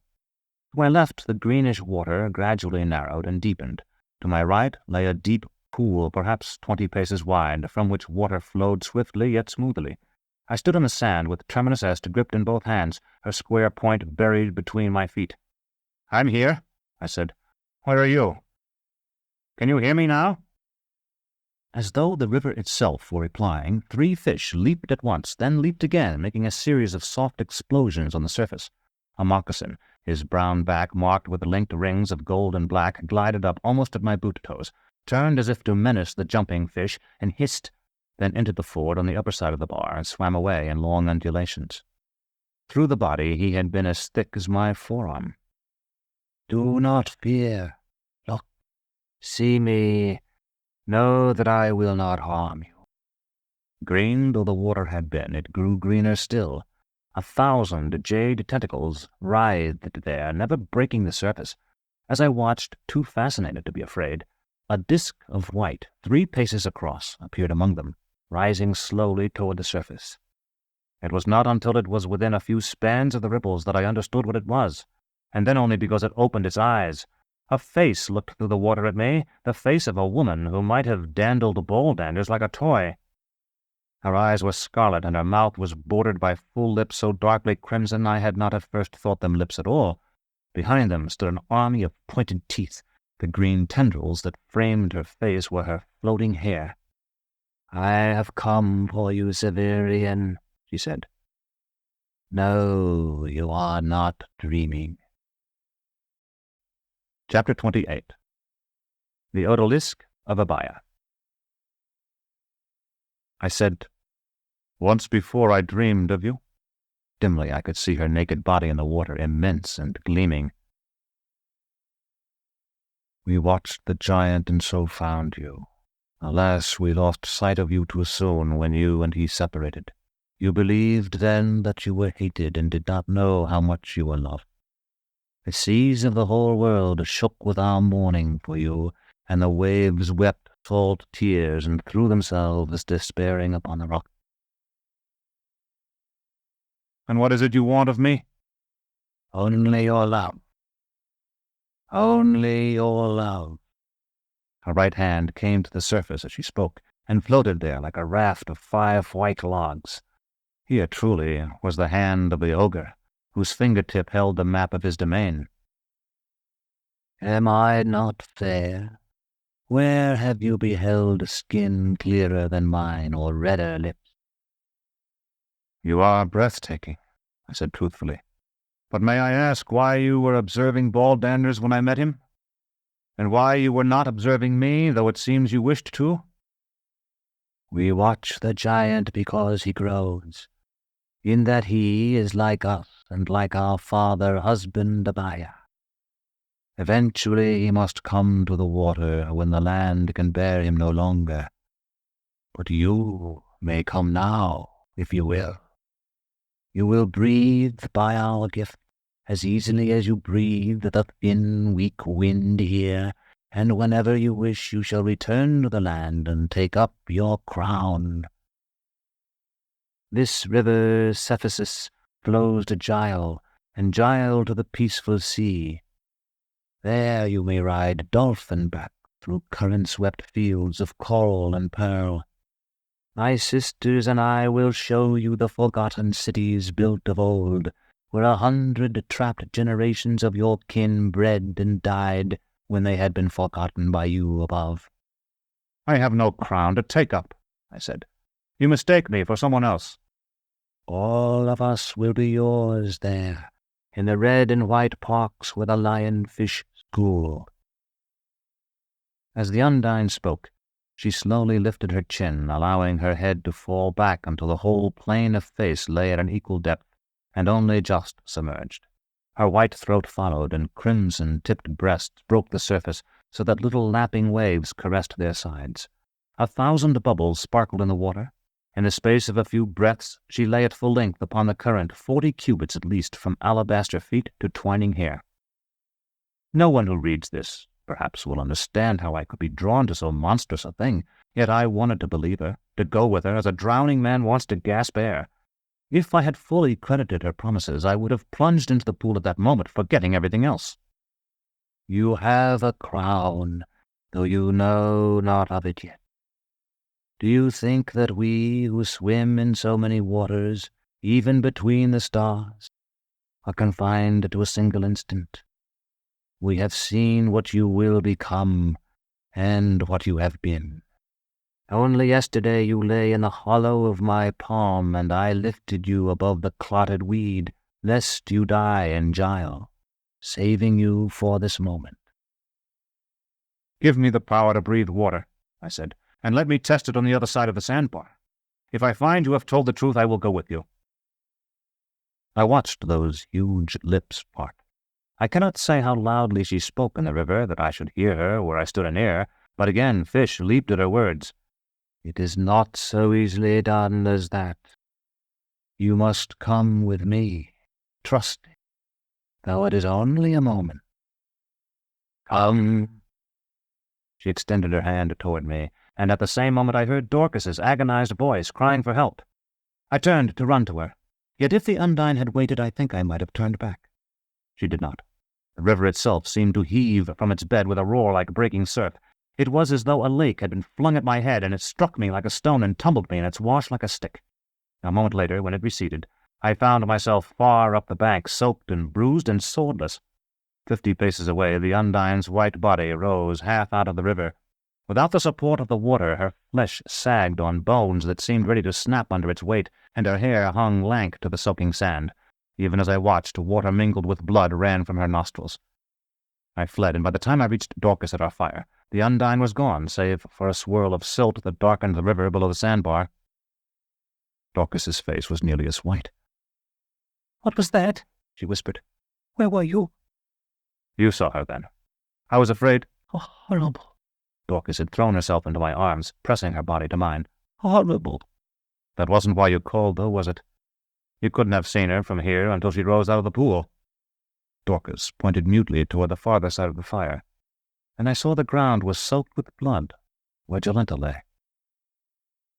There were 2 narrow cuts on her left wrist, each about the length of my thumb, and though I touched them with the claw, it seemed the blood that welled from them would not clot.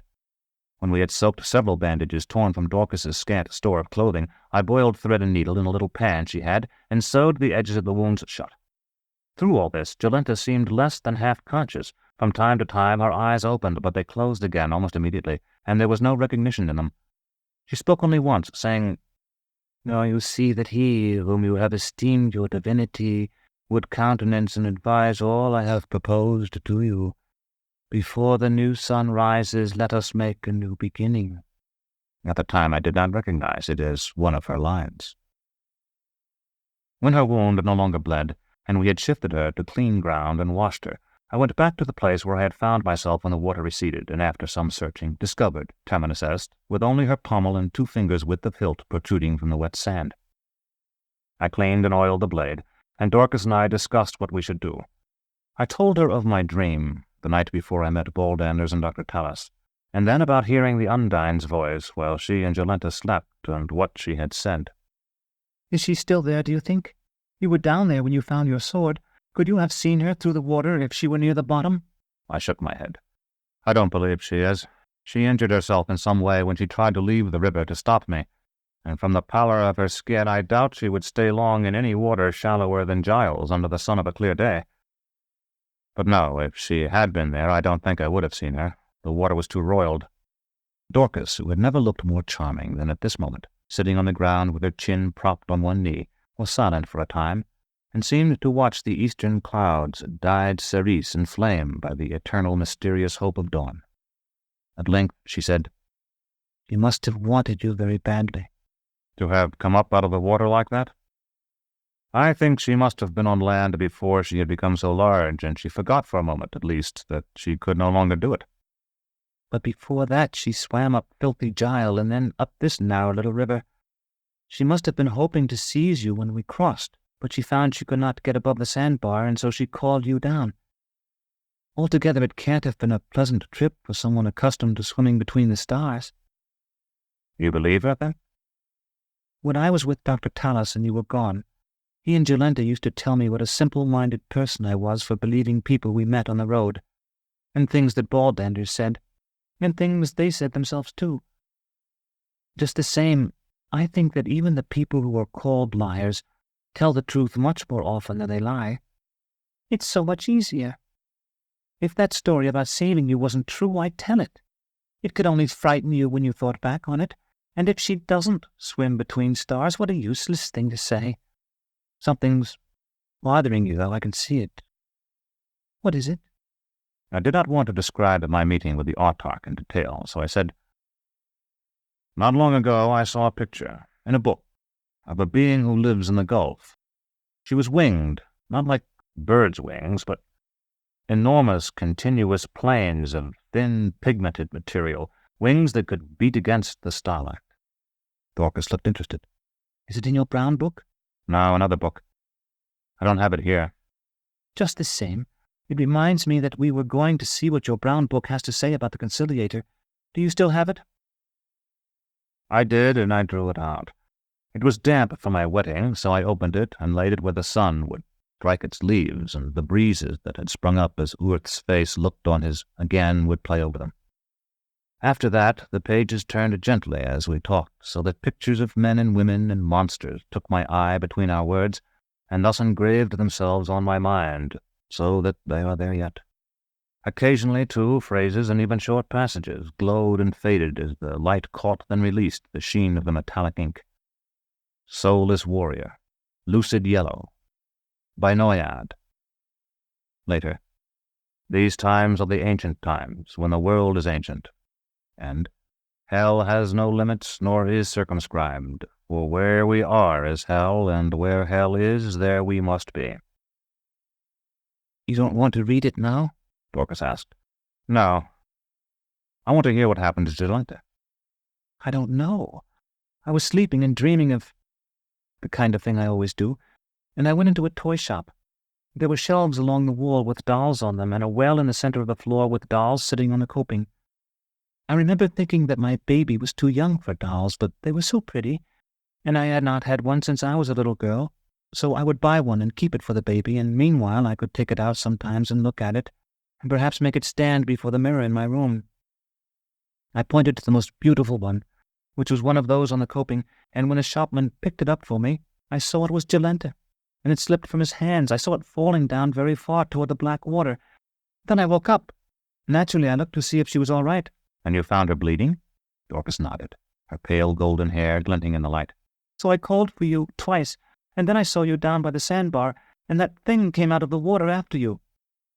There's no reason for you to look so pale, I told her. Jolenta was bitten by an animal, that's clear. I've no idea of what kind, but judging from the bite, it was a fairly small one, and no more to be feared than any other little animal with sharp teeth and a bad disposition. Severian? I remember being told that there were blood bats farther north. When I was just a child, someone used to frighten me by telling me about them, and then when I was older, once a common bat got into the house. Somebody killed it, and I asked my father if it were a blood bat, and if there were really any such things. He said there were, but they lived in the north, in the steaming forests at the center of the world. They bit sleeping people and grazing animals by night, and their spittle was poisoned so that the wounds of their teeth bled on. Dorcas paused, looking up into the trees. My father said that the city had been creeping northward along the river for all of history, having begun as an autochthon village where Gile joins the sea, and how terrible it would be when it entered the region where the blood bats fly and they could roost in the derelict buildings. It must be terrible already for the people of the House Absolute. We cannot have walked so very far from there, The autarch has my sympathy, I said. But I don't think I have ever heard you talk so much about your past life before. Do you remember your father now, and the house where the bat was killed? She stood. Though she tried to look brave, I could see that she was trembling. I remember more each morning, after my dreams. But, Severian, we must go now. Jolenta will be weak. She must have food and clean water to drink. We can't stay here. I was ravenously hungry myself. I put the brown book back into my sabretache and sheathed Terminus Est's freshly oiled blade. Dorcas packed her little bundle of belongings. Then we set out, fording the river well above the sandbar. Jolenta was unable to walk alone. We had to support her on either side. Her face was drawn, and though she had regained consciousness when we lifted her, she seldom spoke. When she did, it was only a word or two. For the first time I noticed how thin her lips were, and now the lower lip had lost its firmness, hung away from her teeth, showing the livid gums. It seemed to me that her entire body, yesterday so opulent, had softened like wax, so that instead of appearing, as she once had, a woman to Dorcas's child, she seemed a flower too long blown, the very end of summer, to Dorcas's spring. As we walked thus along a narrow, dusty track with sugar-cane already higher than my head to either side, I found myself thinking over and over of how I had desired her in the short time I had known her. Memory, so perfect and vivid as to be more compelling than any opiate, showed me the woman as I had believed I had seen her first, when Dorcas and I had come around a grove of trees by night to find Dr. Talos's stage gleaming with lights in a pasture. How strange it had seemed to see her by daylight as perfect as she had appeared in the flattering glow of the flambeaux the night before, when we set off northward on the most glorious morning I can remember. Love and desire are said to be no more than cousins, and I had found it so until I walked with Jolenta's flaxed arm about my neck. But it is not really true. Rather, the love of women was the dark side of a feminine ideal I had nourished for myself on dreams of Valeria and Thecla and Asia, of Dorcas and Jolenta, and Odalisque's lemon, of the heart-shaped face and cooing voice, a woman I now knew to be Thecla's half-sister Thea. So that as we trudged between the walls of cane when desire had fled and I could only look at Jolenta with pity, I found that though I had believed I cared only for her importunate, rose-flushed flesh and the awkward grace of her movements, I loved her. Chapter 29. The Herdsman. For most of the morning we walked through the cane, meeting no one. Jolenta grew neither stronger nor weaker, so far as I could judge, but it seemed to me that hunger and the fatigue of supporting her and the pitiless glare of the sun were telling upon me. For twice or thrice, when I glimpsed her from the corner of an eye, it seemed that I was not seeing Jolenta at all, but someone else, a woman I recalled but could not identify. If I turned my head to look at her, this impression, which was always very slight, vanished altogether. So we walked, talking little. It was the only time since I had received her from Master Palamon that Terminus Est seemed burdensome to me. My shoulder grew raw under the baldric. I cut cane for us, and we chewed it for the sweet juice. Jolenta was always thirsty, and since she could not walk unless we aided her, and could not hold her stalk of cane when we did, we were forced to stop often. It was strange to see those long legs, so beautifully molded, with their slender ankles and ripe thighs, so useless. In a day we reached the end of the cane and emerged onto the edge of the true pampa, the sea of grass. Here there were still a few trees, though they were so widely scattered that each was in sight of no more than 2 or 3 others. To each of these trees the body of some beast of prey was lashed with rawhide, its 4 paws outspread like arms.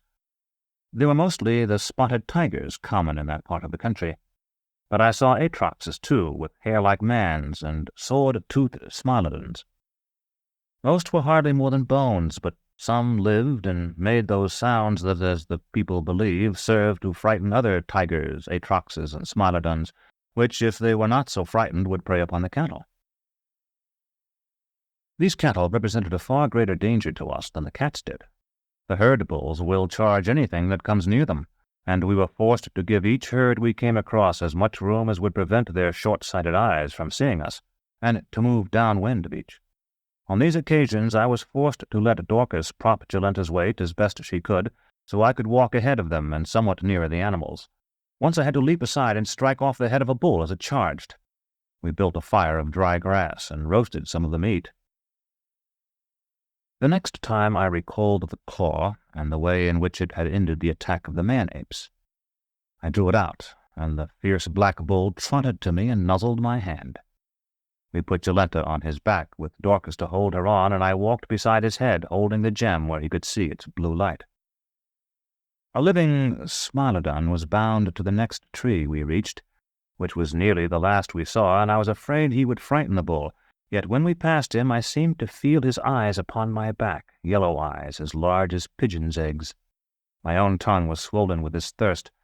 I gave Dorcas the gem to hold, and went back and cut him down, thinking all the while that he would surely attack me. He fell to the ground, too weak to stand, and I, who had no water to give him, could only walk away. A little after noon, I noticed a carrion bird circling high above us. It is said they smell death, and I remembered that once or twice, when the journeymen were very busy in the examination room, it was necessary for us apprentices to turn out to throw stones at those who settled on the ruined curtain wall, lest they give the citadel a reputation more evil than it already possessed. The thought that Jolenta might die was repugnant to me, and I would have given much for a bow, so that I might perhaps pick the bird out of the air, but I had nothing of the kind, and could only wish. After an interminable time, this first bird was joined by two much smaller ones, and from their bright head color, occasionally visible even from so far below, I knew them to be Cassette. Thus the first, whose wings had 3 times the spread of theirs, was a mountain Teratornis, the breed that is said to attack climbers, raking their faces with poisoned talons and striking them with the elbows of its great pinions until they fall to their deaths. From time to time the other two approached it too closely, and it turned upon them. When that occurred, we sometimes heard a shrill cry come drifting down from the ramparts of their castle of air. Once, in a macabre mood, I gestured for the birds to join us. All 3 dove, and I brandished my sword at them and gestured no more. When the western horizon had climbed nearly to the sun, we reached a low house, scarcely more than a hut, built of turf. A wiry man in leather leggings sat on a bench before it, drinking maté and pretending to watch the colors in the clouds. In truth, he must have seen us long before we saw him, for he was small and brown, and blended well with his small brown home, while we had been silhouetted against the sky. I thrust away the claw when I saw this herdsman, though I was not certain what the bull would do when it was no longer in his sight. In the event, he did nothing, plodding ahead with the 2 women on his back as before. When we reached the sod house, I lifted them down, and he raised his muzzle and sniffed the wind, then looked at me from one eye. I waved toward the undulating grass, both to show him I had no more need of him, and to let him see that my hand was empty. He wheeled and trotted away. The herdsman took his pewter straw from between his lips. "That was an ox," he said. I nodded. "We needed him to carry this poor woman who was ill, and so we borrowed him. Is he yours? We hoped you wouldn't mind, and after all, we did him no harm." No. The herdsman made a vaguely deprecating gesture. I only asked because when I first saw you, I thought he was a destrier. My eyes are not as good as they once were. He told us how good they once were, which was very good indeed. But, as you say, it was an ox. This time Dorcas and I nodded together. You see what it is to become old. I would have lit the blade of this knife, he slapped the metal hilt that protruded above his broad belt, and pointed it to the sun to swear that I saw something between the ox's legs. But if I were not such a fool, I would know that no one can ride the bulls of the pampas. The Red Panther does it, but then he holds on with his claws, and sometimes he dies even so. No doubt it was an udder the ox inherited from his mother. I knew her, and she had one. I said I was a city man, and very ignorant of everything that concerned cattle.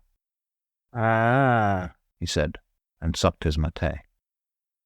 I am a man more ignorant than you. Everyone around here but me is one ignorant eclectic. You know these people they call eclectics? They don't know anything. How can a man learn with neighbors like that? Dorcas said, Please, won't you let us take this woman inside where she can lie down? I'm afraid she's dying. I told you I don't know nothing. You should ask this man here. He can lead an ox. Almost said a bull. Like a dog. But he can't help her, only you can. The herdsman cocked an eye at me, and I understood that he had established to his own satisfaction that it was I, and not Dorcas, who had tamed the bull.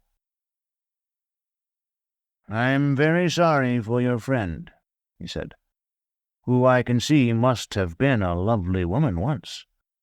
But even though I've been sitting here cracking jokes with you, I have a friend of my own, and right now he's lying inside. You're afraid your friend is dying? I know mine is, and I'd like to let him go with no one to bother him. We understand, but we won't disturb him. We may even be able to help him. The herdsman looked from Dorcas to me and back again. You're strange people. What do I know? No more than one of those ignorant eclectics. Come in, then. Be quiet. And remember you're my guests. He rose and opened the door, which was so low I had to stoop to get through it. A single room constituted the house, and it was dark and smelled of smoke. A man much younger, and I thought much taller than our host, lay on a pallet before the fire. He had the same brown skin, but there was no blood beneath the pigment. His cheeks and forehead might have been smeared with dirt. There was no bedding beyond that on which the sick man lay, but we spread Dorcas's ragged blanket on the earthen floor and laid Jolenta on it. For a moment her eyes opened. There was no consciousness in them, and their once clear green had faded like shoddy cloth left in the sun. Our host shook his head and whispered, She won't last longer than that ignorant eclectic Minahan. Maybe not as long. She needs water, Dorcas told him. In back, in the cash barrel. I'll get it. When I heard the door shut behind him, I drew out the claw. This time it flashed with such searing, cyaneous flame that I feared it would penetrate the walls. The young man who lay on the pallet breathed deeply, then released his breath with a sigh. I put the claw away again at once. It hasn't helped her, Dorcas said. Perhaps the water will. She's lost a great deal of blood.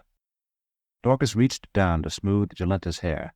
It must have been falling out, as the hair of old women and of people who suffer high fevers often does. So much clung to Dorcas's damp palm that I could see it plainly despite the dimness of the light. I think she's always been ill, Dorcas whispered. Ever since I've known her.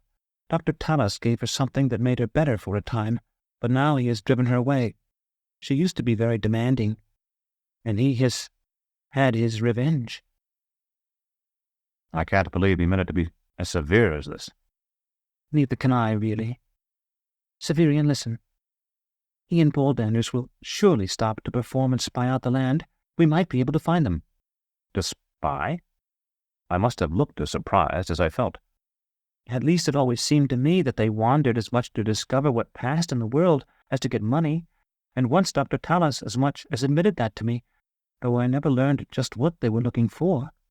The herdsman came in with a gourd of water. I lifted Jolenta to a sitting position, and Dorcas held it to her lips. It spilled and soaked Jolenta's tattered shift, but some of it went down her throat as well, and when the gourd was empty and the herdsman filled it again, she was able to swallow. I asked him if he knew where Lake Diaturna lay. I am only an ignorant man, he said. I have never ridden so far. I have been told that way, pointing to the north and the west. Do you wish to go there? I nodded. You must pass through a bad place, then. Perhaps through many bad places, but surely through the stone town. There is a city near here, then? There is a city, yes, but no people.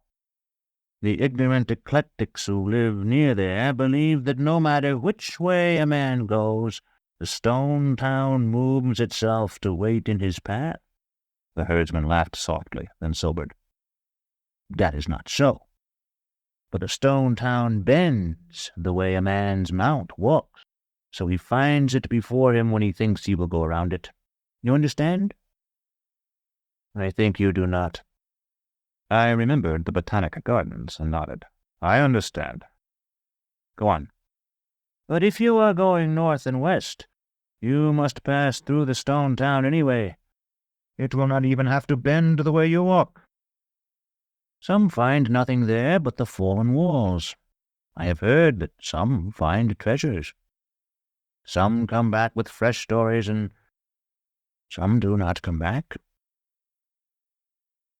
Neither of these women are virgins, I think. Dorcas gasped. I shook my head. That is well. It is they who most often do not return.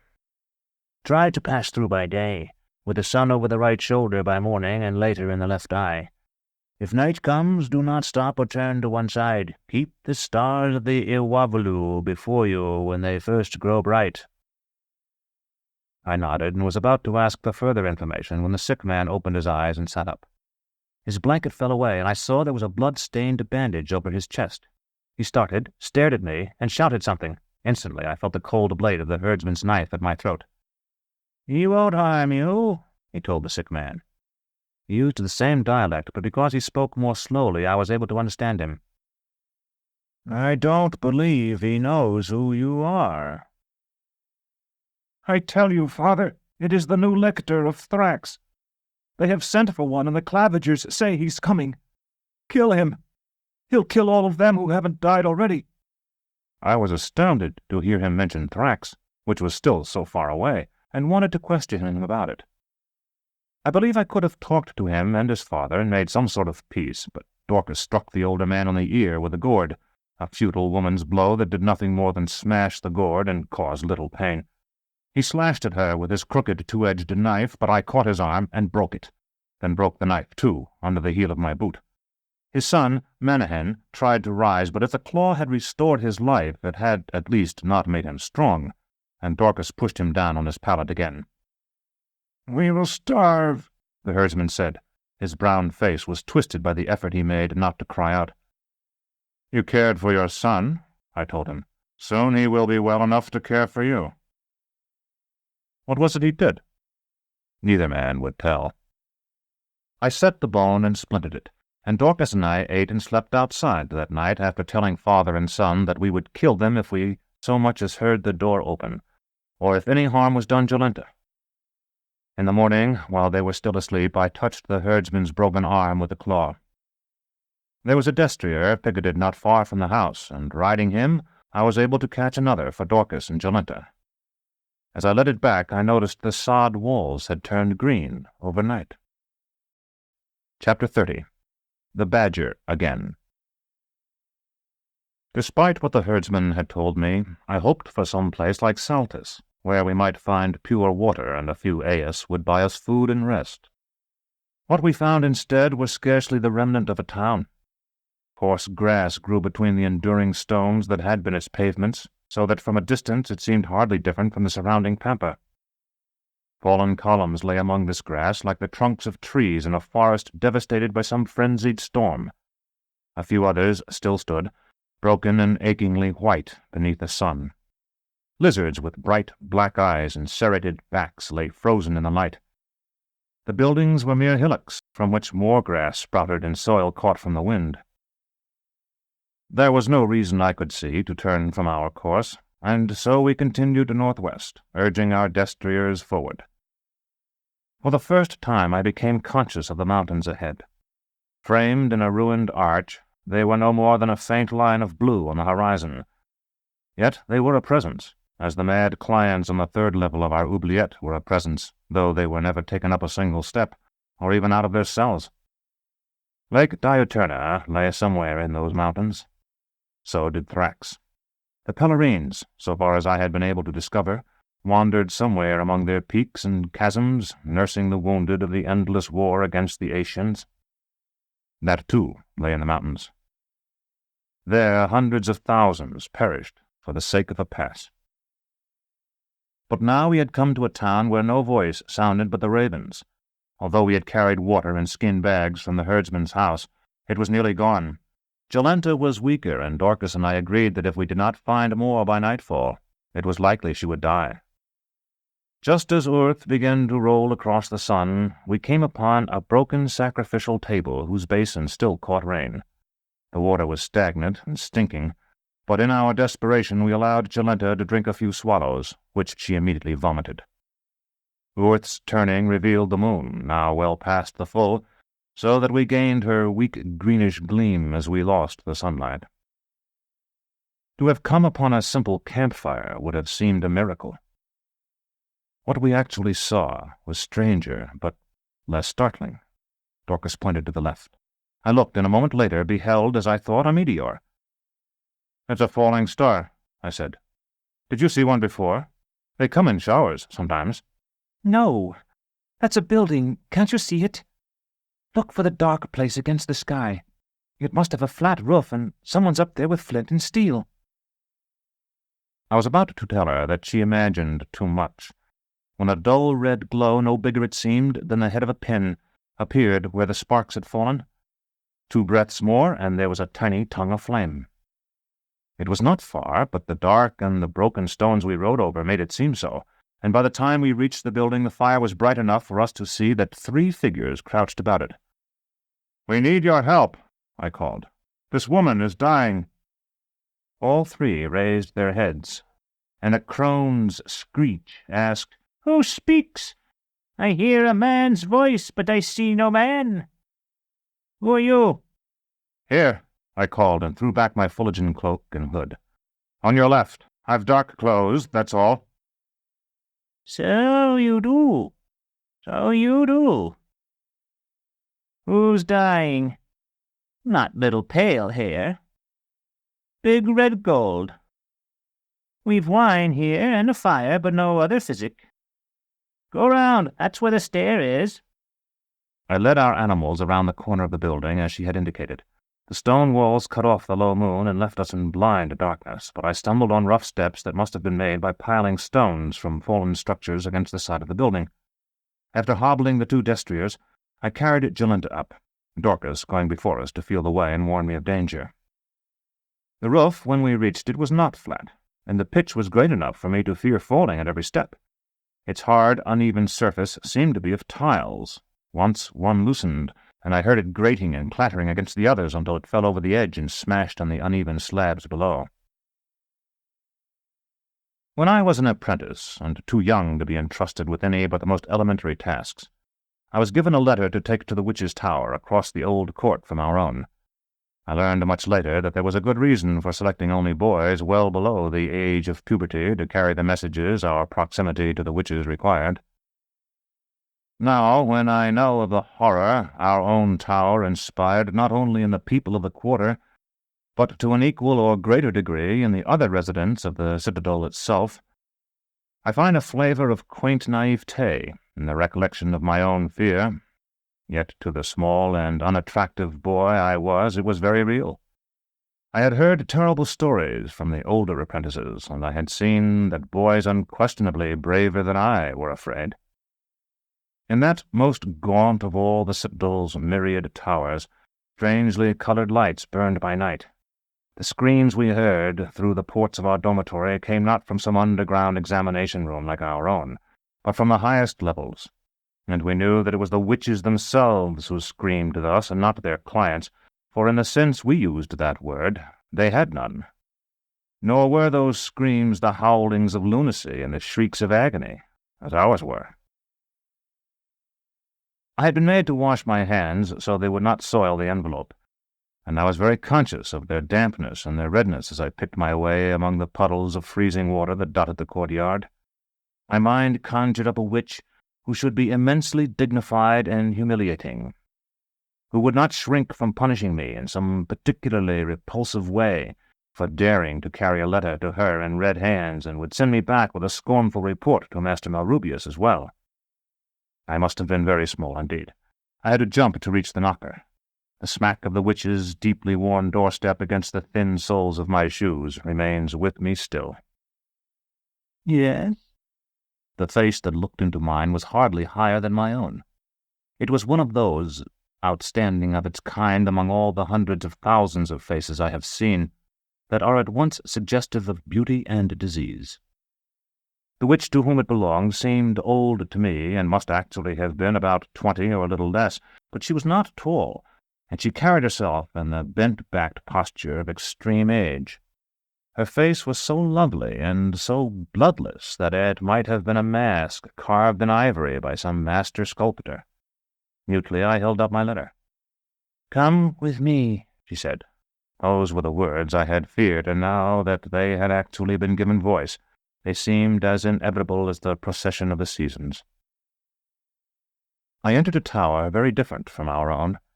Ours was oppressively solid, of plates of metal so closely fitted that they had ages ago diffused into one another to become one mass, and the lower floors of our tower were warm and dripping.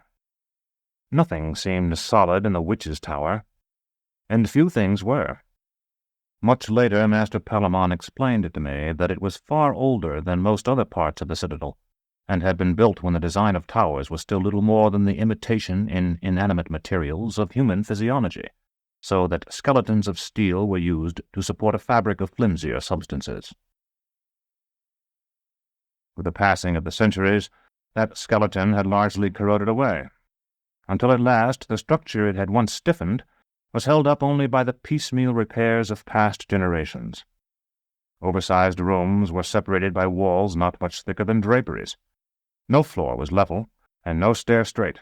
Each banister and railing I touched seemed ready to come off in my hand. Gnostic designs in white, green, and purple had been chalked on the walls, but there was little furniture, and the air seemed colder than that outside.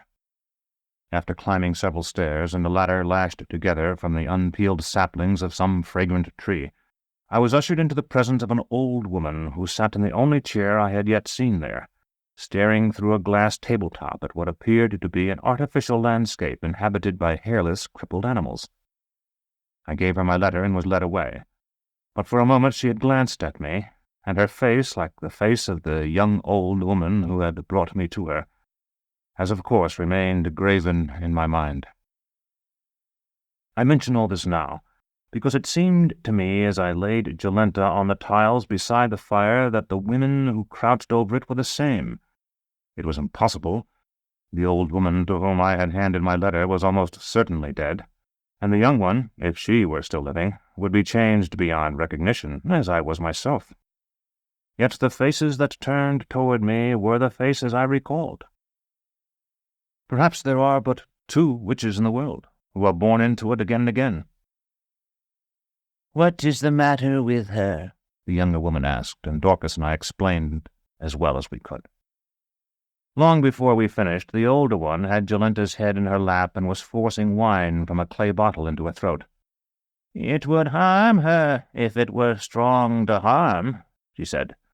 "But this is 3 parts pure water. Since you do not wish to see her die, you are fortunate, possibly, to have come across us so. Whether she is also fortunate, I cannot say." I thanked her, and inquired where the 3rd person who had been at their fire had gone. The old woman sighed and stared at me for a moment before returning her attention to Jolenta.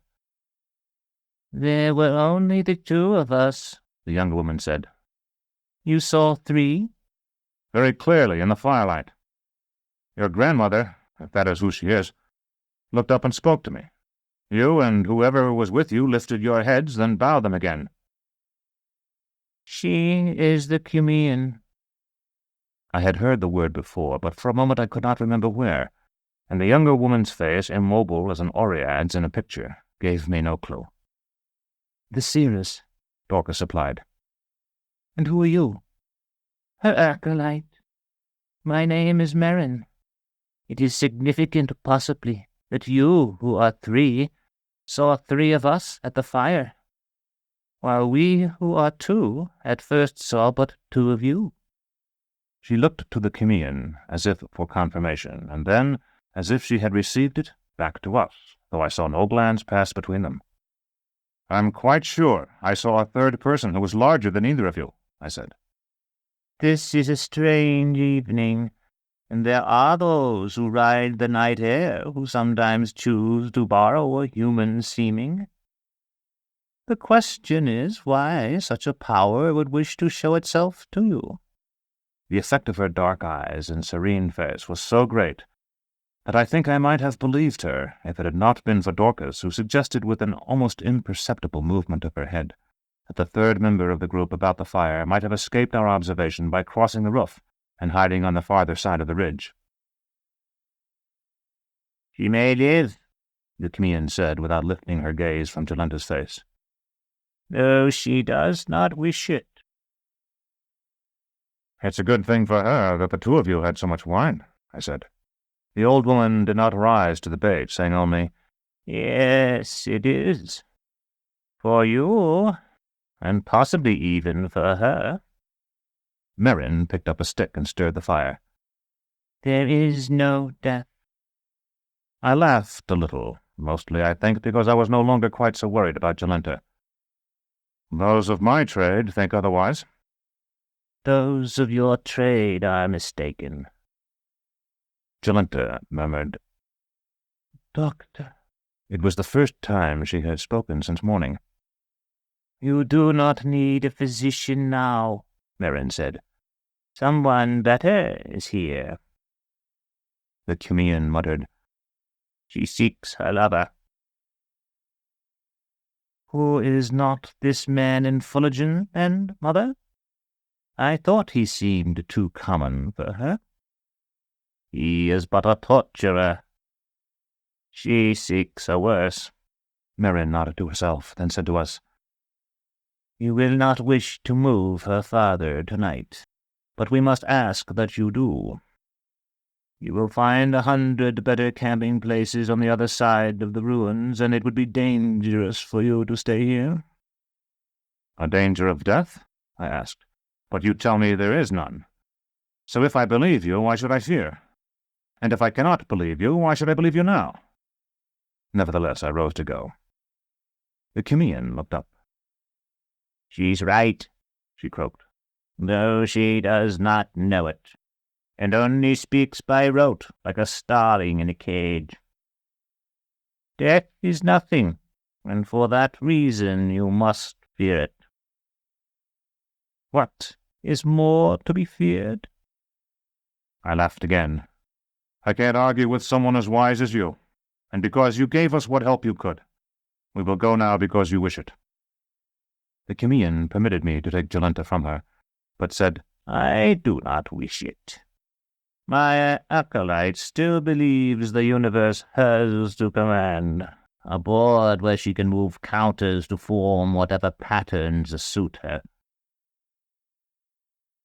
The Magi see fit to number me among themselves when they write their short roll, and I should lose my place on it if I did not know that people like ourselves are only little fish who must swim with unseen tides if we are not to exhaust ourselves without finding sustenance.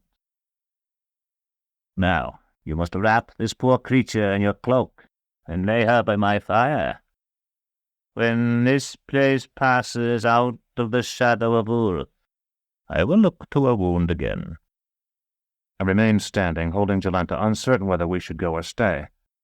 The Chemian's intentions seemed friendly enough, but her metaphor had carried an unpleasant reminder of the Undine, and as I studied her face I had come to doubt that she was an old woman at all, and to recall only too clearly the hideous faces of the Cacogens who had removed their masks when Baldanders had rushed among them.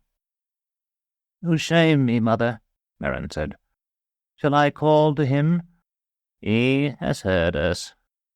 He will come without your call. She was right. I already detected the scrape of boots on the tiles of the other side of the roof. You are alarmed. Would it not be better to put down the woman as I instructed you, so you might take up your sword to defend your paramour? There will be no need.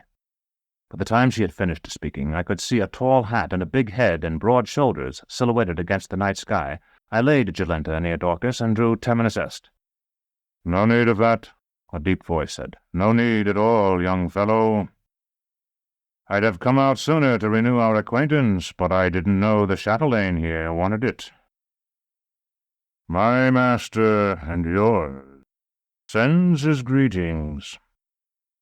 It was Hildegren. Chapter 31. The Cleansing.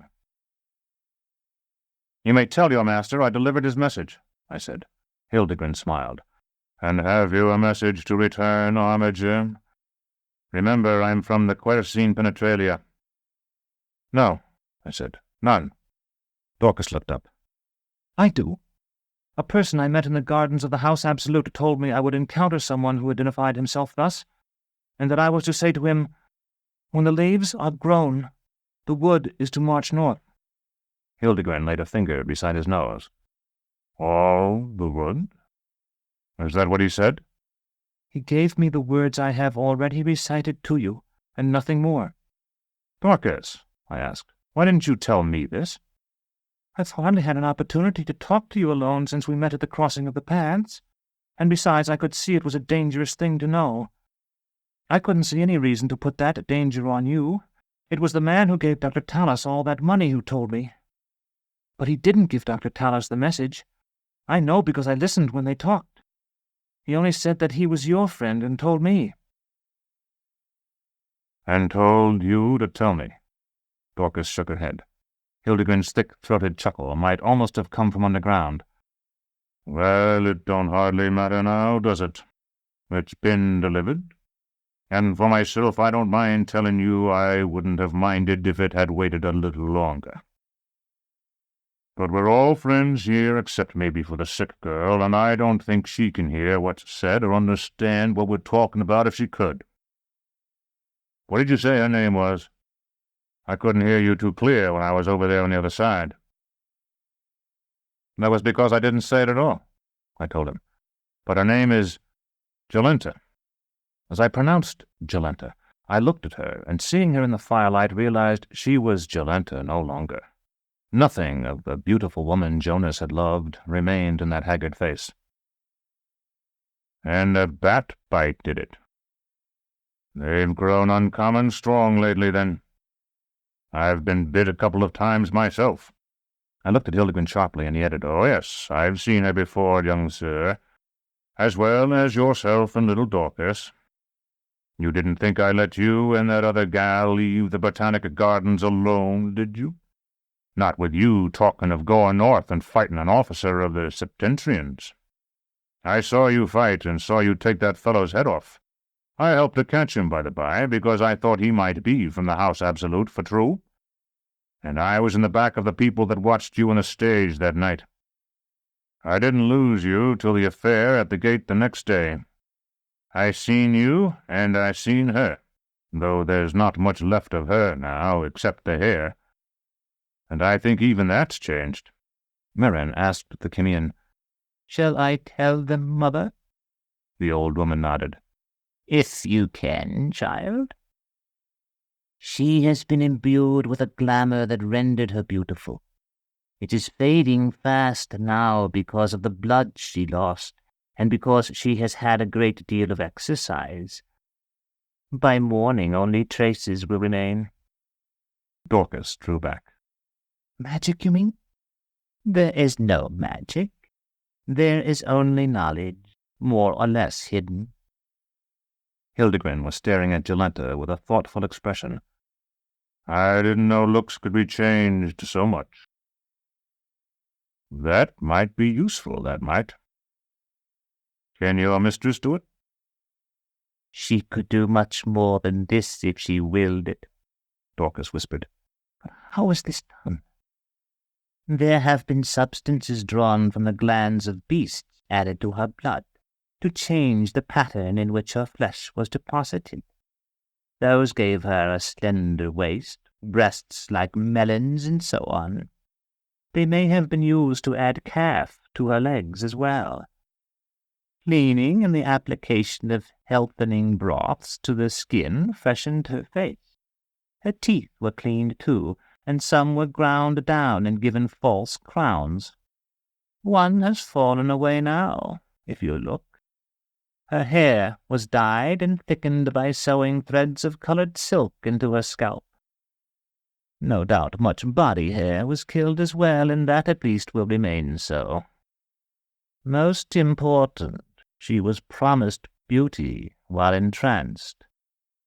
Such promises are believed with faith greater than any child's, and her belief compelled yours. Can nothing be done for her? Dorcas asked.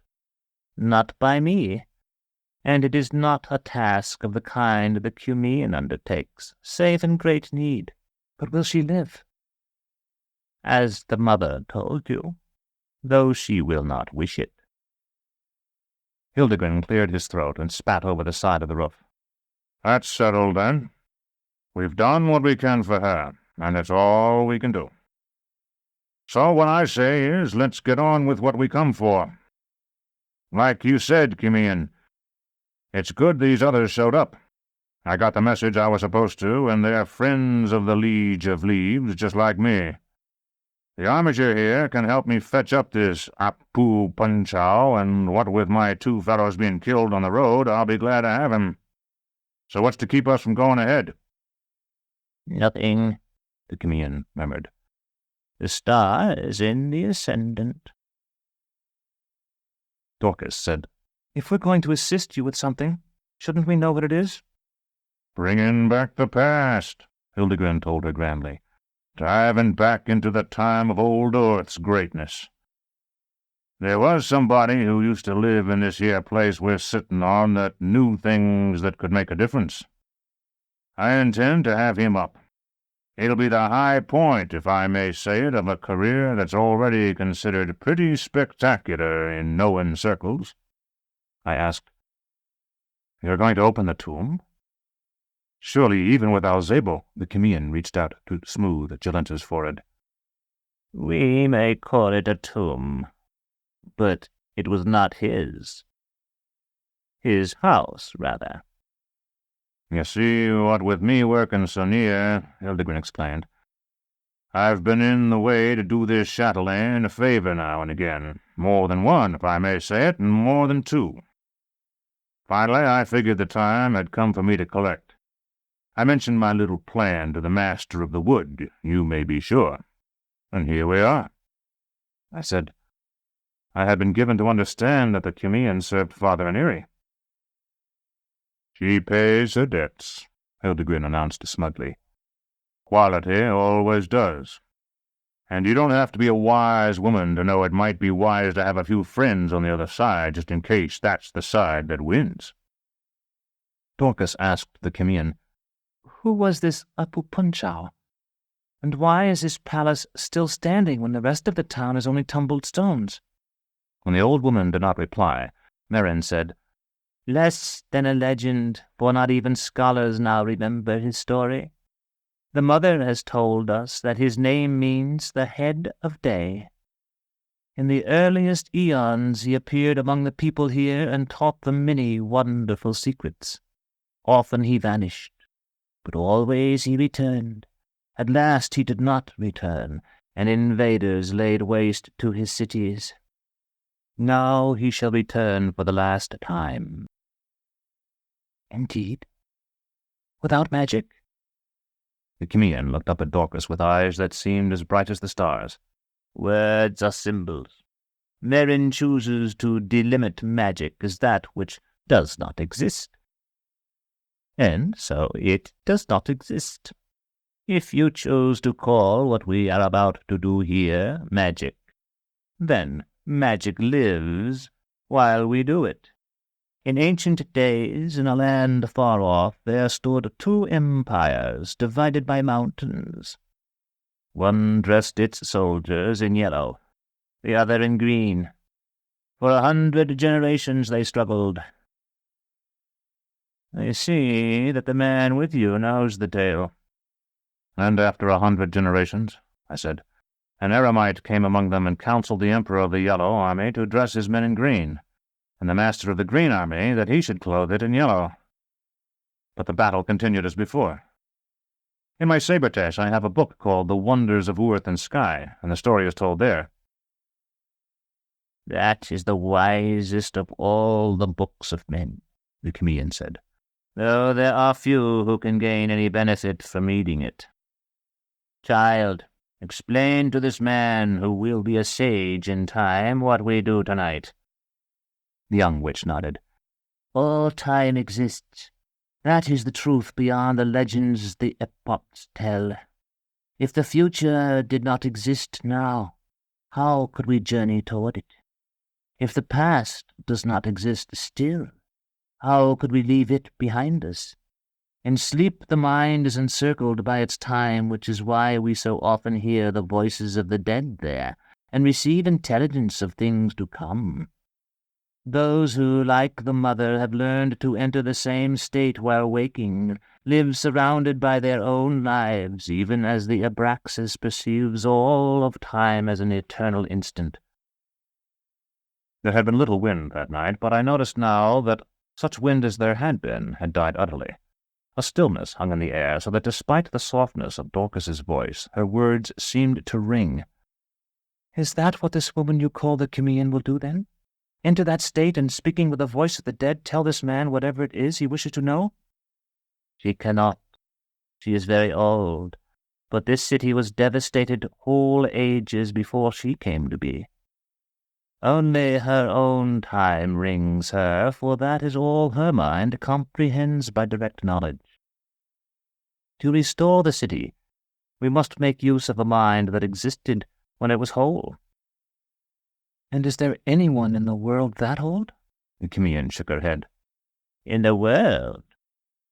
No. Yet such a mind exists. Look where I point, child, just above the clouds.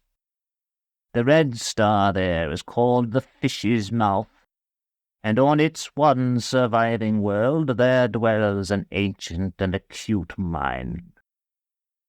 Merrin, take my hand, and you, Badger, take the other. Torturer, take the right hand of your sick friend, and Hildegrin's. Your paramour must take the sick woman's other hand, and Merrin's. Now we are linked, men to one side, women to the other." "And we'd best do something quick," Hildegrin grumbled. "There's a storm coming, I would say." "We shall, as quickly as may be. Now I must use all your minds, and the sick woman's will be of little help. You will feel me guiding your thought. Do as I bid you." Releasing Merrin's hand for a moment, the old woman, if she were in truth a woman at all, reached into her bodice and drew out a rod whose tips vanished into the night as if they were at the borders of my field of vision, though it was hardly longer than a dagger. She opened her mouth. I thought she meant to hold the rod between her teeth, but she swallowed it. A moment later I could detect its glowing image, muted and tinged with crimson, below the sagging skin of her throat. Close eyes, all of you. There is a woman here I do not know. A high woman chained. Never mind, torturer, I know her now. Do not shrink from my hand. None of you shrink from my hand. In the stupor that had followed Odalisque's banquet, I had known what it was to share my mind with another. This was different. The Chimæan did not appear as I had seen her, or as a young version of herself, or, as it seemed to me, as anything. Rather, I found my thought surrounded by hers, as a fish in a bowl floats in a bubble of invisible water. Thecla was there with me, but I could not see her whole. It was as if she was standing behind me, and I saw her hand over my shoulder at one moment and felt her breath on my cheek at the next. Then she was gone, and everything with her. I felt my thought hurled off into the night, lost among the ruins. When I recovered, I was lying on the tiles near the fire. My mouth was wet with the foam of my spittle mixed with my own blood, for I had bitten my lips and tongue. My legs were too weak to stand, but I raised myself to a sitting posture again. At first I thought the others were gone. The roof was solid under me, but they had become, to my sight, as vaporous as ghosts. A phantom Hildegrin sprawled on my right. I thrust my hand into his chest and felt his heart beat against it like a moth that struggled to escape. Jolenta was dimmest of all, hardly present. More had been done to her than Merrin had guessed. I saw wires and bands of metal beneath her flesh, though even they were dim. I looked to myself then, at my legs and feet, and found I could see the claw burning like a blue flame through the leather of my boot. I grasped it, but there was no strength in my fingers. I could not take it forth. Dorcas lay as if in sleep. There was no foam flecking her lips, and she was more solid in appearance than Hildegren. Merrin had collapsed into a black-clad doll, so thin and dim that slender Dorcas seemed robust beside her. Now that intelligence no longer animated that ivory mask, I saw that it was no more than parchment over bone. As I had suspected, the Chimæan was not a woman at all. Yet neither was she one of the horrors I had beheld in the gardens of the House Absolute. Something sleekly reptilian coiled about the glowing rod. I looked for the head, but found none, though each of the patternings on the reptile's back was a face, and the eyes of each face seemed lost in rapture. Dorcas woke while I looked from one to another. "What has happened to us?" she said. Hildegren was stirring. "I think we are seeing ourselves from a perspective longer than a single instance." Her mouth opened, but there was no cry. Although the threatening clouds had brought no wind, dust was swirling through the streets below us. I do not know how to describe it, except by saying that it seemed as if an uncountable host of minute insects, 100th the size of midges, had been concealed in the crevices of the rough pavement, and now were drawn by the moonlight to their nuptial flight. There was no sound, and no regularity in their motions, but after a time the undifferentiated mass formed swarms that swept to and fro, growing always larger and more dense, and at last sank again to the broken stones. It seemed then that the insects no longer flew, but crawled over one another, each trying to reach the center of the swarm. "They are alive," I said, but Dorcas whispered, "Look, they are dead." She was correct. The swarms that had seethed with life a moment before now showed bleached ribs, the dust motes linking themselves just as scholars piece together shards of ancient glass to recreate for us a colored window shattered thousands of years before, formed skulls that gleamed green in the moonlight. Beasts, Illuridons, lumbering spelii, and slinking shapes to which I could put no name, all fainter than we who watched from the rooftop, moved among the dead. One by one they rose, and the beasts vanished. Feebly at first, they began to rebuild their town. Stones were lifted again, and timbers molded of ashes were laid into sockets in the restored walls. The people, who had seemed hardly more than ambulant corpses when they rose, gathered strength from their work and became a bandy-legged race who walked like sailors and rolled cyclopean stones with the might of their wide shoulders. Then the town was complete, and we waited to see what would happen next. Drums broke the stillness of the night. By their tone I knew that when they had last beat, a forest had stood about the town, for they reverberated as sounds only reverberate among the boles of great trees. A shaman with a shaven head paraded the street, naked and painted with pictographs in a script I had never seen, so expressive that the mere shapes of the words seemed to shout their meanings. Dancers followed him, 100 or more, capering in lockstep, single file, the hands of each on the head of the dancer before him.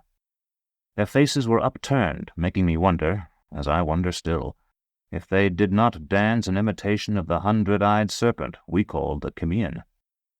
Slowly they coiled and twined up and down the street, around the shaman and back again, until at last they reached the entrance to the house from which we watched them. With a crash like thunder, the stone slab of the door fell. There was an odor as of myrrh and roses. A man came forth to greet the dancers. If he had possessed 100 arms, or had worn his head beneath his hands, I could not have been more astonished, for his was a face I had known since childhood, the face of a funeral bronze in the mausoleum where I played as a boy.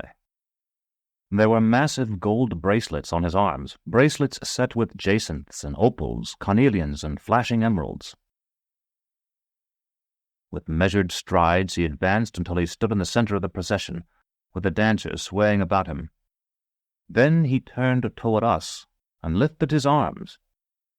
He was looking at us, and I knew that he, alone of all the hundreds there, truly saw us. I had been so entranced by the spectacle below me that I had not noticed when Hildegren left the roof. Now he darted, if so large a man can be said to dart, into the crowd and laid hold of Apu Punchau. What followed I hardly know how to describe. In a way it was like the little drama in the House of Yellow Wood in the Botanic Gardens. Yet it was far stranger, if only because I had known then that the woman and their brother, and the savage, were chant caught. And now it seemed almost that it was Hildegren, Dorcas, and I who were wrapped in magic. The dancers, I am sure, could not see Hildegren, but they were somehow aware of him, and cried out against him, and slashed the air with stone-toothed cudgels. Apu Punchau, I felt certain, did see him, just as he had seen us on the rooftop, and as Isangama had seen Aja and me. Yet I do not believe he saw Hildegren as I saw him, and it may be that what he saw seemed as strange to him as the Cumean had to me. Hildegren held him, but he could not subdue him. Apu Punchau struggled, but he could not break free. Hildegren looked up to me and shouted for help. I do not know why I responded. Certainly I no longer consciously desired to serve Odalisque and his purposes. Perhaps it was the lingering effect of the Alzebo, or only the memory of Hildegren's rowing Dorcas and me across the lake of birds. I tried to push the bandy-legged men away, but one of their random blows caught the side of my head and knocked me to my knees. When I rose again, I seemed to have lost sight of Apu Punchau among the leaping, shrieking dancers. Instead, there were two Hildegrens, one who grappled with me, one who fought something invisible. Wildly, I threw off the first and tried to come to the aid of the second. Severian! Rain beating upon my upturned face awakened me. Big drops of cold rain that stung like hail. Thunder rolled across the pampas. For a moment I thought I had gone blind. Then a flash of lightning showed me wind-lashed grass and tumbled stones. Severian! It was Dorcas. I started to rise, and my hand touched cloth as well as mud. I seized it and pulled it free. A long, narrow strip of silk tipped with tassels. Severian! There was terror in the cry. "Here!" I called. "I'm down here!" Another flash showed me the building and Dorcas's frantic figure silhouetted on the roof. I circled the blind walls and found the steps. Our mounts were gone. On the roof, so were the witches. Dorcas alone, bent over the body of Jolenta. By lightning I saw the dead face of the waitress who had served Dr. Talos, Baldanners, and me in the cafe in Nessus. It had been washed clean of beauty. In the final reckoning, there is only love, only that divinity. That we are capable only of being what we are remains our unforgivable sin. Here I pause again. Having taken you, reader, from town to town, from the little mining village of Saltus to the desolate stone town whose very name had long ago been lost among the whirling years, Saltus was for me the gateway to the world beyond the city imperishable. So, too, the stone town was a gateway to the mountains I had glimpsed through its ruined arches. For a long way thereafter I was to journey among their gorges and fastnesses, their blind eyes and brooding faces. Here I pause. If you wish to walk no farther with me, reader, I do not blame you. It is no easy road.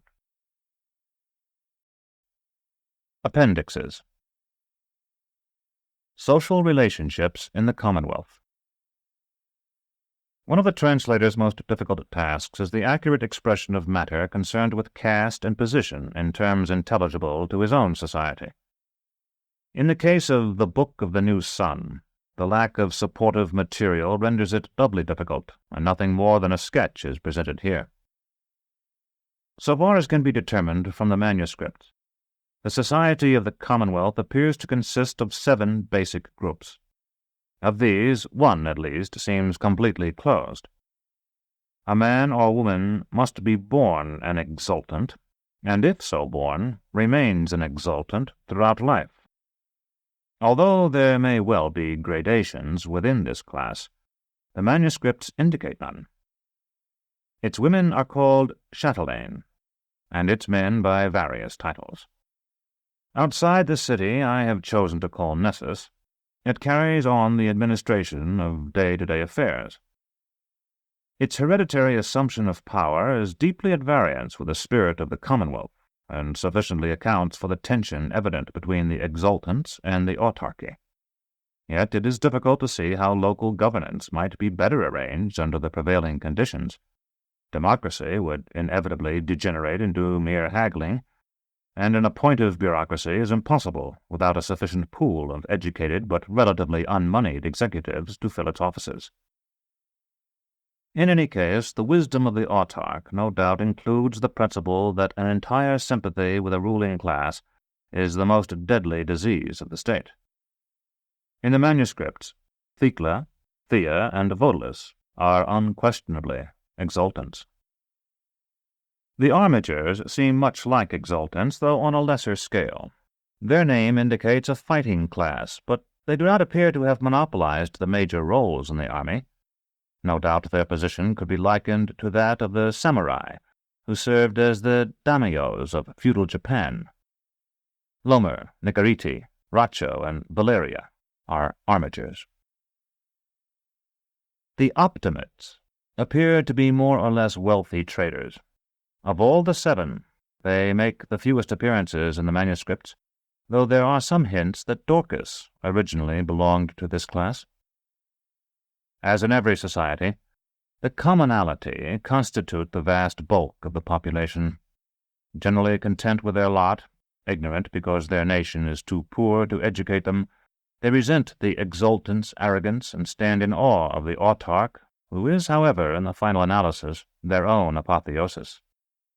Jolenta, Hildegren, and the villagers of Saltus all belong to this class, as do countless other characters in the manuscripts.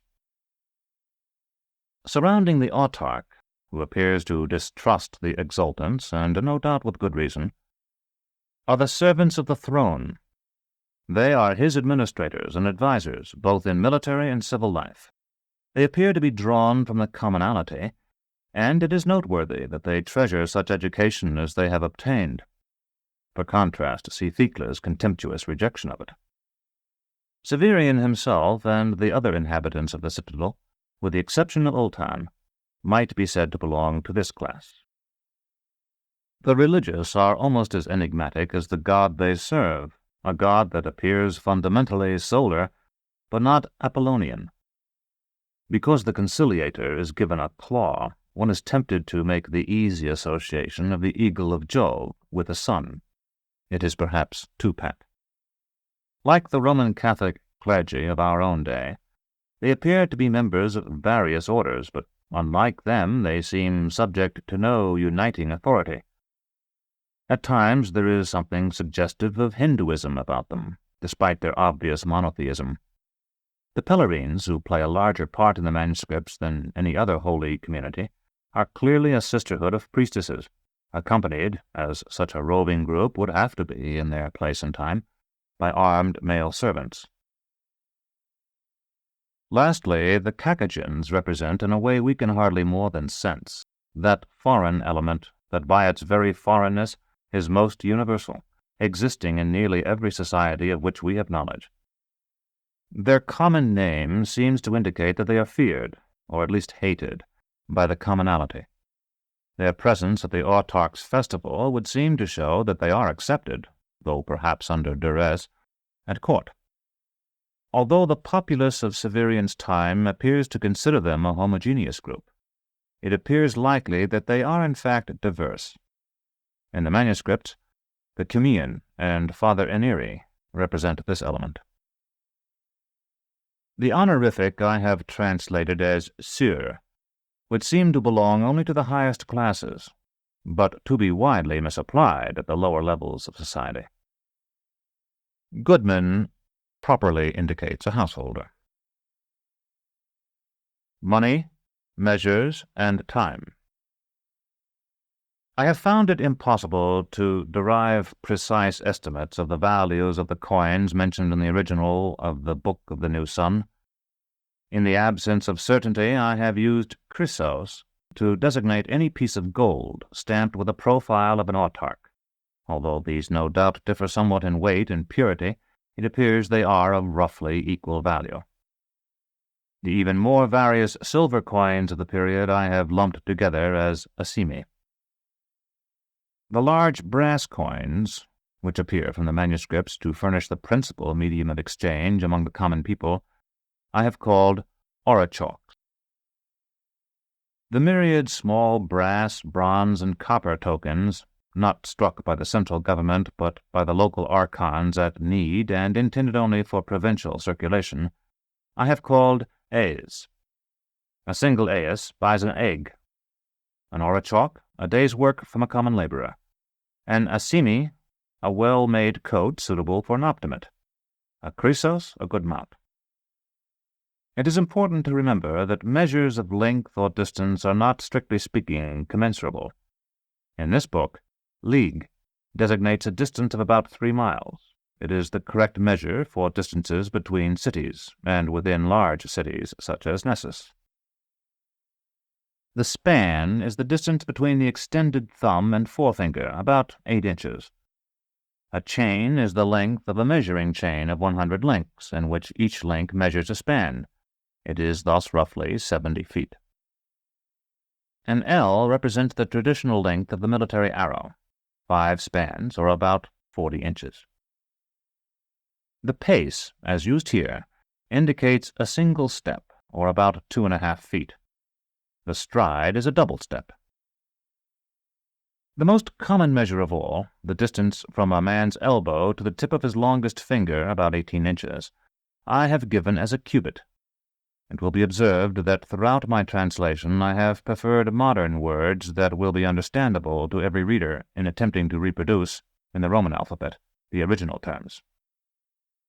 Words indicative of duration seldom occur in the manuscripts. One sometimes intuits that the writer's sense of the passage of time and that of the society to which he belongs has been dulled by dealings with intelligences who have been subjected to or have surmounted the Einsteinian time paradox.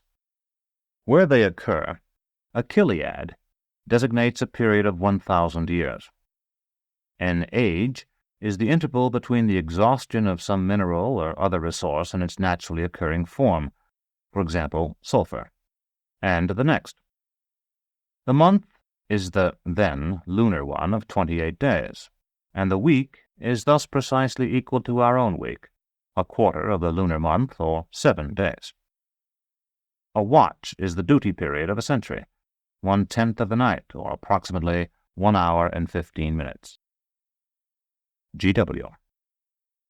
End of The Claw of the Conciliator, Volume 2 of The Book of the New Sun, by Gene Wolfe.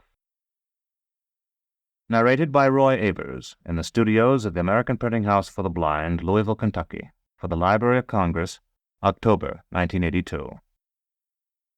For special distribution as authorized by Act of Congress under Public Law 89-522, with the permission of the copyright holder and the publisher, Pocket Books. End of book.